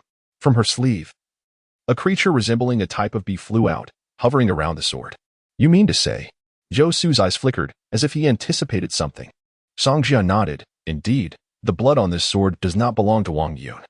Now we merely need to ascertain whether this blood belongs to that young man to determine if he is the culprit. Chapter 56. 7th layer of chi refinement within the cave. Ji-Dai's eyes turned crimson as he fervently drove the spiritual energy within him, relentlessly assaulting the bottleneck. Break for me. The spiritual energy surged within him under the influence of the P1 Dan, but Ji-Dai sensed that its effects were waning. As the old adage goes, repeated attempts lead to diminishing returns. If the effect of the medicine faded before he could break through to the 7th layer of chi refinement, this attempt would inevitably end in failure, something he was determined to avoid. Today, I shall break through to the 7th layer. Ji-Dai, akin to a gambler consumed by desperation, consumed all the Haichuan he had, disregarding whether it would enhance his spiritual energy. He poured everything he had into this endeavor. As the Tai Xian Jing circulated, a thunderous sound echoed. The spiritual energy from the surrounding environment began to converge, and Ji-Dai's determination peaked. The surrounding energies, in harmony with the spiritual force within, crashed against the bottleneck. Unrelenting. Crack. Beneath his formidable resolve, something within him shattered, resonating in his ears, yet it had not fully broken free. Break, break, break. Ji-Dai continued to mobilize his spiritual energy until a resounding boom erupted from within him. A refreshing sensation spread throughout his body, signaling his breakthrough to the 7th layer of chi refinement. Without the luxury of time to revel in excitement, Ji-Dai felt as if he were a vortex, drawing in the surrounding spiritual energy, which converged into his own. After a brief half-hour, the extraordinary phenomenon subsided. The spiritual energy, once akin to a flowing river, had now reached its pinnacle. Simultaneously, the range of his consciousness expanded significantly, stretching over 7 zhang. Every rustle of the wind and movement of the grass was now within his keen perception. I did it, Ji-Dai exclaimed, his spirits soaring as he opened his eyes, only to realize he felt a chill. His clothes, unbeknownst to him, had become thoroughly soaked with sweat, yet he was unable to quell his exhilaration. This breakthrough was not merely a systematic progression. It involved a substantial element of risk. Fortunately, he had triumphed in the end, and the euphoria was indescribable, surpassing that of a conventional breakthrough. This elation was hard to suppress. Ji-Dai smirked as he rose, feeling sticky all over, and resolved to wash in the river. However, As he stepped out of the cave, he spotted a figure approaching from a distance, seemingly headed for his cave, causing him to furrow his brow slightly. He recognized the person, Xing Zhong. Kid, Elder Zhong wants you to come over. Xing Zhong halted nearby, a shadowy satisfaction lurking in his eyes. Don't say I didn't warn you. If you don't go, you'll have to bear the consequences. Ji Dai furrowed his brow, a vague premonition stirring within him. Elder Zhang's summons likely pertained to matters concerning Wang Yun.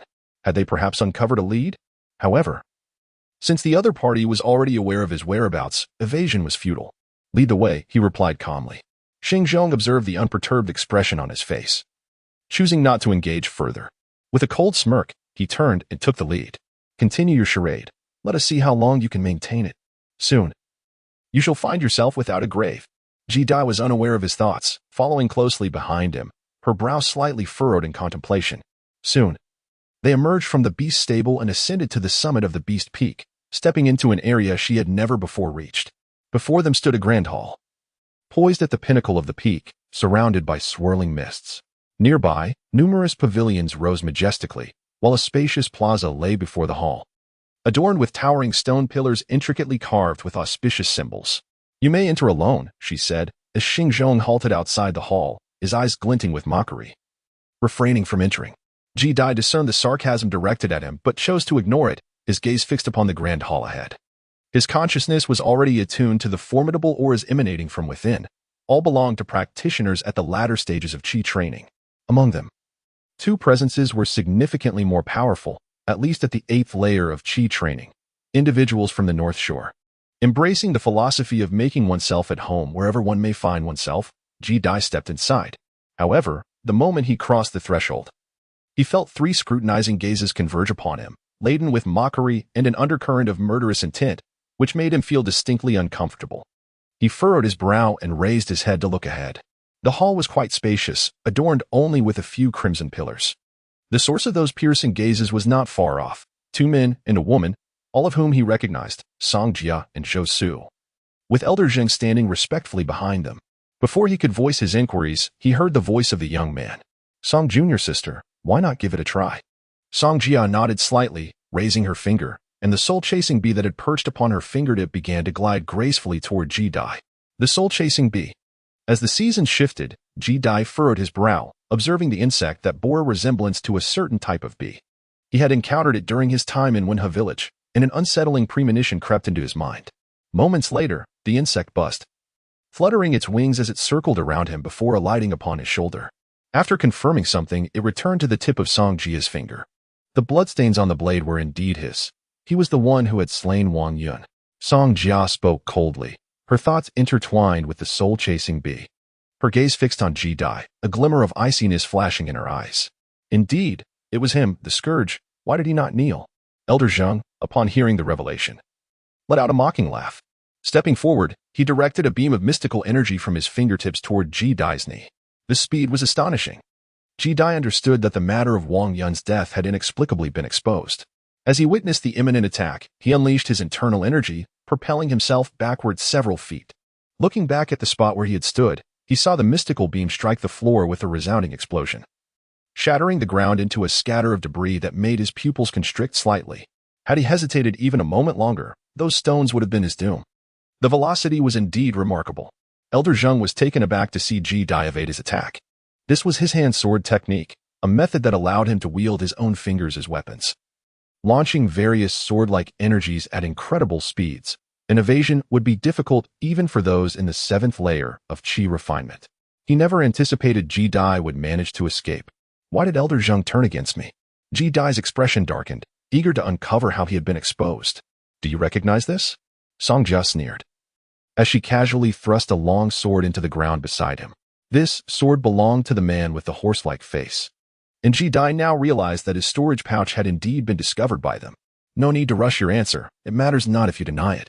Song Jia slightly raised her finger, the soul-chasing bee landing delicately upon it. This sword was found among Wang Yun's possessions. Someone had taken his life and concealed his storage pouch. Yet, despite all calculations, he had left behind a trace of his own blood on the blade, a detail that the soul-chasing bee could sense. Ji Dai gazed intently at the bloodstains on the sword, recalling that she had indeed been wounded by this very blade. She had not anticipated it would leave behind such evidence. How careless of her. Ji-dai let out a faint sigh, realizing that he had learned a valuable lesson this time. If he were to survive, he would undoubtedly exercise greater caution in the future. Indeed, it was he who had slain Wang Yun, but the latter had sought to take his life first. The evidence was irrefutable. It was not a matter of throwing a tantrum or stubbornly denying the truth to escape accountability. It was far better to simply concede. Chapter 57.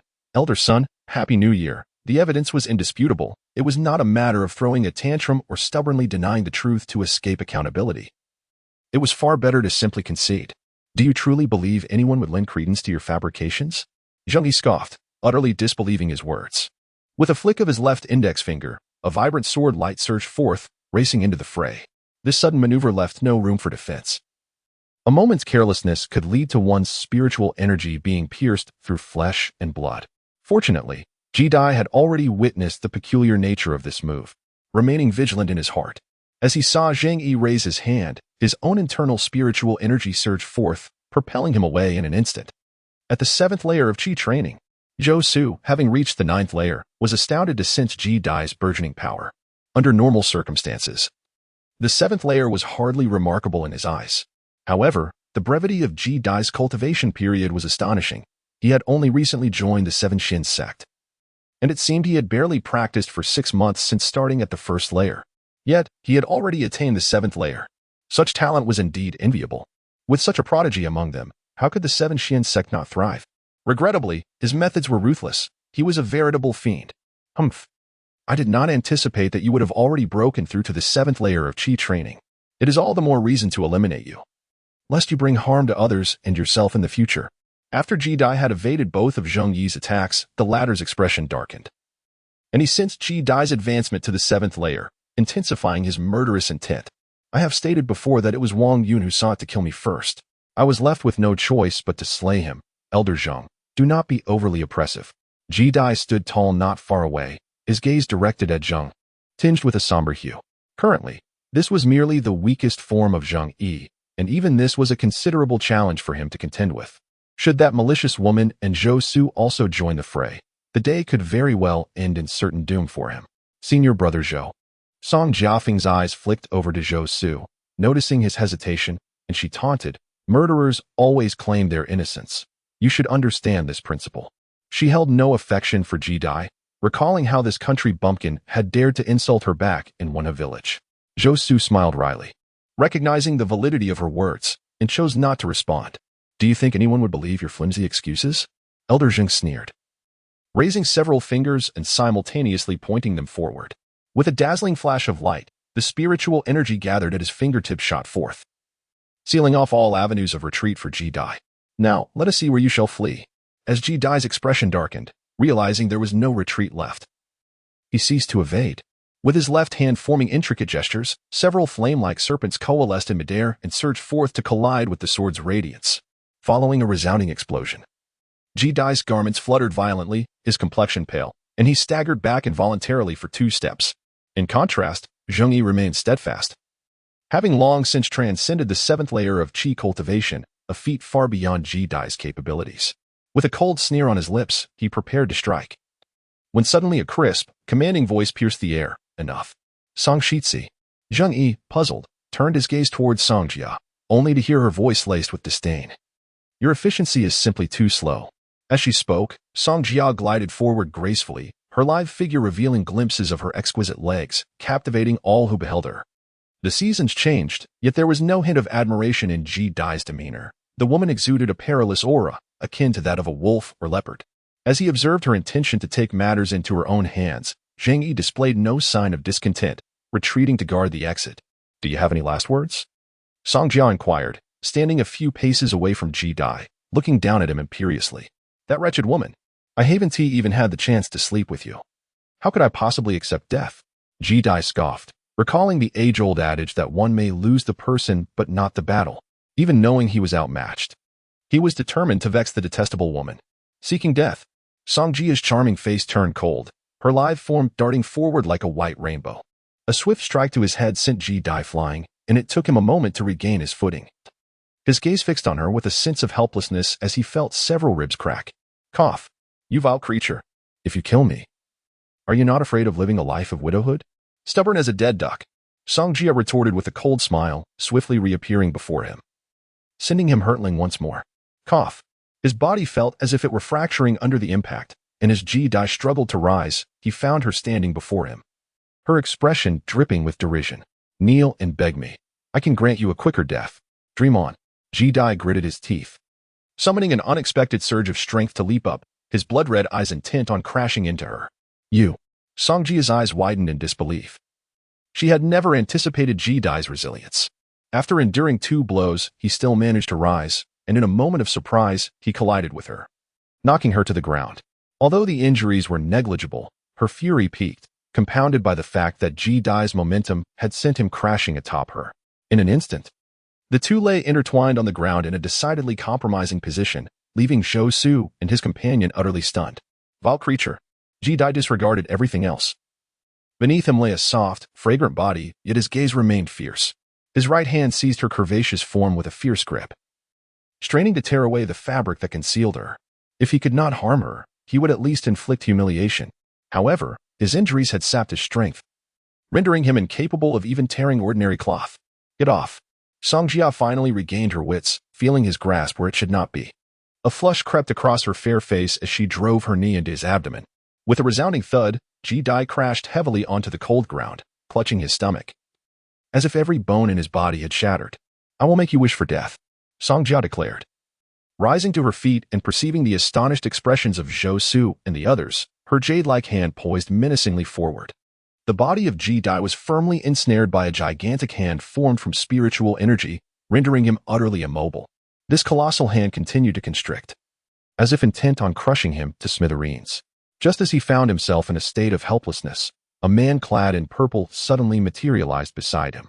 With a mere flick of his sleeve, he effortlessly restrained the grasping hand of spiritual power, causing it to dissipate like dust in the wind. Ji-Dai was momentarily taken aback, panting heavily as he regarded the individual before him, sensing an undeniable strength emanating from the person. Songjia, cease at once. The man in purple attire called out her name directly. Although Elder Sun's eyes brimmed with fury, he managed to suppress it, acknowledging Elder Sunday. Zhou Su and Elder Zheng also recognized one another, hastily bowing in utmost respect, though confusion lingered in their hearts. Wasn't Elder Sun supposed to be in seclusion? How had he arrived here? Chapter 58. Young Prodigy, Happy New Year. The purple-clad man showed no intention to explain.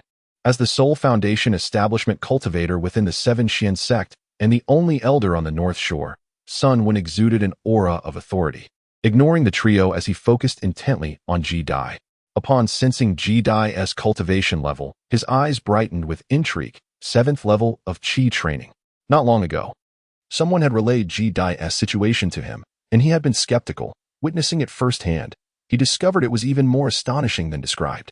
This was no mere pinnacle of 6th level Qi training, but clearly the 7th level.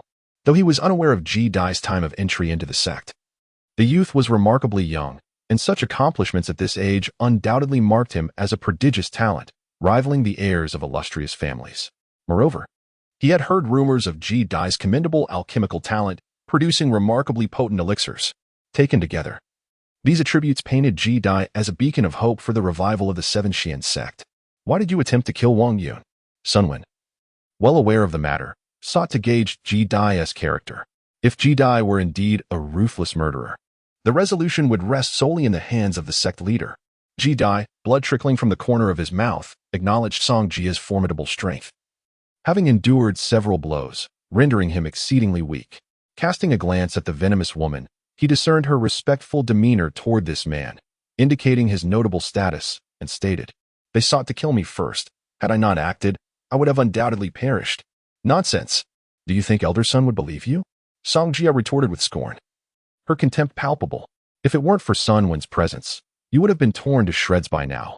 What my disciple claims is entirely true, Ji-Dai replied weakly, bowing slightly.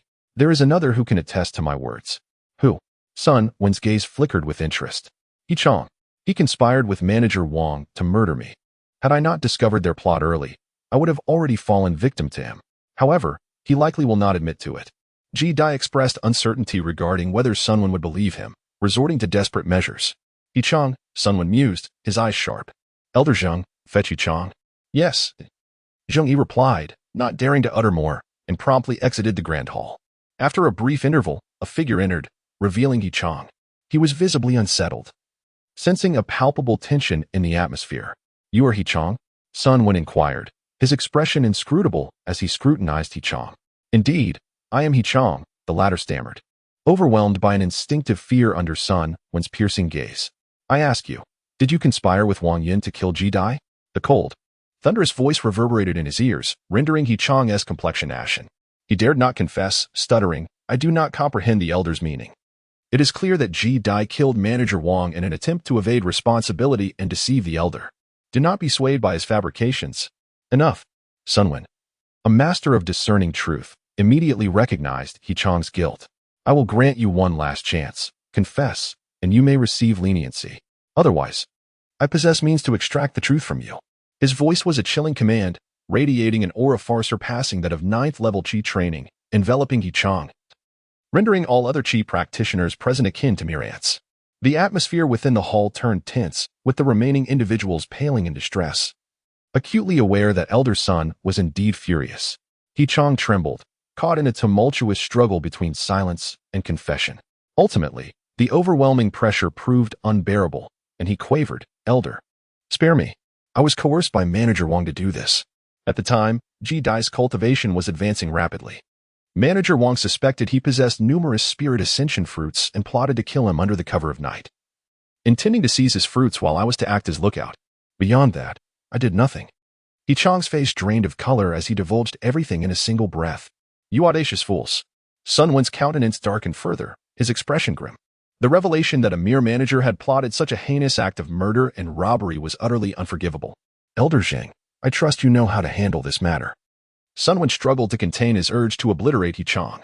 Had he not intervened today to investigate, the 7 Xian sect would have lost a promising young talent due to the misdeeds of these two wretches. I shall strip him of his cultivation and expel him from the 7 Xian sect, Zheng Yi declared, bowing respectfully. No, all of this was instigated by Wang Yun. I implore the elder to show mercy. Despair clouded He Chong's face as he pleaded with Sun Wen. He knew well that beyond the confines of the 7 Xian sect lay treacherous mountains and ferocious beasts. Being stripped of his abilities and cast out would be tantamount to a death sentence. However, Sun Wen merely waved his hand dismissively, instructing Zheng Yi to escort He Chong away. As Ji Dai listened to the fading echoes of He Chong's desperate pleas, he felt no sympathy. The man had nearly cost him his life, and facing the consequences of his actions was justly deserved. Young one, I have thoroughly investigated the matter. Sun Wen turned to Ji Dai, his demeanor markedly softened, a stark contrast to his earlier severity. The misunderstanding caused by Song Jia and others has been resolved, and the instigator has been dealt with. Shall we consider this matter settled? By stripping He Chong of his cultivation and expelling him from the sect, Sun Wen aimed to provide Ji Dai with reassurance, ensuring that the events of the day would not sow discord in his heart towards the sect. As Ji Dai heard these words, her gaze returned from outside the hall, just as she was about to speak. Suddenly, a voice filled with resentment cut through the air. Elder Sun, even if Wang Yun wishes to kill him, this matter should naturally be dealt with by the sect. The fact remains that he has taken a life. Song Jia's eyes blazed with anger, unwilling to see Ji Dai escape unscathed. If he is dead, then so be it. As a steward, wanting to kill his fellow disciples for treasures, he deserves his fate. Sun Wen cast her a displeased glance. With her teeth clenched tightly, Song Jia felt deeply dissatisfied. Upon seeing Shou Su shake his head at her, she ultimately refrained from saying anything further. All right, since there are no objections, let us conclude this matter here. I am aware that some misunderstandings have transpired. Within this, there is a yuan pill, which shall be deducted from Song Jia's stipend as compensation, someone remarked, patting Ji Dai on the shoulder and producing a jade vial. Song Jia's voice was reluctant as she responded, no objections. The matter of the spirit stones was trivial. What truly stung was the notion of compensating Ji Dai, which she found unacceptable. You are all the future of our Qishuan sect. I hope everyone can coexist harmoniously. This statement was directed not only at Song Jia but also at Ji Dai. Indeed, Ji Dai remained silent, gazing at the jade vial in his hands. Realizing that Sun Wen did not intend to deal with that vicious woman, he lightly clasped his fists but said nothing. Chapter 59, The Northern Shore, Flying Gorge Zhou. Take junior disciple Ji to the Northern Shore. Sun Wen was exceedingly pleased with Ji Dai's demeanor, patting his shoulder. According to the sect's regulations, upon breaking through to the 7th level of Qi refinement, one could enter the northern shore, and now that Ji-Dai had reached that cultivation level, he was naturally a disciple of the northern shore. Understood. The young man slightly cupped his fists, swiftly grasping Ji-Dai's shoulder. The disc concealed within his sleeve trembled as spiritual energy surged into it, and soon, a gust of wind enveloped the two, transforming them into a white rainbow that soared out of the great hall. The sun hung high in the sky, and as Ji-Dai felt the fabric of his robe billowing fiercely in the strong winds, Zhou guided him above the beast peak, flying towards the opposite bank of the river. This time, he no longer needed to close his eyes as he did before. He could now gaze directly into the fierce winds. I wonder when I will be able to fly on my own, he mused. His heart stirred as he looked towards the emerald waters of the northern river. There, mist swirled, obscuring the view, but once the clouds parted, two towering peaks could be seen, guarding a verdant mountain standing by the riverside. The northern shore. Ji-Dai gazed at the three mountains, knowing that this was the location of the northern shore. While his emotions could not be described as overwhelmingly excited, he felt a sense of exhilaration nonetheless. After all, the northern shore was regarded as the core of the Qishuan sect, and once he entered, the resources available would far surpass those of the southern shore. Before long, Zhou brought him down to a clearing halfway up the left mountain peak. The woods were dense, and the songs of mountain birds filled the air, suggesting that beasts were more numerous than humans. There were only a few visible pavilions and great halls situated atop the adjacent peaks. Not far ahead of them stood a cave, its stone door firmly shut, with a layer of dust on the ground, indicating that it had not been inhabited for quite some time. As the seasons change and I gaze back, I behold a river of azure waters flowing eastward, with the opposite bank shrouded in mist. Junior brother Ji, this place is your sanctuary. An array has been set outside, and only those bearing the token may enter. Zhou smiled as he presented a token to him, saying, "This is your token, having just arrived at the North Bank. There are certain matters I must share with you. The North Bank is quite tranquil. On most days, disciples need not engage in labor, allowing them to devote themselves entirely to cultivation. Furthermore, the sect distributes a dream returning pill and 100 spirit stones each month." "Thank you, senior brother Zhou, I understand," Ji-Dai replied, slightly cupping his hands in gratitude, his demeanor neither excessively warm nor cold. Zhou could sense that Ji-Dai might harbor some resentment over his previous inaction within the hall. Nevertheless, he smiled and said, "I shall take my leave for now. I will bring your first month's stipend, along with your attire and other items shortly. Upon entering the North Bank, the sect will also bestow upon you a flying magical artifact, which I shall deliver at that time as well." Very well, Ji-Dai thought with a hint of anticipation, not expecting the benefits that came with becoming a disciple of the North Bank. Although he possessed the wind banner in his storage pouch, it had been refined by Xieben, rendering it unusable by outsiders. Additionally, there is one final matter. Junior Sister Song previously acted for the sect, and I hope you will not hold the past misunderstandings against her. Zhou hesitated briefly. Although this matter does not concern me directly as the elder among the disciples, I wish to prevent any discord among you junior brothers. Ji-Dai gently clenched her fist and said, "Senior brother Zhou, I understand what must be done. As long as she does not trouble me, I shall not provoke her." Zhou smiled and nodded. "Very well. I will advise Junior Sister Song. You should focus on your recovery." After his departure, Ji-Dai grasped the token and approached the cave dwelling before her.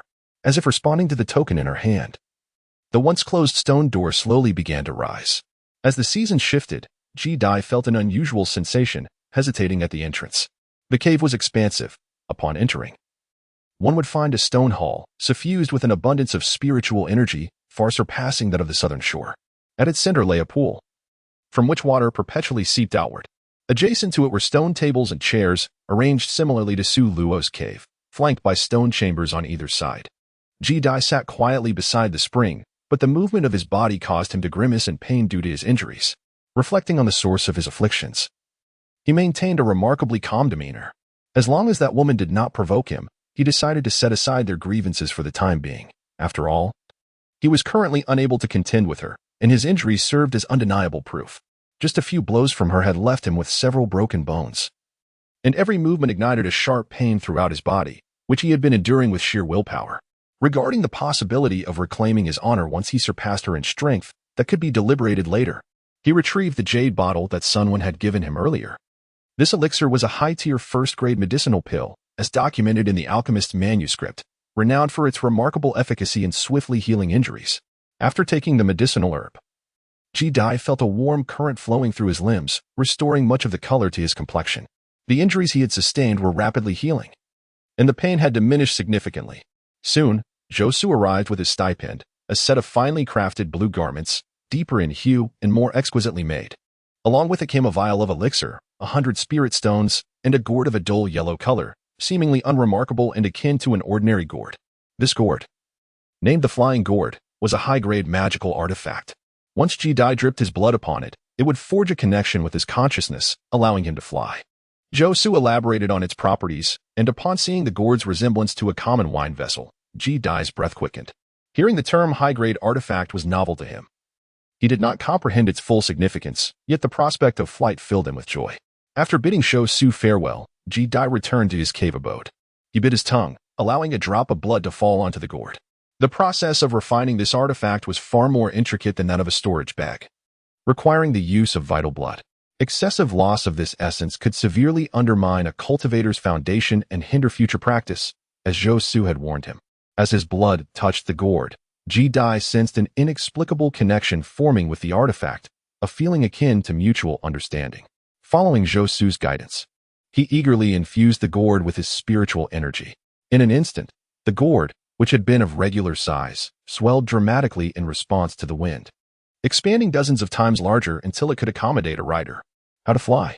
Ji Dai pondered, watching the gourd hover slightly above the ground. He imagined the day he would soar through the skies atop this gourd, his expression a mixture of curiosity and apprehension. Nevertheless, he mounted the gourd, poured in his spiritual energy, and willed it to ascend. With a tentative shout, he commanded it to take flight. Indeed, the gourd lifted him gently into the air. But after rising a few feet, a sudden loss of control caused a crash, sending both him and the gourd tumbling to the ground. Fortunately, the height was not great, or else he might have suffered grievous injuries. His wounds, however, were exacerbated, and Ji Dai resolved to refrain from reckless endeavors, fearful of compounding his injuries. Chapter 60. Under my hand, the healing effects of the Yuan Dan were remarkable. After only a few days of rest, Ji Dai's injuries had nearly healed. He attempted once more to ride the gourd and, after several falls, finally grasped some techniques. Though unsteady and unable to turn effectively, he joyfully rode the gourd a foot above the ground, tirelessly practicing until he had mastered the method within a few days. Exhilarated, he exited his cave and soared into the sky on the gourd, gliding down the mountainside. Within mere breaths, he had descended from the peak to the foot of the mountain, a speed far surpassing that of running. However, Ji Dai found himself slightly breathless due to the significant expenditure of spiritual energy. Currently, he mused, he could sustain flight for as long as a fragrant incense stick burned. Upon returning to his cave, Ji Dai consumed several energy-restoring pills to replenish his spiritual reserves. He felt no disappointment. After all, he had become a being capable of flight. Once back in Winha village, he would surely be hailed as a celestial being. As summer approached, nearly a month had passed since Ji Dai's arrival at the North Shore, and news of his exploits had spread throughout the entire Seven Shin sect, evoking mixed reactions among countless disciples. Not long ago, Ji Dai had gained notoriety for competing in alchemy against the disciples of the North Shore. Who would have anticipated that within mere days, he would break through to the 7th layer of chi refinement and join the North Shore disciples? Damn it. That brat has actually broken through to the 7th layer of chi refinement and come to the North Shore. The one most affected by this news was, of course, Xie Bin. He had previously lost his artifact in the alchemical duel against Ji Dai and was contemplating how to reclaim the Wind Banner. Now, less than a month later, Ji Dai had transformed, achieving the same chi refinement level as him and becoming a North Shore disciple. Retrieving his Wind Banner would be considerably more challenging. Xie Bin's expression darkened, but soon shifted from despair to elation. Right, he almost forgot. Upon entering the North Shore, the sect would bestow upon him a new artifact. The Wind Banner would be of little use in Ji Dai's hands, so he could simply ask him to return it. He would likely not refuse. Now that they were both North Shore disciples, he probably wouldn't want to offend him, and it would serve as a favor owed. Unbeknownst to Ji Dai, life on the North Shore was not vastly different from that on the South Shore. The joy of flight quickly faded, and over the month, he had often wandered around the North Shore, gathering a wealth of information. He learned that the North Shore comprised 3 peaks, the central one being the main peak, Tontian Peak. To the right lay Ziri Peak, abundant with spiritual herbs, and to the left was Qingyun Peak, the primary training ground for most disciples. The path of chi refinement was arduous, and it would take several years to reach the 8th layer. As the sun blazed high in the sky, Jidai rode the gourd to the main peak. Atop this peak lay the Wanjuan Pavilion, said to house countless tomes detailing various cultivation knowledge. Having just broken through to the 7th layer of chi refinement, and with Haichuan Dan no longer effective for late-stage cultivation, Jidai's progress was slow. The 8th layer remained a distant goal. He was not in haste to advance, visiting the Wanjuan Pavilion daily. At that moment, he caught sight of a graceful figure descending the mountain path Songjia. Jidai maintained an impassive demeanor, devoid of animosity or any inclination to avoid confrontation. As if he were oblivious to her presence, he approached her directly.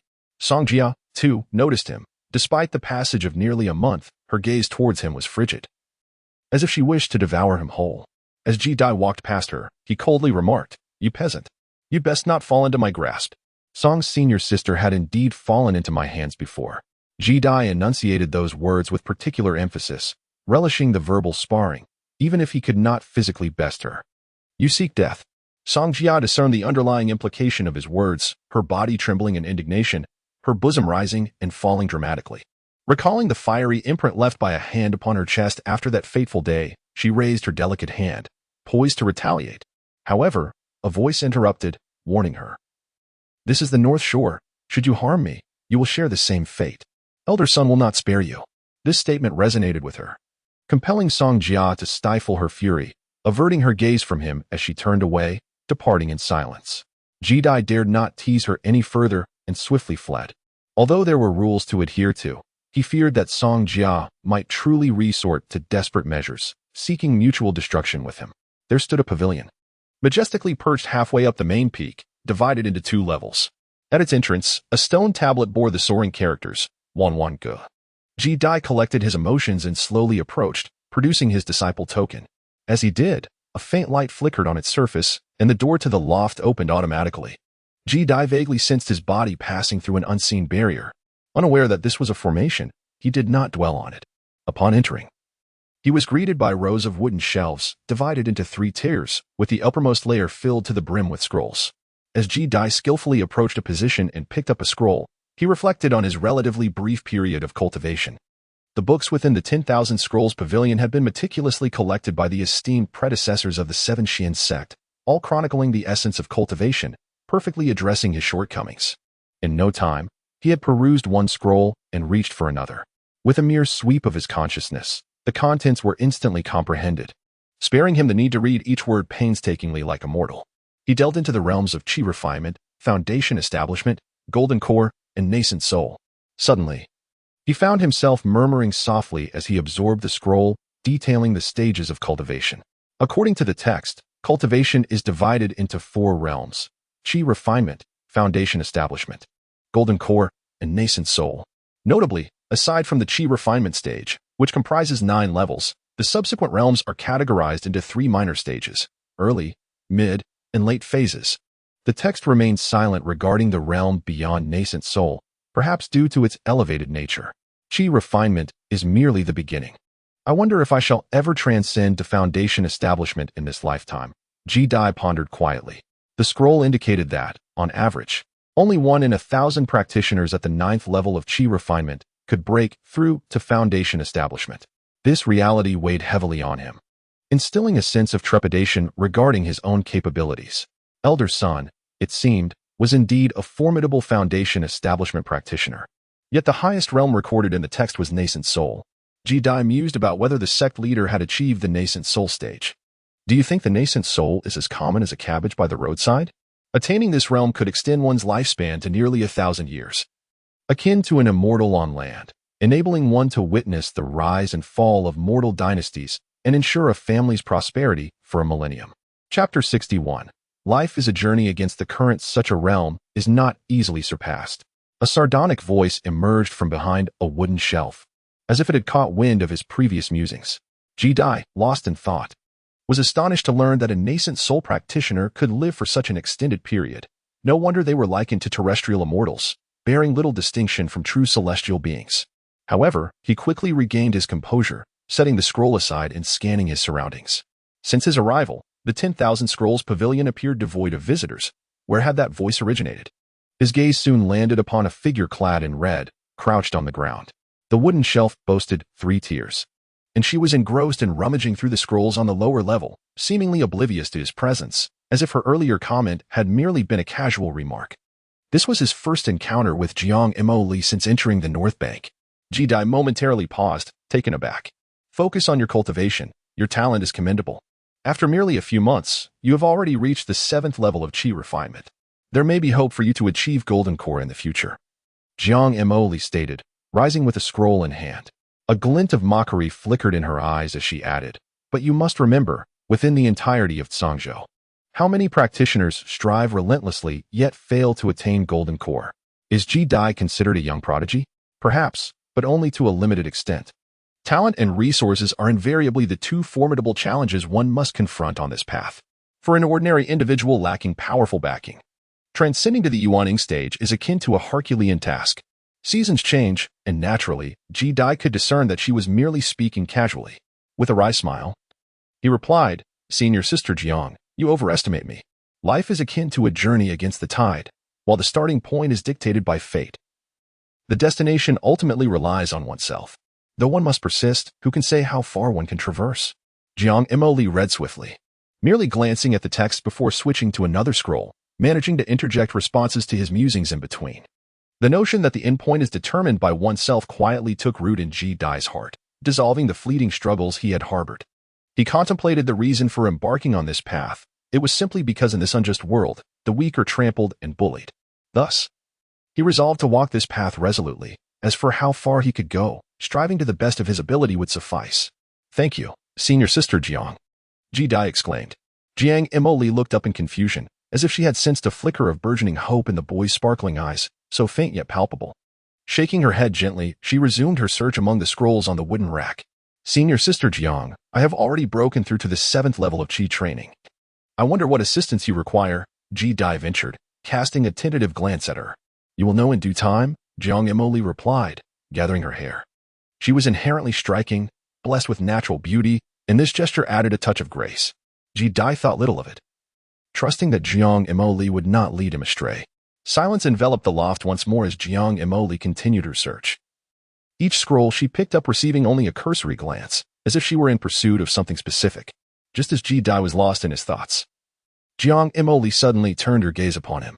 Feeling a twinge of guilt, Ji-Dai hastily lowered his head, focusing intently on the scroll in his hands. From behind the rack, the woman's eyes rested on the boy holding the scroll, and she remarked, "You have the scroll upside down."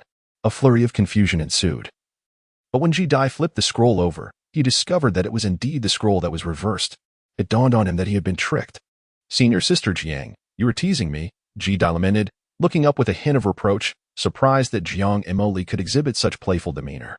"Oh, perhaps I misread it just now," she replied, continuing her solitary exploration of the scrolls. Ji-Dai stood momentarily stunned, as if he had glimpsed Jiang Mo's lips curve into a breathtaking smile, but upon a second glance, it seemed the moment had been an illusion. She resumed her indifferent demeanor. Shaking his head, he dismissed the notion as a mere figment of his imagination, unperturbed by the jest, albeit slightly disheartened. He felt a sense of embarrassment for having made a fool of himself in her presence. To divert his attention, he forced himself to immerse in the scroll he held. Striving to concentrate, time slipped by unnoticed until he finally raised his head, only to realize she had vanished without a trace. As the seasons changed, Ji-Dai felt a lingering sense of melancholy. He set aside his scrolls and exited the Wanwan Pavilion, mounting his gourd to return to Qingyun Peak. However, upon arriving at the cave's entrance, he noticed a figure glancing about. It was Xiebin. Uncertain of the reason behind Xia's visit, Ji-Dai approached him. Having recently broken through to the 7th layer of Qi cultivation, he sensed that his companion's cultivation was on par with his own, thus diminishing his apprehension. Although he could surmise Xiebin's intent, he chose to feign ignorance. Xiebin wore a peculiar expression. Upon seeing Ji-Dai return, he stiffly remarked, "Now that you have also attained the 7th layer of Qi, having received the sect's bestowed treasure, my wind banner is of no use to you. Could you possibly return it to me?" "Ah, the wind banner? Xia Shixiang, you have arrived too late. I have already lost it." Ji-Dai feigned a troubled demeanor. "Lost it?" Xiebin was momentarily taken aback. "Indeed, I had no use for it, so I disposed of it," Ji-Dai replied nonchalantly. "Disposed of it? Where?" Xiebin's expression darkened considerably. "I seem to have forgotten," Ji-Dai smiled. But if Xie Shixiang could provide me with 10 bottles of dream return pills, I might be able to recall. Xiebin finally realized that Ji Dai was deliberately evading the return of the item, his demeanor shifting to one of profound displeasure as he turned and left, muttering, "Boy, if the mountain does not turn, then the waters shall flow. We shall see." Ignoring his threats, Ji Dai produced a token and entered the cave for cultivation. Occasionally, he ventured out to the Wanjuan pavilion, where he found Jiang Moli still sifting through the scrolls on the wooden shelves. In that tranquil moment, he felt as though the most beautiful woman in the world could only be like her. On subsequent visits, he encountered her each time and could not help but inquire, "Jiang Shiji, what are you searching for?" Immediately after speaking, he regretted his words, sensing that it was unnecessary for her to disclose such information. He weakly added, "It's all right if you prefer not to say." "The Ta Ching Jing," Jiang Moli replied, her captivating gaze settling upon him as she slowly uttered the words. Ji Dai pondered whether he should ask to try it himself. Meanwhile, atop the main peak, within a grand hall, a man of approximately 50 years, his hair graying, gazed thoughtfully at a statue before him. The statue stood tall, its chest bared, adorned in battle attire, with a broad smile that seemed to gaze upon the heavens, exuding an aura of valor. This was none other than the founding ancestor of the Seven Xian sect. Flanking the man on either side were 4 additional statues, the illustrious ancestors of the sect. The man was the renowned Song Tao, also known as Lu Tao, the current leader of the Seven Xian sect. Chapter 62. The Ta Ching Jing? The Ta Ching Jing sounded akin to a cultivation technique. Ji Dai had never heard of such a name, his brow furrowing in confusion, only to be utterly astonished by her subsequent revelation. Indeed, it was a technique, but not just any technique. It possessed the capacity to enable one to cultivate to the 10th level of Qi training. The 10th level of Qi training? This was a novel concept to Ji Dai, who initially doubted his understanding. If these words had not come from Jiang Shiji, he might have suspected she was jesting, just as he was about to seek clarification. He glanced up to discover that Jiang Moli had mysteriously departed, and in the days that followed, she did not return to the Wanjuan pavilion. This uncertainty lingered within him. Yet that day's conversation remained etched in Ji Dai's heart, refusing to fade away. Curiosity was piqued within Ji Dai, who subsequently spent the majority of his days immersed in the Wanjuan pavilion. Despite his earnest efforts to uncover any substantial clues regarding the elusive Tao Te Ching, his endeavors bore no fruit, leading him to gradually lose interest in the matter. Consequently, visits to the Wanjuan pavilion became infrequent. Time swiftly passed, and before long, a month had elapsed. Ji Dai found himself sequestered within his cave abode, and after achieving the 7th layer of Qi refinement, his cultivation relied solely upon his own efforts. Absent were any extraordinary treasures that might expedite his progress. Like everyone else, he was destined for a steady accumulation of experience. Even with a dream recovery pill available each month, it would take several years to achieve a breakthrough. Faced with the impossibility of a rapid advancement in cultivation, Ji Dai resolved to delve once more into the art of alchemy. Fortuitously, having now attained the 7th layer of Qi refinement, he was poised to attempt the crafting of advanced first-tier elixirs. However, to embark on this endeavor, he first needed to procure the necessary spiritual herbs. Ji Dai directly exited the cave and made his way to Jiri Peak. There, he discovered a medicinal garden and a medicine pavilion, rumored to house numerous spiritual herbs available for disciples, including materials essential for refining high-grade, first-tier elixirs. The guardian of this place was an elderly man, also a disciple of the North Shore, who, upon seeing Ji Dai, displayed no courtesy. "You must be the newcomer," he remarked brusquely. "This place is stocked with materials for high-grade, first-tier elixirs. You must leave at once. Only alchemists are permitted entry." The elder shot Ji Dai a cold glance, releasing a hint of his qi, which was at the 8th level of qi refinement. He was well aware of Ji Dai's recent arrival to the North Shore and harbored a significant disdain for him. Having heard that Ji Dai embarked on the path of cultivation as a disciple of Zhang Feng, who was considered a traitor after killing a North Shore disciple, a close friend of his. "I am indeed an alchemist and entitled to enter." Ji Dai, sensing the elder's hostility, paled slightly, confused by the animosity directed at him. He furrowed his brows and declared his identity as an alchemist. "Just based on that? How do you intend to prove it?" The elder's tone grew even more frigid. "What proof do you require? Should I demonstrate alchemy before you?" Ji Dai retorted. "I do not care for your excuses. Without proof, you shall not enter. Then I shall insist on entering regardless." Ji Dai, undeterred by the elder's rudeness, pressed forward without waiting for a response. The elder swiftly positioned himself before Ji Dai, sneering. "You, with your mere 7th level of qi refinement, dare to force your way in? How absurd. Depart at once, or do not blame me for being unkind. I will send you to meet Zhang Feng. If you take action against me, I shall immediately report this to Elder's son. Ji Dai discerned the elder's underlying animosity towards Zhang Feng and regarded him with cold defiance, showing no fear. The elder's expression darkened considerably. As the seasons changed, he took the opportunity to step inside, where he discovered a series of wooden racks adorned with various spiritual herbs. Most of these were intended for the concoction of first-tier high-grade elixirs, with their prices clearly marked nearby. However, after searching diligently, he found no trace of the dream-returning pill. Reluctantly, he took a step back and randomly selected a material for a first-tier high-grade elixir, all the while sensing a discerning consciousness closely monitoring his every move. Unperturbed by the events, Ji Dai clutched the materials for the elixir and exited the apothecary. He raised his hand to produce 164 spirit stones, which he handed over to the elderly man before departing with an air of indifference. He remained oblivious to the enmity between the man and Zhang Feng, nor did he harbor any desire to uncover it.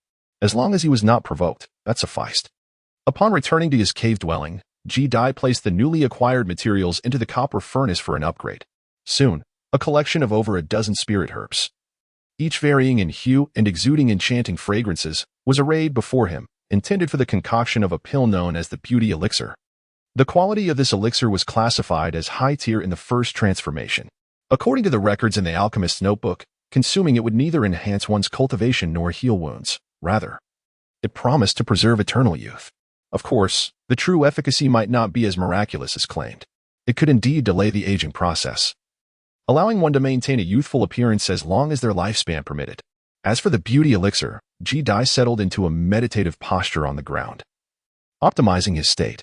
With a swift motion of his right hand, he summoned the alchemical furnace from his storage pouch, while simultaneously weaving a spell with his left hand, conjuring flames that blazed fervently beneath the furnace. Ji Dai held his breath, focusing intently yet without excessive tension. He meticulously regulated the temperature of the flames, awaiting the moment when the heat within the furnace reached a critical threshold. With a graceful wave of his hand, he introduced each precious herb into the alchemical cauldron while simultaneously channeling his spiritual energy to expel impurities. This process was exceedingly gradual, and given that it was his inaugural attempt at refining a first-tier high-grade elixir, he exercised even greater caution. Before long, a quarter of an hour slipped away unnoticeably. The temperature within the cave had escalated significantly, beads of sweat forming on Ji Dai's brow. Nevertheless, his consciousness remained vigilant, attuned to the subtle shifts within the furnace.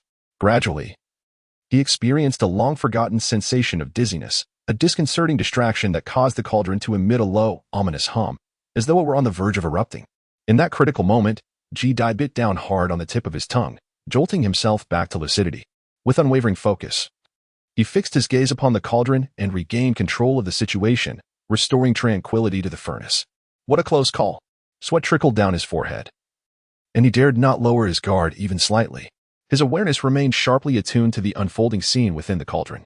Finally, when the last herb was purified of its impurities, relief washed over him.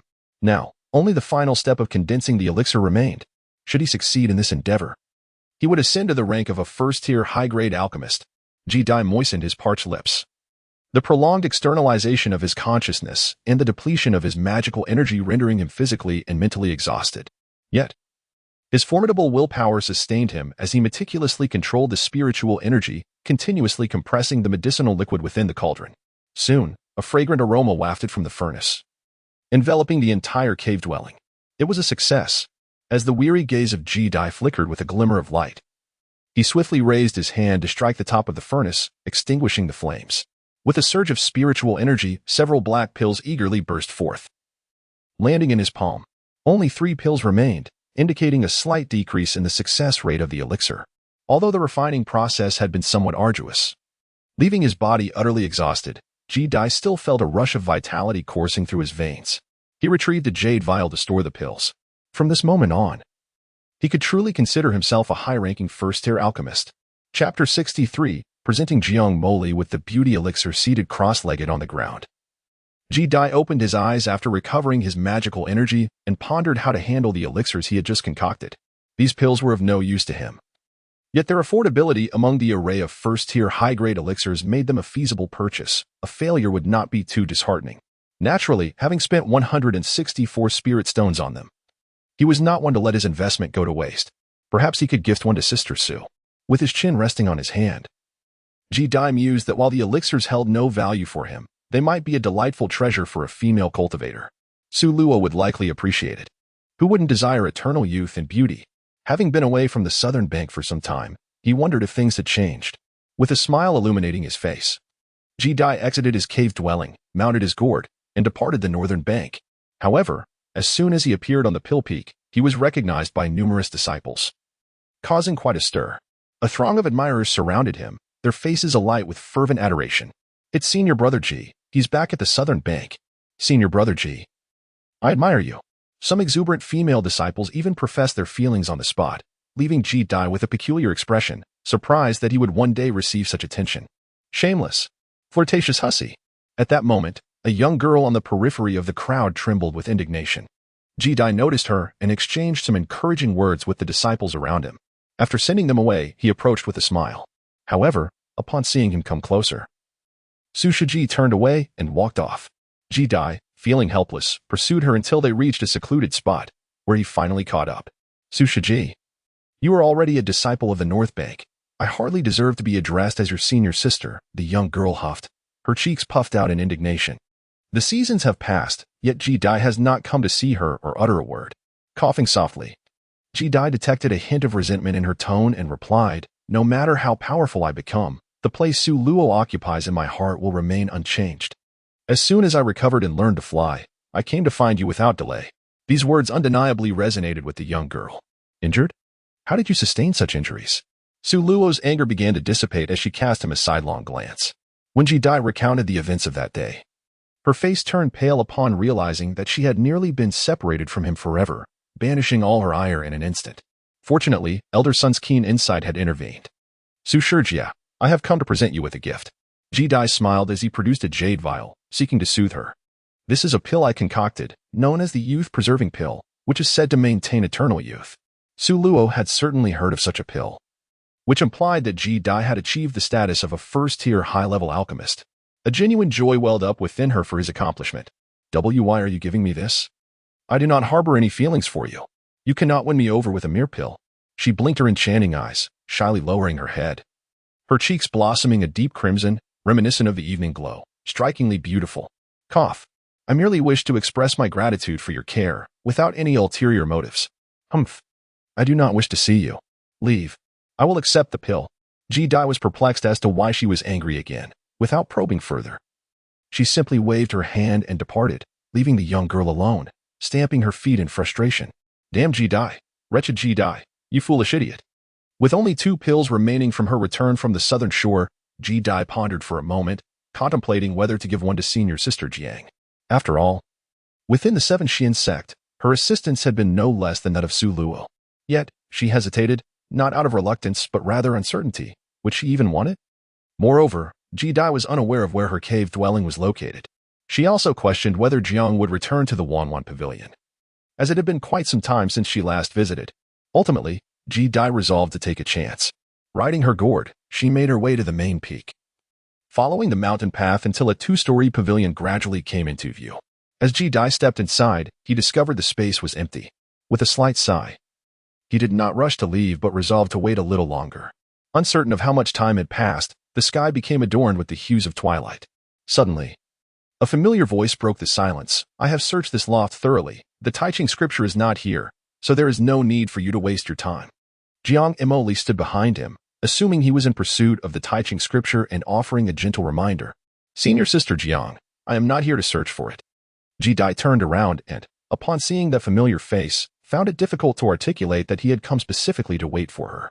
He quickly altered his words, appearing rather comical in his fluster. Are you here to say something or not? What exactly do you wish to convey? Jiang Emoli furrowed her brow, sensing his hesitation. Ji Dai silently chuckled, realizing that whenever he encountered her, an unusual nervousness enveloped him, an emotion he did not experience in the presence of other women. To prevent Jiang Emoli from perceiving his unease, he hastily shifted the topic. Ahem, senior sister Jiang. Is there truly a 10th level of qi cultivation in the first realm? Is that truly so strange? She inquired. It is indeed peculiar. The 10th level represents the pinnacle of qi cultivation. Achieving it facilitates the foundation establishment process.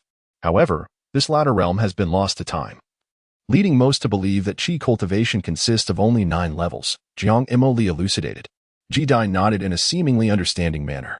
At this moment, the woman ahead withdrew her gaze from him, ceased speaking, and ascended towards the second floor. Sister Jiang, wait a moment. Suddenly, GD was flustered, calling out to her from behind, his face bearing the expression of one about to face execution. He produced a jade vial from his bosom, saying, Sister Jiang, this is a pill I have concocted, named the Beauty Elixir. It has the power to preserve a woman's youth eternally. I wish to present it to you as a token of gratitude for your support during that incident in the beast stable. GD spoke at length, his words somewhat meandering. Yet Jiang Moli listened in quietude, devoid of impatience. Once the youth concluded, he lowered his head, a touch of embarrassment coloring his cheeks. This marked his second occasion presenting gifts to a lady, and notably, she was exceptionally beautiful, having witnessed his journey from frailty to strength. The atmosphere within the attic fell momentarily silent as Jiang Moli waved his hand, summoning a gust of wind that delivered a jade vial to her hand. Gazing at the vial, she was secretly astonished. It was unexpected that GD, having recently advanced to the latter stages of chi trainings, could concoct a high-grade elixir of the first tier. With a glance of gratitude towards Jiang Moli, she floated away, leaving only her ethereal voice behind. GD stood still for a moment, confirming her acceptance of the vial, a smile blossoming on his face. He suddenly recalled how he once regarded senior sister Jiang as unattainable. Yet now, as a disciple of the North Shore himself, his status was equal to hers. Perhaps, in time, opportunities would arise for deeper connections. Chapter 64. Young master of the Jiang family in the South life returned to its usual tranquility, and GD immersed himself further into the study of alchemy. He became increasingly adept at crafting high-grade elixirs of the first tier.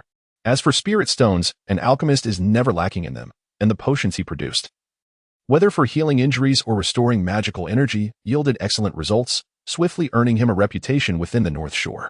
Gradually, many disciples began to seek him out for his alchemical services, offering generous compensation, which GD gladly accepted, firmly establishing his foothold in the North Shore. One day, upon returning from Xirishong Peak, GD discovered Jiang Moli standing outside his abode, her red skirt billowing in the wind, her shoulders appearing somewhat delicate as she seemed lost in thought. Senior sister Jiang? GD approached, curious if she had consumed the beauty elixir he had given her. I have some elixirs that I require your assistance in crafting, Jiang Moli stated, her manner always direct and efficient, as she retrieved several medicinal herbs from her storage pouch.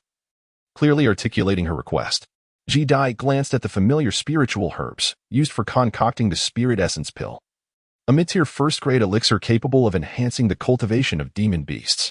It seemed she had prepared it for that black serpent. Very well, senior sister Jiang. Please wait in the cave. Jidai led her into the cave and asked her to wait before entering the adjacent stone chamber. Soon, he completed the pill and handed it to her. Aren't you going to see me off? Jiang Imoli accepted the jade vial, casting a wry smile in his direction. I will see you off, senior sister Jiang.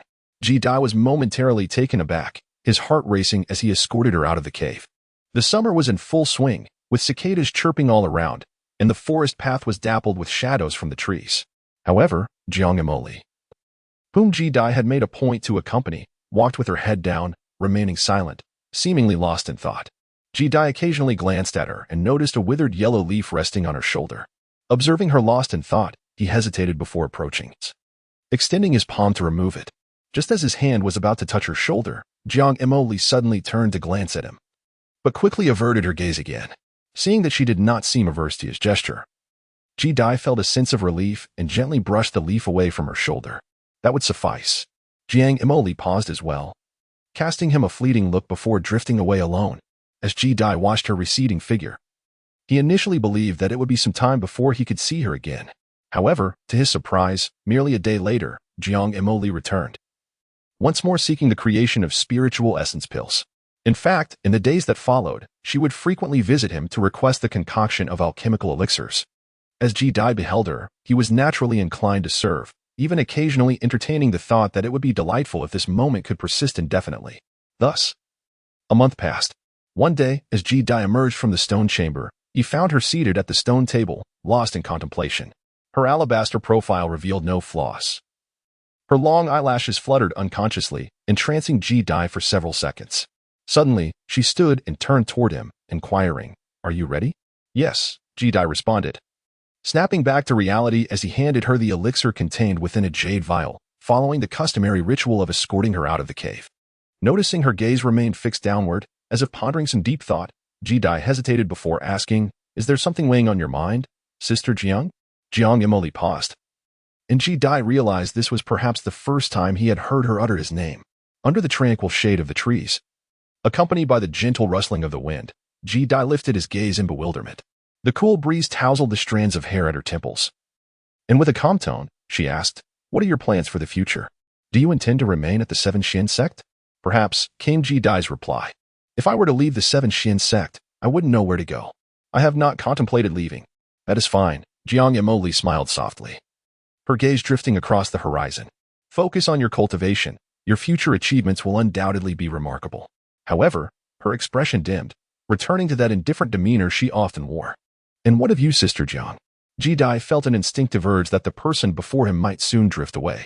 Before he could voice his concern, a formidable presence descended upon them. "Young master, the appointed time has arrived. I have come, as commanded by the family head, to escort you home." An elderly woman, draped in a red robe, descended from the sky and bowed before Jiang Emoli. Her formidable aura was palpable, causing the disciples and elders on the northern shore to exchange glances, sensing the overwhelming power she emanated, and a sense of defeat arose within them. Ji-Dai's countenance turned pale as he regarded the old woman, feeling as though he were ensnared by an unseen force, as if his very life was at her mercy, rendering him incapable of movement. Far to the south, a white light soared from the main peak of the Jiang family, allowing them to glimpse the old woman and the young girl from a distance, seemingly unfazed by the sight. The sect leader of the Seven Shin sect, Lu Tao. The old woman noticed him as well, but paid him no mind, dismissing him as merely a golden core cultivator from a minor's sect, unworthy of her attention. She then cast a glance at Ji-Dai beside Jiang Emoli, yet noted no significant reaction from him. As the seasons changed, Ji-Dai felt as though the vital energy within her was trembling, on the verge of shattering. "Please, spare us, friends from the Jiang family." Lu Tao, situated far atop the main peak, darkened his expression and suddenly appeared above the crowd, waving his hand to dissipate the oppressive force. As Ji-Dai felt a release throughout his body, the sensation of his sea of consciousness on the verge of shattering gradually dissipated, leaving him feeling as though he had narrowly escaped the clutches of death. His fists clenched tightly, he cast a dark glare at the old woman before him. He was uncertain as to why she had suddenly attacked him, but he vowed to remember this grudge. "Are you attempting to obstruct me?" The old woman squinted, her words laced with menace. She had just extended her spiritual sense to envelop the Seven Shin sect and had heard numerous rumors regarding Ji-Dai and Jiang Emoli. How audacious for an insignificant insect to be entangled in so many scandalous tales with the young master. It must be noted that the young master was betrothed, and his reputation was of utmost importance. Before departing, the matriarch had explicitly warned him, should the master be humiliated, the servant must perish. The Seven Shin sect dared not provoke the Jiang family, yet this young man was a crucial disciple of their sect. Lu Tao clasped his fist and spoke with utmost courtesy. "If there has been any offense, I hope that the Jiang family can be magnanimous, considering his youth." The old woman let out a cold laugh, ready to retaliate, when she suddenly heard a voice proclaiming, "No one from the Seven Shin sect is to be harmed. Otherwise, I shall ensure you face consequences upon my return." Jiang Emoli's delicate brows furrowed, and although she was merely at the 7th level of qi refinement, she exuded an air of authority that made even the old woman, who held little regard for the sect's leader, inwardly concede with respect. "Since the young master cherishes the Seven Shin sect, I shall not make things difficult for them." The old woman relented. "The young master, you are still regarded as such." Jiang Emoli self-deprecatingly mused. The old woman, fearing to speak ill of her master, acknowledged, "You carry a name that many covet. Despite the young master being somewhat disregarded within the clan, it is still a matter of concern. As you came to the Seven Shin sect alone at a young age in search of the legendary Taiching scripture, this scripture has been lost for centuries. Having only appeared a few hundred years ago, how could one possibly find it now? Yet she is still a Jiang, a daughter of the clan leader. Even if the matriarch dislikes her and suppresses her, that is a matter for the master," the old woman gently reminded. "You had mentioned you would only be gone for 8 years. If you do not return, there will surely be those ready to raise the Seven Shin sect to the ground." Lu Tao's expression darkened at her factual tone. He did not express anger. The Jiang family's power far surpassed that of the Seven Shin sect, capable of easily obliterating it. Ji-Dai, clenching his teeth, stood by and sensed that Jiang Emoli hailed from a remarkably powerful family, which now sought to retrieve her. Please bid farewell to Luo Luo for me. As for the, consider it a gift.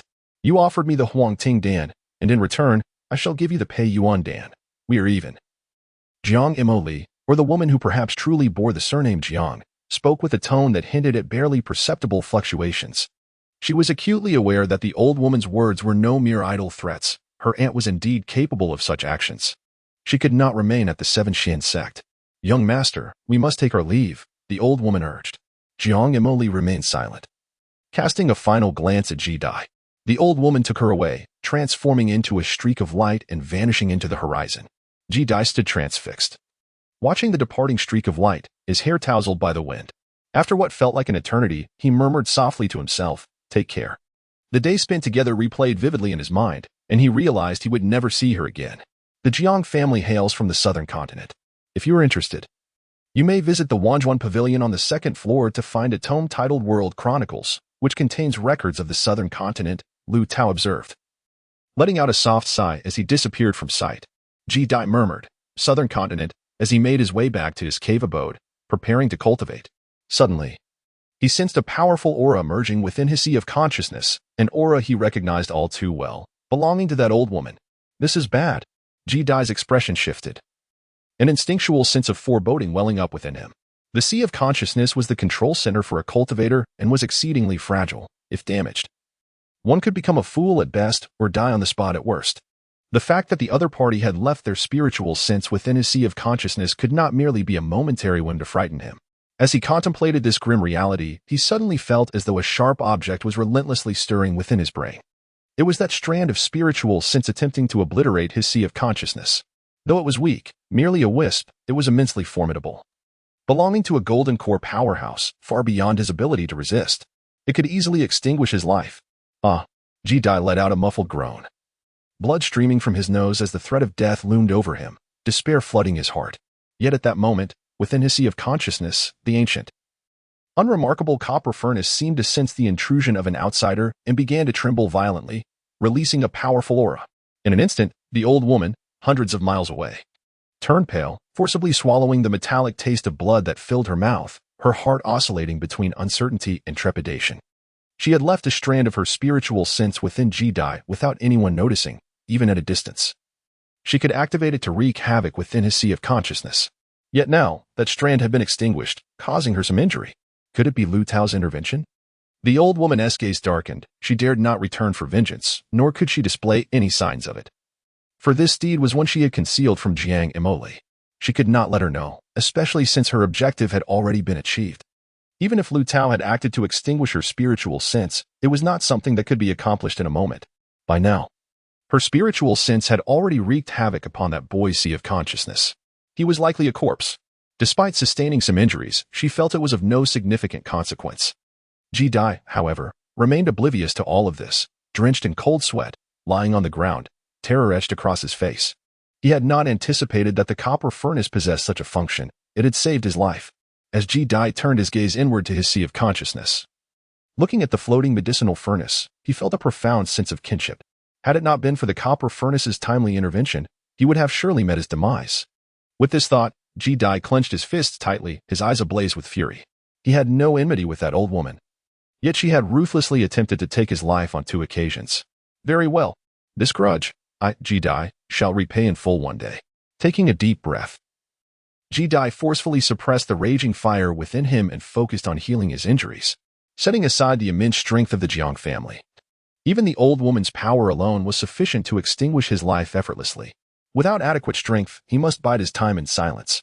A month later, at the Wanwan Pavilion, Ji Dai, whose injuries had just healed, gazed at his still somewhat pale countenance. After all, the injuries had originated from his sea of consciousness. Although the medicinal furnace had intervened at a critical moment, preventing severe damage, he still required a full month to recuperate. Along the way to the second floor, Ji Dai discovered the scrolls mentioned by the sect leader. The scroll contained a map of the southern Tiannan continent, clearly delineating various locations within his homeland of Sangzhou, as well as places beyond its borders.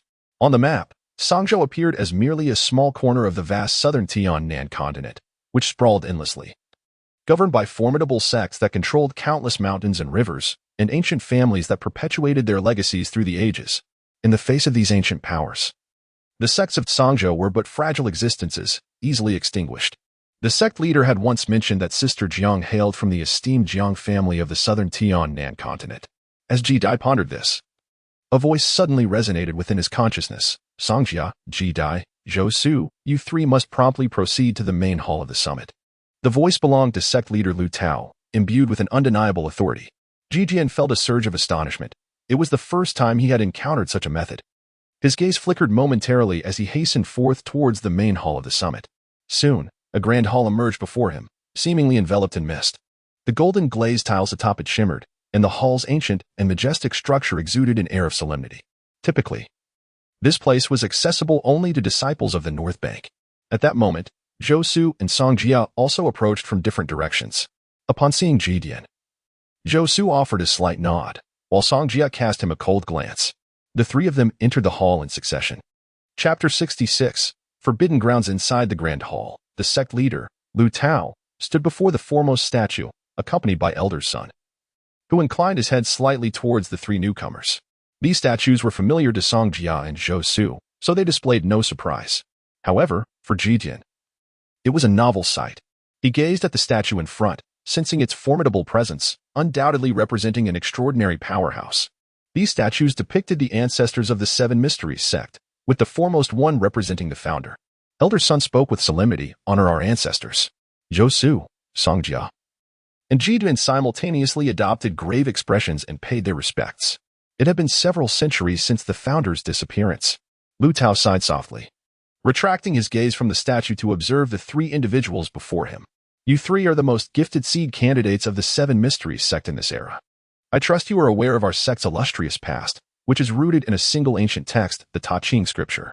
Zhou Su's eyes narrowed slightly, and Songjia's expression shifted, as both had been members for a considerable time and had heard various rumors.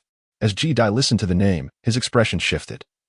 He recalled that senior sister Jiang seemed to be in search of this cultivation method. According to what he had heard, this was a technique capable of transcending the 10th layer of Qi training. Lu Tao nodded, and his subsequent words confirmed the speculations of the group. Originally, this matter was known only to the successive sect leaders, but now, I shall not conceal it from you. Years ago, the Tai Ching scripture surfaced in the southern heaven continent, and it was none other than our seven mysterious sect's ancestor who obtained it. Lu Tao spoke slowly, his voice reverberating through the hall like a thunderclap on a clear day. Indeed, the expressions of the three promising candidates varied, yet without exception, they were all filled with exhilaration. Which volume did the ancestor acquire? Zhou Su inquired tentatively. The Tai Ching scripture is one of the three extraordinary scriptures of the southern heaven continent. Each volume enables cultivators to reach the pinnacle of their current realm. He speculated that the Seven Mysterious sect had obtained the Qi training volume. The ancestor had indeed received an incomplete version, possessing only the Qi training volume, which could allow a practitioner to surpass the 10th layer of Qi trainings, significantly enhancing their internal spiritual power and virtually doubling their combat strength. That little girl from the Jiang family, who concealed her identity and joined our Seven Mysterious sect, must be here in pursuit of this scripture. Lu Tao's words echoed in the ears of the audience like thunder on a rainy night, shattering their hearts. The Qi training volume. Ji Dai felt his heart racing. What senior sister Jiang had said was indeed true. The Tai Ching scripture could indeed allow one to transcend the 10th layer of Qi training. If he could break through, it would be equivalent to an additional realm over others. Would he still fear losing in a fight? Lu Tao's gaze inadvertently swept over him. Sensing the impatience of these young individuals, suddenly he changed his tone. Unfortunately, the Tai Ching scripture is known only to the ancestor, who vanished over 500 years ago while attempting to transcend the 5 decays of heaven and man and achieve a higher realm. Even I am unaware of its whereabouts. However, he left behind a stone tablet in the forbidden area, allowing our disciples to enter and comprehend it. Whether one can grasp the Tai Ching scripture depends entirely on your own fortune. With a sweeping motion of his hand, he summoned 9 emerald green leaves, shaped like flattened tea leaves, along with 3 glowing jade slips, which hovered before the 3 individuals. These leaves, known as breaking camphor leaves, were left by the ancestor and could render one immune to the illusory toxic mist within the forbidden area when held in the mouth. Each leaf could ward off the mist for an hour and contain the ancestor's Tao intent to aid in comprehension. Each person could consume a maximum of 3 leaves. The jade slips, also left by the ancestor, would guide them to different locations upon entering the forbidden area, directing them toward the comprehension of the Tai Ching scripture, as his voice resonated. He gestured again, his eyes flashing with brilliance, and suddenly, a swirling vortex appeared before them with a resounding boom. Go forth. Whether you can comprehend the Tai Ching scripture depends on your fortune. As Lu Tao's words fell, the three individuals clasped their fists in unison, seizing the breaking camphor leaves and jade slips. Leaping into the vortex. The vortex did not close, and Lu Tao, remaining in the hall, gazed at the statue ahead with a faint sigh. Wondering who among them would possess the fortune to obtain the last relic of the Tai Ching scripture. Originally, the 9 breaking camphor leaves could allow 9 disciples to enter. But over the years, many had ventured in without anyone grasping the Tai Ching scripture. Thus, he decided to take a risk and entrusted all the leaves to these 3 young individuals. Hoping they would not disappoint, Elder Sun also sighed softly. The sky was overcast, and the surroundings were perpetually enveloped in mist. Ji Dai felt as if the world was spinning before his eyes. When he opened them again, he found himself in the forbidden area. Beneath him lay a small altar. He surveyed his surroundings and noted the faint wisps of mist drifting about like a layer of white gauze. Ahead, numerous islands could be seen in the distance. Adorned with pavilions and towers, yet above was not the sky, but a ceiling of soil, indicating that this place was buried deep underground, possibly directly beneath the Grand Hall. This was likely the core of the 7 mysterious sect in ancient times. A figure emerged from the mist. It was Zhou Su. Soon after, Song Jia appeared from another direction. Her phoenix-like eyes scanning him as she suppressed her killing intent. Each of the 3 now held a breaking camphor leaf, for the white mist surrounding them was toxic, capable of triggering illusions. Even a nascent soul expert would fall prey, forever trapped in a dream. The effect of the breaking camphor leaves lasts for only 3 hours. We must return to the Grand Hall within this time frame, regardless of whether we find the Tai Ching scripture. Let us reconvene here as the 3-hour mark approaches, Zhou Su stated, reclaiming his focus as the senior disciple of the North Shore. Now, let us split up and search for it. After Zhou Su finished speaking, he ventured off in one direction, while Song Jia cast a glance at Ji Dai before following suit in another direction. Ji Dai stood still, watching the 2 figures fade from sight. The jade slip in his hand transformed into a streak of luminescence, guiding him towards another realm, gradually leading him deeper into a series of mountainous aisles. This place appeared to be vast. As the seasons changed, Ji Dai pondered thoughtfully, following the jade slip. After traversing about a fragrant path into the mountains, a stone tablet emerged not far ahead. The jade slip came to a halt beside the monument. Is this the place? The tablet bore no inscriptions, yet upon approaching, one could sense a mysterious aura of the Tao flowing through the surrounding world. As Ji Dai's gaze flickered, he settled cross-legged beside the stone tablet, allowing his consciousness to permeate its surface, engaging in profound contemplation. Time slipped away, and at that moment, in 2 other locations within this forbidden ground, Zhou Su and Song Jia were likewise seated beside a stone tablet, immersed in their own reflections. After an indeterminate period, Ji Dai faintly discerned a sound in his ears, distant yet simultaneously near, elusive in its clarity. In Chapter 67, titled Understanding the Tai Ching Scripture, half an hour had swiftly elapsed, and the time allotted for the first broken camphor leaf had nearly run its course, yet he felt nothing. Ji Dai sensed that the camphor leaf in his mouth was on the verge of losing its potency. During this interval, his consciousness had infiltrated the stone tablet once more. And while he could faintly hear sounds nearby, their meaning remained obscured. With only 2 broken camphor leaves remaining, he knew he could persist for another 2 hours before he must depart. Ji Dai opened his hands, producing the last 2 camphor leaves, murmuring to himself, I wonder if the bronze furnace can enhance these leaves? He was acutely aware of his own limitations, acknowledging that his talent was lacking. His advancement in cultivation primarily relied on spiritual herbs and elixirs. The prospect of comprehending the Tai Ching scripture within 3 hours seemed daunting, especially considering that prior disciples of the 7 mysterious sect had entered this place, attempting to glean insights from the stone tablet, yet none had succeeded, underscoring the challenge at hand. However, if the camphor leaves could be upgraded, perhaps he might find an opportunity. With a deep breath, Ji Dai's heart brimmed with a fervent desire to transcend the 10th level of Qi cultivation through the Tai Ching scripture. He summoned the bronze furnace, placing the remaining 2 camphor leaves within.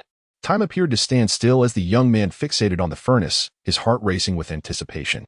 Truthfully, he remained uncertain whether the camphor leaves were indeed spiritual herbs. According to the sect leader, these leaves seemed to have been left behind by the ancestors of the 7 mysterious sect, imbued with their teachings, allowing one to bypass the illusions and restrictions of the forbidden ground to resonate with the stone tablet. Whether the furnace could augment their effects remained an enigma. Yet soon, a flicker of emerald light glimmered within the furnace, and the 2 camphor leaves underwent subtle transformations, as if infused with a deeper essence. Had it succeeded? Listening to the rhythm of his heart, Ji-Dai eagerly took one of the leaves and placed it in his mouth. In an inexplicable manner, he felt a new resonance enveloping him, a connection to the teachings of the ancestors.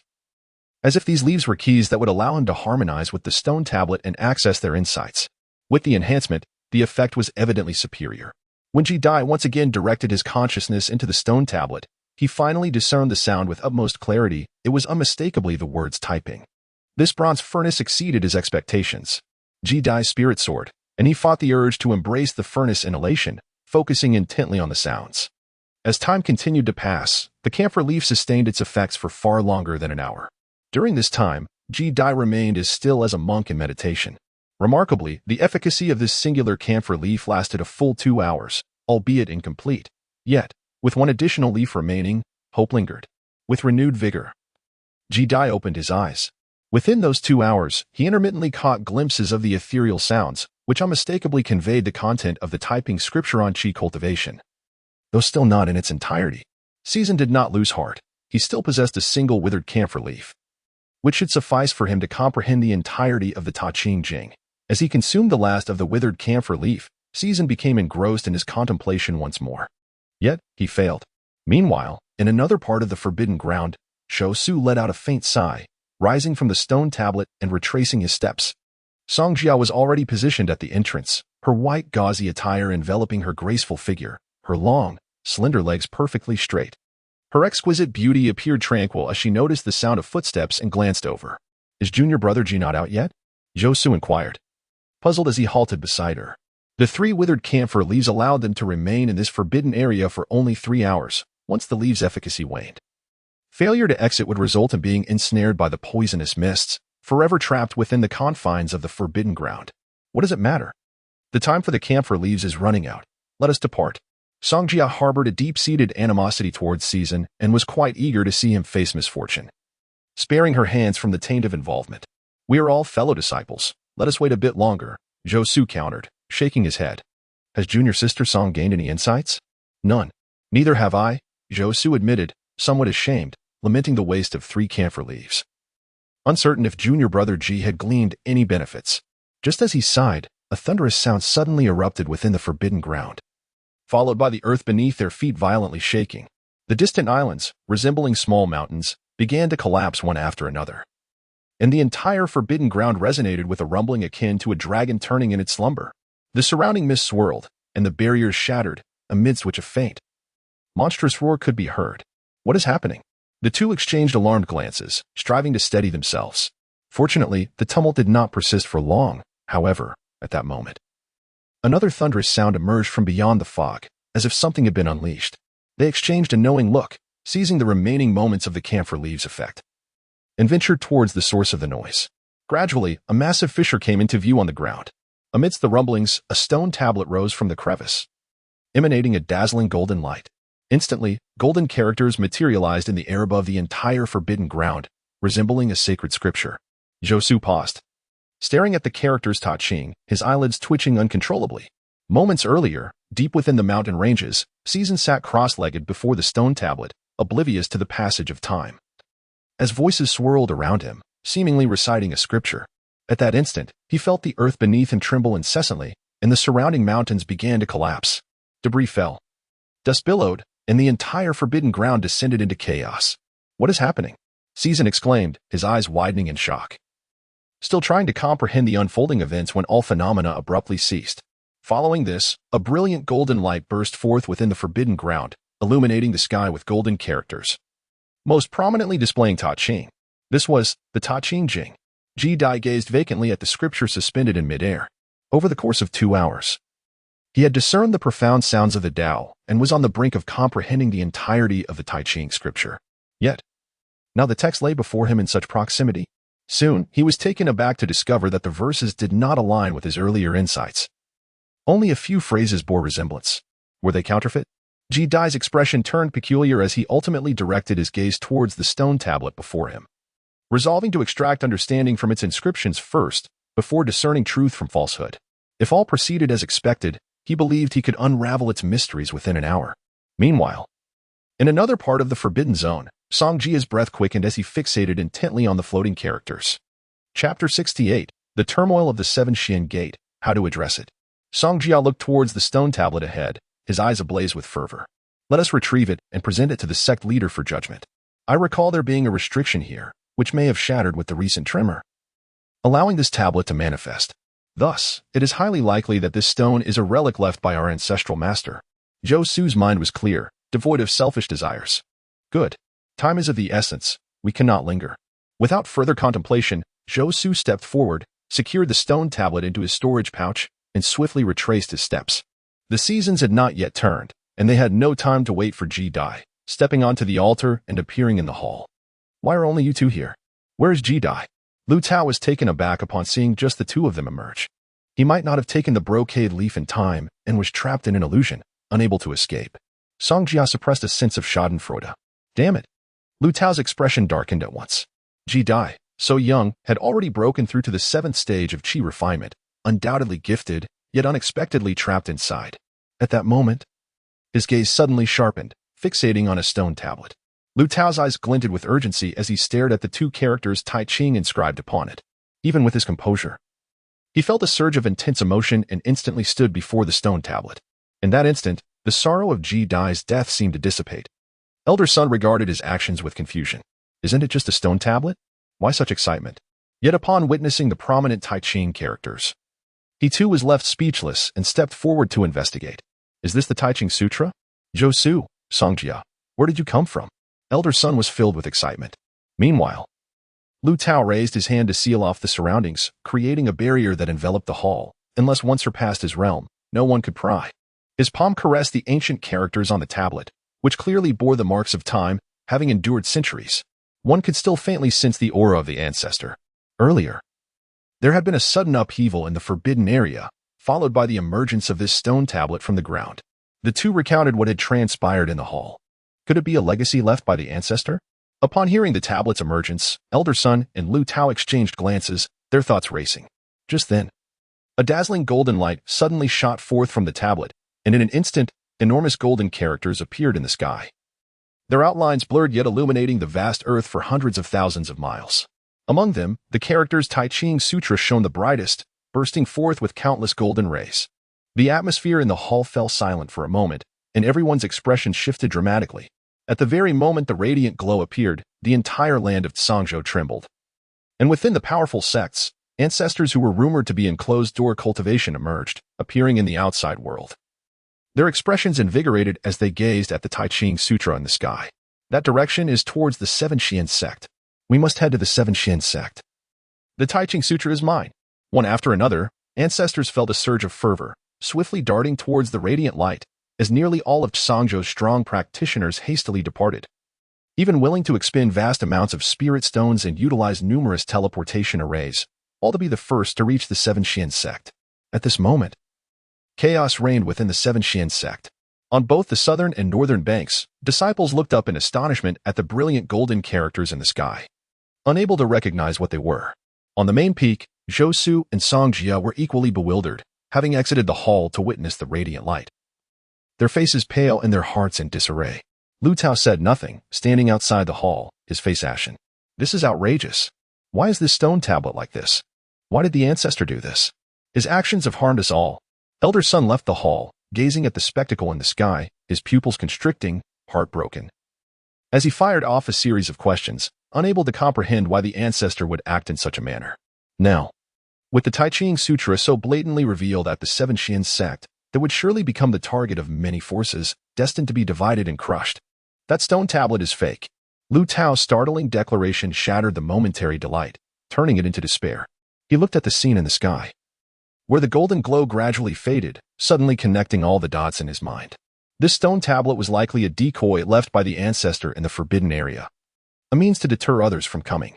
Who would have thought that due to that sudden upheaval and the breaking of restrictions, Zhou Su and the others had stumbled upon it and brought it out, as the golden light that had covered hundreds of thousands of miles began to dissipate. It did not signify that the crisis was averted. The Seven Xian sect is finished. Lu Tao's voice was laden with exhaustion as he shook his sleeves.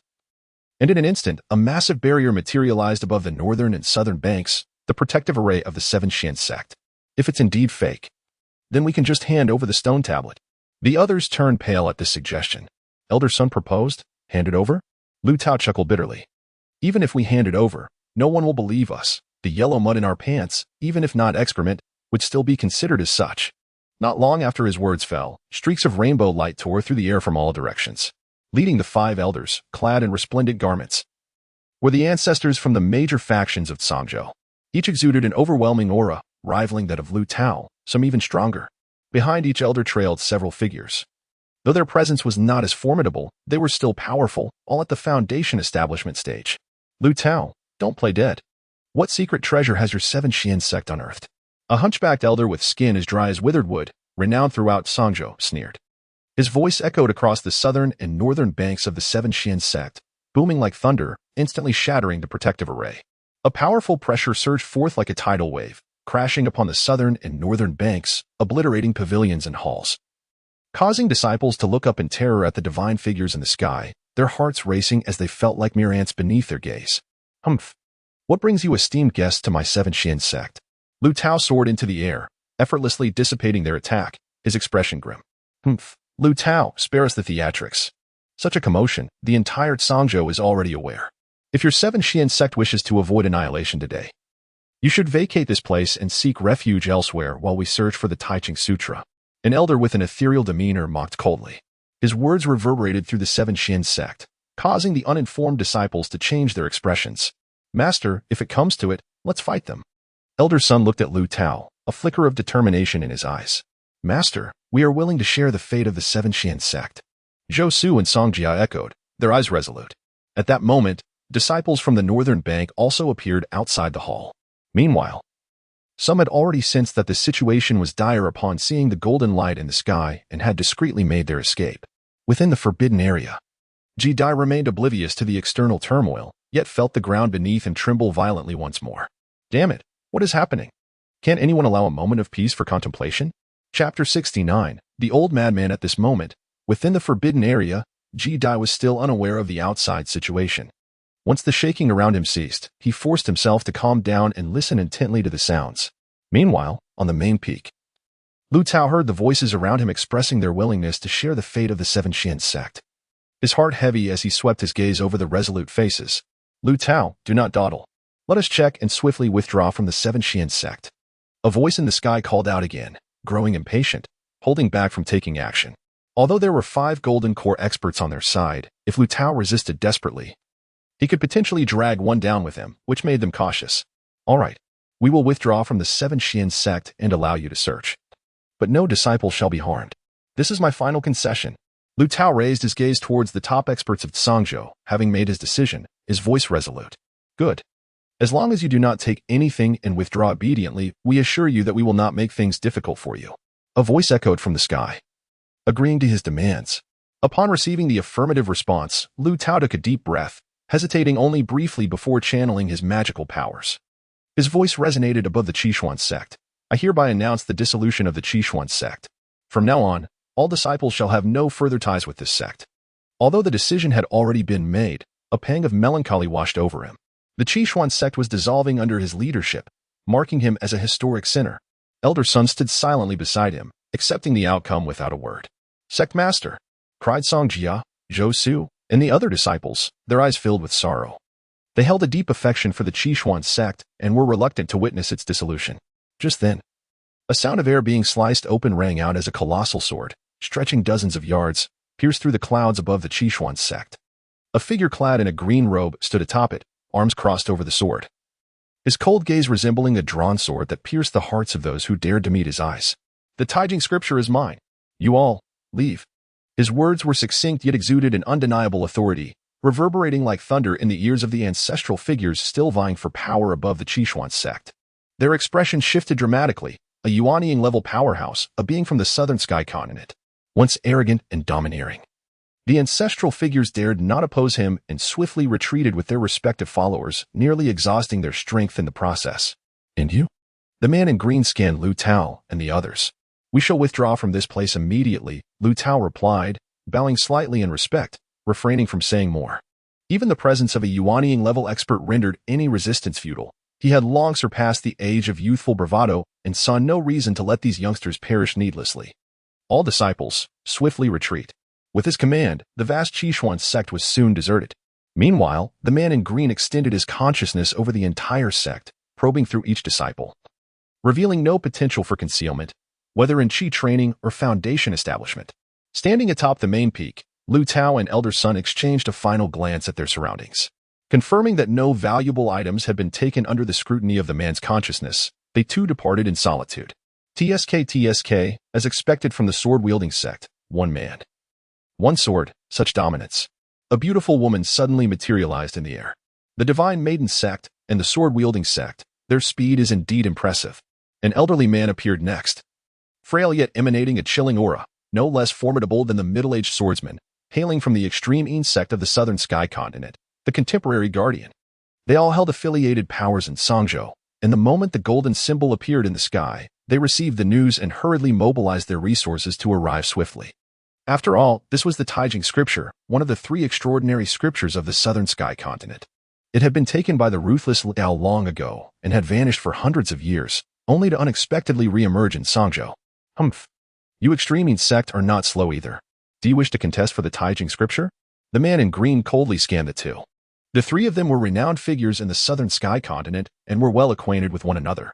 Just as the atmosphere grew tense, a figure clad in golden robes strode forward with a commanding presence, smiling as he spoke. Why must you all contend?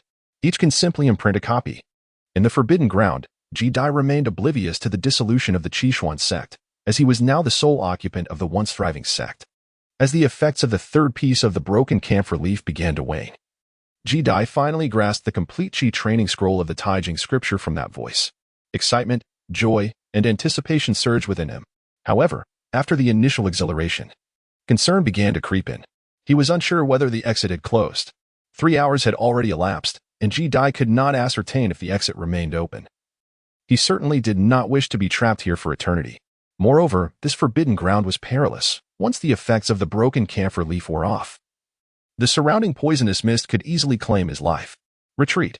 With this thought, Ji Dai dared not linger any longer. Leaving the stone tablet and making his way out of the mountainous aisle. Suddenly, he discovered a vast crack outside the mountain.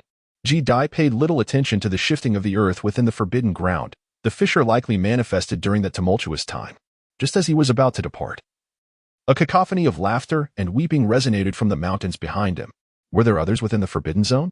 In disbelief, Ji Dai turned around. 3 hours had already elapsed. Songjia and Shou Su should have exited by now, so why were there still sounds echoing from within? As he pondered this perplexity, a tall figure suddenly emerged within his line of sight, an elderly man clad in a long robe, his unkempt hair cascading about him. The man's face was smeared with filth, and a foolish grin perpetually lingered at the corners of his mouth. His hair, matted and tangled, suggested he had not bathed in quite some time, and an overwhelming stench wafted towards Ji Dai from afar. Who was this madman? Ji Dai's heart raced as he observed the man, horrified to realize he could not sense the elder's cultivation at all.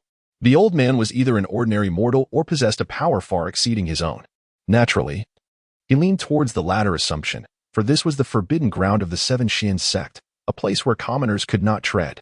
Furthermore, the area was shrouded in toxic mist, rumored to ensnare individuals in illusions.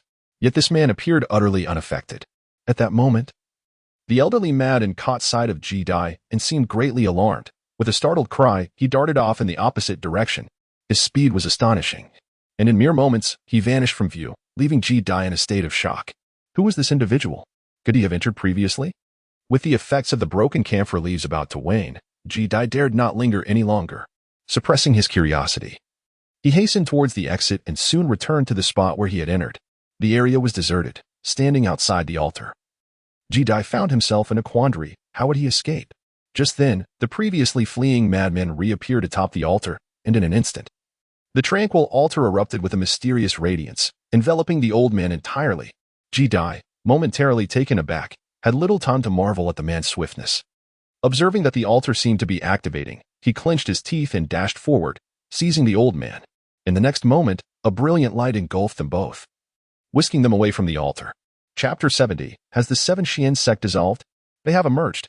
As the seasons changed, Ji Dai found himself on the altar alongside the old madman at the last moment. After experiencing that peculiar sensation of bodily displacement, he reappeared in the familiar hall. His curiosity regarding the old man's identity deepened, especially since he seemed to know the method of their escape. However, at that moment, several gazes fell upon the two who had suddenly appeared. A mortal at the 7th layer of chi refinement? Where did they come from? Given that the 7 Xian sect has already disbanded? The unfamiliar voice echoed, abruptly pulling Ji Dai back to reality. His eyes swept across the hall, landing on the stone tablet previously brought in by Zhou Su and others, and he was momentarily stunned by the sight of 4 unfamiliar figures. These individuals stood as if at the center of the universe, with the sun, moon, and stars revolving around them. A mere glance from them sent chills down Ji Dai's spine, causing his teeth to chatter as if every secret within him had been laid bare. The old madman, upon seeing the multitude, shrank back in fear, cowering behind Ji Dai. Where did these people come from? At that moment, they resembled lambs lost in a wolf pack. Ji Dai gritted his teeth, internally screaming, that person just mentioned the disbandment of the 7 Xian sect. Who the hell can explain what has transpired? I was merely in the forbidden area for a few hours. How could it feel as if I had been in seclusion for years? They must be from the 7 Xian sect. There might still be a subterranean palace beneath, and they likely emerged from it. Capture them and inquire how to access the underground. Perhaps Tuli left behind something of value. An elder from the extreme Yin sect licked his lips and suddenly raised his hand, summoning a thick black mist around the two. Within it, a hand, emanating sinister energy like that of a vengeful spirit, reached out toward them. Such power. Even a casual strike bore down with formidable pressure, causing Ji Dai to break into a cold sweat, as if his body were imprisoned. Just when he thought it was all over, the old madman let out a terrified scream, and in that instant, Ji Dai felt the shackles on him loosen. A barrier automatically formed around them, dissipating the ominous hand into nothingness. Could it be that this person had concealed his cultivation level? The 4 figures in the hall suddenly froze, realizing the elder's strength yet failing to subdue the old madman and the chi refinement practitioner. It must be the artifact he possesses that deflected the attack. This old madman has a treasure. The elder who had just attacked inhaled sharply, fixating his gaze on the old madman, sensing that the robe he wore was indeed a remarkable item. So that's it. It can withstand the assault of a cultivator at the early nascent soul stage, indicating that the artifact is at least a mid-tier infant treasure. This treasure will be mine. The 3 others nearby exchanged greedy glances. Such a treasure was beyond their reach. In an instant, they no longer cared about the old madman's identity, each launching their own attacks, filling the hall with dazzling sword lights and resplendent artifacts that seemed capable of obliterating everything. Fate is against me. It seems I am destined to perish here. Ji Dai cursed inwardly, suddenly remembering the mysterious old madman beside him. This man was enigmatic and astonishingly swift. Perhaps following him would lead to their escape. Elder, run. Gritting his teeth, Ji Dai chose to take a gamble, shouting before leaping to embrace the old man.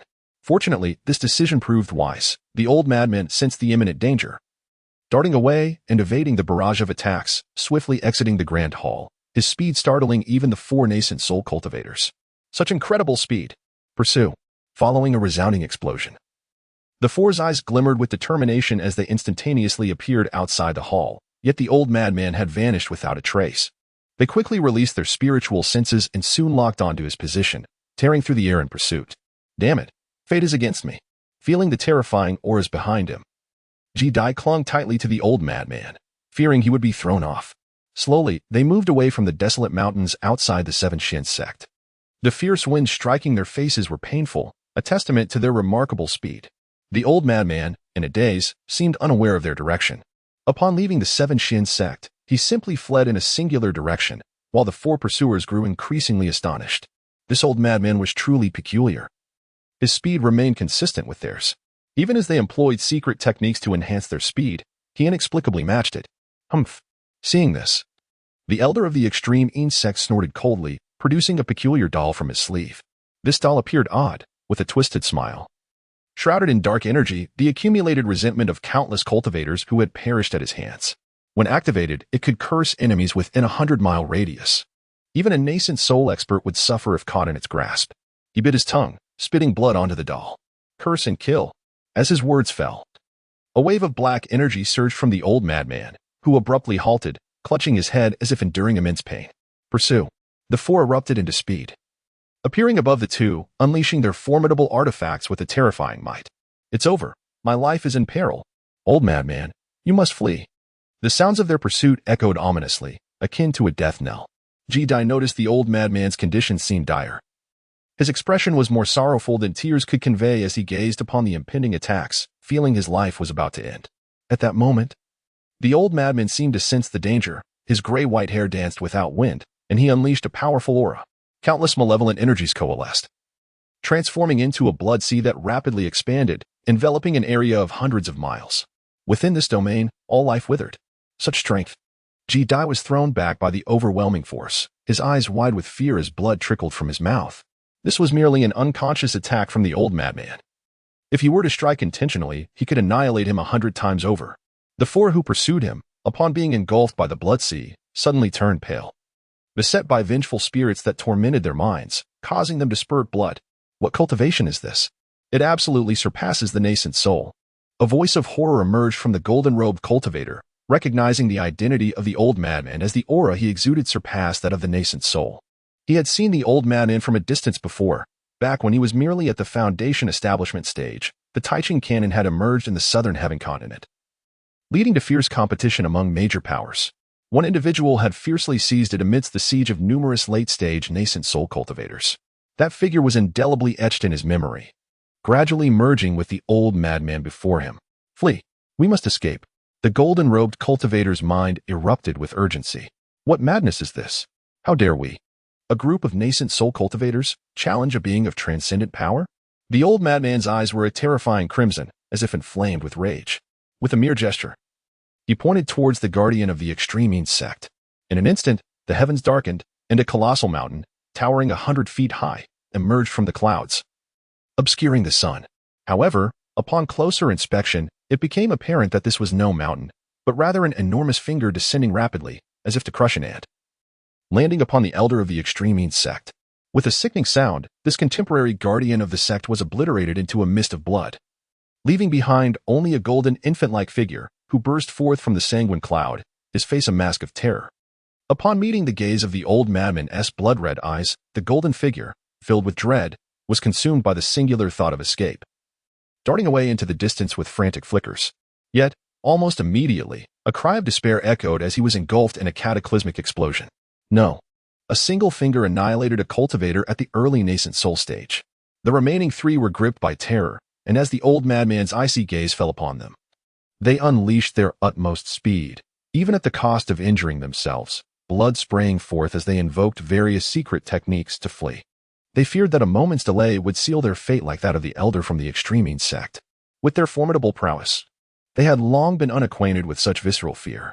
The surroundings fell silent once more, as Ji-Dai stood in stunned silence, witnessing the scene unfold. A powerful nascent soul cultivator, reduced to such a pitiful retreat, with one of their own being extinguished by a mere finger. The respect he held for the elder had subtly shifted. His expression was now filled with awe as he looked towards the old madman. The old madman too appeared to have sustained injuries, coughing blood, his expression returning to a vacant stare. He made no move to pursue, taking a single step before vanishing into the distance. They have all departed? Ji-Dai was momentarily taken aback, not concerning himself with the implications of their departure. For he was now safe. Those individuals had fled. However, to prevent any possibility of their return, he dared not linger. As he prepared to leave in haste, he suddenly fixed his gaze in a specific direction, his heart racing, and dashed towards it. Moments later, Ji-Dai stood atop a hill, clutching a storage bag, unable to suppress a broad grin, laughing joyously. Wealth has come, wealth has come. The saying, survive a great calamity and fortune will follow, rings true. It's no wonder he felt such elation. This storage bag was plundered from the deceased elder. Given the elder's profound cultivation, the bag surely contained numerous treasures. He wondered if there might be pills to enhance his cultivation, enabling him to break through to the Foundation establishment stage, suppressing his impulse to open it immediately. Ji-Dai recognized that this was not the time to linger. He swiftly mounted his gourd and departed. Not long after, Ji-Dai sat within his newly established cave abode. Retrieving the storage bag, he dripped his blood upon it, binding it to himself. Watching his blood vanish into the bag, his heart raced, and he extended his consciousness inside. The space within the bag was vastly larger than his own, encompassing an area of over 100 feet, filled haphazardly with scrolls and garments. Among the treasures, the most striking was a towering pile of spirit stones in one corner, numbering in the tens of thousands. The sight of such an abundance of spirit stones set his blood alight with excitement, his heart racing as if it might leap from his throat. Yet, He soon noticed another smaller pile of spirit stones beside the larger one. Although fewer in number, these stones were larger than any he had previously encountered, their spiritual essence appearing far purer. The spirit stones he had obtained earlier had been mixed with impurities, their colors not wholly pure, but these were crystal clear, allowing him to see strands of spiritual energy within, as fine as a hair. What kind of spirit stones are these? Ji-Dai was momentarily taken aback. Their separate placement clearly indicated they were no ordinary items. After a brief hesitation, he continued to search the storage bag, intending to examine these stones later. After all, while these treasures were splendid, it was the pills that could elevate his cultivation that he truly desired. Before long, Ji-Dai successfully discovered several jade vials within, presumably containing pills. No magical treasures or spiritual herbs were in sight, but there were indeed pills.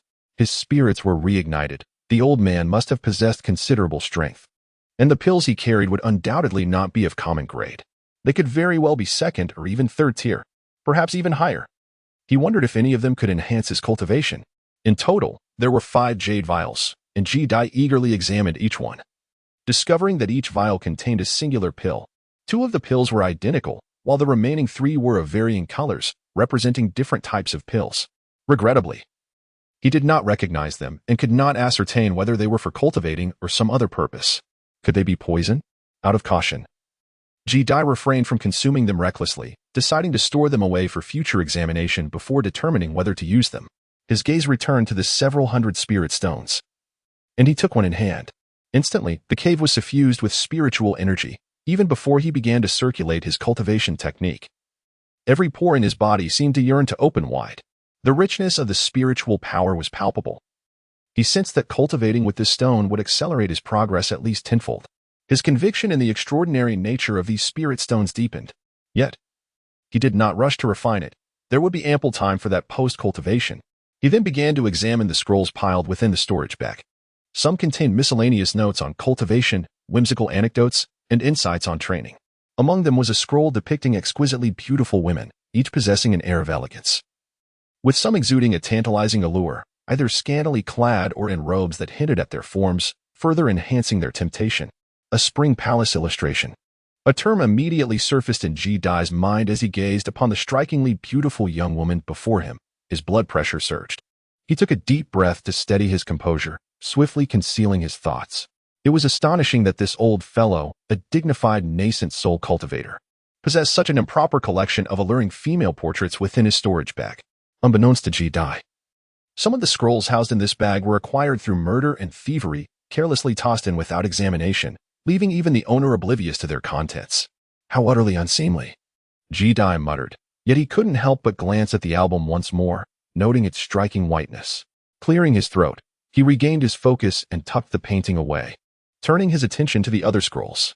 Chapter 72. Another year, 8th level of Chi refinement. The contents of these scrolls were diverse and plentiful, many of which were not found in the 10,000 Scrolls Pavilion, greatly enriching Ji-Dai's understanding. One particular scroll detailed a concept known as formations. Instantly captivated, Ji-Dai immersed himself in the reading, his focus unwavering. Formations, which harnessed the power of heaven and earth, were intricate to arrange, with varying effects depending on the type of formation. Some were minor, enhancing the spiritual energy within a designated area, while others could encompass vast territories, creating lethal arrays that could instill fear even in nascent soul cultivators. There were even formations that allowed for instantaneous teleportation from one location to another. The description of the teleportation formation illuminated Ji-Dai's mind. Mastering such a technique would provide him with a secure means of escape in times of peril. To his astonishment, after meticulously examining the scrolls within the storage bag, he indeed discovered the method for constructing the teleportation formation. Regrettably, the materials required for its setup were beyond his current resources, leading him to set this ambition aside for the time being, continuing to peruse the remaining scrolls in hopes of finding the necessary components in the future. Before long, Ji-Dai found himself seated on the ground, still yearning for more. He had thoroughly examined all the scrolls within the storage bag, gaining a deeper comprehension of formations and acquiring valuable insights into alchemical techniques. Now, he resolved to remain in this cave for a period of dedicated cultivation. He returned the scrolls to the storage bag, contemplatively retrieving a handful of sparkling spirit stones, intending to enter seclusion within the cave. With the 7 Mysteries sect now dissolved, returning was no longer an option. and he was uncertain if he would encounter those familiar faces again. Fortuitously, he possessed several hundred spirit stones of unknown grade, which would accelerate his cultivation speed nearly tenfold. This was an opportune moment to enhance his strength. As he closed his eyes and began to channel the Ta Ching scripture learned in the forbidden area, Ji-Dai started absorbing the energy from the spirit stones to elevate his cultivation. Time slipped by unnoticed as summer turned to spring, then back to summer again. A full year passing in the blink of an eye. Throughout this year, Ji-Dai occasionally ventured out to gather wild fruits for sustenance. But the remainder of his time was devoted to cultivation within the cave. The spirit stones contained an exceptionally rich essence of spiritual energy initially. It took him half a month to refine a single stone, and even now it required 10 days. Under the tenfold increase in his cultivation speed, he advanced from the 7th to the 8th level of chi refinement within just 1 year. And he could sense the faint signs of approaching a breakthrough to the 9th level. Remarkably, he had consumed only 27 stones, with hundreds still remaining. Should he refine them all, reaching the foundation establishment stage would be well within his grasp. What exquisite spirit stones were these? Ji-Dai marveled.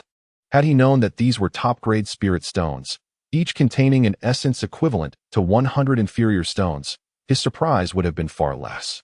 Another month passed, and Ji-Dai felt that his cultivation had reached the pinnacle of the 8th level of chi refinement. He began to strive for the 9th level. The spiritual energy within him swelling to the magnitude of a river, powerful and magnificent.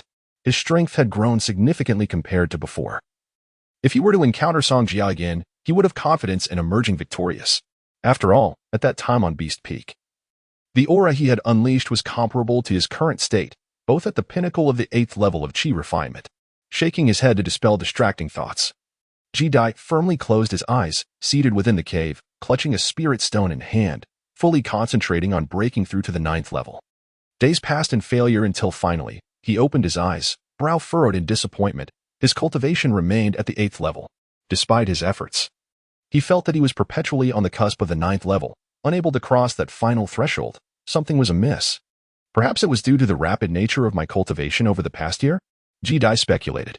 He was no longer a novice in the realm of cultivation. He understood that a rapid ascension could lead to an unstable foundation, making future advancements increasingly difficult. He sensed a subtle instability within his aura, possibly the reason for his inability to break through. Moreover, the 9th level of chi refinement represented the final stage of this realm, and achieving it would grant him the qualifications to pursue foundation establishment. Naturally, the breakthrough would be challenging. Resolutely, he decided to solidify his cultivation before seeking opportunities for advancement. Given his current inability to break through, it was time to conclude this seclusion. Suddenly, he felt a strong urge to return home. It had been quite some time since he left Wenha village, and there were matters left unresolved, such as reclaiming the small plot of land that had been usurped by Yang Yuanwei.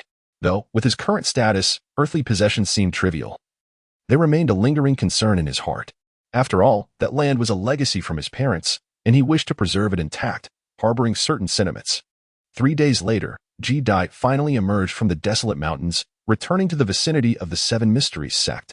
He had seen a map of Tsangzhou in the World Chronicles within the 10,000 Scrolls Pavilion. The Seven Mysteries sect was located in the northern part of Tsangzhou, and by heading south, he could reach Wenha village.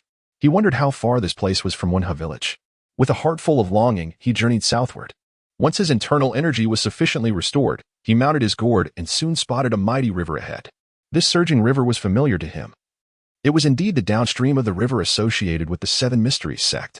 After crossing the river and continuing southward for a while, Ji-Dai finally beheld the familiar sight of Daqing Mountain, not far from which lay Wenha village. It seemed the Seven Mysteries sect was not far from Wenha village, which was no surprise, as Zhou Su had only been at the 9th level of chi refinement at that time and could not fly for extended periods, making a great distance implausible. As Ji-Dai walked along the ground, each step filled with excitement for his return home, he mused that perhaps no one would recognize him now. The young man touched his cheek with a slight smile. After his training, his appearance had undergone significant changes. In just 2 years, he had grown taller and no longer appeared emaciated. It was likely that even the former villagers would not recognize him standing before them. However, as he approached the outskirts of the village, he suddenly heard the sound of gongs and drums echoing along the only main road out of the village. Soon, his eyes fell upon a procession. Ahead rode individuals on tall horses, each adorned with red flowers for a wedding, followed closely by a red bridal sedan, marked with the character Yang. It appeared to be a wedding celebration. Could it be that someone was getting married? Ji-Dai momentarily paused, narrowing his eyes as he recognized the character Yang. Was it a member of the Yang family who was marrying? If memory served, Yang Yuanwei was in his 40s and had reportedly only one child, a sickly boy who spent his days in a medicinal vat. Was he the one getting married? He wondered who the bride might be. Chapter 73. The wealthy are indeed different. Congratulations to your esteemed son on his joyous union. May love abound. May all enjoy the feast and festivities. The Yang residence, located in a nearby town, sprawled over several acres, comprising a 2-entry courtyard. Today, the estate was particularly lively, adorned with red characters of joy and festive red lanterns everywhere. A man resembling a steward, his face beaming with happiness, stood at the wide-open gates, welcoming the arriving guests. Upon seeing someone in splendid attire, he would promptly instruct his servants to usher them into the inner courtyard. The news of Yang Yuanwei's only son's wedding had spread far and wide, and even those who had not received invitations would come unbidden, offering their respects to avoid future grievances. By the time the bride had yet to arrive, the outer courtyard was already filled with guests, and they continued to stream in. The Li family, a father and daughter duo, had indeed risen in status, having climbed the social ladder by allying with the Yang family, ensuring a life of comfort ahead. Guests in the know whispered amongst themselves, marveling at the fortune of the Li father and daughter, who would no longer have to worry about food and clothing. Even though the groom was deceased, this would not hinder their enjoyment of a wealthy lifestyle. In stark contrast to the jubilant scenes outside, the interior hall presented a different tableau. The walls decorated with red characters of joy and white banners created a jarring contrast, particularly striking against the coffin that lay in the center of the hall, accompanied by 2 childlike paper figures, their faces ghastly pale. Zhu Er, you shall not be alone there. Yang Yuanwei, a rotund figure clad in a golden robe, stood before the coffin, his brows furrowed with an indelible sorrow. It was unclear whether it was due to his past misdeeds that he was now in this state. At over 40 years of age, he had only one son, who had suffered from a chronic illness since childhood. Despite consulting countless physicians, none could cure him. Thus, he had been consumed by worry, even enlisting a master from the 7 mysterious sect, but to no avail. He could only watch helplessly as his son's condition deteriorated day by day, ultimately succumbing to a sudden illness mere days ago. To lose a son while being a father was a heavy blow. Yang Yuanwei, in his grief, seemed to age decades in an instant. To alleviate his sorrow, he focused all his energy on arranging his son's funeral. In life, he had been an ineffectual father, unable to heal his son's ailment. In death, he could not allow his son to suffer indignities. Thus, he sought a woman whose birth date and fortune matched his son's to arrange a posthumous marriage, intending to do so with grandeur, daring anyone to speak ill of it. My father has consulted the omens. The girl's fate aligns perfectly with yours. Your union will bring you fortune, Yang Yuanwei murmured. Just then, a commotion erupted outside. Boy, do you dare to cause trouble here? Do you wish to die? There is no room out here. Why can't I enter the inner courtyard? I've paid my respects. What is going on? Yang Yuanwei's thoughts were interrupted, his brow furrowing. This was his son's big day, and he wished to avoid any disturbances. He immediately strode out of the morning hall. Get out quickly. The inner courtyard is not for lowly individuals like you. In the courtyard, several guards surrounded a young man. These were formidable fighters employed by the Yang household, their imposing figures exuding an air of menace, like tigers or leopards. The young man appeared oblivious, maintaining a calm demeanor, while the gazes of numerous guests turned toward him, intrigued by the unfolding drama, eager for entertainment. What is happening? Yang Yuanwei emerged from the inner courtyard, casting a commanding glance at the leading guard, his presence both intimidating and dignified. Yuanwei, this person intends to cause a disturbance, insisting on entering the inner courtyard. We are about to expel him. The lead guard reported immediately.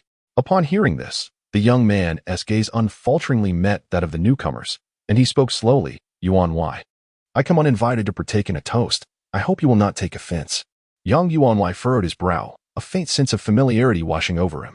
Upon seeing the young man's half-smile directed at him, cold sweat broke out on his forehead. In a sudden outburst, he struck the lead guard across the face, the sound echoing sharply through the courtyard, leaving the guard momentarily stunned. Fool, you kept such an important guest outside? Yang Yuanwei's face contorted with rage, veins bulging at his temples. The lead guard had never witnessed him so furious and began to fear that the seemingly ragged young man before him might be someone of great significance. Realizing he had just offended a person of such stature, his heart sank in terror. Please spare me, my lord. I did not recognize such a distinguished person. I beg for your forgiveness. This sudden turn of events left the surrounding guests bewildered. Who was this young man that commanded such respect from Yang Yuanwei? My lord, please enter. The servants were unaware. I hope you will forgive them. Yang Yuanwei's demeanor shifted to one of respect, his teeth clenching in anxiety. 2 years had passed. And though the young man's appearance had changed significantly, Yang Yuanwei recognized him at once. Despite the disbandment of the 7 mysterious sect, this young man remained a genuine practitioner of the immortal arts. Thank you for your hospitality, Yuanwei. Ji Dai cast a stoic glance at him before walking calmly inside, drawing the curious gazes of those present. Those permitted into the inner courtyard were primarily local affluent individuals or those with close ties to Yang Yuanwei. Ji Dai was seated at a table all by himself, gazing at the sumptuous dishes before him, yet he made no attempt to pick up his chopsticks. Instead, he leisurely remarked, I wonder if Master Yang has poisoned this food. The gentleman chuckled lightly, while Master Yang forced a smile, accepting a yellowed piece of paper from a servant's hand. My lord, this is your land deed, a humble gift from me. Little did he anticipate that the day would come when he would respectfully return the land he had once forcibly seized from the young man. As Ji Dai cast a fleeting glance, he did not conceal his actions. With a mere wave of his hand, he effortlessly stowed the land deed into his storage pouch. This seemingly casual act of vanishing an item elicited a collective gasp of astonishment from those nearby. Ji Dai, however, merely took out 2 taels of silver and placed them on the table. I, Ji, have always acted without abusing my power. Years ago, you purchased my land for 1 tael of silver. Now, I am buying it back for 2. Your grace is too courteous, Yang Yuanwei replied with a forced smile. Do you wish for me to be a tyrant? I dare not. Upon meeting Ji Dai's cold, piercing gaze, Yang Yuanwei hastily retracted the silver. I have heard that your son is to be wed today, Ji Dai remarked leisurely. Will the groom not come forth to offer me a toast? Forgive me, my lord. My son passed away not long ago. This occasion is merely a posthumous marriage for him, so he cannot raise a cup in your honor. I shall stand in for him and toast you instead. Yang Yuanwei smiled apologetically. Were these words uttered by another, he would have lost his temper immediately. Yet, coming from Ji Dai, he could not betray his displeasure. How peculiar it was that even a deceased person had a bride in such affluent families. Chapter 74. A display of fireworks. Yang Yuanwei discerned the sarcasm in Ji Dai's words, feeling quite embarrassed and reluctant to respond. Just then, a frantic figure rushed in. Master! Master! A calamity has befallen us. Such disarray. Do you not see our esteemed guest here? Yang Yuanwei's mood was already foul, and upon seeing this face, his countenance darkened like a charred pot. The newcomer was a member of the previous wedding party, panting heavily. Noticing Yang Yuanwei's displeasure, he instinctively shrank back but soon blurted out, on our way back, the bride was abducted. His voice faltered, words tumbling out in disarray. What audacity! Who dares? Yang Yuanwei erupted in fury, yet restrained his anger upon realizing Ji Dai's presence. The messenger, unable to finish his sentence, was struck dumb at the sight of Ji Dai, who sat quietly, seemingly indifferent. His complexion turned ashen. Speak. Who dares to steal my daughter-in-law? Yang Yuanwei growled through clenched teeth. Under his intense scrutiny, the trembling servant was about to raise a finger to point when Ji Dai suddenly overturned the table. Bah! What kind of wine is this? It is utterly dreadful. In an instant, the entire spread of dishes was sent flying. Chicken, pork knuckles, beef, and a myriad of other delicacies cascaded down like rain. The nearest guest screamed, hastily rising to evade the airborne plates and food, and chaos erupted in the hall. Amid the turmoil, Ji Dai stood unsteadily, a smile etched on his face. Yang Yuanwei, on this day of your son's wedding, I shall bestow upon you a display of fireworks. As Ji Dai spoke, he did not await a response, with his left hand forming a seal. A serpent of fire shot forth in an instant. Such was the prowess of the divine.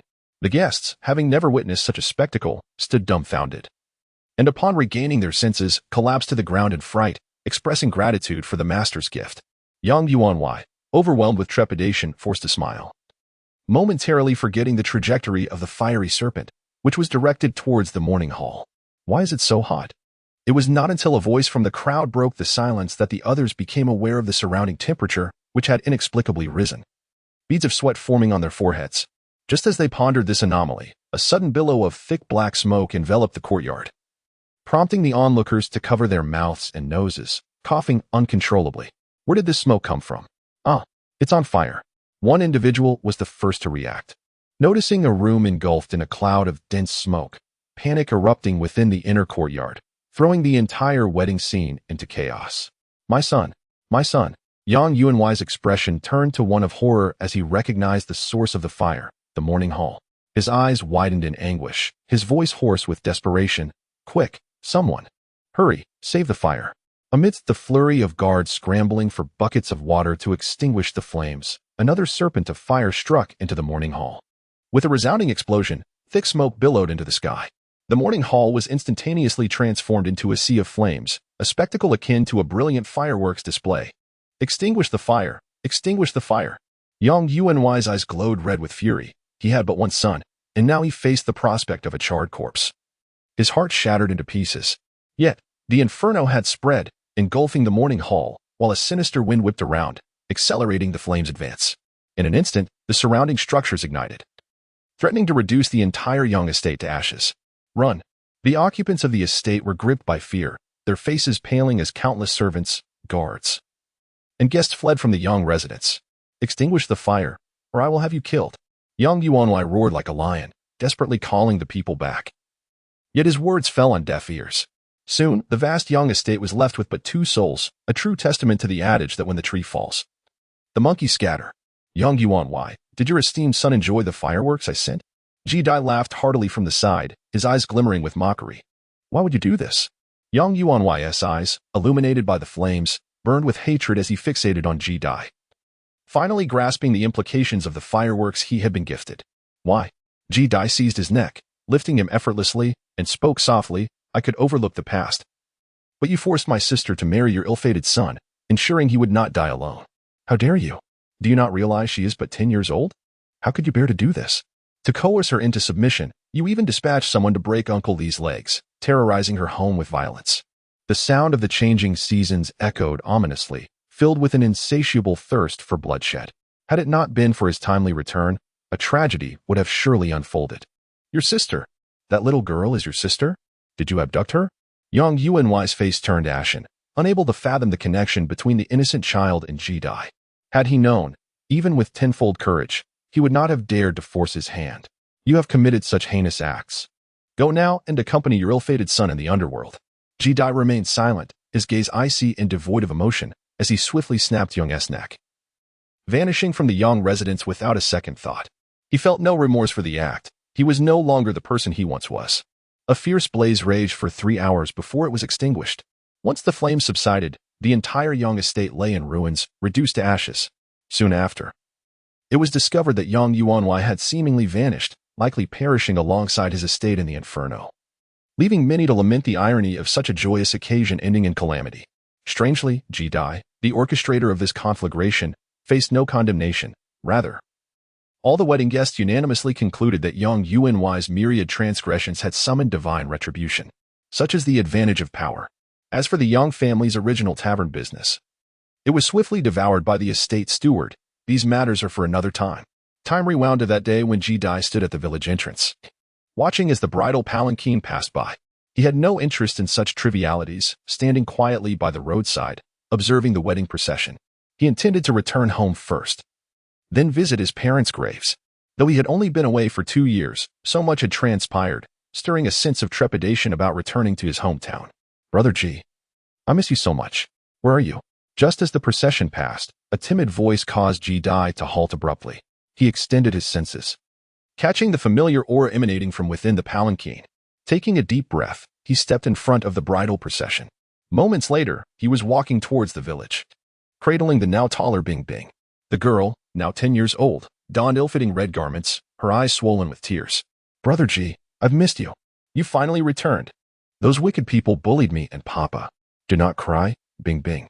Your brother is here. No one can harm you. The afternoon sun shone brightly, and the boy's voice was gentle. Had it not been for this little girl, Ji Dai would not be who he was today.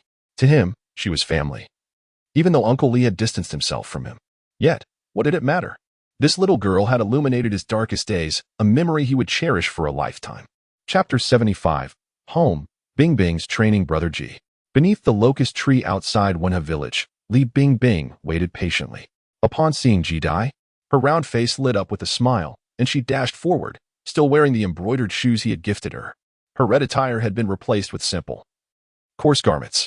At 10 years of age, she was no longer small, standing just below Ji Dai's chest, moving gracefully like a fluttering butterfly. In a few years, she would blossom into a striking young lady. Weren't you supposed to wait for me at home? Ji-dai affectionately ruffled her hair. Having learned of her plight, he felt compelled to seek justice on her behalf. However, such bloody matters were not something he could involve her in, fearing it might leave her with nightmares. Thus, he intended to send her home, only to find that she had awaited him at the village entrance. I wanted to see Brother Ji return sooner, Li Bingbing exclaimed, her small hands clutching the rough fabric of her dress tightly. After Ji-dai's departure, she was engulfed by a profound fear that everything was merely a fleeting dream, and an even greater dread that Ji-dai might never return. Now, however, that tension had dissipated, and she felt unperturbed even in the face of her brother's reproach. Go home and see your father, Ji-dai said, observing her contrite expression and unable to utter anything further, affectionately took her hand. All right, Li Pingping replied, clutching his hand tightly. Inside the room, only a bed remained. The other furniture had been mostly destroyed. Li Yi, opposed to allowing his daughter to make sacrifices, had suffered a grievous injury to his right leg, inflicted by men sent by Yang Yuanwei, and had been bedridden for several days. Upon seeing Ji-dai, he struggled to sit up, yet found himself at a loss for words, unsure how to address her.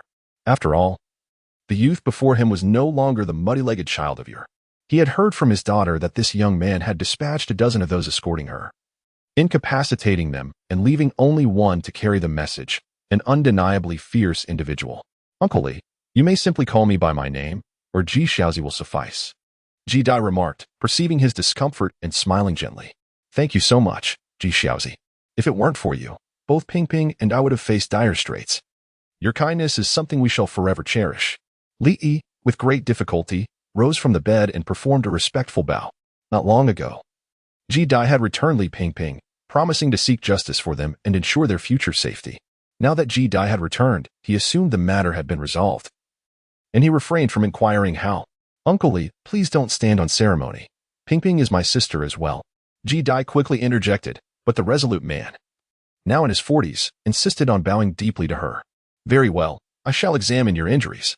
Ji-dai, taken aback by the gesture, hurriedly assisted him back to the bed, extending her senses to investigate his condition, her brow furrowing slightly. Li Yi, however, maintained a nonchalant demeanor. I am nearing the end of my days. Whether this leg is well or not is of little consequence. It is merely that my daughter might suffer in the future. Li Pingping, with reddened eyes, turned her face away to wipe her tears. Uncle Li, do not worry. I can heal your leg, but I will need some specific items, which may take a few years to procure, Ji-dai offered in comfort. Li Yi's leg had indeed been broken, and among the medicinal elixirs he knew of, none could restore it. Yet, he held a steadfast belief that such a remedy existed in this world. He simply lacked the cultivation to access it. Is that truly the case? Hope rekindled in Li Yi's eyes. Despite his earlier show of fortitude, who would not wish for a healthy body? Indeed, I possess some elixirs that, while they may not directly restore your leg, can certainly heal other ailments, Ji-dai replied with a smile, producing a vial of restorative medicine and handing it to Li Yi. Thank you, Ji Xiaozi. I shall forego the pleasantries. If you ever find yourself in need of my assistance, do not hesitate to ask. Li Yi nodded and consumed the elixir Ji-dai had provided. Instantly, his spirit seemed to rejuvenate, and a smile finally graced his face. Season instructed him to rest well and assured him that he need not worry about financial matters in the future before stepping out of the room. Li Pingping followed closely behind, her eyes still slightly red. Pingping, do you wish to cultivate? Season asked her earnestly. He would eventually leave Wenhe village and could not remain there indefinitely. When the time came for his departure, it was possible that events similar to today might recur. However, if Li Pingping pursued cultivation and became a practitioner, no one would dare to bully her in his absence. Cultivation? What is cultivation? Li Pingping gazed at him in confusion. Ji-dai slightly parted her lips, momentarily at a loss for words to explain. After a long pause, she finally said, cultivation is about becoming stronger. Becoming stronger? Can I be as formidable as Brother Ji? Li Pingping's eyes sparkled with wonder. In her eyes, Ji-dai was the epitome of strength. Well, Brother Ji isn't that exceptional. Perhaps one day, Pingping will surpass him, Ji-dai replied gently, affectionately ruffling her hair. I want to cultivate too. I want to be as powerful as Brother Ji. To protect him and father, Li Pingping declared with unwavering determination, her small face radiating resolve. A warmth enveloped Ji-dai's heart as, in the ensuing days, he imparted the Tai Ching scripture to her, earnestly advising her to never divulge this cultivation method to others. Li Pingping, naturally, would not contravene his words. Ji Dai, regarding this girl who resembled a younger sister, was generous, providing her with surplus storage bags, spirit stones, the remaining dozens of spirit elevation fruits, and an array of scrolls pertaining to cultivation. His efforts bore fruit, as under his guidance, Li Pingping broke through to the first level of qi refining in merely 2 days, a talent that far surpassed his own beginnings. After another 5 days, she ascended to the second level of qi refining, although she could have directly consumed the spirit elevation fruit to advance to the third level. Ji Dai feared that such rapid progress might destabilize her foundation. He advised her to first study the scrolls on cultivation to enhance her knowledge, and Li Pingping, dutifully obedient, complied without hesitation.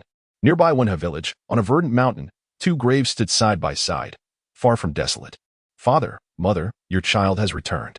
Ji Dai stood silently before the graves, reflecting on the nearly 2 years since his last visit. Ordinarily, one would expect the graves to be overgrown with weeds, yet surprisingly, they were bare, suggesting that someone had been tending to them regularly. Who could it be? Ji Dai pondered, for he had no relatives in the village. Who would take the time to care for his parents' graves? Ji Dai shook his head, not dwelling on his thoughts, and turned to inquire with Li Yi. Mother and father, are you well over there? Your son is grown up now and no longer requires your worry. If you are watching from the heavens, you must find solace in my growth. The youth squatted before the graves of his parents, taking out yellow paper purchased from the town. He whispered to the 2 tombstones, recounting the events that transpired since leaving the village over the past year. After a long while, as the yellow paper turned to ash, he knelt and bowed 3 times before finally turning away.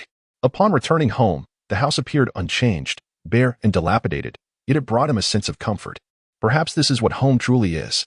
At this moment, he did not lack wealth and could indulge in the luxurious life he once yearned for. However, his aspirations now lay elsewhere. With his eyes closed, Ji Dai quietly pursued his cultivation. Over the past month and a half, his once superficial skills had begun to solidify. He had a premonition that breaking through to the 9th level of qi cultivation would not take much longer. Chapter 76. A reunion with Song Jia. Another autumn had arrived. After confirming that Ping Ping possessed the strength to protect herself, Ji Dai chose to depart. Comfort was not suited for him. He intended to continue his journey on the path of cultivation. Songzhou, here I come, Ji Dai exclaimed, riding on his gourd. His eyes half closed in contentment as he drifted southward. Songzhou was vast, its territory spanning over 100,000 miles. Even a practitioner at the 9th level of qi cultivation would require several years to traverse it fully. The area around Wenha village lay in the northern part of Songzhou, surrounded by mountains, while to the south lay verdant hills. As his cultivation required consolidation, Ji Dai could not break through to the 9th level in a short period. He planned to take advantage of this time to explore Songzhou and witness the bustling heart of the region, which was governed by 3 major sections. It was said that there were as many as 5 golden core ancestors in that vicinity. He wondered if he could gather materials for a teleportation array there, which was one of his significant motives for venturing into the depths of Songzhou. If he could master such an array, it would allow him to escape danger swiftly, rendering even Foundation establishment cultivators powerless against him. To find the necessary materials, he naturally needed to visit areas densely populated with practitioners. I wonder if I might encounter old acquaintances, Ji Dai mused. After the dissolution of the Qishuan sect, he had parted ways with many, including Wu Han and Su Luo. He pondered how they fared now, as well as the whereabouts of that senior. Time passed swiftly, and a month slipped by in the blink of an eye. Despite Ji Dai's rapid pace, he had yet to reach the heart of Songzhou and remained ensconced within the towering mountains. After all, he could not fly continuously. He needed to establish a cave dwelling to recuperate his magical energy, which inevitably slowed his progress. One day, after restoring his energy, Ji Dai continued his journey on the gourd. Suddenly, he spotted several streaks of light racing towards him from the south. There were people. Ji Dai paused momentarily, taken aback. This was the first encounter with living beings in a month. He looked up to see, in the distance, the silhouette of a woman at the forefront, pursued closely by 3 others, their feet gliding on longswords, as the 2 groups chased each other through the mountains. From the speed displayed, it was evident that the pursuers were no less than 8th level qi practitioners, with some possibly even at the 9th level. That little girl dares to kill a member of my Jin Han sect. She seeks her own demise. Ha! If it weren't for your attempt to rob me first, they would not have met their end. Enough chatter. Hand over the Foundation establishment pills, and perhaps I will spare your life. At this moment, the streaks of light whether aware of his presence or not, continued to hurtle towards him, their voices faintly audible in the distance. As Ji-Dai observed the situation, he harbored no illusions of heroically rescuing anyone. Without a moment's hesitation, he descended from the sky and swiftly sought refuge in the depths of the mountains below. It appeared that the woman at the forefront was being pursued.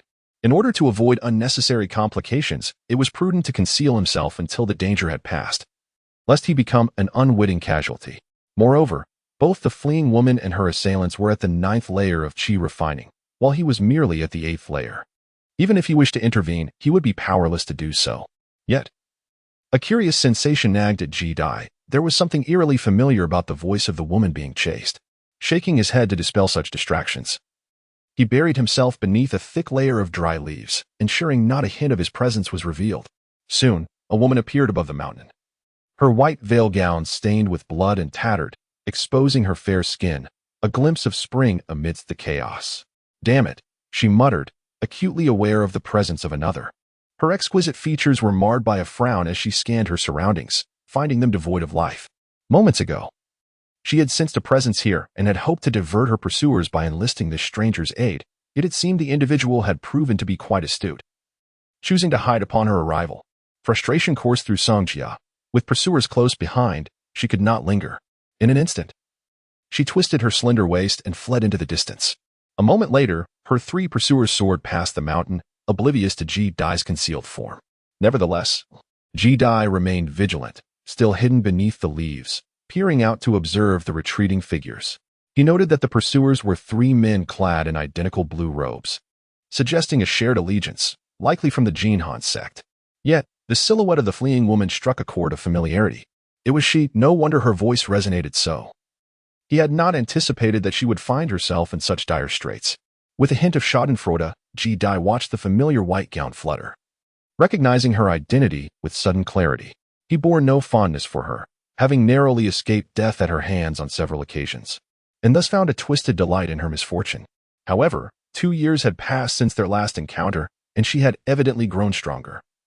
Now at the 9th layer of chi refining, regrettably for her, she seemed to be in a precarious state, having just emerged from a fierce battle. It was doubtful she would escape her pursuers for long. Ji-Dai pondered the nature of the foundational pill. Could it be related to the process of foundation establishment? It seemed that the wicked woman was being hunted for this very pill. Ultimately, however, this was of no concern to Ji-Dai. He promptly mounted his gourd, intending to vacate this treacherous place. Meanwhile, high above the distant mountains, Songjia furrowed her brows in confusion. Why has the existence of the foundational pill been exposed? The foundational pill she possessed had been crafted by her sect's leader from the main ingredient, the Zixia vine, recovered before the dissolution of the 7 Mysteries sect. It was intended to enhance the likelihood of reaching the 9th layer of chi refining, and only she and Shou Su had been granted one each. Only Elder Sun and disciples from the North Shore were privy to this matter. How could the Jinhan sect be aware? Perplexed, Songjia could not afford to dwell on these questions. Her spiritual energy was nearly depleted, and her ability to fly would soon fail her. If this continued, it was only a matter of time before her pursuers caught up. Gritting her teeth, she resolved to double back and seek out that young man. Her only hope now lay in enlisting his assistance to delay her pursuers or share the burden, perhaps affording her a chance for survival. After a considerable exertion, Songjia finally managed to alter her course and headed back toward the mountain she had just fled. Her speed was remarkable, a testament to her 9th layer of chi refining, and it was not long before she spotted Ji-Dai riding his gourd ahead. A sense of unease washed over her. As Ji-Dai rode upon the gourd, an inexplicable chill crept down her spine, prompting her to anxiously glance back. To her dismay, she perceived those individuals returning, and her expression shifted abruptly. Damn it! How could that wretched woman return once more? She was a harbinger of misfortune, every encounter with her heralded calamity. At that moment, the distance between them was alarmingly close, merely a few hundred paces, and it was evident that the woman had undoubtedly noticed her presence. Chapter 77. The tempest draws near. Ji-Dai had never felt such frustration before. He had already concealed himself, planning to move only after they had passed, yet they returned. Unbeknownst to him, Songjia had deliberately turned back to ensnare him. However, this did not prevent Ji-Dai from gritting his teeth and darting away at the utmost speed.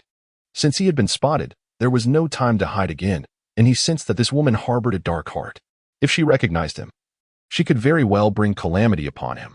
He wished to avoid being embroiled in this conflict. Retreat was the wisest strategy. Upon seeing the figure ahead react to her presence like a startled serpent, Songjia quickened her pace. Her previously open lips, poised to forge a connection and mislead her pursuers, fell silent, caught in her throat. This man was cunning, even at the 8th level of chi refinement. He could not escape her grasp.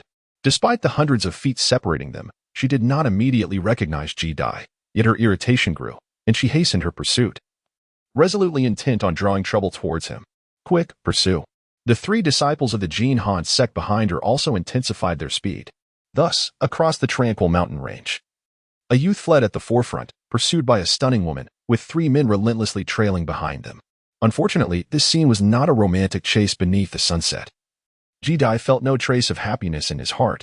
Ahead lay others, and as the distance diminished, the disciples behind Songjia also noticed Ji Dai up ahead. One of the disciples, slender and pale-faced, with a black token inscribed with the words Jin Han hanging from his waist, voiced his suspicion. Could he be her accomplice? Humph. Merely an 8th level chi refinement cultivator. Even if he is her ally, what difference does it make? That woman, Songjia, cannot hold out for long. This was spoken by the only 9th level chi refinement cultivator among them, who was already injured. An 8th level cultivator was hardly worthy of his attention. What does this woman intend to do? As Songjia brazenly confronted him, Ji Dai cursed her ancestors in his mind. Although his speed was commendable, he had yet to reach the 9th level of chi refinement and could not outrun her. The distance between them continued to close, and it was only a matter of time before he would be caught. Since I cannot avoid trouble, I shall not hide any longer.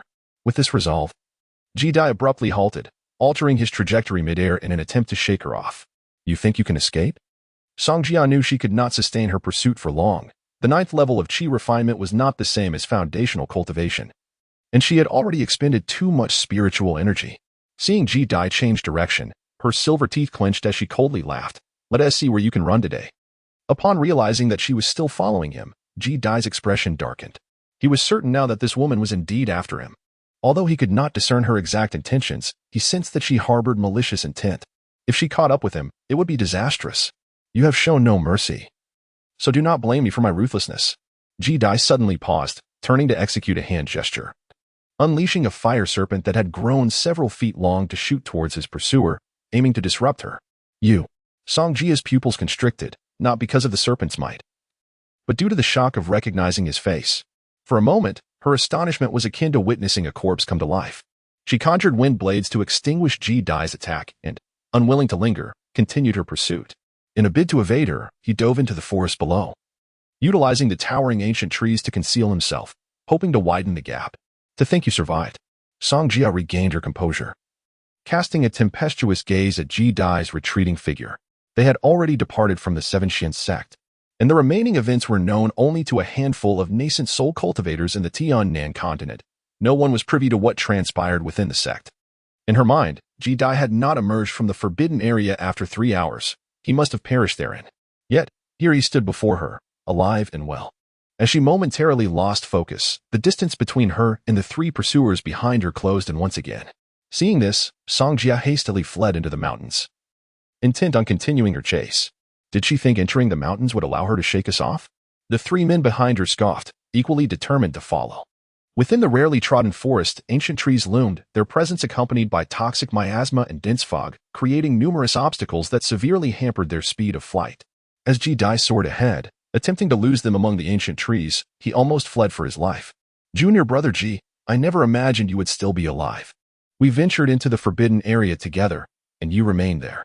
It seems you have acquired the Taiching scripture. Songjia, hot on his heels, was oblivious to Ji Dai's possession of the scripture. He merely sought to divert the attention of the 3 pursuers towards Ji Dai. Sure enough, upon hearing the words Taiching scripture, the 3 disciples of the Jin Han sect ignited with fervor.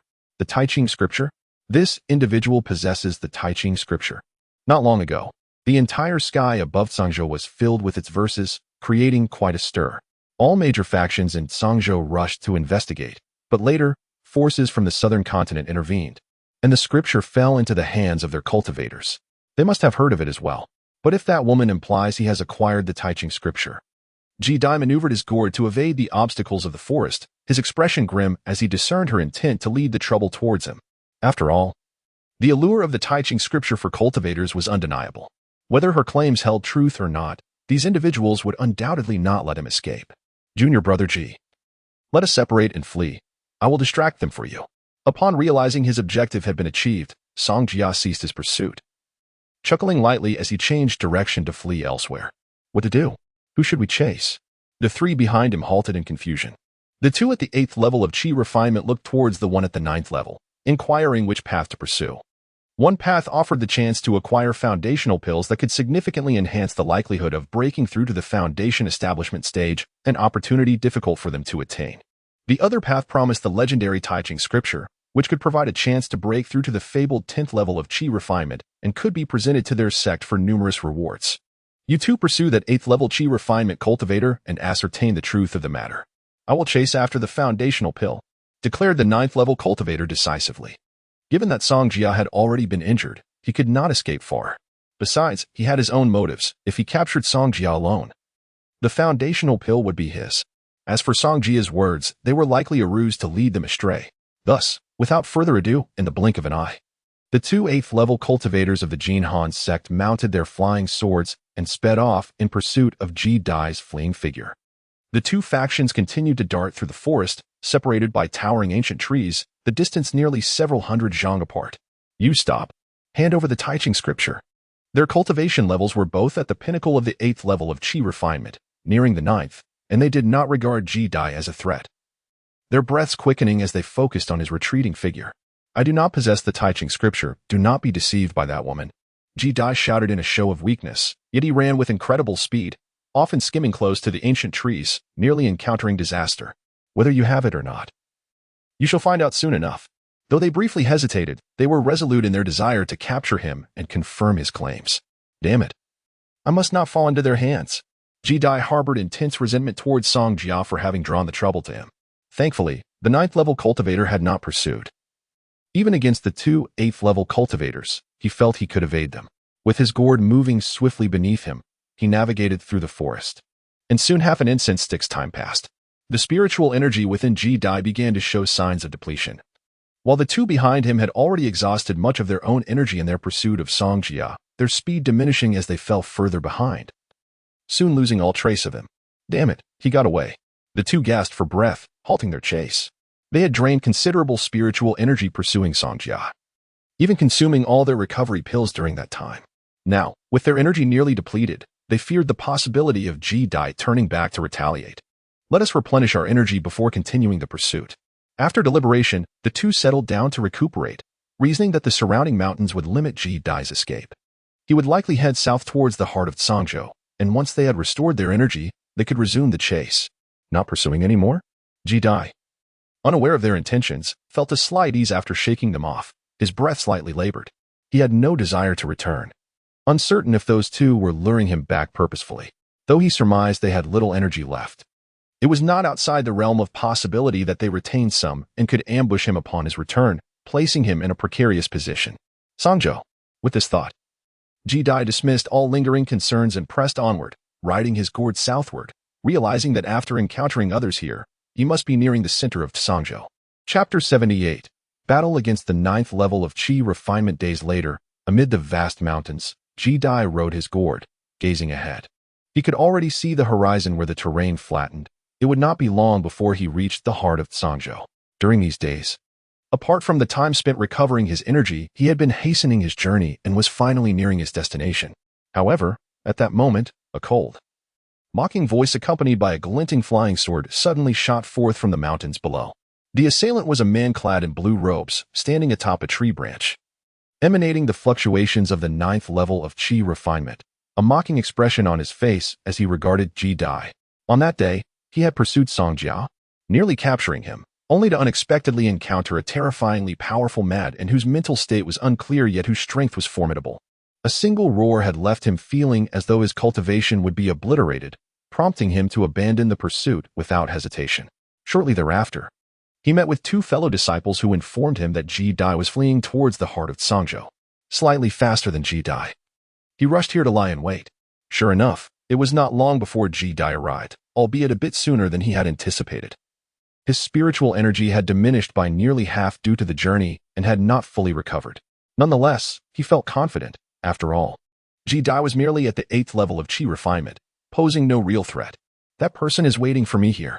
Upon hearing the commotion, Ji-Dai noticed his pursuer and the incoming flying sword, his expression darkening. He had not expected this individual to be lying in wait for him. The opponent's cultivation was at the 9th level of chi refinement, and he could not afford to underestimate him. With a swift gesture of his left hand, he activated the fire serpent technique, summoning a fire python several zhang long to clash with the flying sword. With a mournful cry, the fire python exploded into flames, allowing Ji-Dai to seize the opportunity to dart away on his gourd. After all, the disparity in their cultivation levels was stark. His instinct was to flee. Attempting to overcome such odds was nearly impossible. You cannot escape. Hand over the Tai Ching scripture and I may spare your life. The blue-robed cultivator pursued closely behind, his feet on the flying sword. However, he could not directly catch up to Ji-Dai and felt no urgency. After all, Ji-Dai was merely at the 8th level of chi refinement. His spiritual energy would inevitably run dry, and at that point, he would be nothing more than a lamb waiting to be slaughtered. I possessed no Tai Ching scripture. Ji-Dai's expression darkened. He would not admit to such claims, fleeing even faster. Humph. If I cannot capture that woman, I will surely capture you first. The blue-robed practitioner scoffed, unable to acquire the foundational elixir. He naturally shifted his focus to the Taoist clarity scripture. He raised his hand to tap his storage pouch, summoning his flying sword, which darted forth intermittently, effectively disrupting Ji-Dai's escape. The distance between them diminished rapidly. No wonder this individual lingered here. It was evident that the woman had fled. As Ji-Dai evaded his assaults, he hastened his flight, contemplating how to extricate himself.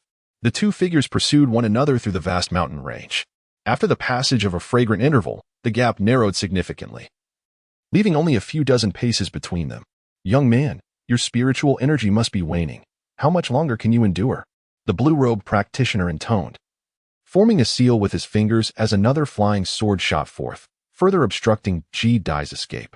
Ji-Dai perched upon the gourd, his body swaying as he evaded the oncoming assault. A frown creased his brow, yet he remained silent.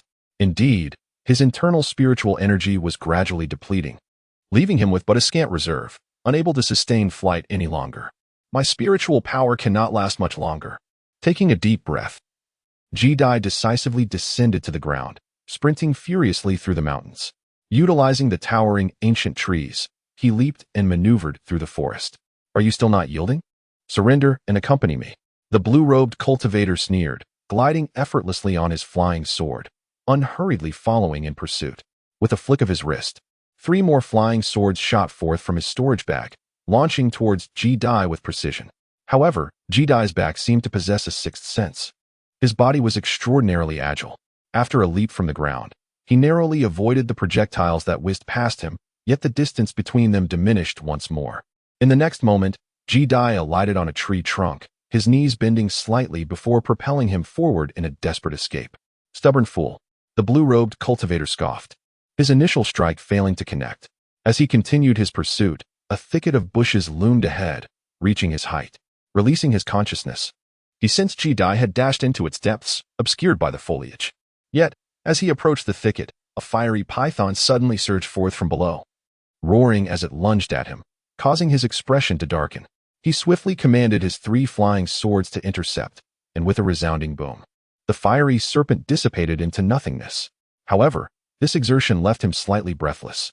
His own spiritual energy was also waning, and Ji-Dai, after this encounter, was likely nearing his limit.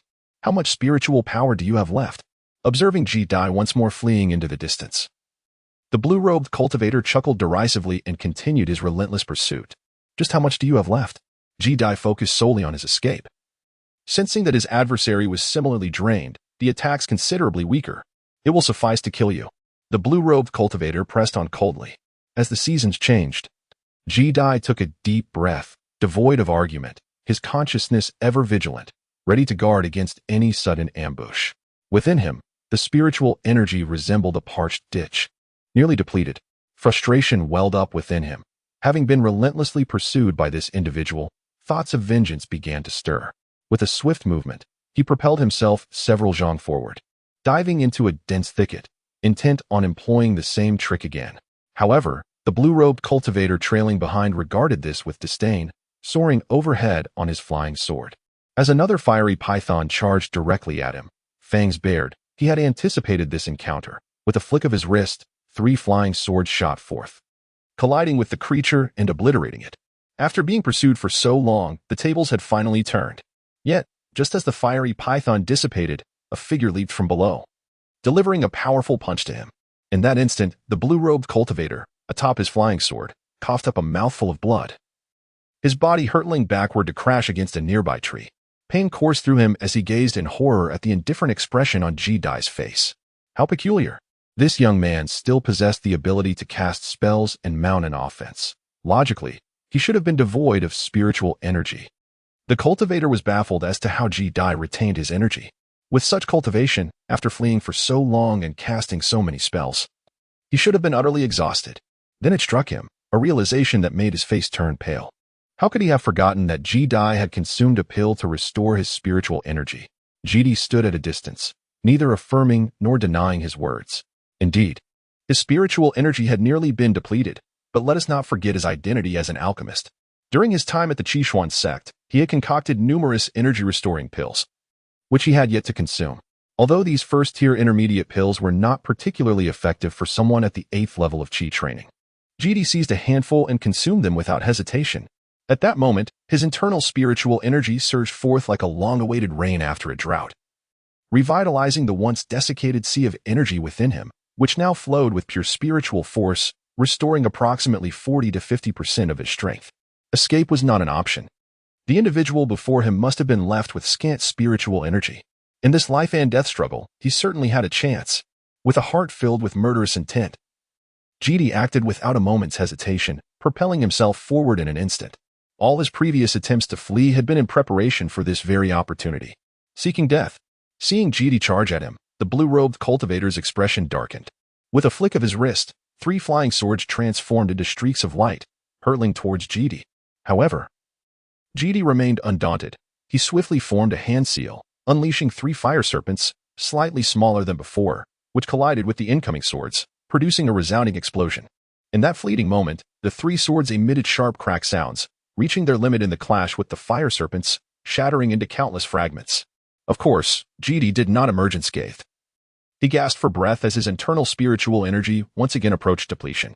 Fortunately, the energy-restoring pills were gradually taking effect, replenishing his strength. My flying swords. I will kill you. The blue-robed cultivator's face was a mask of anguish. Those 3 swords represented all his possessions, and their destruction incited a peak of hatred towards Ji-Dai. Rest assured, you shall meet the same fate as those swords. After a brief respite, Ji-Dai suddenly appeared before him, his expression cold, and launched a powerful punch. And the blue-robed cultivator staggered back several steps, feeling irked. His own spiritual energy was also running low, rendering him unable to cast spells. He could only resort to close combat with Ji-Dai. To his astonishment, after exchanging punches, they found themselves evenly matched, a fact he found hard to accept. He was, after all, at the 9th level of Qi training, yet he was being so thoroughly outmatched by someone at the 8th level. However, Ji-Dai paid no mind to the cultivator's thoughts. His gaze was filled with fierce determination.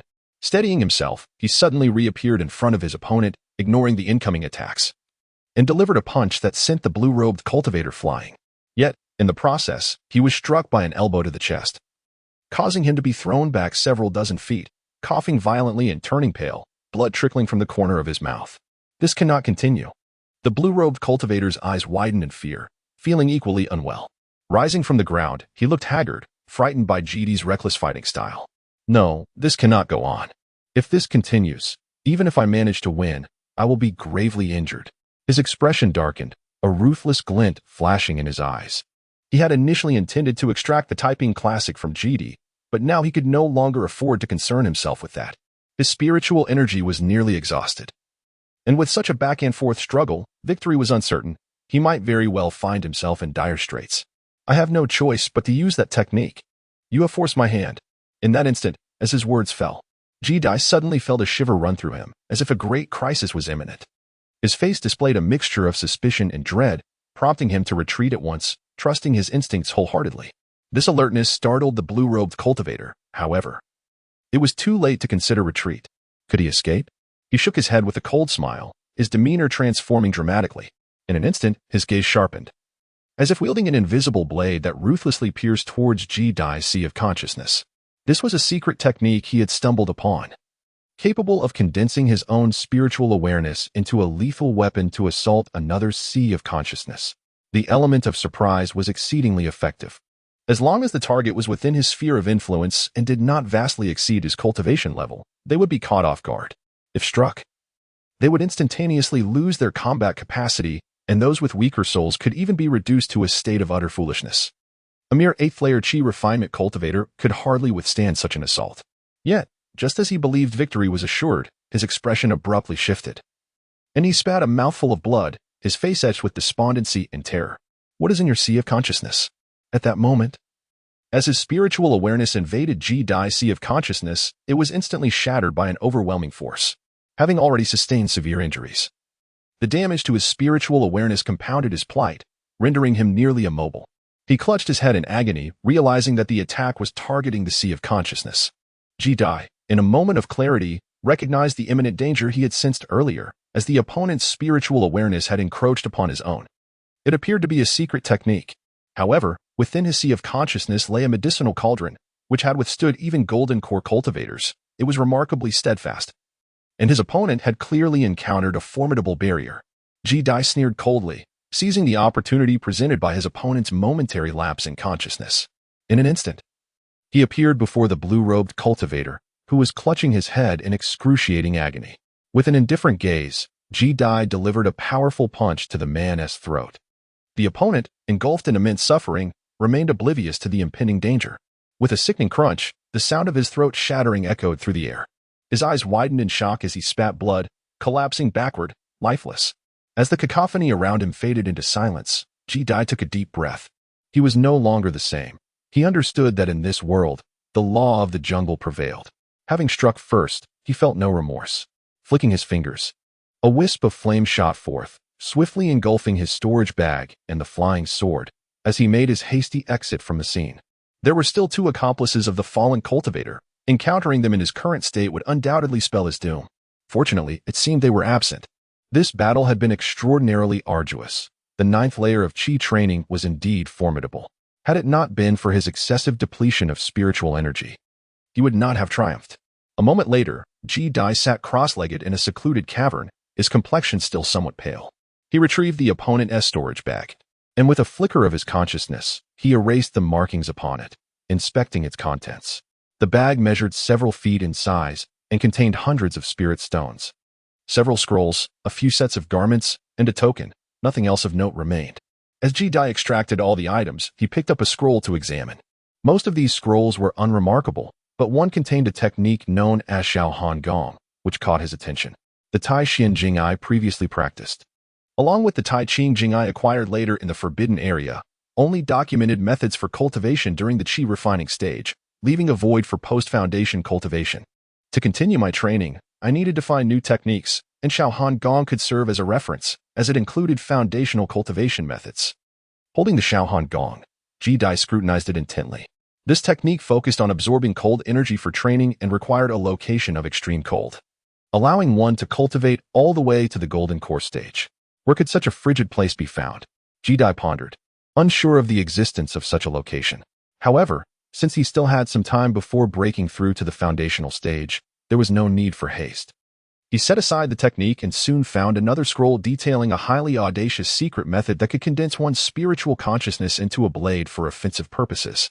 Why was it considered bold? Because spiritual consciousness is inherently fragile. A moment of carelessness could lead to self-harm. Thus, this secret method carried risks. If confronted by someone with superior spiritual consciousness, one might end up worse off, much like that blue-robed cultivator who previously attempted to invade his mind, only to suffer a devastating backlash. To condense spiritual consciousness for attack? Typically, its role is merely to scan the surroundings. But this technique allows it to serve as a weapon, proving effective in evenly matched battles. Ji Dai's eyes brightened. His current combat techniques were limited, and this secret method filled a significant gap. Once his injuries had fully healed, Ji Dai eagerly delved into studying this secret technique. A few days later, he found himself capable of condensing an invisible blade of consciousness. As long as his opponent was within 8 zhang, he could launch a surprise attack at any moment. However, Ji Dai soon discovered the method's side effects. The blade could not be sustained for long. After just a few breaths, he felt a wave of weakness wash over him, and his vision blurred. It was evident that this technique severely drained the soul. Frequent use was not feasible. It could only serve as a trump card. Ji-Dai withdrew his consciousness and sat cross-legged on the ground, his heart calm and devoid of disappointment. Once his fatigue subsided, he regained his icy demeanor. The Jinhan sect. Remembering the blue-robed cultivator he had slain, Ji-Dai's expression flickered slightly. That individual seemed to hail from the Jinhan sect, a power he was unfamiliar with, and he had no knowledge of whether they possessed golden core experts. After all, having killed one of their own, he could not be certain they would simply let it go. Caution was warranted. Strength. Now, he had one more enemy to contend with. His chi refining stage at the 8th layer was still too low. Should he encounter a fully realized 9th layer chi refining cultivator, or even a foundational stage expert, he would undoubtedly perish. He had sensed that the bottleneck at the 9th layer was loosening. Perhaps a breakthrough was imminent. The 9th layer of chi refining was finally within reach. Ji-Dai took a deep breath, feeling somewhat grateful to that blue-robed cultivator. Without him, this day would not have come so swiftly. Should the deceased blue-robed cultivator learn of this sentiment, he might have mixed feelings. Nonetheless, Ji-Dai cared little for others' opinions. Shaking his head to steady his thoughts, he withdrew a high-grade spirit stone, absorbing its spiritual energy to enhance his strength. This way, he would not feel so fatigued when facing a 9th layer chi refining cultivator or a foundational stage expert. The high-grade spirit stone contained an exceptionally dense spiritual energy. As Ji-Dai grasped the stone, the spiritual energy within him began to surge powerfully. His cultivation had already reached the pinnacle of the 8th layer. And as he absorbed over half of the spiritual energy from the high-grade spirit stone, his aura reached a critical point. With a powerful surge, the barrier that had previously obstructed his breakthrough emitted cracking sounds. Boom! A resounding blast echoed in his mind, and without expending much effort, the bottleneck shattered, naturally elevating Ji-Dai to the 9th layer of chi refining. He had successfully broken through. However, Ji-Dai did not open his eyes. He continued to absorb the spiritual energy within the spirit stone. After breaking through to the 9th layer of chi refining, his cultivation could still advance. And he was in no rush to emerge from his retreat, especially since he possessed a considerable amount of high-grade spirit stones to aid his progress. He intended to further enhance his cultivation. Time flowed like water in the realm of cultivation, and the spiritual energy within him continued to grow. As time passed, the autumn winds swept across the southern continent, rustling through the vast lands of Tsangzhou. Unbeknownst to him, 3 years had slipped by since Ji-Dai had slain that blue-robed cultivator. During these 3 years, discussions among Tsangzhou's cultivators centered around the Jinhan sect. This sect, based in central Tsangzhou, was a powerful force led by golden core cultivators and was renowned throughout Tsangzhou. Yet, 3 years prior, a 9th layer chi refining disciple from the sect was killed by a woman named Songjia. Subsequently, another 9th layer disciple sent to hunt her down was also slain. In a furious uproar, the Jinhan sect mobilized foundational stage cultivators to capture the culprit, and the matter quickly became a hot topic, with Ji-Dai and Songjia's names echoing throughout Tsangzhou. Even the fact that the two had once been disciples of the 7 Xian sect in northern Tsangzhou was widely circulated, as was the rumor of Ji-Dai possessing the Tai Ching Jing. Hence, over the 3 years, numerous cultivators sought Ji-Dai in pursuit of the Tai Ching Jing. However, Tsangzhou was vast, and finding a single individual was akin to searching for a needle in a haystack. No one had managed to locate him, neither the Jinhan sect nor other cultivators. Unbeknownst to Ji-Dai, within the mountains, he had scarcely stepped outside his cave for 3 years. When hungry, he simply foraged for wild fruits. Although he had not achieved the ability to abstain from food at the 9th layer of chi refining, his need for sustenance had significantly diminished, requiring nourishment only about once a month to maintain his bodily functions.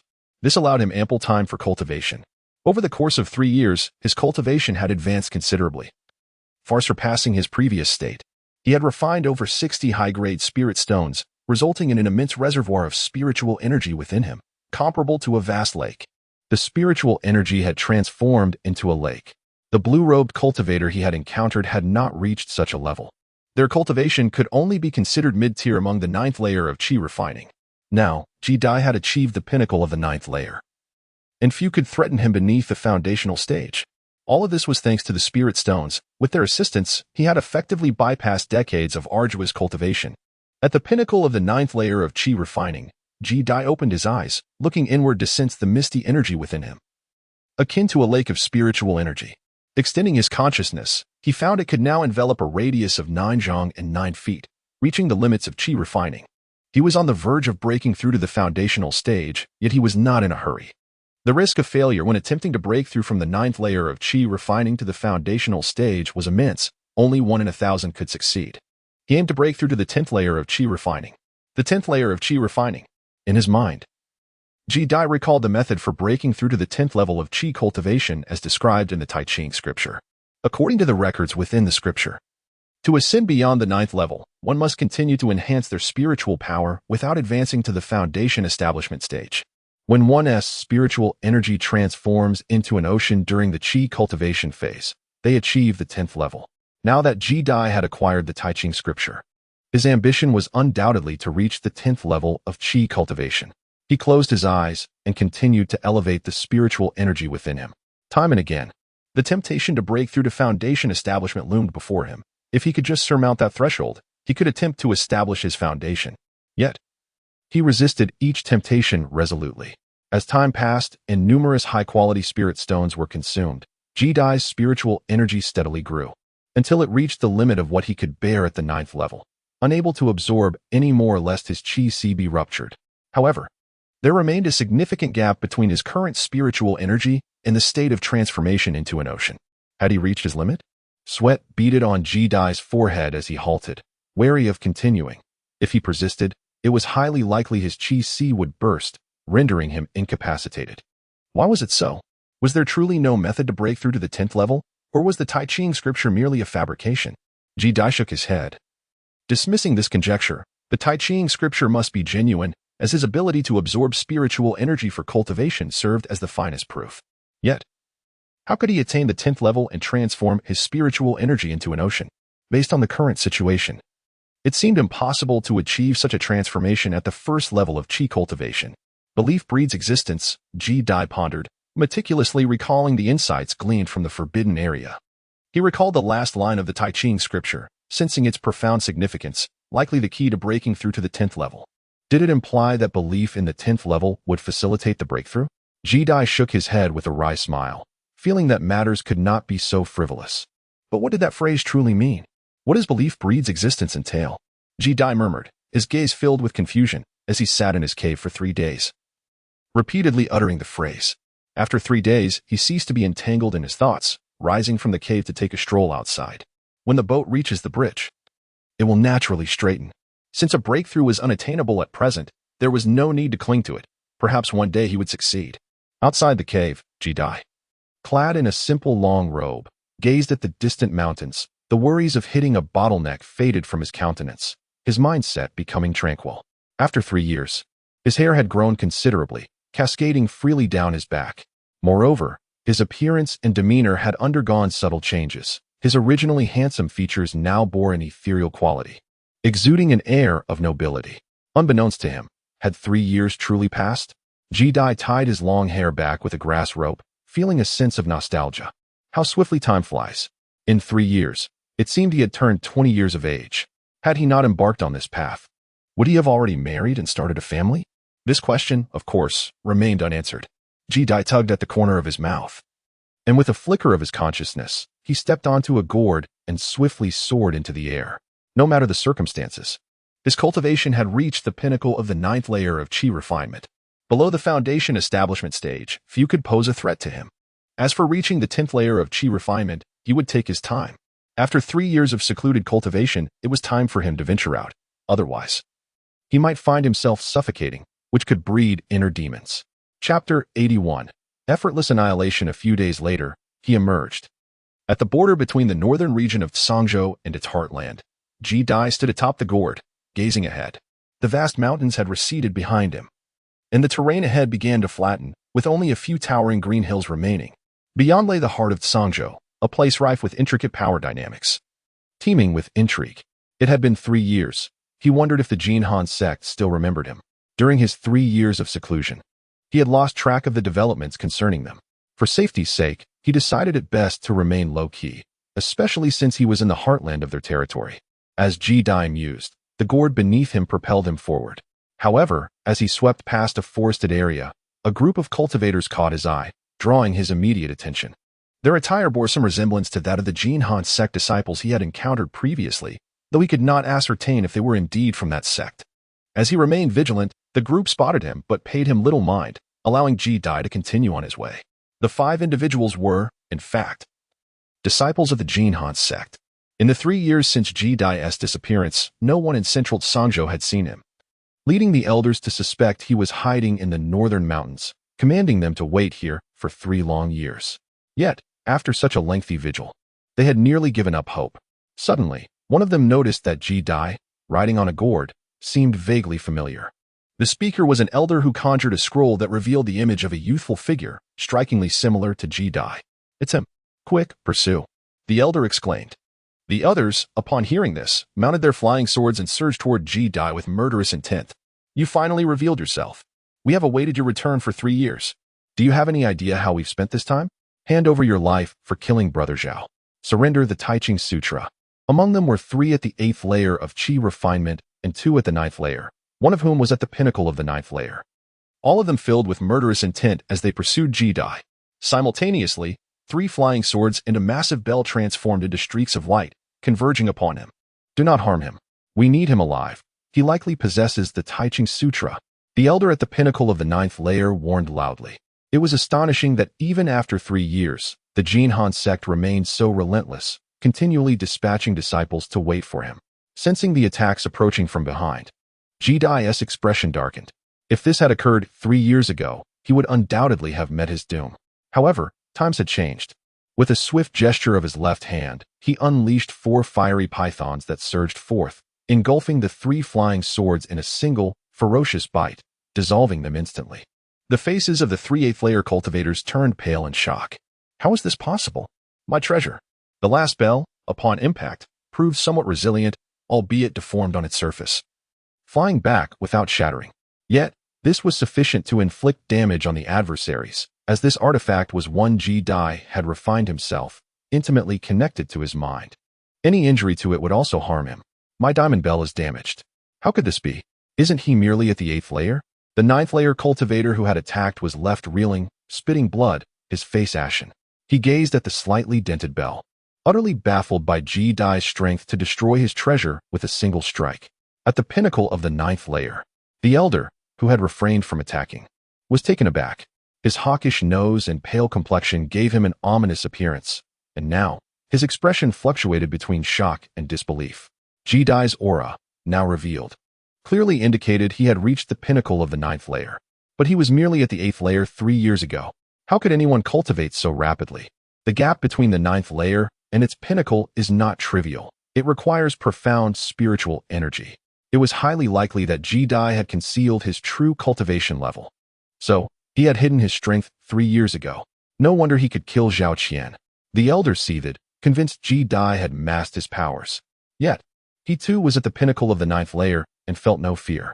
He swiftly formed a hand seal, channeling his spiritual energy into a massive ice spear that shot forth with incredible speed, chilling the air around them. Ji Dai furrowed his brow, sensing the imminent danger from the ice spear.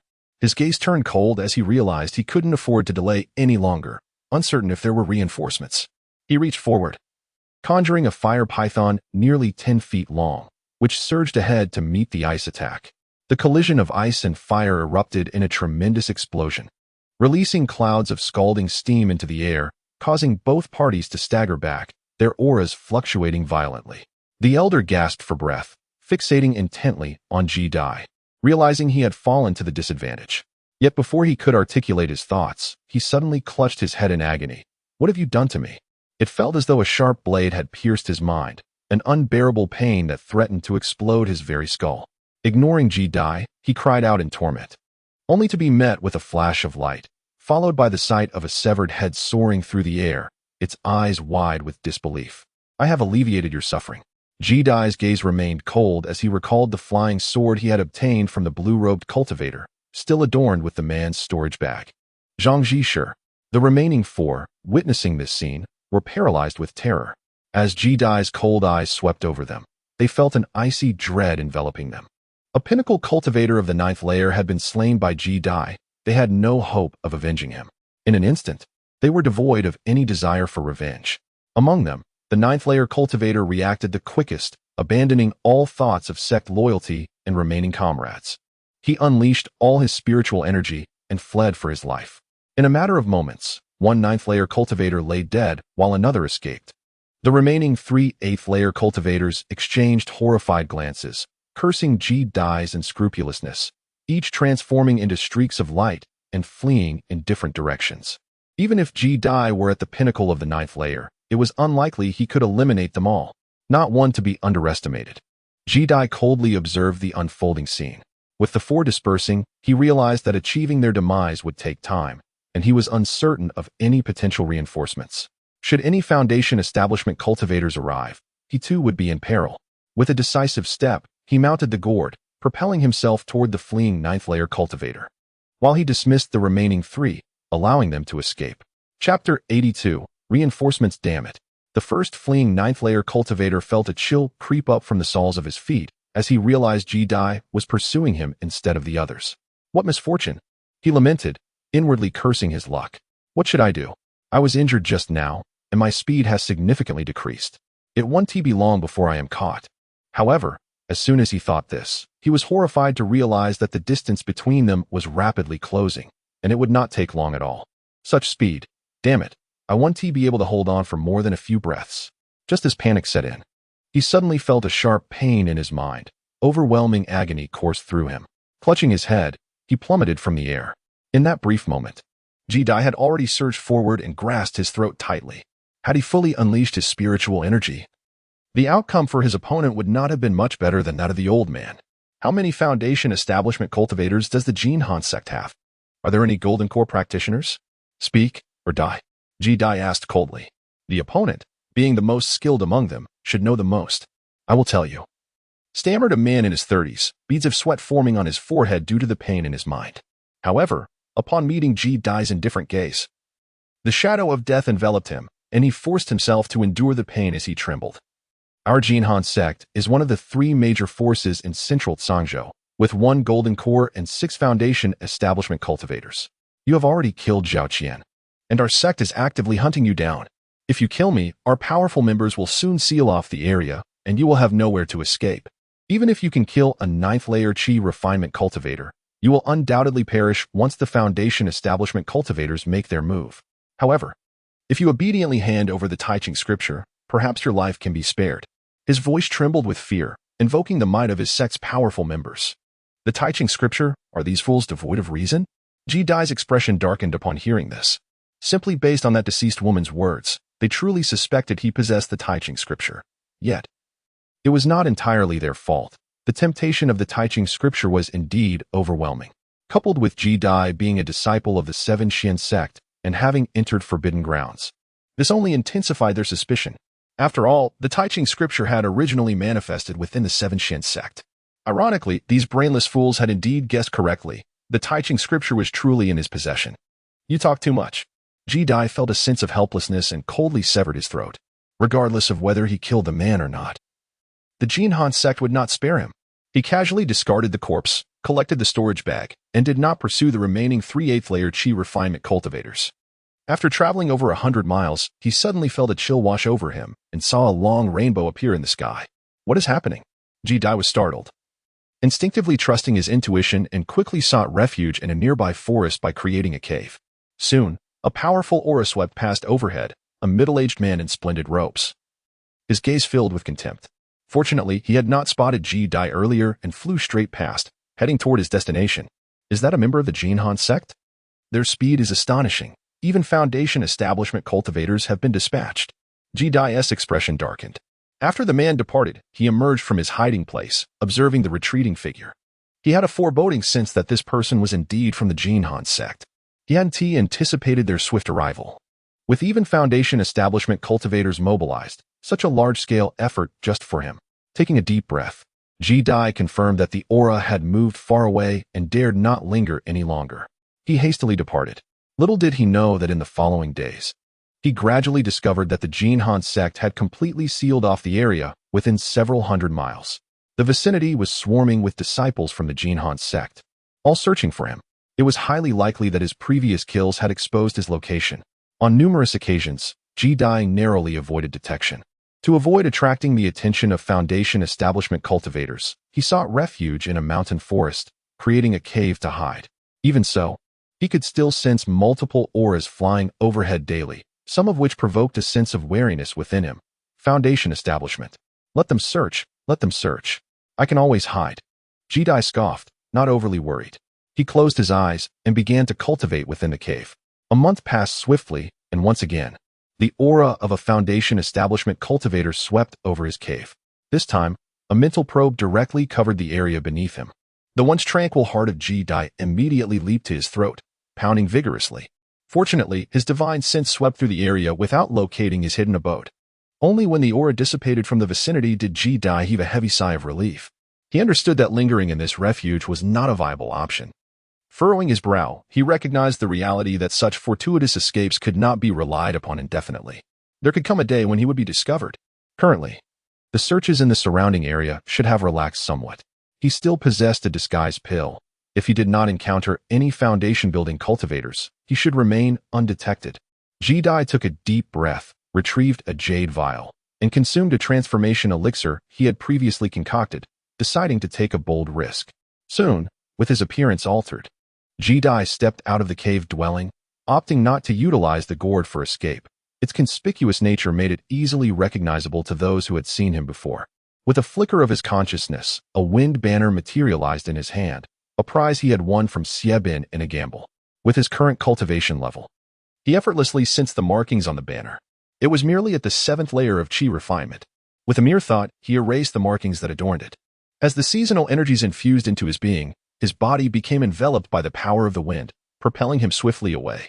However, after traversing merely a few dozen miles, he encountered numerous cultivators searching for him, who had pursued from behind. "Halt immediately," commanded the figures ahead, clad in the garments of the Geon sect disciples. They ranged from the 8th to the 9th layer of chi training, swiftly encircling him. Their gazes were cautious and vigilant. The leader, a practitioner of the 9th layer, scrutinized Jedi, sensing that his cultivation surpassed that of Jedi. He tightly gripped a jade slip within his sleeve, a device imbued with a signaling mechanism bestowed by the elders. Should he locate Jedi, shattering the slip would alert the Foundation establishment cultivators, ensuring immediate reinforcements would arrive. Jedi had already consumed the transformation elixir. Given the cultivation levels of these individuals, he was unperturbed by the possibility of being recognized. He paused nonchalantly, surveying the surrounding cultivators, and inquired, "What is the matter?" His voice was deliberately subdued, taking on a slightly somber tone. "Have you seen anyone above?" The leader, a 9th layer chi practitioner, cast a glance at him, feeling a secret relief, and tossed him a scroll. After all, Jedi was capable of slaying even the pinnacle of the 9th layer of chi cultivation, aside from those in the Foundation establishment stage, who could truly stand against him. If he were to encounter them, his own fate would be uncertain. Jedi took the jade slip and noticed that it depicted himself. With an expressionless face, he replied, "No. This individual has killed several disciples of my Geon sect and is a notorious fiend. If you encounter him, report to us at once. You may leave now." Jedi nodded, his hand deftly manipulating the wind banner, which instantaneously transformed into a long rainbow and swept away. He continued his search elsewhere, knowing that the young man could not have fled too far and was undoubtedly hiding nearby. The group of Geon sect cultivators directed their efforts towards another direction, completely oblivious to the fact that the person they were seeking had brazenly slipped away right beneath their very noses. Chapter 83. Belief gives existence in the ensuing days. Jedi frequently encountered disciples of the Geon sect, all intent on finding him. The most perilous moment occurred when he confronted a squad led by 2 peak 9th layer chi refinement cultivators. At that critical juncture, the effect of his disguise pill was nearing its limit. Fortunately, those individuals failed to detect any anomalies and were successfully sent on their way without exposing him. A few days later, on an official road, Jedi, having successfully escaped the encirclement of the Geon sect, was walking steadily. He had only one disguise pill left. Yet he had managed to blend it successfully. Remarkably, he had not encountered any Foundation establishment cultivators along the way. Otherwise, even with the disguise pill, he would not have evaded their keen eyes. Now, having exhausted the disguise pills on his person and lacking any alchemical remedies, he was compelled to forego flying for safety's sake. After all, flying would make him an obvious target, and it was likely he would still encounter other cultivators. Although he had successfully eluded those from the Geon sect, he could not afford to be complacent. If only his cultivation were stronger. If he could break through to the 10th layer of chi refinement or achieve foundation establishment, he would not have to remain so on edge. Yet, how could he transform the spiritual energy within him into a vast ocean? As the seasons changed, he lifted his gaze in confusion, ultimately shaking his head. He plucked a willow leaf from the roadside and held it to his lips, whistling as he continued his journey. Unfamiliar with Songzhou, he was uncertain of the destination along this rural path, yet he believed that following it would lead him to others. Gradually, the sound of rolling wheels reached his ears. Turning back, he could still see a cloud of dust rising from the official road, where a horse-drawn carriage approached slowly. It had been several years since he had last encountered such a sight. Songzhou was not solely inhabited by cultivators. Indeed, there were common folk as well. And the carriage served as the most common means of transportation for ordinary travelers. Ji Dai stood by the roadside, his consciousness sweeping over the surroundings. The coachman was a gaunt old man, and within the carriage sat a middle-aged scholar clad in a long scholar's robe. "Are you also heading to Xian City?" The scholar inquired with a smile, having noticed Ji Dai by the roadside. "If you do not mind, I can give you a ride." "Thank you," Ji Dai replied, stepping into the carriage without hesitation. The interior was spacious, measuring several square yards, furnished with a table and a small stove for warmth. The middle-aged scholar sat beside him, exuding warmth and perhaps seeking conversation to alleviate the tedium of travel, engaging Ji Dai in pleasant discourse. Given that there was still some distance to their destination, Ji Dai did not allow the man's mortal status to elicit disdain. He responded to every inquiry. Through their conversation, Ji Dai learned that this place was called Jingzi County, and the man was a prominent Confucian scholar from the region, named Zhou. Although Ji Dai was not deeply versed in Confucianism, he had read many texts over the years, enough to be considered well-read among mortals. The two conversed amiably. And when they finally reached their destination, Zhou expressed reluctance to part ways, repeatedly inviting Ji Dai to visit his residence. However, Ji Dai politely declined and continued on his journey to the county city of Jingzi. From Zhou, Ji Dai gathered that the city lord was a proficient immortal master, and there were many other immortal masters residing within the city. Ji Dai intended to explore this place, hoping to discover opportunities for trade among cultivators. With plans to procure materials for teleportation arrays, purchase spirit herbs, concoct elixirs for restoring mana, and perhaps acquire disguise pills for unforeseen circumstances. Naturally, he continued on foot. The day after bidding farewell to Zhou, Ji Dai encountered a lake, beside which stood a weathered stone tablet, covered in moss and bearing signs of erosion. The two characters inscribed on it were barely discernible, with one clearly indicating sea, while the other was obscured. "Sea." Ji Dai paused, perplexed by the notion that this was merely a lake yet bore the word associated with an ocean. "Are you perhaps looking to cross the sea?" "I am the ferryman of these waters," an elderly voice interjected. At that moment, a dark canopy boat glided across the lake, with the old ferryman standing at the helm. Adorned with a bamboo hat and a rain cloak, wielding a long bamboo pole that created ripples in the water as he propelled the boat toward the shore. "Thank you." Esteemed elder, Ji Dai nodded, noticing nearby houses, suggesting the old man resided in this vicinity. "Not at all, not at all. I perceive a scholarly air about you. You must be a person of learning. In my lifetime, I have held scholars in the highest esteem," the old man chuckled, halting the boat at the shore. Once Ji Dai boarded, the old man resumed his journey across the lake. "Ahem, I am hardly worthy of such a title. I have read some books, but I cannot dare to call myself a scholar," Ji Dai remarked, unable to suppress a wry smile at the title. During his time at Qishuan Gate, he had perused numerous volumes in the library, yet he suspected his understanding of scholarship differed from what the old man envisioned. He was unsure how to clarify this to the elder. "You are too modest. Unlike some who, having read a couple of books, feel compelled to flaunt their knowledge." Fearing others remain unaware, the old man laughed heartily. The persistent cough became unbearable, prompting me to shift the conversation. "I just heard my father-in-law refer to this place as the sea. And there are stone tablets by the lakeside inscribed with the character for sea. Could it be that this location was once a vast ocean, which gradually receded to become a lake?" Ji, filled with curiosity, recalled a fascinating phenomenon he had encountered in a tome at the Wan'an Pavilion. The text described places that had once been lakes or seas, which gradually vanished over time. This led him to ponder whether this area had once been an ocean, slowly receding, and that it was not as complex as his companion had imagined. This place had always appeared thus. The elder, his wrinkled visage breaking into a smile that deepened the creases on his face, explained that the name sea arose simply because the lake was called Songhai. Having grown up here, he had become accustomed to calling it thus. "Songhai," Ji murmured, his eyes betraying a sense of wonder. He had not anticipated such an explanation. The elder, seemingly inspired, continued to recount the origin of the name. It was said that a celestial master had bestowed this name upon the lake long ago, accompanied by a story. Many years prior, a celestial master had passed through this region and stood by the shore for 3 days and nights. Ultimately, he inscribed the characters for Song high upon a stone with his hand and laughed heartily, declaring, "Whether it is a lake or a sea lies solely within one's perception. I believe it is a sea, and thus it shall be."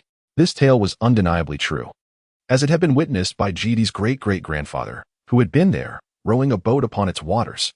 The elder rambled on, oblivious to GD, whose face suddenly illuminated with exhilaration. At that moment, he could scarcely hear the elder's words, as his mind reverberated with thunderous thoughts. Those phrases echoed in his ears. "I see it as the sea, thus it is the sea. I believe it to be the sea, therefore it is the sea." In an instant, a revelation struck him, reminiscent of the final line from the Ta Ching Jing, "To believe is to exist." In that fleeting moment, enlightenment flickered in GD's eyes as he gasped for breath. So it was, indeed. To believe was to exist, and what he needed to believe in was the sea. Chapter 84, Transformation into the Sea. It is said that this is a world where belief manifests reality, where everything arises from the heart. If you believe it to be a sea, then it is a sea. If you perceive it as a sea, then it is a sea. The elder's voice echoed in his ears, ethereal and distant.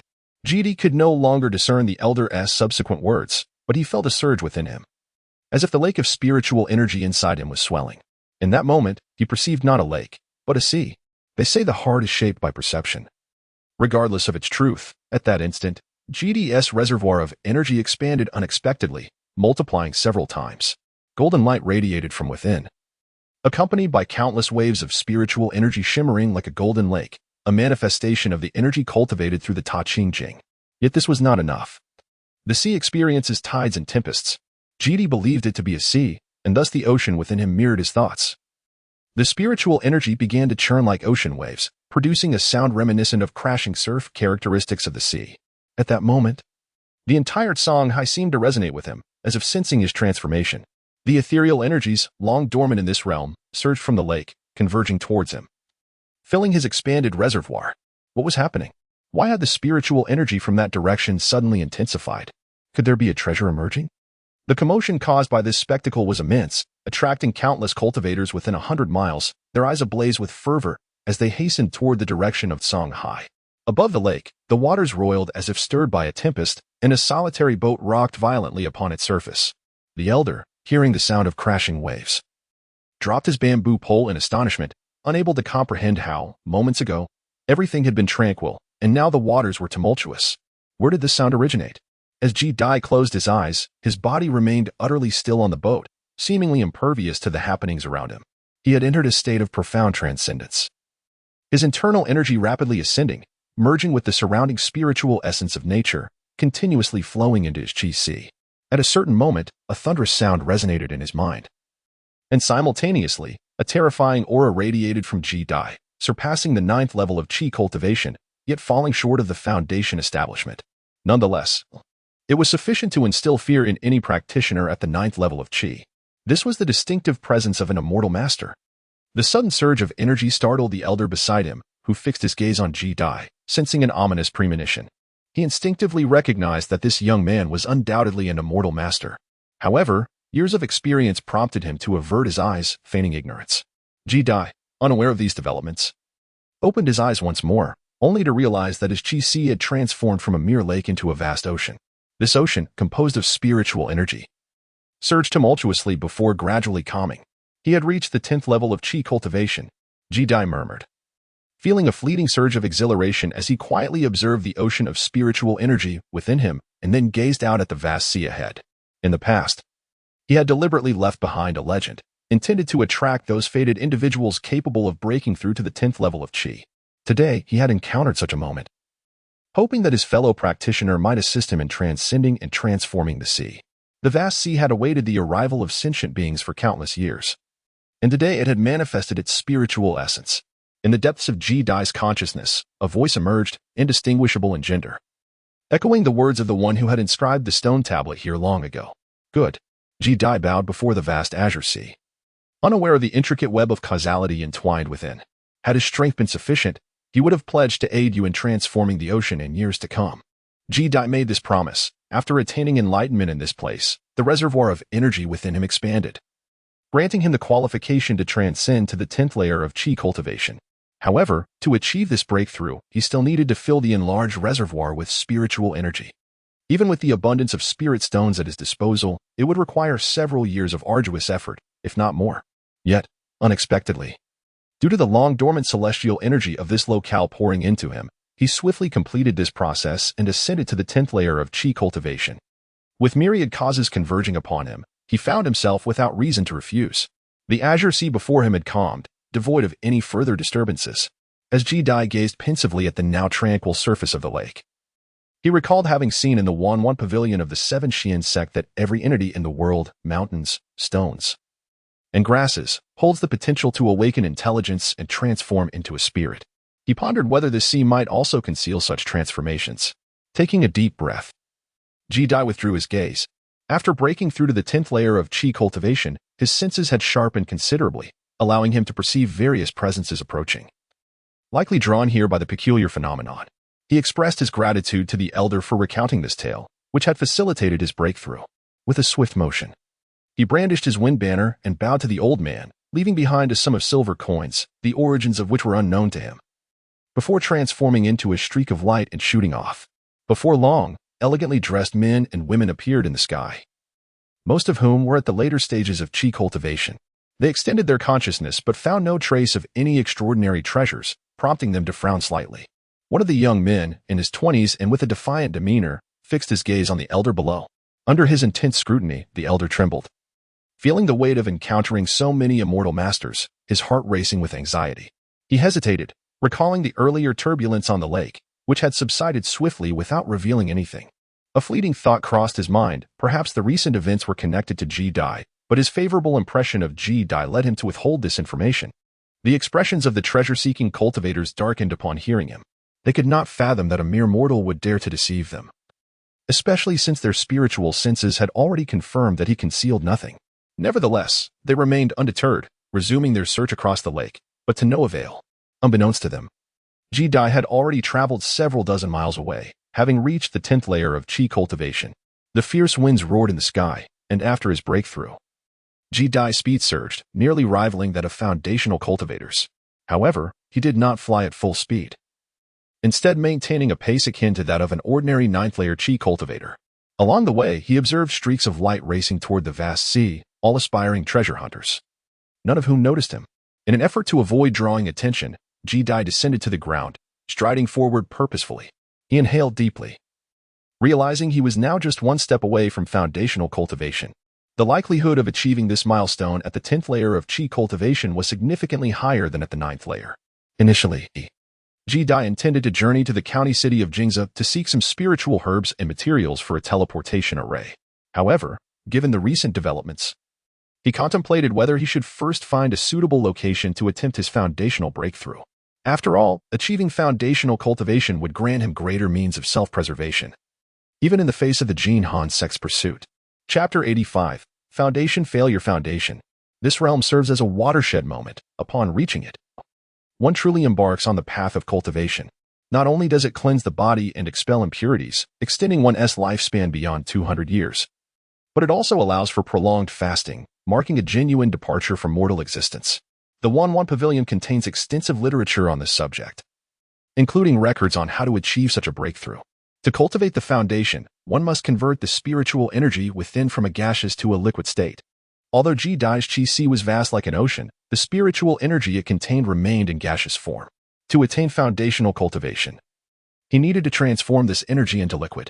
This process necessitated a foundational cultivation technique, which he possessed in the form of the Jin Han sect's Shaohan Gong, detailing the methods of energy transformation. Resolutely, Ji-Dai decided against visiting the county city of Jingzhou for the time being. Nothing was more crucial than enhancing his cultivation. He sought out a secluded valley nearby, establishing a cave dwelling and blocking the entrance with a large stone, ensuring that no anomalies could be detected. As Ji-Dai sat within the confines of his secluded chamber, he commenced his retreat, aspiring to establish his foundation. I am now at the 10th level of Qi training. My chances of successfully laying the foundation should far exceed those of the average practitioner. He gradually closed his eyes. No longer the novice who first embarked on the path of cultivation, Having encountered this realm on several occasions, he felt an intense yearning within. It was indeed time for him to take this pivotal step. As time slipped by, 2 years had elapsed. The massive stones outside were gradually entwined with verdant vines, rendering the hidden cave nearly imperceptible to passers-by. Inside the cave, dust had begun to settle upon Ji-Dai's garments. 2 years of seclusion had aged the youthful contours of his face, imbuing it with a hint of weariness. Failure, even at the 10th level of Qi training. I still falter. It seems my aptitude is truly lacking. Ji-Dai sighed softly, not wishing to force the outcome. He slowly opened his eyes. Initially believing that breaking through to the foundational stage after reaching the 10th level of Qi training would not prove overly challenging, yet reality had dealt him a heavy blow. Over the past 2 years, he had made multiple attempts to establish his foundation, all culminating in failure. However, the resilience inherent within him ensured that he would not be easily defeated by setbacks, nor would he readily abandon his aspirations. It appears I must explore alternative methods. Jingzi County, perhaps. Ji-Dai pondered thoughtfully, recalling that Songjia seemed to possess a foundational elixir. Over the past 5 years, he had thoroughly investigated the effects of this elixir, which purportedly enhances a practitioner's chances of successfully establishing their foundation by 30%. If I could acquire just one foundational elixir, my prospects for success would greatly increase. Alas, this elixir is exceedingly rare, with few available throughout the entire Songjia region. Songjia was also elusive, and it remains uncertain whether Jingzi County even has any in stock. Regardless, I must first ascertain the situation. 2 years have passed, surely. The Jinhan sect has also begun to relinquish their pursuits. Ji-Dai inhaled deeply, exiting the cave with the wind banner in hand, and set forth towards the location of Jingzi County. After soaring over 100 miles, he encountered a dense forest, beyond which lay the county town. From a distance, the city appeared to be nestled upon a vast plain, occupying an expanse of several tens of thousands of acres, exuding an air of grandeur. A formidable wall encircled the entire city, with a singular entrance for ingress and egress. Within the city, another wall formed an inner citadel. At that moment, a multitude of radiant figures approached from outside the city, all clad in resplendent garments. Among them were beautiful female cultivators, adorned in light attire, their slender waist and long legs captivating. Yet, without exception, they all descended from the skies before even entering the city. As the seasons shifted in the distance, Ji-Dai beheld the expansive city ahead. He inhaled deeply, suppressing any hint of trepidation, and, wielding his wind banner, approached the city gate, buoyed by the breeze. Below stood 2 imposing figures clad in black armor. Upon spotting Ji-Dai, one of them let out a disdainful grunt, halting him in his tracks. Cultivators must enter the city on foot. Flying within its confines is strictly forbidden. Violators will face the wrath of the Foundation establishment experts. The 2 exuded a palpable aura of mid-stage Qi refinement. The one speaking, a robust man at the 4th level of Qi refinement, projected his voice with spiritual power, displaying no fear towards Ji-Dai. After all, there had once been a cultivator at the 9th level of Qi refinement, who, believing himself to be a descendant of a certain Foundation establishment elder, disregarded the rules and flew into the city. He was swiftly met with fatal consequences, and his grandfather later confronted the city lord, resulting in an inconclusive confrontation that left the matter unresolved. Consequently, the city gained notoriety throughout the Songjia region. Is there a Foundation establishment expert stationed here? Ji-Dai pondered, his gaze flickering with intrigue. Without uttering a word, he stashed the wind banner and descended from the air, entering the city on foot. Remember, do not cause trouble within the city. Should you transgress, the Foundation establishment experts will undoubtedly pursue you. The man on the right coldly warned. Ji-Dai felt no displeasure as he walked through the corridor after passing through the city gates. This city was vast, divided into an inner city and an outer city. Within, a myriad of beings coexisted, yet the entrances and exits remained orderly. The outer city was predominantly inhabited by mortals, though there were also cultivators, most of whom possessed limited prowess, yet no one caused any disturbances. Ji-Dai stood on the street, extending his consciousness to silently gather information within the city. After breaking through to the 10th level of Qi refinement, his awareness had naturally been enhanced, allowing him to encompass an area of approximately 15 zhang. Few could perceive his presence, except for those at the Foundation establishment stage. Soon, Ji-Dai retracted his consciousness, his gaze flickering subtly. He had collected a wealth of information, the most prevalent being regarding the Jinhan sect. After 2 years, the sect had been unable to trace his whereabouts and had indeed ceased their search, recalling all disciples. Additionally, He learned that the city lord was indeed a cultivator at the foundation establishment stage, with rumors suggesting a connection to the Jinhan sect. Though the veracity of such claims remained uncertain, Ji-Dai narrowed his eyes slightly. To be cautious, upon entering the city, he sought a secluded corner. When he emerged, his appearance had transformed, and he proceeded towards the inner city. The inner city was similarly encircled by imposing walls, guarded by cultivators at the 7th level of Qi refinement. An entry required the payment of 3 spirit stones. As the seasons change, there is no shortage of spiritual stones for Ji-Dai. Standing outside the inner city, he exchanged 3 spiritual stones for a token from the guards on duty. Keep this token well. You may only remain within the city for 7 days. After 7 days, you must leave or renew your contract, one guard stated blandly. If you wish to obtain a map of the inner city, it will require an additional 10 spiritual stones, which details the shops and will assist you in familiarizing yourself with the city. 7 days then. Provide me with a map, Ji-Dai acquiesced, producing 10 more spiritual stones to hand over. Take good care of it. The guard's demeanor shifted immediately. Typically, those willing to spend 10 spiritual stones on a map were either wealthy or of notable status. This display of snobbery made Ji-Dai reflect quietly. After receiving the map, he scanned it with his consciousness, which marked all locations within the inner city, indicating places to visit and places to avoid, as well as the power dynamics within the city. He quickly comprehended the contents. Chapter 86. A meeting of rivals. The map highlighted 3 notable factions.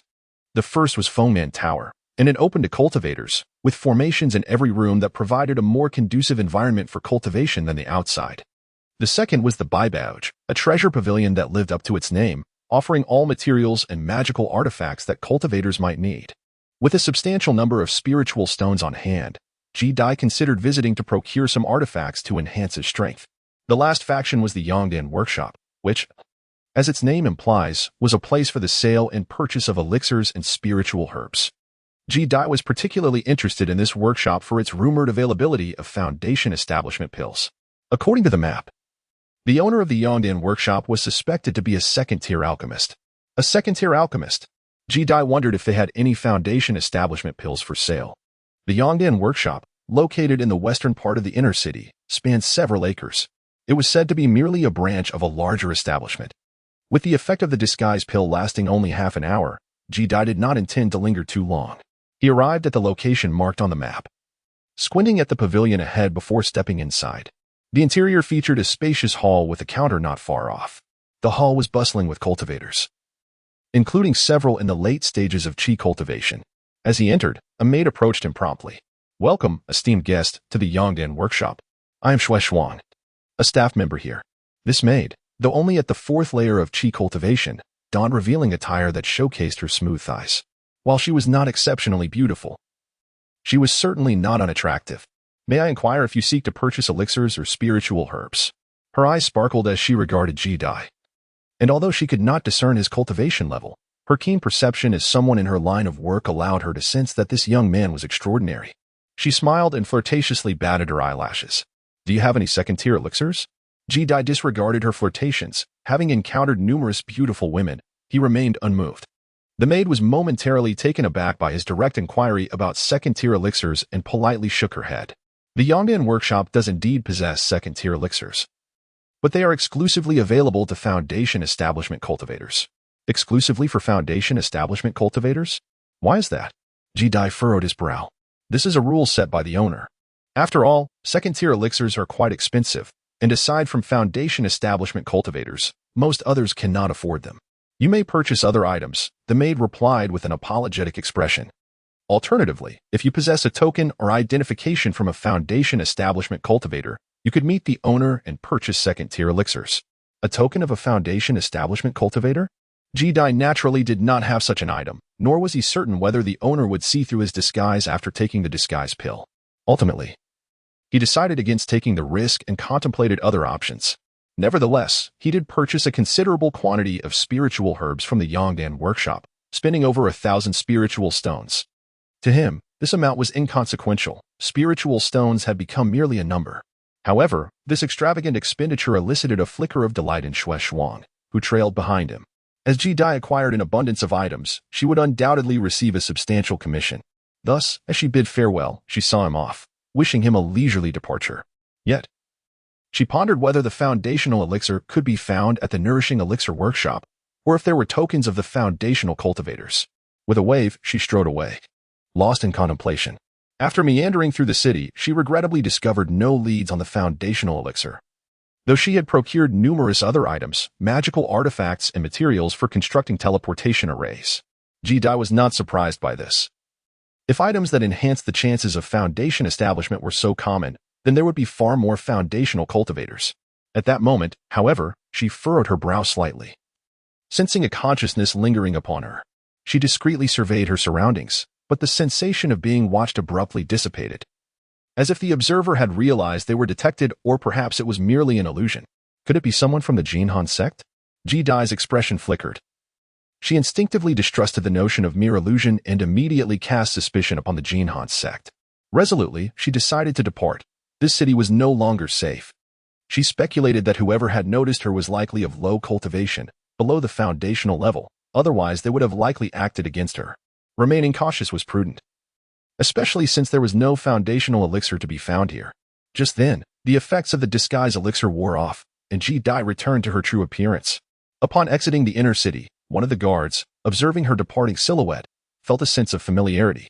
I recall now, this person seems to be Ji-Dai. Quickly, report this matter to the city lord, exclaimed another guard in astonishment. Ji-Dai remained oblivious to the fact that his identity had been exposed. As he exited the city, he summoned his wind banner and soared into the distance. However, upon reaching the outskirts of the forest, he sensed a streak of light rapidly approaching from behind, an entity at the pinnacle of the 9th level of Qi cultivation. Ji-Dai narrowed his eyes slightly, feeling the speed of the approaching figure. Instead of fleeing, he decided to ascertain who it might be, wondering if they had indeed discovered him. At this moment, several hundred feet away from Ji-Dai, a woman stood atop a several-meter-wide fan, clad in a white gauze dress that gracefully enveloped her enchanting figure. Her countenance was strikingly ethereal. It was Songjia, the very woman who had previously led trouble to Ji-Dai, after the old madman had frightened off that practitioner from the Jinhan sect. She had ultimately managed to escape and had spent the last 5 years in seclusion near Jingzi County, honing her skills. Just recently, she had emerged from her retreat and fortuitously encountered Ji-Dai in the city. Though he had altered his appearance, she possessed a soul-chasing bee, which allowed her to recognize him whenever he was nearby. Initially, she had planned to follow him stealthily, seeking an opportunity to launch a surprise attack. However, Ji-Dai's caution compelled her to pursue him openly to avoid losing track of him. After all, his rate of advancement had been astonishing. In merely a few years, he had reached the ability to slay those at the pinnacle of the 9th level of Qi cultivation. Their enmity was deeply rooted, if she allowed him to continue growing unchecked. She sensed that she might never have the chance to eliminate him. Moreover, he might indeed possess the Tai Ching scripture. As the streak of light drew nearer, Ji-Dai discerned the true identity of his pursuer, his eyes narrowing further. What a twist of fate. He had not sought her out, yet she had come to him unbidden. A cold smile crept across Ji-Dai's face. This woman had nearly led to his demise last time, leaving him still hunted by the Jinhan sect.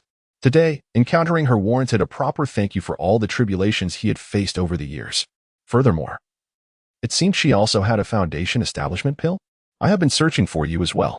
Songjia descended with a cold demeanor, her ambiguous words laced with a palpable murderous intent.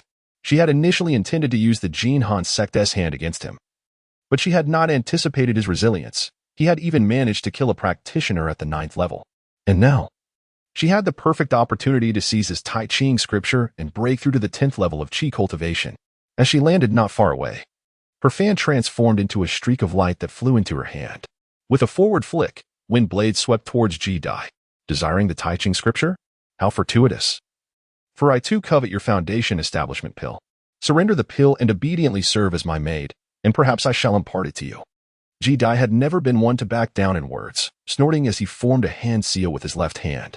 He pulled out several flying swords from his storage pouch, which transformed into streaks of light that surged forth to meet the oncoming attack.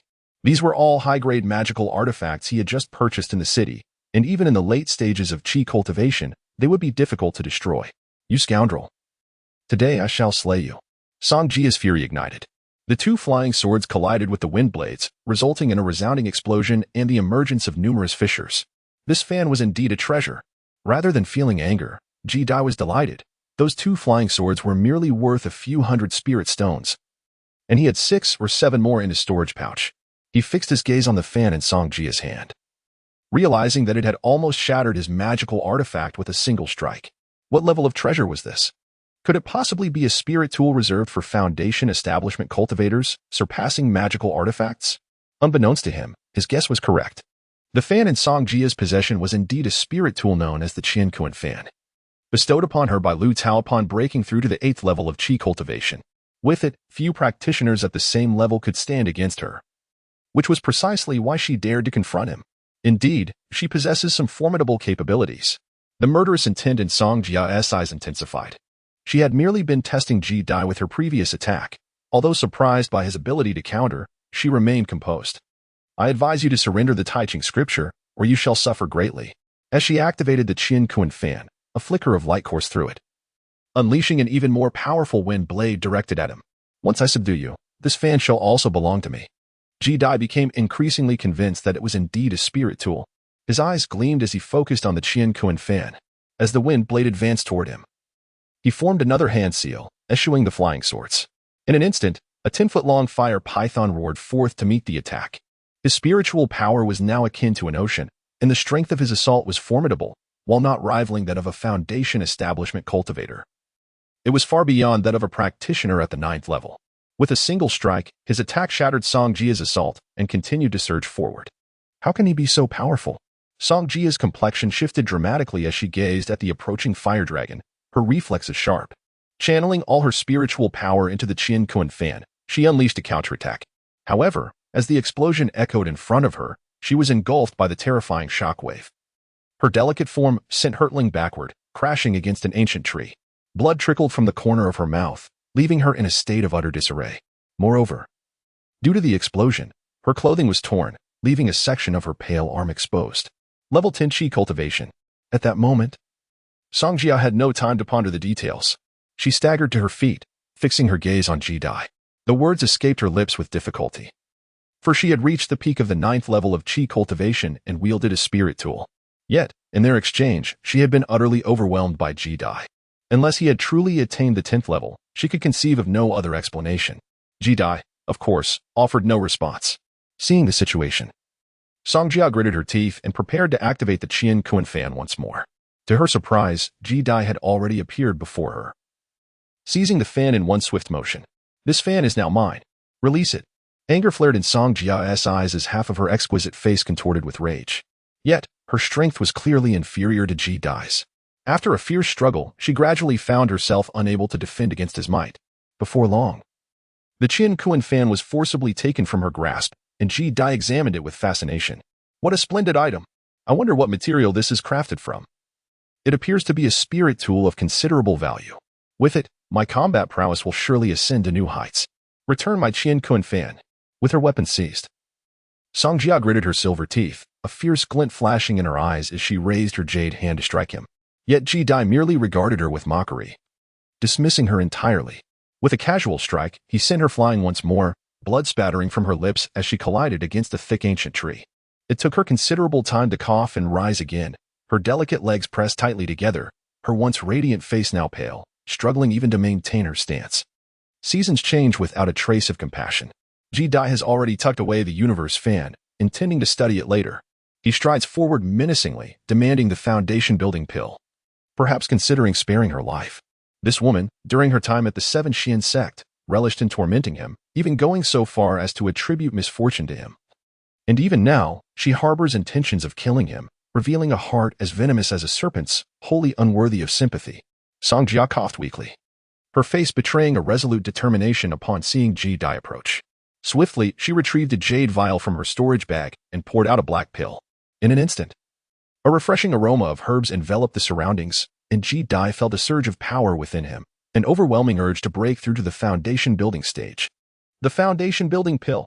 Ji Dai instantly recognized the nature of the elixir, his gaze ablaze with fervor as he propelled himself forward. However, Song Jia, with a mocking smile, had already pinched the pill between her fingers, bringing it towards her crimson lips. You, very well. Initially, I intended to extract the Tai Ching scripture from you after reaching the 10th level of Qi refinement before consuming the foundation building pill to advance. But now, you have forced me to hasten my plans. Now gravely injured and with Ji Dai already at the 10th level of Qi refinement, Unless she could break through to the foundation stage, she would inevitably be no match for him today. Should she fall into his hands? The outcome would be one she could not bear. Thus, in her wounded state, she unhesitatingly chose to gamble. Yet, just as she was about to place the foundation-building pill in her mouth, a sudden pain pierced her mind, and a look of anguish crossed her delicate features. She immediately summoned her spiritual essence for defense while instinctively retreating at high speed. By the time Ji-Dai reached her, half of the pill had already slipped into her parted lips. In that critical moment, Ji-Dai disregarded all else and lunged forward, his entire weight bearing down upon her as they both crashed to the ground once more, landing in the great hall. Fortunately, the thick layer of dry leaves cushioned their fall, preventing injury, but the foundation-building pill, propelled by inertia, was destined to slide fully into her mouth. With a decisive heart, Ji-Dai's thoughts crystallized. He leaned in and pressed his lips against her crimson ones, biting down. In an instant, their lips were tightly fused together. Songjia felt a slight pain on her lips, reminiscent of being nipped by a dog. Her eyes widened in shock, and beyond the panic, a veil of watery embarrassment and indignation shimmered in her gaze. Her heart was in turmoil, and her mind went blank. Success. Ji-Dai's eyes sparkled with delight as he sensed that his teeth had indeed grazed the elixir. However, he soon realized that only half of it remained, the other half having been instinctively crushed and swallowed by Songjia, melting into a warm stream that flowed down her throat. At that moment, her inner spiritual energy surged. Though the effects were considerably diminished due to only having ingested half of the foundational elixir. Chapter 88. The Enemy of Foundation Establishment. Uncertain of the remaining efficacy of the half elixir, Ji-Dai bit down on the half pill of foundation-building elixir, hesitating to swallow it, feeling a profound sense of regret. However, he soon remembered that their lips were still pressed together, and he quickly raised his face, his heart racing with guilt as he covertly observed her reaction. Yet, Songjia appeared oblivious, her gaze vacant, resembling a wooden figure. This inadvertently stirred a wave of unease within Ji-Dai, especially as their cheeks were nearly touching, her breath brushing against his face, carrying a faint, delicate fragrance. Before he could succumb to his errant thoughts, the originally pale-eyed maiden's pupils seemed to struggle, and suddenly, just as before, her jade-like knee shot up, propelling him several feet away.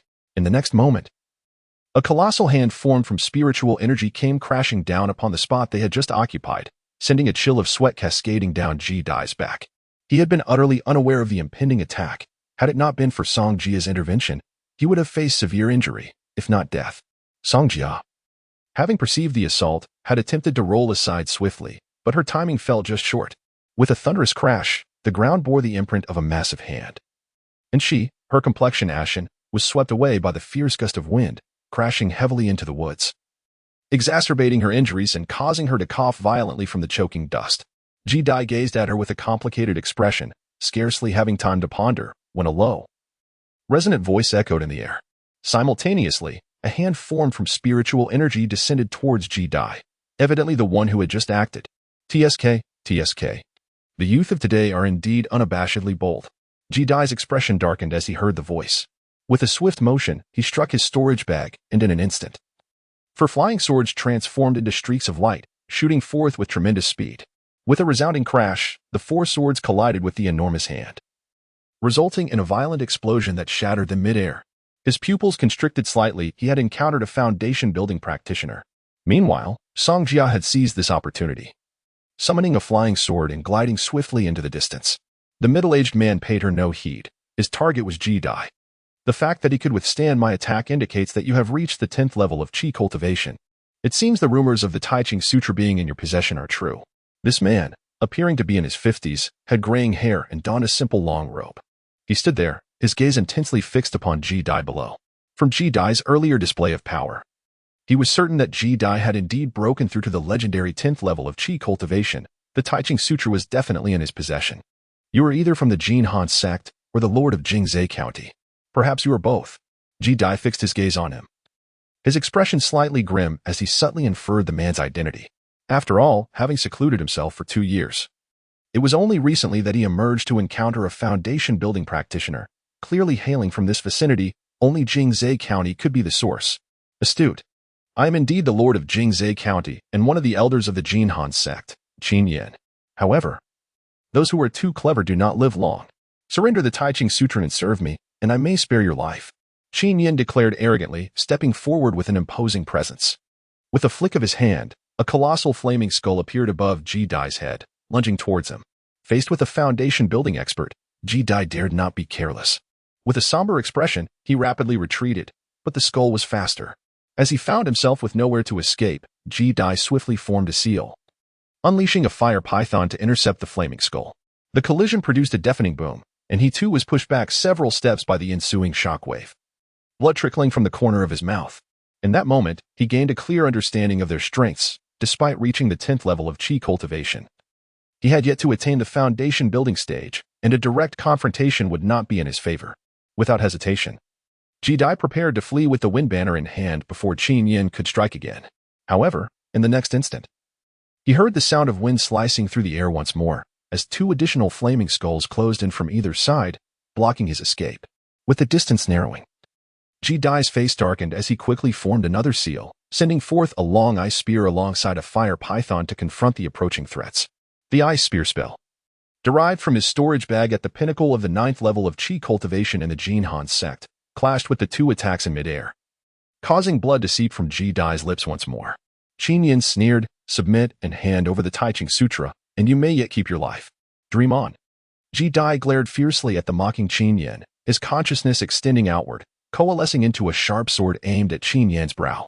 Although Qin Yin sensed danger, he could not discern its source. Suddenly, a sharp pain struck his consciousness as the sword wreaked havoc within, causing him alarm. While the sword was not overwhelmingly powerful and could not destroy his consciousness in a short time, he did not dare to underestimate it. After all, even a foundation-building practitioner would be doomed if their consciousness suffered an unexpected mishap. In an instant, he set aside all else, hastily mobilizing his consciousness to eradicate the invasive presence. Fortunately, being a foundation-building practitioner, his spiritual power was superior to Ji-Dai's, and he swiftly extinguished the threat. Yet before he could revel in his success, an unsettling sensation surged through him. Reacting quickly, he retreated at high speed. But he was still grazed by the flying swords that shot past, leaving several wounds and causing blood to drip, rendering him utterly disheveled. "I underestimated you. You can indeed attack the consciousness. However, your spiritual power is too weak to threaten a foundation-building practitioner," Qin Yin thought, his face clouded with unease. Had he not reacted swiftly just now, he might have already become a corpse. Foundation building is indeed formidable. Ji-Dai observed this scene with a faint sigh, retracting his flying swords that circled around him. Foundation building is just that, a foundation. His previous successful sneak attacks on consciousness had failed to inflict significant damage, while he himself suffered considerable harm from having his consciousness extinguished.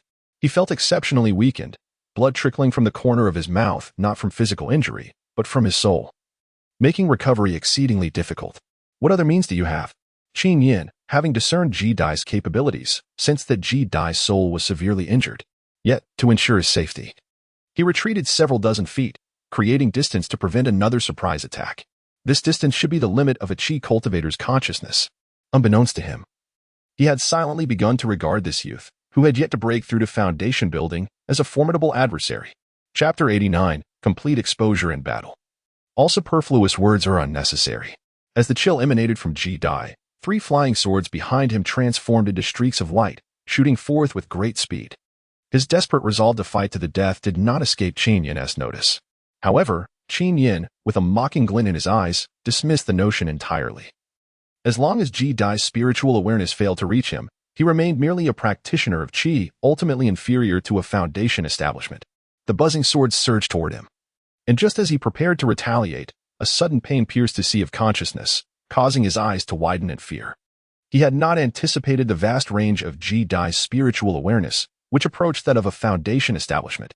In that fleeting moment of distraction, several flying swords had already transformed into luminous bolts, hurtling toward him with the intent to impale. The stench of death washed over him, causing Qin Yin's pupils to constrict. Driven by the instinct to survive, he twisted his body desperately to evade, yet one sword still managed to pierce through his shoulder blade, eliciting a pained gasp. Grasping the wound that bled profusely, he hastily retreated into the air, increasing the distance between them. Regrettably, Ji-Dai observed his withdrawal with a hint of disappointment. His complexion growing paler, a sense of lethargy creeping in, that strike had nearly granted him the chance to eliminate his opponent. "Since you refuse to pledge your loyalty to me, then your only fate is destruction." Qin Yin could hardly recall the last time he had felt so beleaguered. It was humiliating for a Foundation establishment cultivator to be repeatedly thwarted by a mere chi practitioner. With a grim countenance, he resolved not to hold back any longer.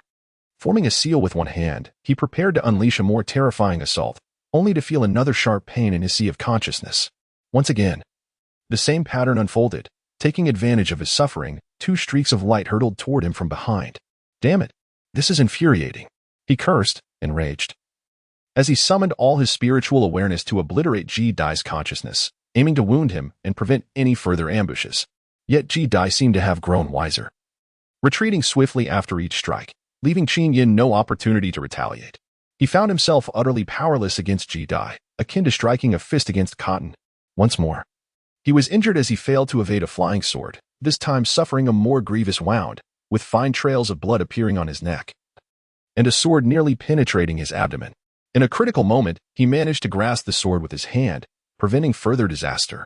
Break, he howled in frustration, seizing the sword and shattering it in rage.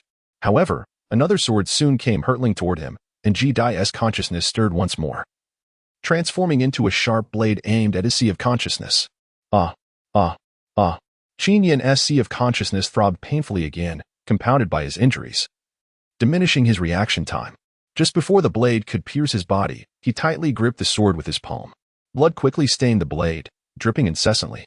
It was as though he felt no pain at all as he erupted into laughter, resembling a madman. Do you have any swords left, boy? As Ji-Dai observed the scene, he coughed intermittently, remaining silent, for he too was in a state of distress. It could be said that he had been exerting himself relentlessly.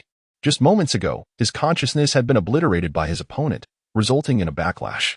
The frequent assaults on his spirit had taken a substantial toll on his soul, leaving him feeling dizzy and unsteady. Yet the battle was far from over. Qin Yin's eyes were bloodshot.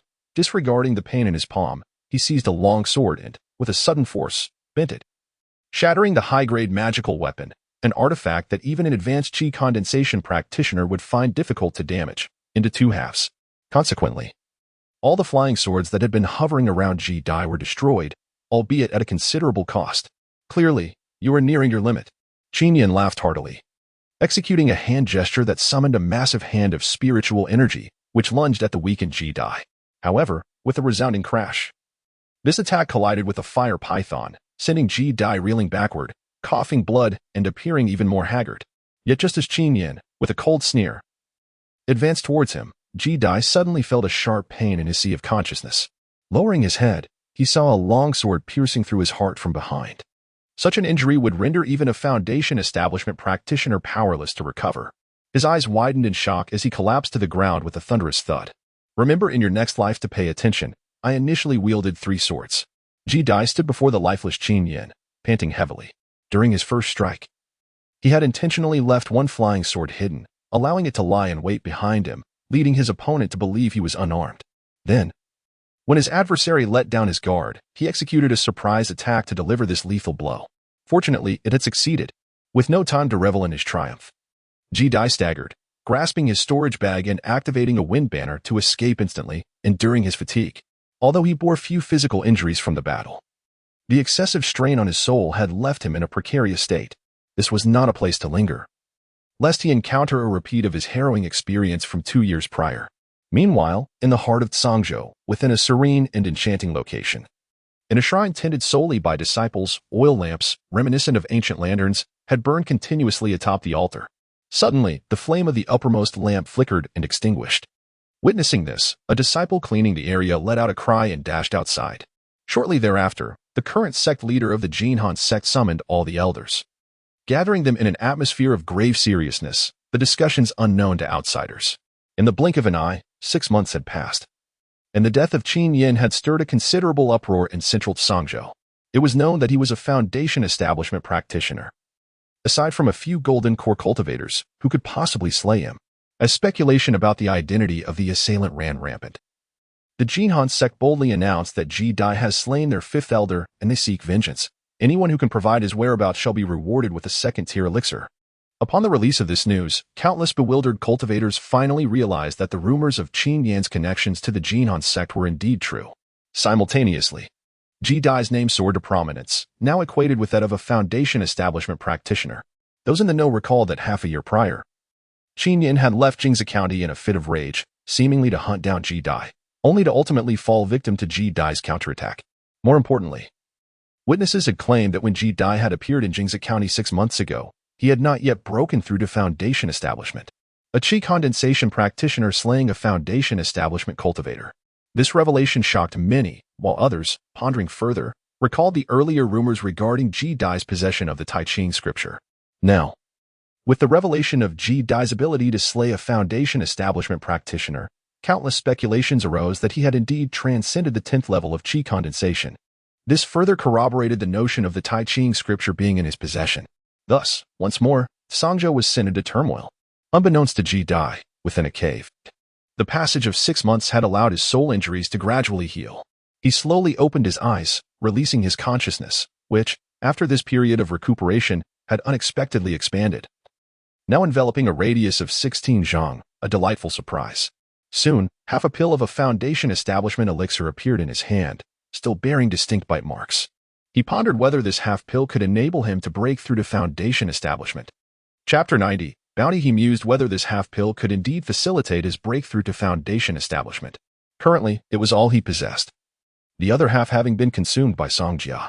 Contemplating that woman left Ji Dai with complex emotions, which swiftly transitioned to tranquility.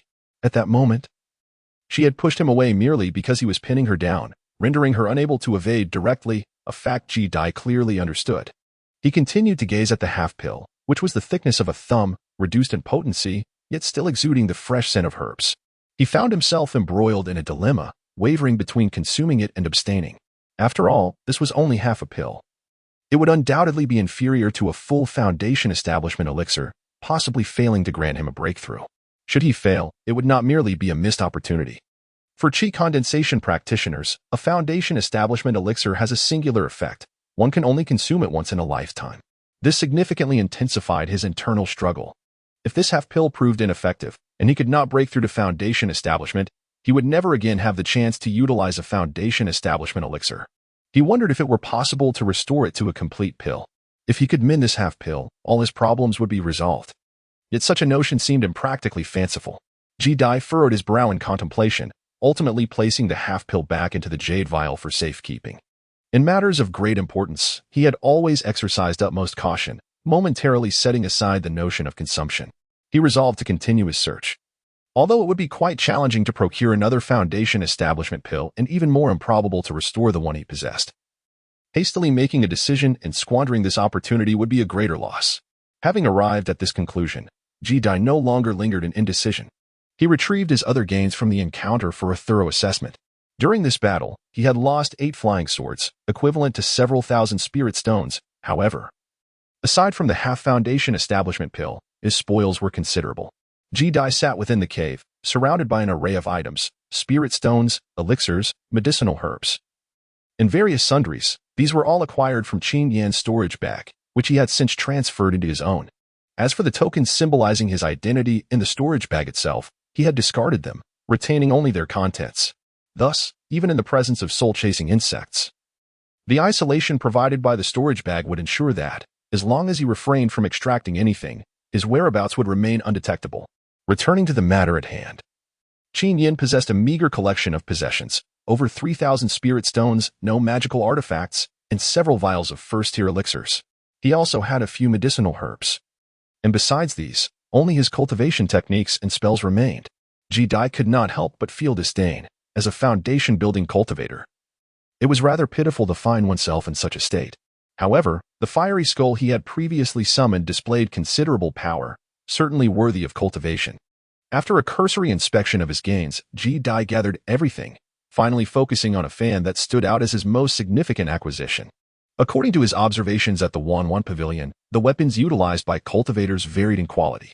The most basic were magical treasures, predominantly wielded by Qi refining cultivators, which were further divided into low, mid, and high tiers.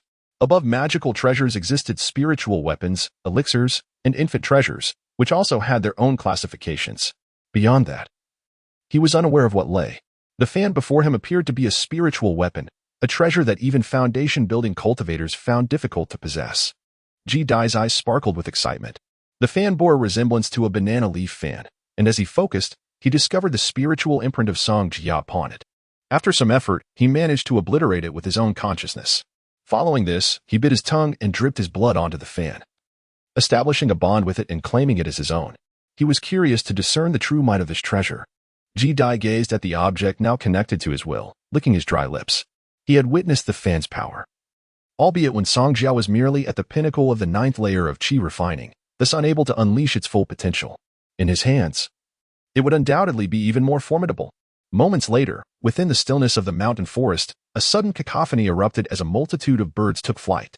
In an instant, a terrifying wind blade surged forth from a particular spot in the woods, leveling all stones, grass, and trees within a radius of several dozen feet. This display of power would send shivers down the spine of even a foundation-building cultivator, rivaling Qin Yan's previous assault, and perhaps even surpassing it. Had he wielded this fan earlier, the battle would surely have been far less arduous. Ji-Dai took a deep breath, feeling somewhat fatigued due to the considerable depletion of her spiritual energy. Yet, her eyes shimmered with joy. Although the previous attack was indeed powerful, it had nearly drained 30% of her spiritual energy. Henceforth, she must exercise restraint in its usage or endeavor to avoid exerting herself to the fullest extent. Contemplating these thoughts, Ji-Dai retrieved a few freshly concocted pills that restored his spiritual energy and consumed them. The pallor on his face gradually faded, and with a sense of satisfaction, he departed. Now, equipped with this fan, his strength had indeed grown more formidable. Not long after his departure, a figure emerged, hovering above the recently devastated forest, gazing into the distance. It was an elderly man clad in resplendent robes, devoid of a beard, with murky eyes. Had Ji-Dai been present, he would have discerned that the fluctuations surrounding this figure were remarkably comparable to those of Qin Yan. Squinting his somewhat clouded eyes, he peered toward the streak of light that had already vanished beyond the horizon. Not long ago, he had sensed a surge of magical energy in this vicinity and had come specifically to investigate. Upon arrival, he witnessed this spectacle. Rumors had circulated that the young man was merely at the 10th level of qi refinement, yet his speed surpassed even that of the old man. It was evident that this could not be him. Ji-Dai was unaware that he had brushed past a foundation establishment cultivator. At this moment, he stood upon the Qiankuan fan, channeling his spiritual energy to its fullest extent, testing the velocity of the fan's flight. To his astonishment, this Qiankuan fan, indeed a spiritual artifact, exceeded the speed of the wind banner he had previously employed. Even a foundation establishment cultivator would find it remarkable. However, it was undeniably taxing on his spiritual energy, and he soon felt a mild fatigue. It is worth noting that his qi was now nearly on par with that of a foundation establishment cultivator. Yet this was enough to fill him with delight. In future encounters with foundation establishment practitioners, he would no longer need to exert himself desperately, equipped with this fan. He could escape from any adversary that was not in the mid-foundation establishment stage. Ji-Dai slightly reduced his speed, smiling as he made his way eastward, opting not to head towards Jingzhi County. Now that his injuries had healed, he intended to gather information before formulating his next course of action. A few days later, a gentle spring rain fell, softly nourishing the earth without a sound. Ji-Dian, clad in his customary azure attire, emerged from a tavern. His eyes slightly squinted as he had already learned of the events transpiring in Songzhou following his seclusion. The 2-turn elixir and the bounty on my whereabouts by the Jinhan sect were indeed quite generous. Chapter 91. The turmoil in Songzhou under the nocturnal sky. A colossal shadow suddenly obscured the moonlight, making its presence known in Songzhou, seemingly arriving from the distant Tiannan continent. Illuminated by the moon's glow, one could discern that it was an immensely large warship, its size dwarfing that of a city. The vessel appeared weathered and bore the marks of time, with numerous mottled stains of blood, now darkened to a sinister black. Not far from this scene, a small clan resided, with its strongest member merely at the 9th level of qi training.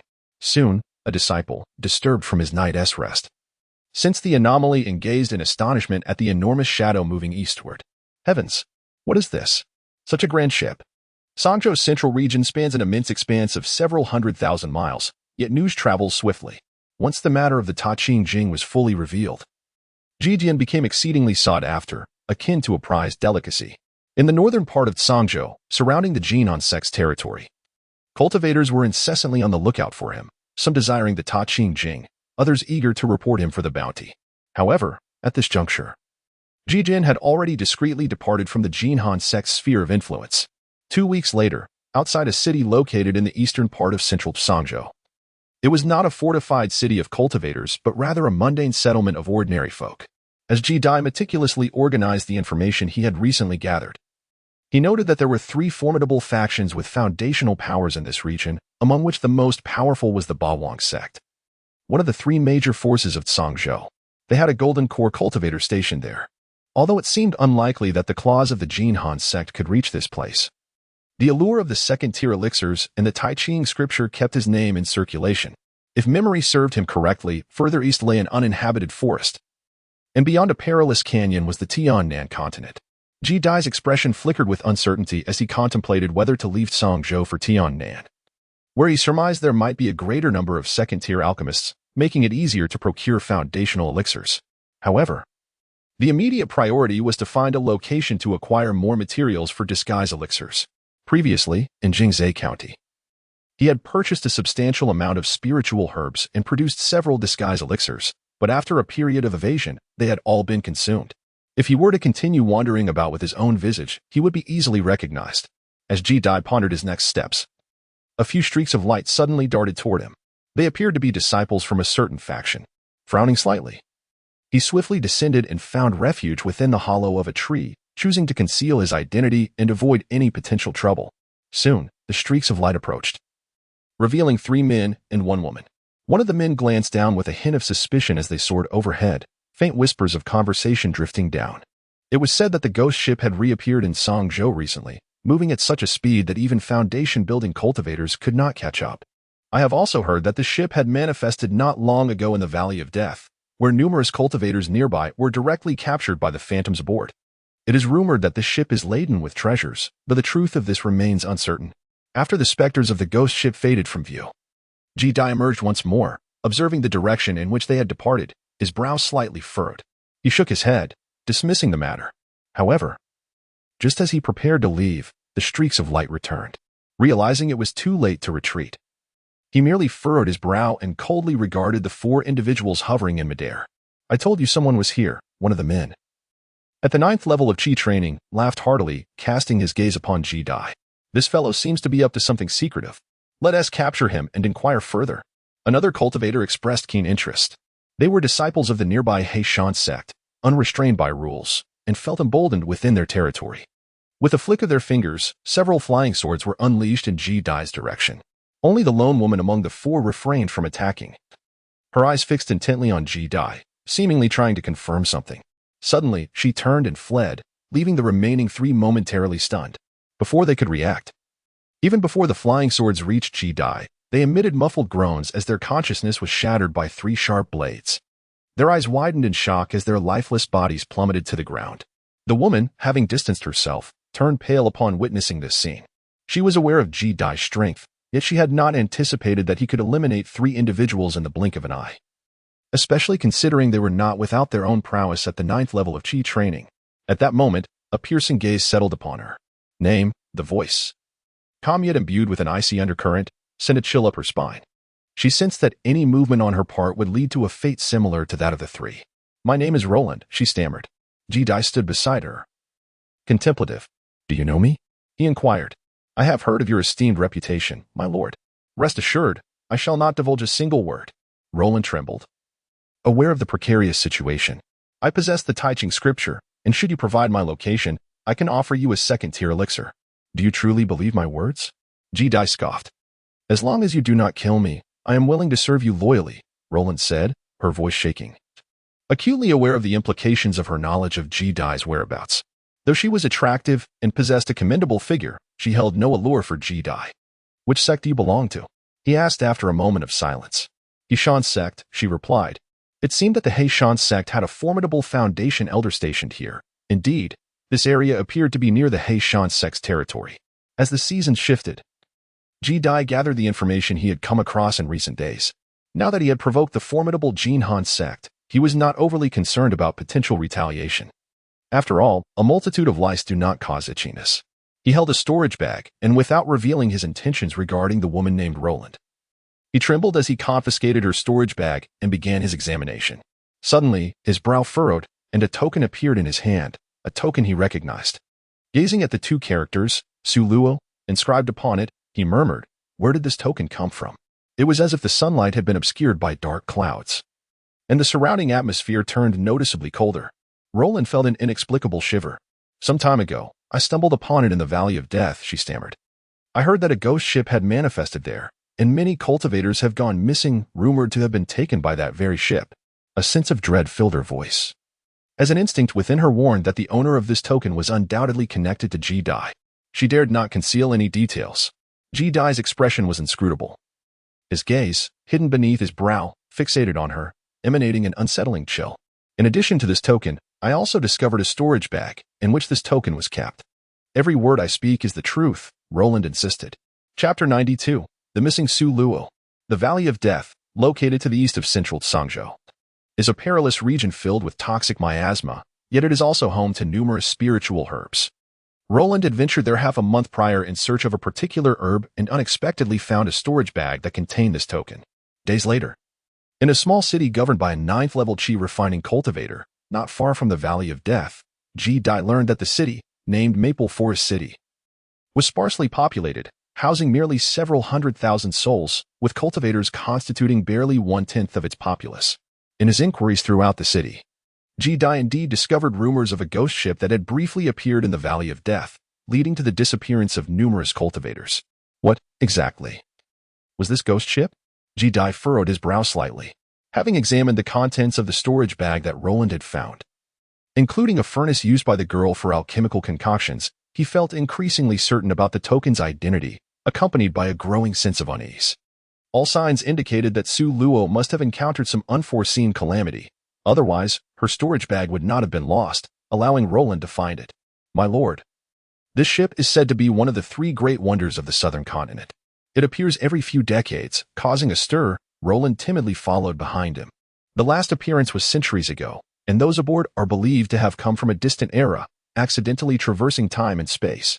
However, there is a more plausible theory that the ship originates from an otherworldly battlefield, and due to the weight of its malice, it emerges periodically to wreak havoc on the mortal realm.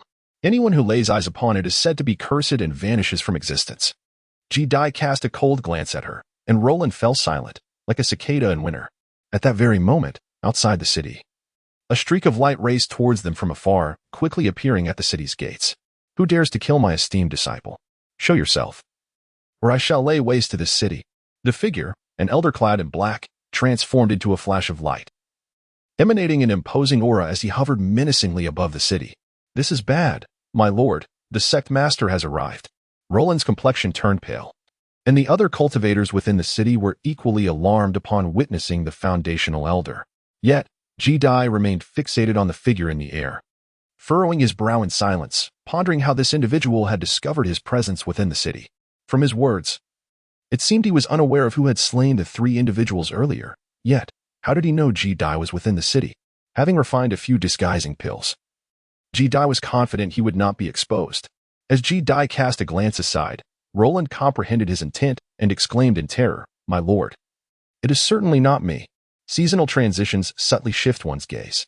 The woman has been within his line of sight these past few days, rendering the possibility of her being a traitor implausible. The Foundation building elder, the master of the Black Mountain sect, is incensed. At this moment, within a certain location in the city, a middle-aged cultivator at the 9th level of Qi refinement bears an exceptionally grim expression. The demeanor of this Foundation building elder suggests he has come to seek retribution for the death of a favored disciple. He silently curses the scoundrel responsible for slaying the disciple, lamenting why he had to choose Fenglin City of all places.